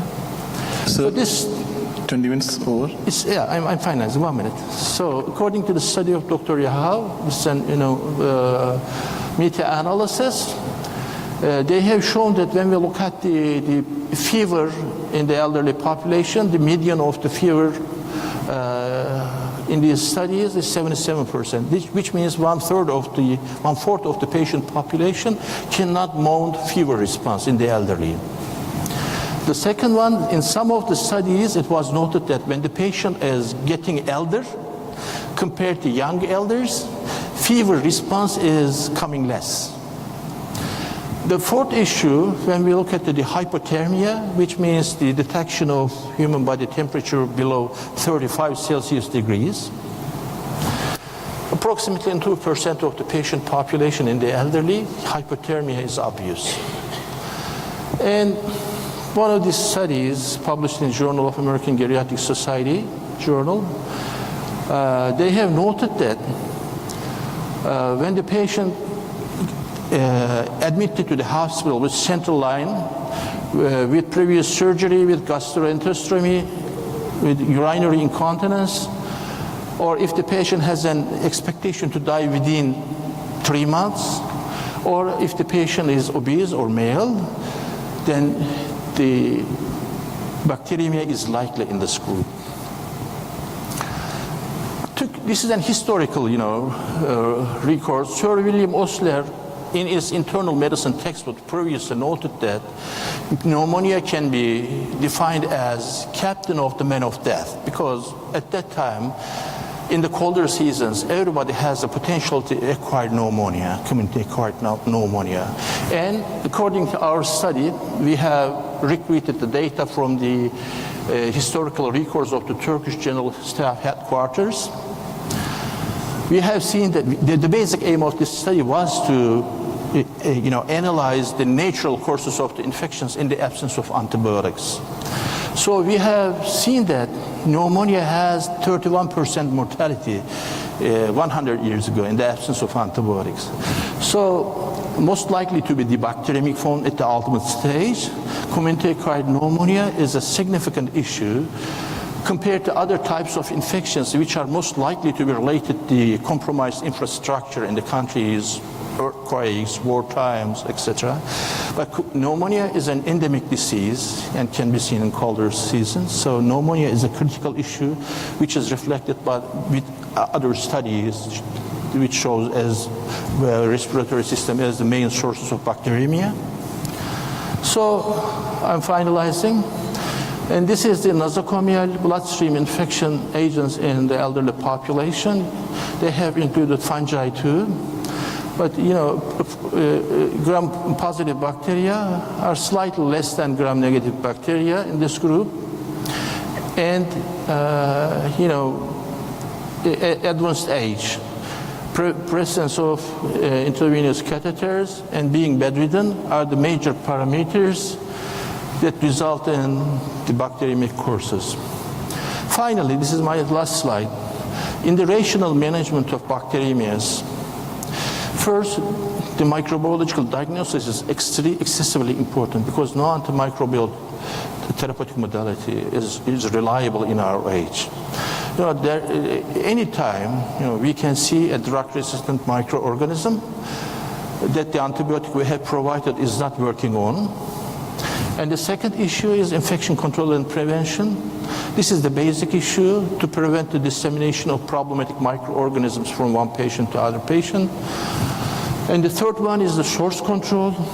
Time to time we have in the management of problematic infections, we have real problems in that context. And the last one of the most important point of view is to integrate local data to our therapeutic recommendations. Because most of the time, the international guidelines uses their local epidemiology. If you are following an American guideline, they are using American epidemiology. So to optimize therapy and the optimization of management, anti-infective management of the patient, we should integrate our local data into our therapeutic recommendations. Thank you very much.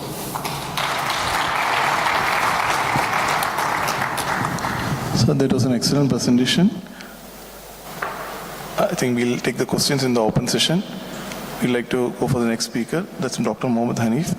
He'll be speaking on geriatric emergencies and its unique challenges in an ED.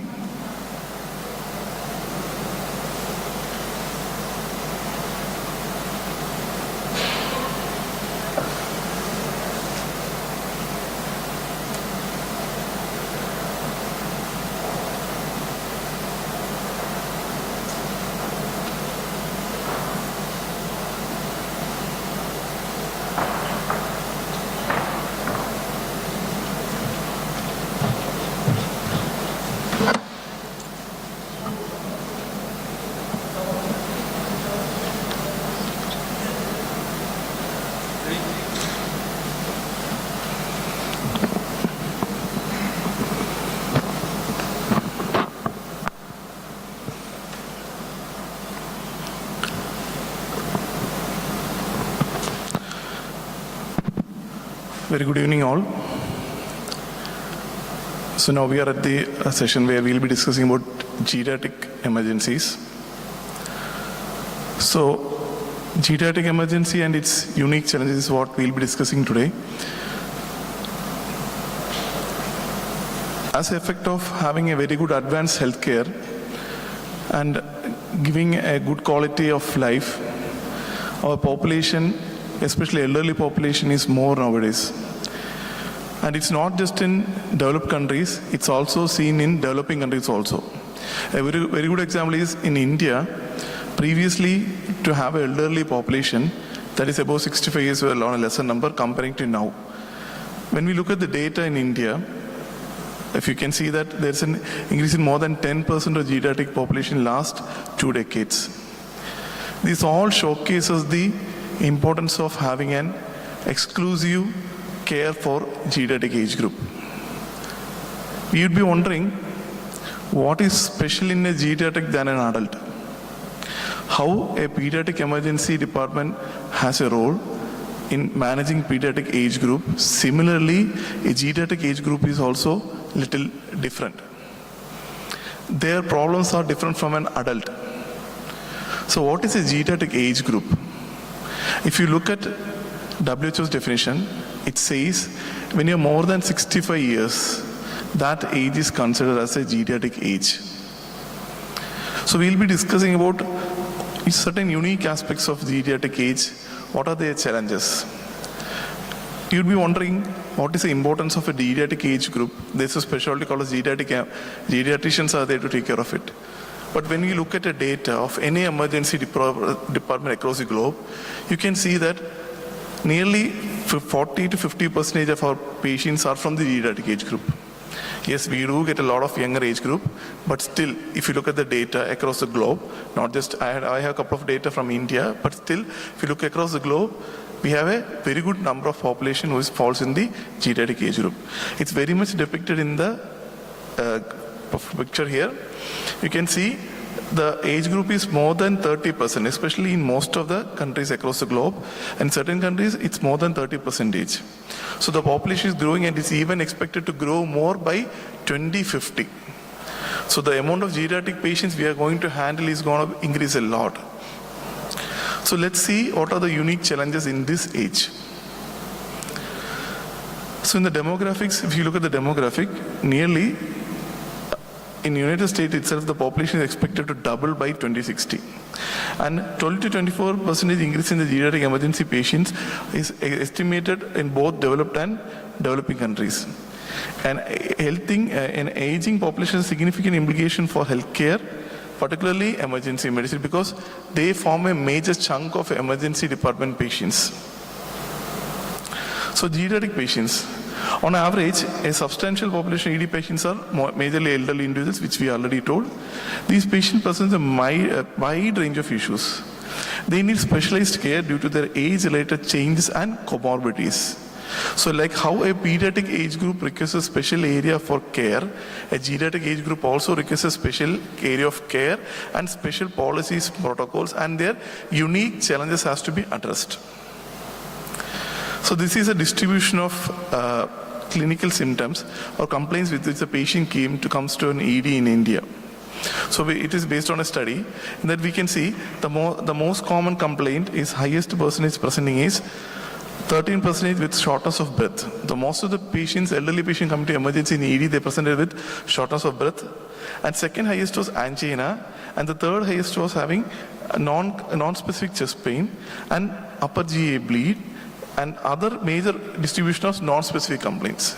So this non-specific complaints in the elderly population, especially they always have a fear of having some issues, so they come to ED very often, even with certain non-specific symptoms also. All this adds to the burden of emergency physician in order to take care of them. So like how it is very demanding for a pediatric population, geriatric population also at times is very demanding. Their relatives will be there, their kids will be there. They'll be asking a lot of questions what's happened. So I think it's like how now you can relate how in a pediatric population comes, the parents are very much concerned. The same way the geriatric patient comes inside, their relatives also very much concerned about their father, grandfather, XYZ. So in this age, we can see is like there's adequate amount of trauma and also poisoning, some bites, and urinary tract infection, and also malignancies and psychiatric illness. All these contribute to us to make think and develop a unique area or unique way of approaching these patients. The geriatric patients pose a unique challenge for healthcare with the following issues. Like one is cognitive impairment. So in most of the patients, because of their cognitive issues, it will be very difficult to take proper medical history. The patient might have come in and unresponsive. You need to ask, because many times they'll be staying alone. It's very difficult to take history and ask what happened to your parents. They said, we found him unresponsive. He was found unresponsive. He's not talking now. He's not moving his leg. What happened? Nobody knows. So that puts us in a very difficult situation to make a diagnosis or evaluation. Communication, especially hearing issues. So when the patient comes inside, that makes you cannot just talk to them like that. So maybe you have to be a little louder. So you don't understand, because you'll be asking questions, they won't be responding back to you. So this puts you in a lot of, all these, you might be routine thing, it's another patient will be asking, you'll be answering, and you'll be giving wrong answers. He might be having some mild delirium. So all this puts us in a lot of difficult situations. So that's why we have to understand this is a special age group where we have to focus on these issues, keep them in mind while approaching these patients. And frailty also very important. Most of the elderly patients, psychology research and response to stresses are very low. So they may get immediately agitated, irritated. So you should be very, compassionate in approaching these patients. So if you come in pediatric also, similarly we do. We try to be very compassionate with the child. We try to understand from the parents what the issues are. So similar way, in geriatric age group also a lot of challenges are there. So a comprehensive clinical assessment is very important in these patients. It's because first of all, we know that because of their cognitive issues, we won't be able to communicate with them properly. Comorbidities and also frailty, it will be difficult to elicit all clinical history exactly and get an information what we need specifically for our clinical assessment. So there comes an important tool which we use, is called 4Ms, which is based on mobility, medication, mind, and most matters and goals and values. A geriatric focus history and physical examination is essential for accurate diagnosis and treatment. So here comes a 4M screening tool. First is mentation. Confusion assessment method score or CAM score can be used, where you can ask questions to the patient and see whether he's having a proper response to the answers. We'll be discussing about it later. And mobility. Ask for mobility, whether there was a fall within the last 3 months. Because many times they will come and tell, my father is not moving his leg from today morning. So you'll be asking what happened. I don't know, nothing, everything was fine. Today morning he is not moving. But there might be history of fall which went unnoticed, or the caretaker was not, experienced enough to appreciate that. Use of walkers, cane or mobility devices, and currently feeling dizzy or faint, currently on any fall precaution, because he has a high risk of fall. Because many times patients have a small trivial falls which translate into fractures or bedridden, and they come to us. So if any fall precaution is advised, it means that he has already in a risk, patient is in a risk for getting injury due to fall. And completion of fall risk education, time up and go test has to be done. And if there is answer to any of these questions, there is an abnormal time up and go test, it means that there is an affected the mobility. Then medication. Medication is also very important, because one of the unique challenges of geriatric population is polypharmacy. They'll have multiple comorbidities, multiple clinical issues. They'll be on multiple drugs. So you should have a proper idea of what current medication that have, and the recommendations is based on AGS base criteria that we'll be discussing soon. And if that is done, then a positive medication scheme is done. What matters is, is there any advanced directive or living will? Like the patient is telling, okay, if he's in a cardiac arrest, please do not resuscitate, or anything else. Who should make decision for him when he is critically ill? Because when these patients come, they are not in a position to make a decision for themselves. So we should find out who can make a decision. Is it a son, wife, or his relative, or his friend, or his attorney, who has to make a decision for his clinical management? Another reason for geriatric referral, and that has to be taken into account. So this is how a geriatric patient's workflow has to be established in an ED. The patient arrives, the patient is done triaged by ED nurse, and the ED nurse puts in triage criteria where if it's more than 65 years, emergency severity index 1, 2, 3 or 4, that has to be done, and then the geriatric EM, that 4M assessment is done, and then as per that the patient is admitted in an area and current workup and diagnostics are done, specific checkups are done, disposition is planned. Our patient is given to a particular supporting system, in a public supporting system, who can take care of the patients even if the patient is discharged from the home. So social workers, all this has to be included. So it's a chain of event which has to be established. So this is a workflow which is being recommended, and what they say is like each hospital or each country has their own way of handling their geriatric population. So we can adapt from this and establish a workflow in the system where the geriatric patient is followed up completely. So this is a distribution of geriatric patient in our in EDs in India. When we saw that nearly more than 60 years, in a year we had more than 3,153 male patients, and female patients are 2,246 patients. And we triaged them on the basis of ESI. Their level 1 patients were 891, level 2 was 1,583, level 3 was 2,148, and level 4 was 557, and level 5 was 221. And you can see level 3 and level 2 patients constituted the highest number of patients coming to our emergency department. Among these, nearly 21% of patients had ED admission, and 38% patients are discharged, and nearly 1.8% had expired or had a cardiac arrest or other clinical condition in emergency where they died in ED, and broader patients were 3.6%, and nearly 1.3% went against medical advice. So mostly these patients, if you look at them, 78% admission is to ward, so they are minor clinical, and more than 21% they are admitted in intensive care unit. So the falls in elderly, when you look at the risk of falls in elderly, it's more in, it's 1.56 times more in females than males. And the most common cause is faintness, dizziness, and low blood pressure and muscle weakness in legs. So there are intrinsic factors and external factors. If you look at the external factors, slippery fall, tripping, and uneven surface collision and falling in downstairs is the most common way of presenting in ED. So it's multifactorial, and this multifactor has to be addressed in order to resolve this. It's like medication review, education on fall prevention, exercise programs, body health assessment, comprehensive risk assessment, home modification, polypharmacy and vitamin D supplementation, environmental hazard, physical therapy and professional support, and nurse review has to be done regularly in order to prevent this fall prevention. So delirium is another major issue faced by the patient. Delirium is an acute fluctuating change in the mental status. So this has to be done in 2 steps, where you have to do a first check for any altered consciousness. If it is present, then the delirium test is positive, and if it is negative, then ask for any question like, can you spell the word from backwards? If it is telling without any error, it means that EDS is mild error, its DTS is positive.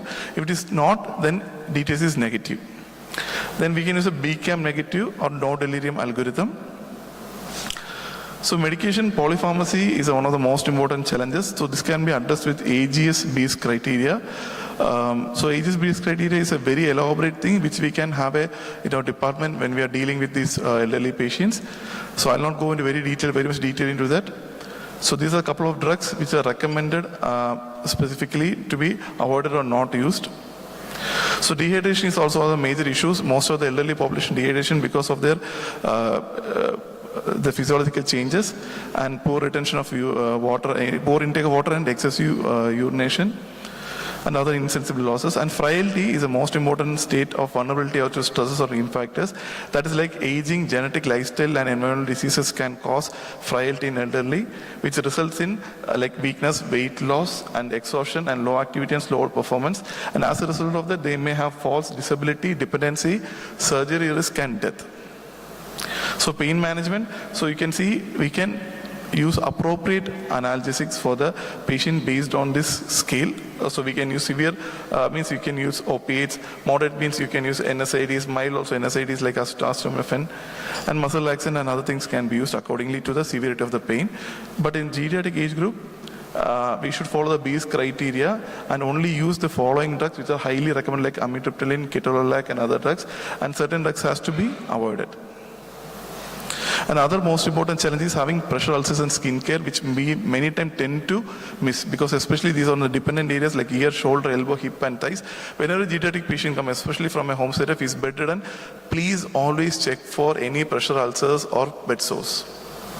So this is geriatric syndrome. Geriatric syndrome is where in the geriatric age group multiple issues come in, like pneumonia, diabetes, renal dysfunction, cardiac ischemic cardiac diseases, dementia, depressive disorders. So it's a very complex condition seen in most of the geriatric age group. End of life care. So managing symptoms, patient wishes, spiritual well-being, asking if there is any need for any continuing care.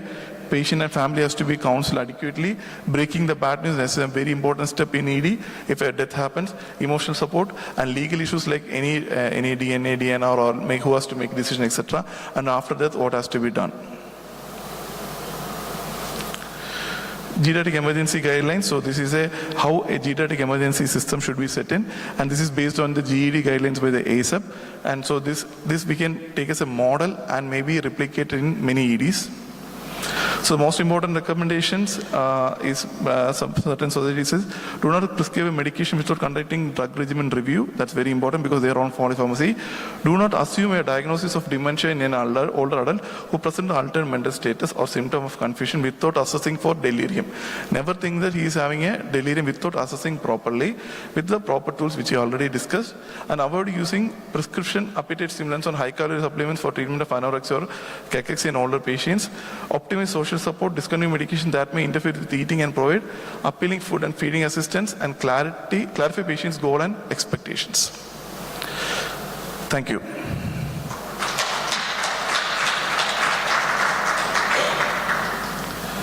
Next, I would like to invite Dr. Rahul Balasubramaniam for delivering a geriatric analysis here.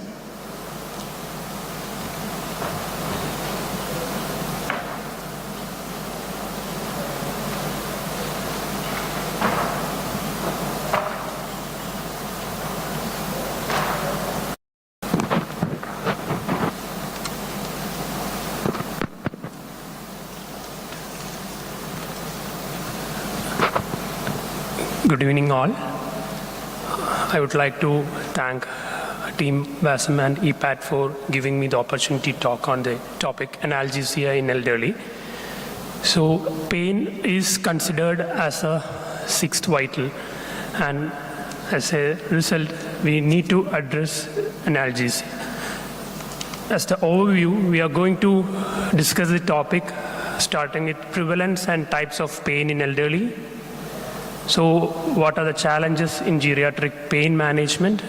Already Dr. Hanif has explained the challenges in general care of geriatrics. So what's specific for pain? Pain management principles, pharmacological and non-pharmacological modalities, and in specific regarding opioid use in geriatrics, and also some pain management in special situations. So with the data, almost 49 to 83% of elderly individuals above the age of 60 may be in care homes or as well as in community has suffered from pain. And if it is not addressed properly, that can have serious complications too, like depression, anxiety, sleep disturbances, and mood changes, which will later on progress to some other serious complications too. So pain can be depending upon the location of the pain, like musculoskeletal, osteoarthritic, chronic joint, or peripheral neuropathy. This is only a small list. It can be depending on the location any. As well, we can have different type of pain according to the etiology also, like neuropathic pain. It can be a colicky pain due to spasms. So these are the types, and we need to have an assessment of the pain according to the etiology as well as the location. So coming to the challenges in pain assessment, there are a lot of misconceptions that after aging or as you age, the pain is normal and it is an accepted norm. It can be either from the caregiver or the practitioner as well as from the patient itself. So it is not like that. The pain has to be addressed. And often this leads to under-reporting of the pain. The patient might not report the pain thinking that, yes, this is fine. But we have to use certain pain assessment tools to dig that out. The other contributing factors are visual or hearing loss and even cognitive impairment, including confusion, memory loss, or dementia, whatever it can be, or the delirium. And other problem is the fear of using proper or oligoanalgesia, which is usually happening, is the fear of adverse effects of the analgesics. So it is very important to use the correct analgesics at the right dose, and also be aware of the drug interaction and polypharmacy. So this is a study which comprises of 1,454 patients with hip fractures over the age of 65 years. I put this study to exemplify the fact that even though the pain was severe, the pain score was 7, over the 40% of the patients were not prescribed an analgesic, and there was no objective assessment done. So you can imagine there can be multiple reasons for the same, but the pain as such has to be addressed as treated.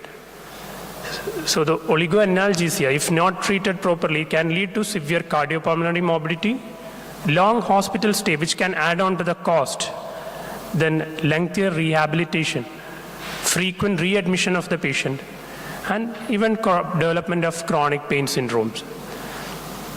So physiological changes which are the challenges are the central nervous system, decrease in blood flow, which can lead to the altered perception and effective expression of the pain.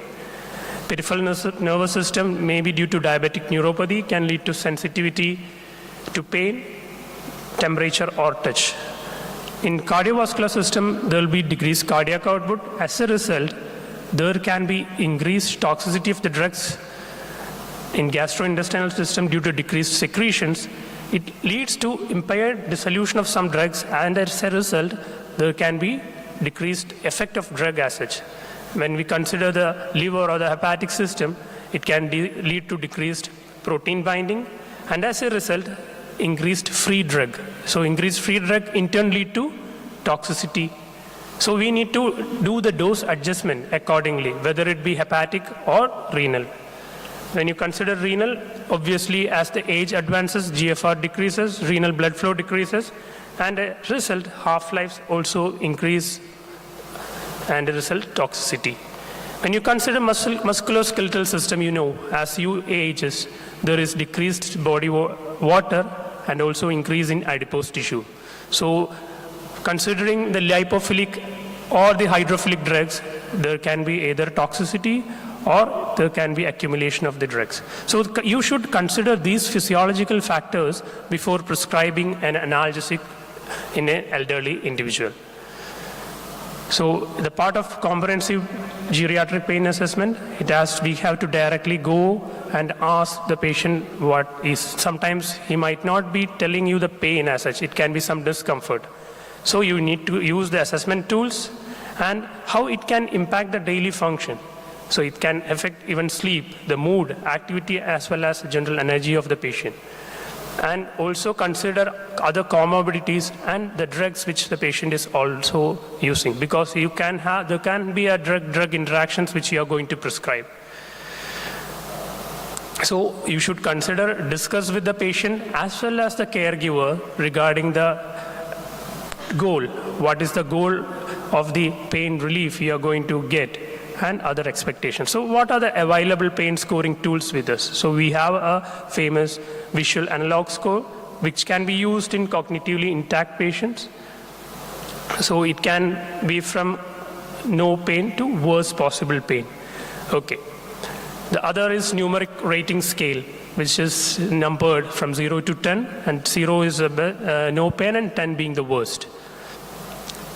And next is verbal descriptor scale, phases scale. And phases scale, you can see in the last row, it's usually used not in elderly, but in pediatrics. You can ask the child to indicate which is the phase or which is the type of pain he or she is affecting from. And the last two are mainly for the impaired cognition. So Dolopus 2 is used for impaired cognition individuals, and visual scales and assistive hearing devices can be used for assessing the pain in case of visual and hearing impairment. So this is all numerical rating scale, verbal descriptive scale, or the facial pain scale are all unidimensional approach. But most often in elderly, we can't stick onto a single dimensional pain assessment. We need to approach it multidimensionally, and for that McGill's pain questionnaire is a good tool which we can use, which indicates the pain location, temporal qualities, sensitivity to change. But it is not recommended for use in illiterate or cognitively impaired individual. For that, the option would be pain aid, which is used in dementia and non-communicative patient. Okay. So our aim is not to attain a zero pain. It is a practically a pain decrease or a accepted decrease in pain. And in the background of opioid epidemic and the adverse effects, we need to have some other options also, other than the pharmacological options. So we will aim for a balanced analgesia. So you can see the basic pain pathway, which starts from the peripheral receptors, going with to the spinal cord via myelinated and unmyelinated fibers to the dorsal column, and then to the central pain centers. So here, in the pathway, you can have both pharmacological as well as non-pharmacological options. And this is the changing landscape in pain management. The ladder pattern has been changed. Previously it was 3 from mild, moderate, and severe.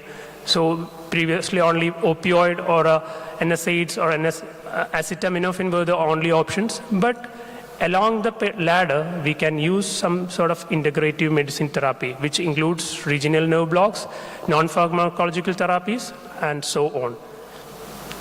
And this is what, when we are going to give analgesia, let it be very specific according to the target. The target can be channel, enzymes, receptors. So it is a targeted analgesia approach. So you can see the different targets for appropriate analgesia. So the rule of thumb for elderly analgesia is to start low and go slow. And on reassessment, if you want to increase, it can be done later. So to start with, the paracetamol, which is widely accepted across the globe, it is a safe drug to be used even for musculoskeletal pain and other pain also. And it doesn't have any anti-inflammatory action, so you should consider other analgesics for such anti-inflammatory action. And there is no antiplatelet action too. It is considered safe and not associated with any other side effects. So you can have a ceiling dose of 1000 milligrams per orally, and there is no superiority if you are giving it by intravenous route. So that has to be kept in mind. So when you talk about NSAIDs and selective COX-2 inhibitors, it should be started at low dose and should be for the shortest period and reviewed on regular basis, because it can have renal, GI bleeding, a lot of complications. So GI bleeding can be dose dependent. It can be depending upon the duration as well as the age. And if you are going to take it along with some antiplatelets, it is going to increase the risk of GI bleeding. And apart from that, if you are using it with a selective COX-2 inhibitor, you are not going to get the advantage of GI safety. And it's going to worsen your chronic kidney failure if used with diuretic as well as AC inhibitors. As you all know, it can increase water and sodium retention, edema, worsening of congestive cardiac failure. And COX-2 inhibitors are contraindicated in established ischemic heart disease and CVD. When coming to opioids, it's efficient in short-term persistent musculoskeletal pain as well as various neuropathic pain. But you need to think about the complication like sedation, nausea, and vomiting, and it resolves after 2 or 3 days. But the constipation, if at all is there, has to be treated with laxative therapy. And usually cognitive function is unaffected in patients taking a stable opioid dose. But when you escalate the dose, that can actually impair the cognition for up to 7 days. So in such case, you consider it as a switching or a rotation, and a significant adverse events with one particular opioid is seen, you can switch it with another or rotate with another drug, maybe not opioid, or a lesser dose. And modified release oral or transdermal opioid formulation aimed at providing relatively constant plasma concentration. So usually we start with a 25 to 50% of the recommended dosage. And in severe pain, you can start with slow dose, and after frequent re-evaluation, you can slowly increase. Other drugs are codeine and dihydrocodeine. Next is tramadol, which is centrally acting with a weak mu opioid agonist and serotonin norepinephrine reuptake inhibitors also. So even though it's used, it has to be used carefully because it can even precipitate seizures and also serotonin syndrome if mixed with some drugs. And always 20% less tramadol than younger adults. So the drug regime is to start with 25 milligram once or twice daily, increase by 25 milligram if increments, and finally a goal of 100 milligram per day. And coming to the morphine, it has a similar efficacy to neuroopioids such as oxycodone. It has a hepatic metabolism where morphine 6-glucuronate and 3-glucuronate and produce the analgesic effect and also the neuroexcitatory effect. It goes and has a continuous enterohepatic circulation, and if you have a renal impairment, and it is not going to be excreted through the feces or urine, and that can accumulate in case of renal failure, and so you need to have a dose adjustment. The regime for initiation will be 2 to 3 milligram every 6 hours with a plan to follow up with 2 to 3 days to assess for efficacy as well as adverse effects. Next is oxycodone. Fentanyl. Fentanyl is an effective drug which can be used in its analgesic dose, much less than the induction dose. Very safe drug if given properly and monitored. And also there are few complications which we see rarely given go for analgesia, like chest rigidity, or which is not seen for analgesic dose of fentanyl. And transdermal fentanyl and also intranasal fentanyl in case of pediatrics can be considered.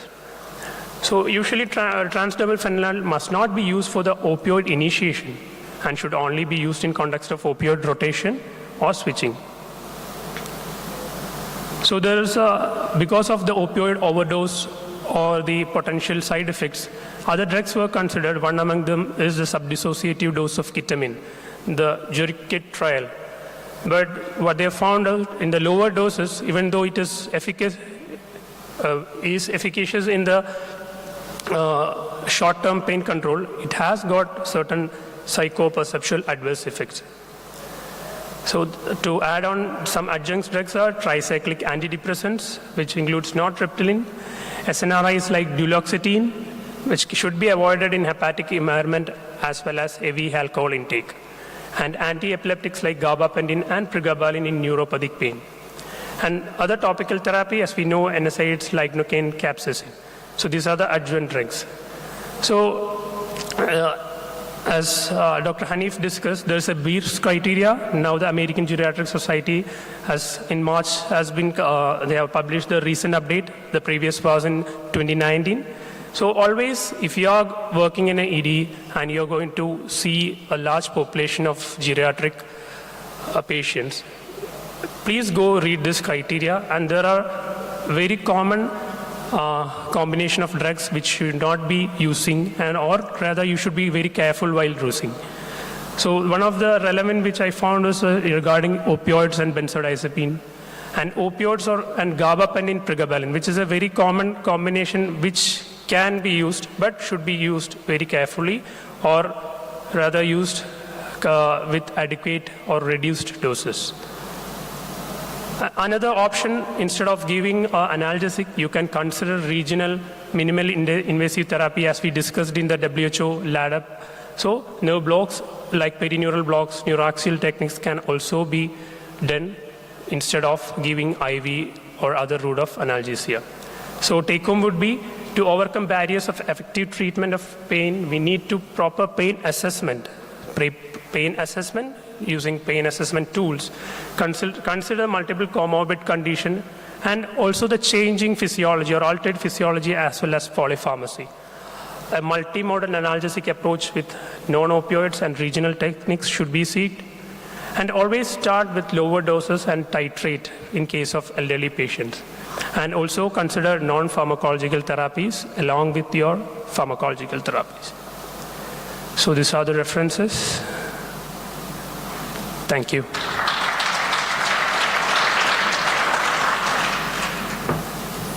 Any questions? Thank you, Dr. Rahul. Now the session is open for question. You can ask questions from the previous sessions also.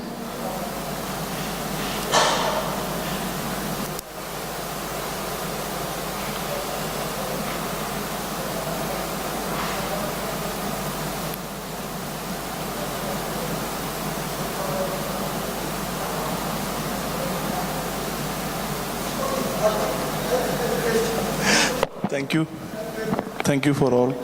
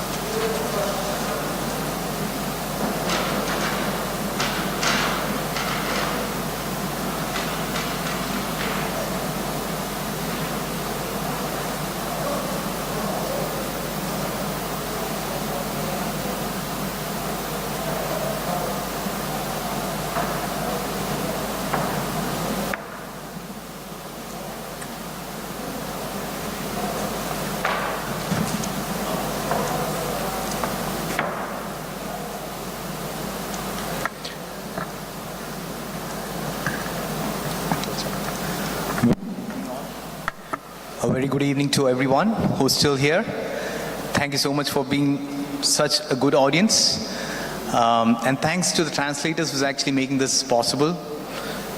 Now we'll have our toxicological symposium. I am Siju V. Abraham, and with me I have Linu Shekhar. And we'll start. I just realized I was the first speaker. So the first speaker would be Siju himself, and he's going to present to you a revolutionary finding which can make many of our lives easy for people who deal with snake bites. Probably if you listen properly, you can cut down on your costs and financial commitments involved in diagnostics. So be awake.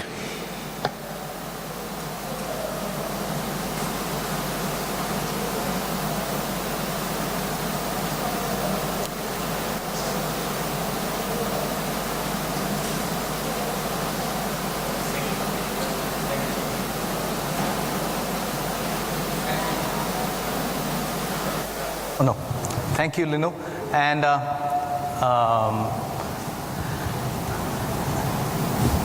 I think I'll just start. So, clot waveform analysis, that's what I'm going to talk to you about. So when I came for the earlier session today morning, that's when I realized that most of my people here are medical residents, students. So instead of just bombarding you with what clot waveform analysis in snakebite looks like, I want to actually start by saying a show of hands, how many of you have heard of clot waveform analysis? just a show of hands. Okay, so I got, yeah. Okay, I got this 4 hands up there. So let me put it this way. Clot waveform analysis is what I'm going to talk to you about right now, and I've got a few financial disclosures. One, the results of the study which I'm going to present right now is actually funded by Indian Council for Medical Research. And this is the disclaimer from my institute. And I'll go directly into it. I want to introduce to you clot waveform analysis. As Dr. Linu was gracious enough to say, I have this tool which came out of necessity for me, because when we were taking care of snake bites, so I would like to look at TEG, I would like to look at rotum. We do have rotum, but rotum costs maybe 3,000 rupees, which is approximately divided by 3 is what in lira. So if you look at it, it's actually quite expensive for anyone in our part of the world to actually afford. And the people who get bitten by snake is almost always the lowest strata of the society. So looking for stuff which can actually make a difference is when I came across this particular parameter, and probably it would be useful for you also. So first, I'd like to introduce you to this unexplored parameter. 2, I would like to tell you about our work on snake bite. And 3, if you guys go back to your institute, I want you to know if you have this there. I'm pretty sure, how many of you have APTT being done in your institute? APTT, activated partial thromboplastin time.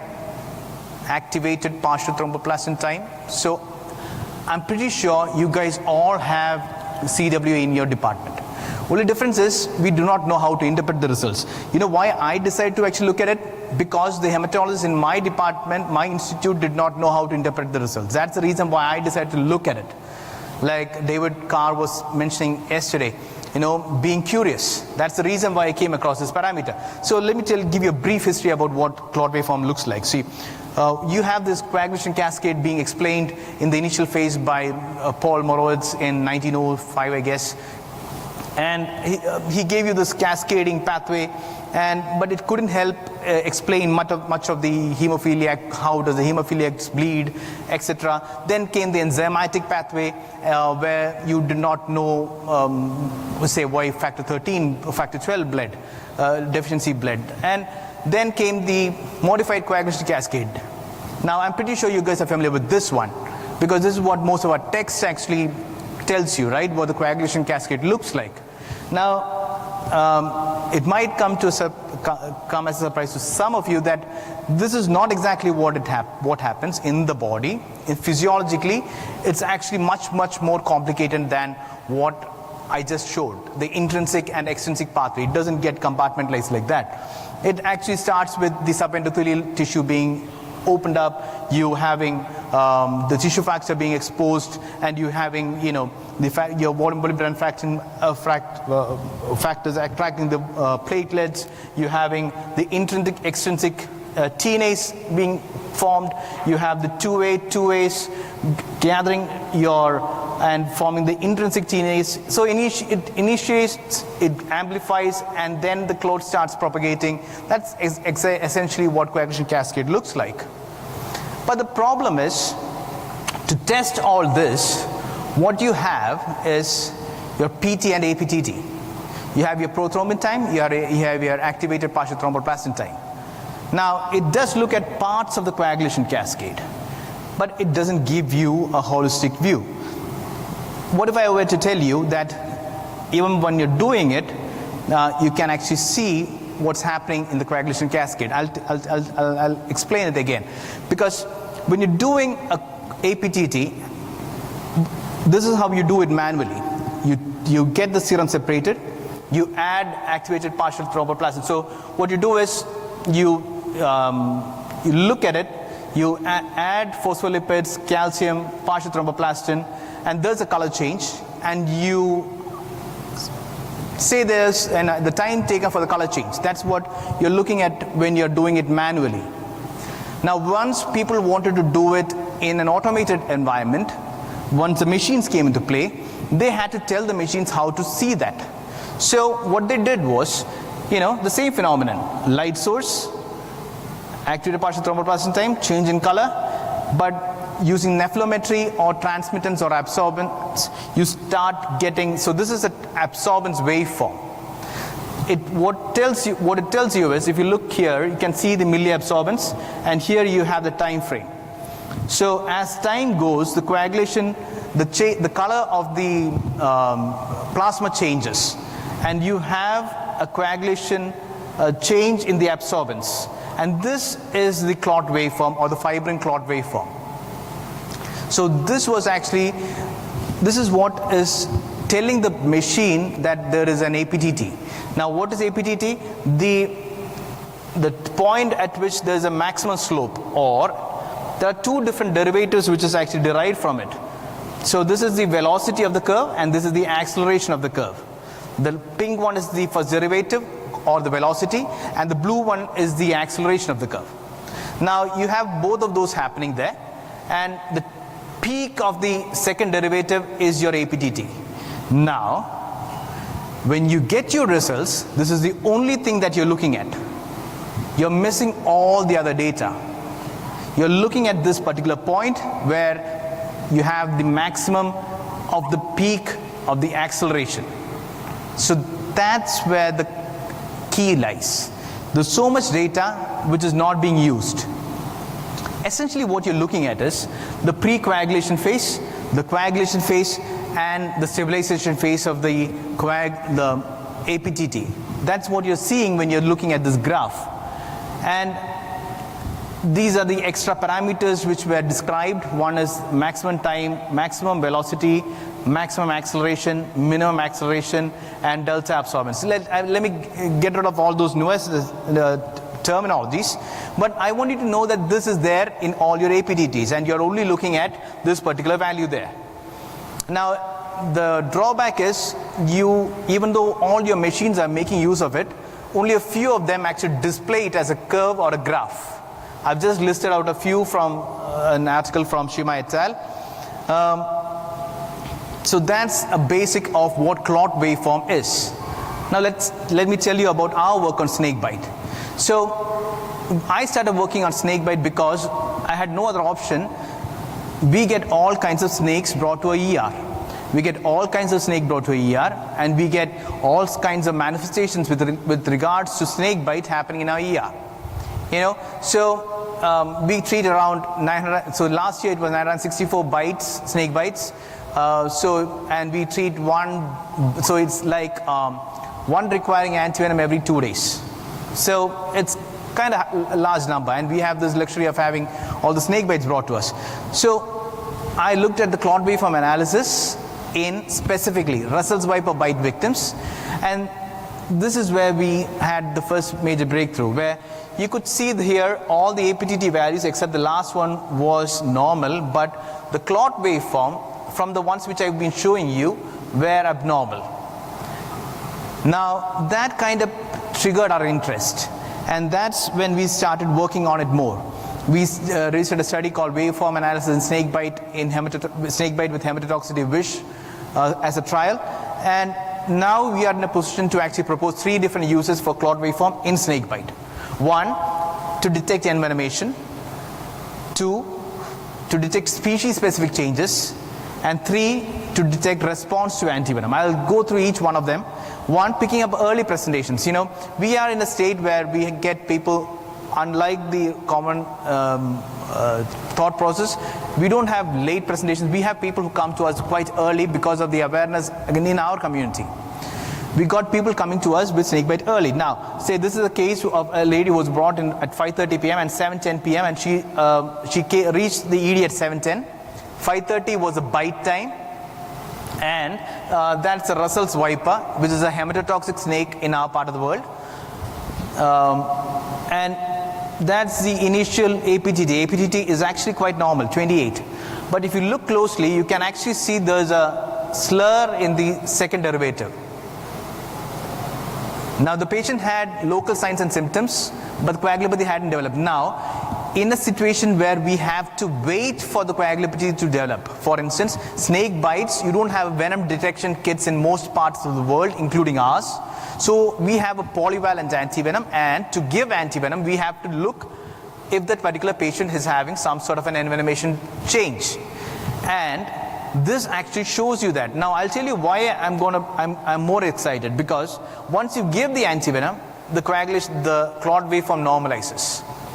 I'll give you another example. So this is another case, bite time 8, brought to a test 9, 1 hour's time. That's the initial waveform. If you look closely, there's this part of the waveform is missing, means that it's prothrombotic in the initial phase. It's initially prothrombotic, then becomes coagulopathic. So that's missing, and post antivenom you can see that has corrected. I'll give you another example.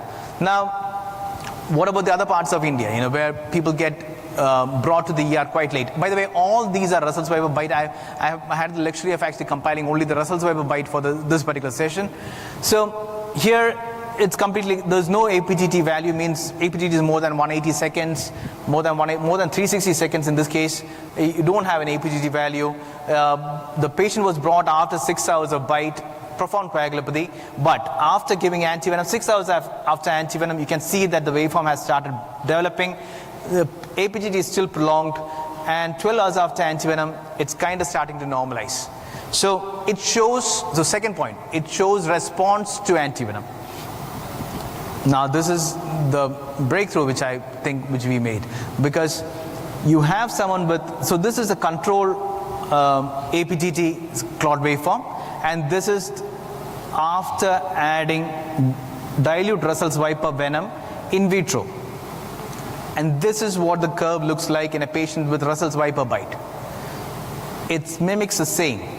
You have dilute Russell's Viper venom added in vitro, and it looks the same as what you see in a Russell's Viper bite. So we propose this particular fact as an experimental data that it can probably be a marker for detecting envenomation, species-specific changes. We haven't looked into it in much. We are right now looking at hump-nosed pit vipers and cobras, but soon we'll have a data. So, and for all those who are sitting here who's not interested in toxicology, so I'm going to actually give you potential application for CW in other conditions.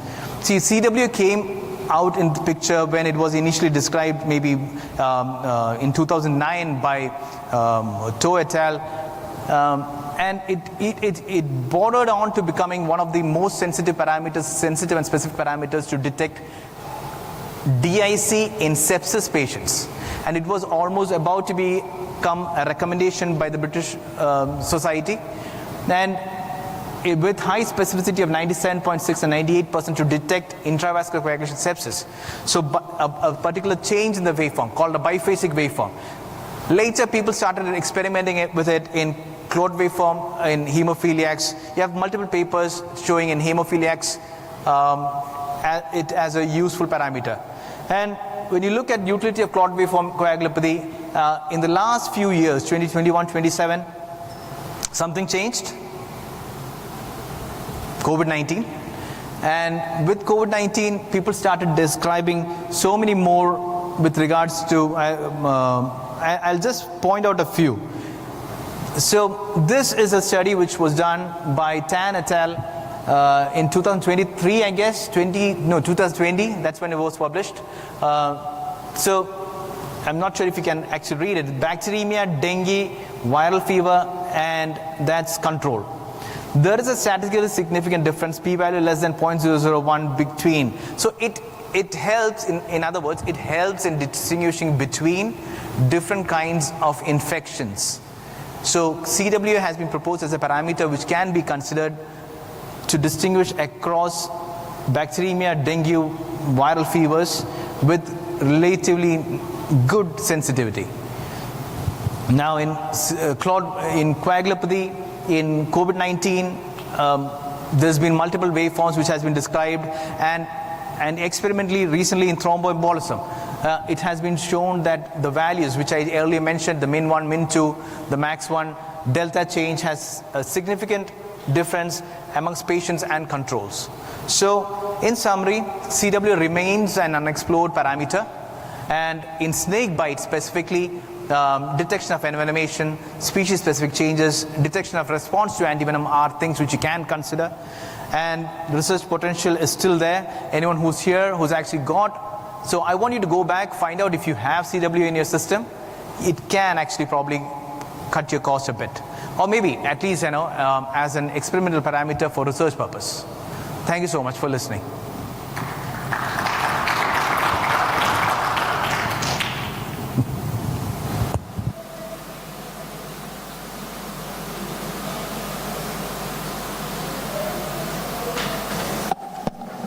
Thank you, Dr. Siju, for that wonderful talk.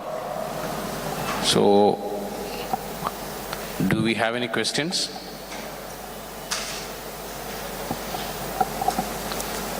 So the next speaker would be Sari Sogan on chemical leaks and toxic effects. Hi, everybody. My name's Sari, and I want to apologize in advance. I think I have a little bit of a cold, so my voice is awkward. So I'm going to be talking to you about chemical leaks and toxic effects, taking you in a completely different direction, but back to a topic that we started in the toxicology session in Hall B this morning, where we started talking a little bit about some of the toxicologic risks associated with major environmental disasters and kind of what to be prepared about. So chemical leaks are in that category, and I think the next few sessions are going to cover a little bit of preparedness with regard to these issues. I'm not advancing. Okay, a little bit about me. I'm an associate professor of emergency medicine and also a medical toxicologist. I work in New York at Bellevue Hospital and also at the New York City Poison Control Center. I do not have any financial or other interest to disclose. And I think in the next 15 minutes, we'll be talking a little bit about specifically chemicals involved in common industrial accidents. I read a recent review of the chemicals that was published in the last year, stating that at this point there are some over 350,000 distinct chemical entities that are recognized from a regulatory perspective. Now, by all means, from the standpoint of human physiology and how we interact with these chemicals, there's a tremendous amount of overlap, and the number is not that great. But in trying to put together this talk, I really had to think about how to narrow it down. So I asked, what are the most common agents released in chemical disasters specifically?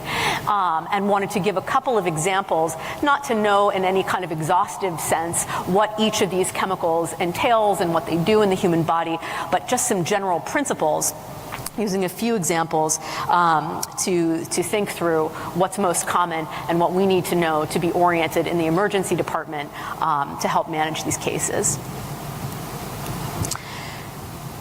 So this was an interesting website that I found also just in preparation for this talk. It's a relatively new group that started during the pandemic, trying to bring some political awareness to the problem of chemical disasters and releases.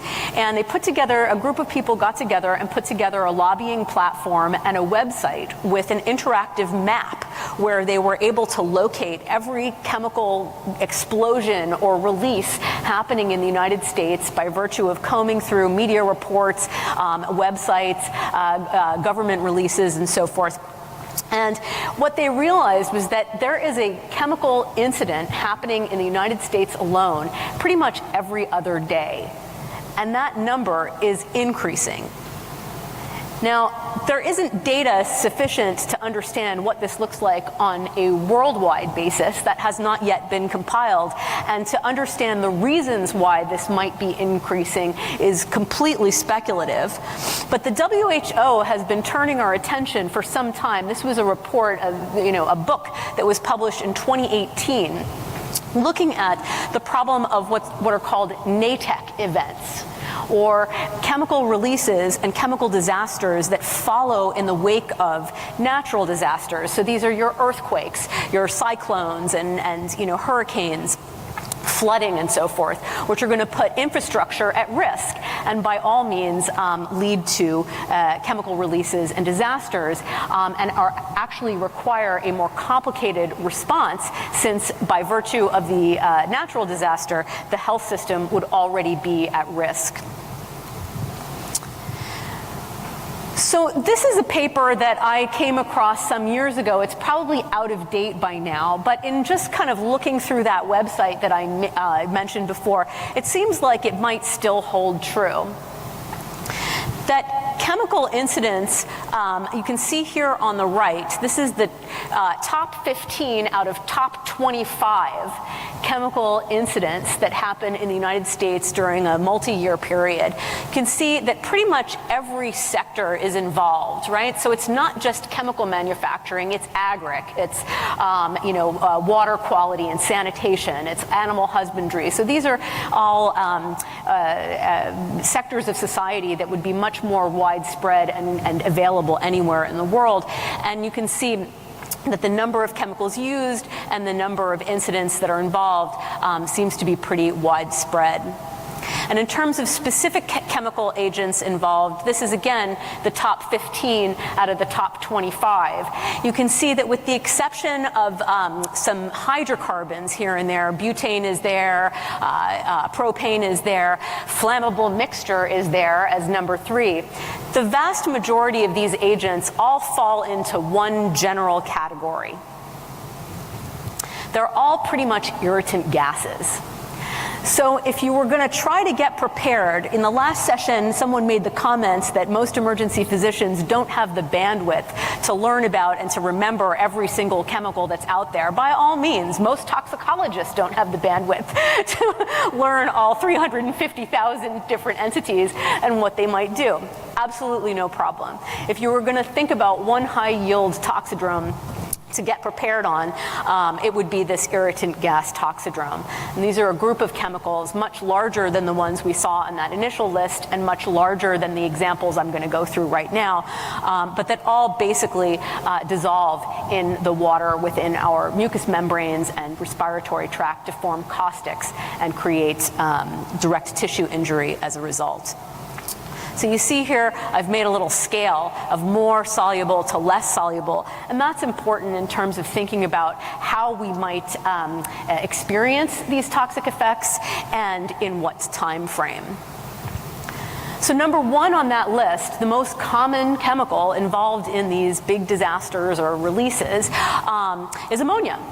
And most of us might have a frame of reference for pneumonia, or ammonia, not pneumonia, though it does cause pneumonia, as something we've encountered in smelling salts. I don't think those are all that ubiquitous now, but certainly when I was in training, we still had them around, these ampules of ammonia that you could break and hold under a patient's nose, and it would be immediately noxious.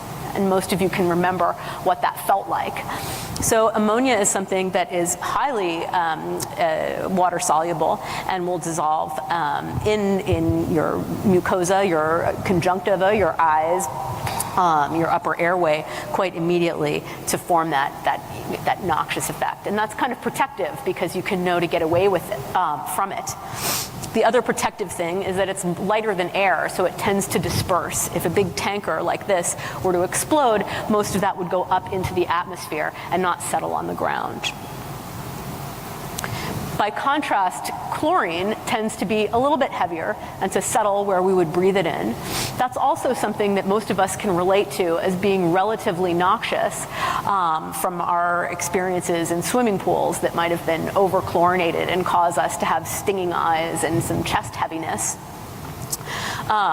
This is somewhat less soluble in water, however, and so it dissociates more slowly, and some of us, again, can relate to that we keep swimming despite the pain, and it's only later at night that our eyes are truly tearing and our lungs feel so terrible. So you could conceptually get a bigger dose and hang around longer within a chlorine cloud should a tanker like this explode in one's vicinity. Along those lines, I want to mention phosgene, which itself is not something that we would experience as being noxious all that much immediately. This takes quite a bit longer to dissolve, forming hypochlorous and hydrochloric acid within the respiratory tract. And the detectable limit is about 4 times higher than the upper threshold for toxicity.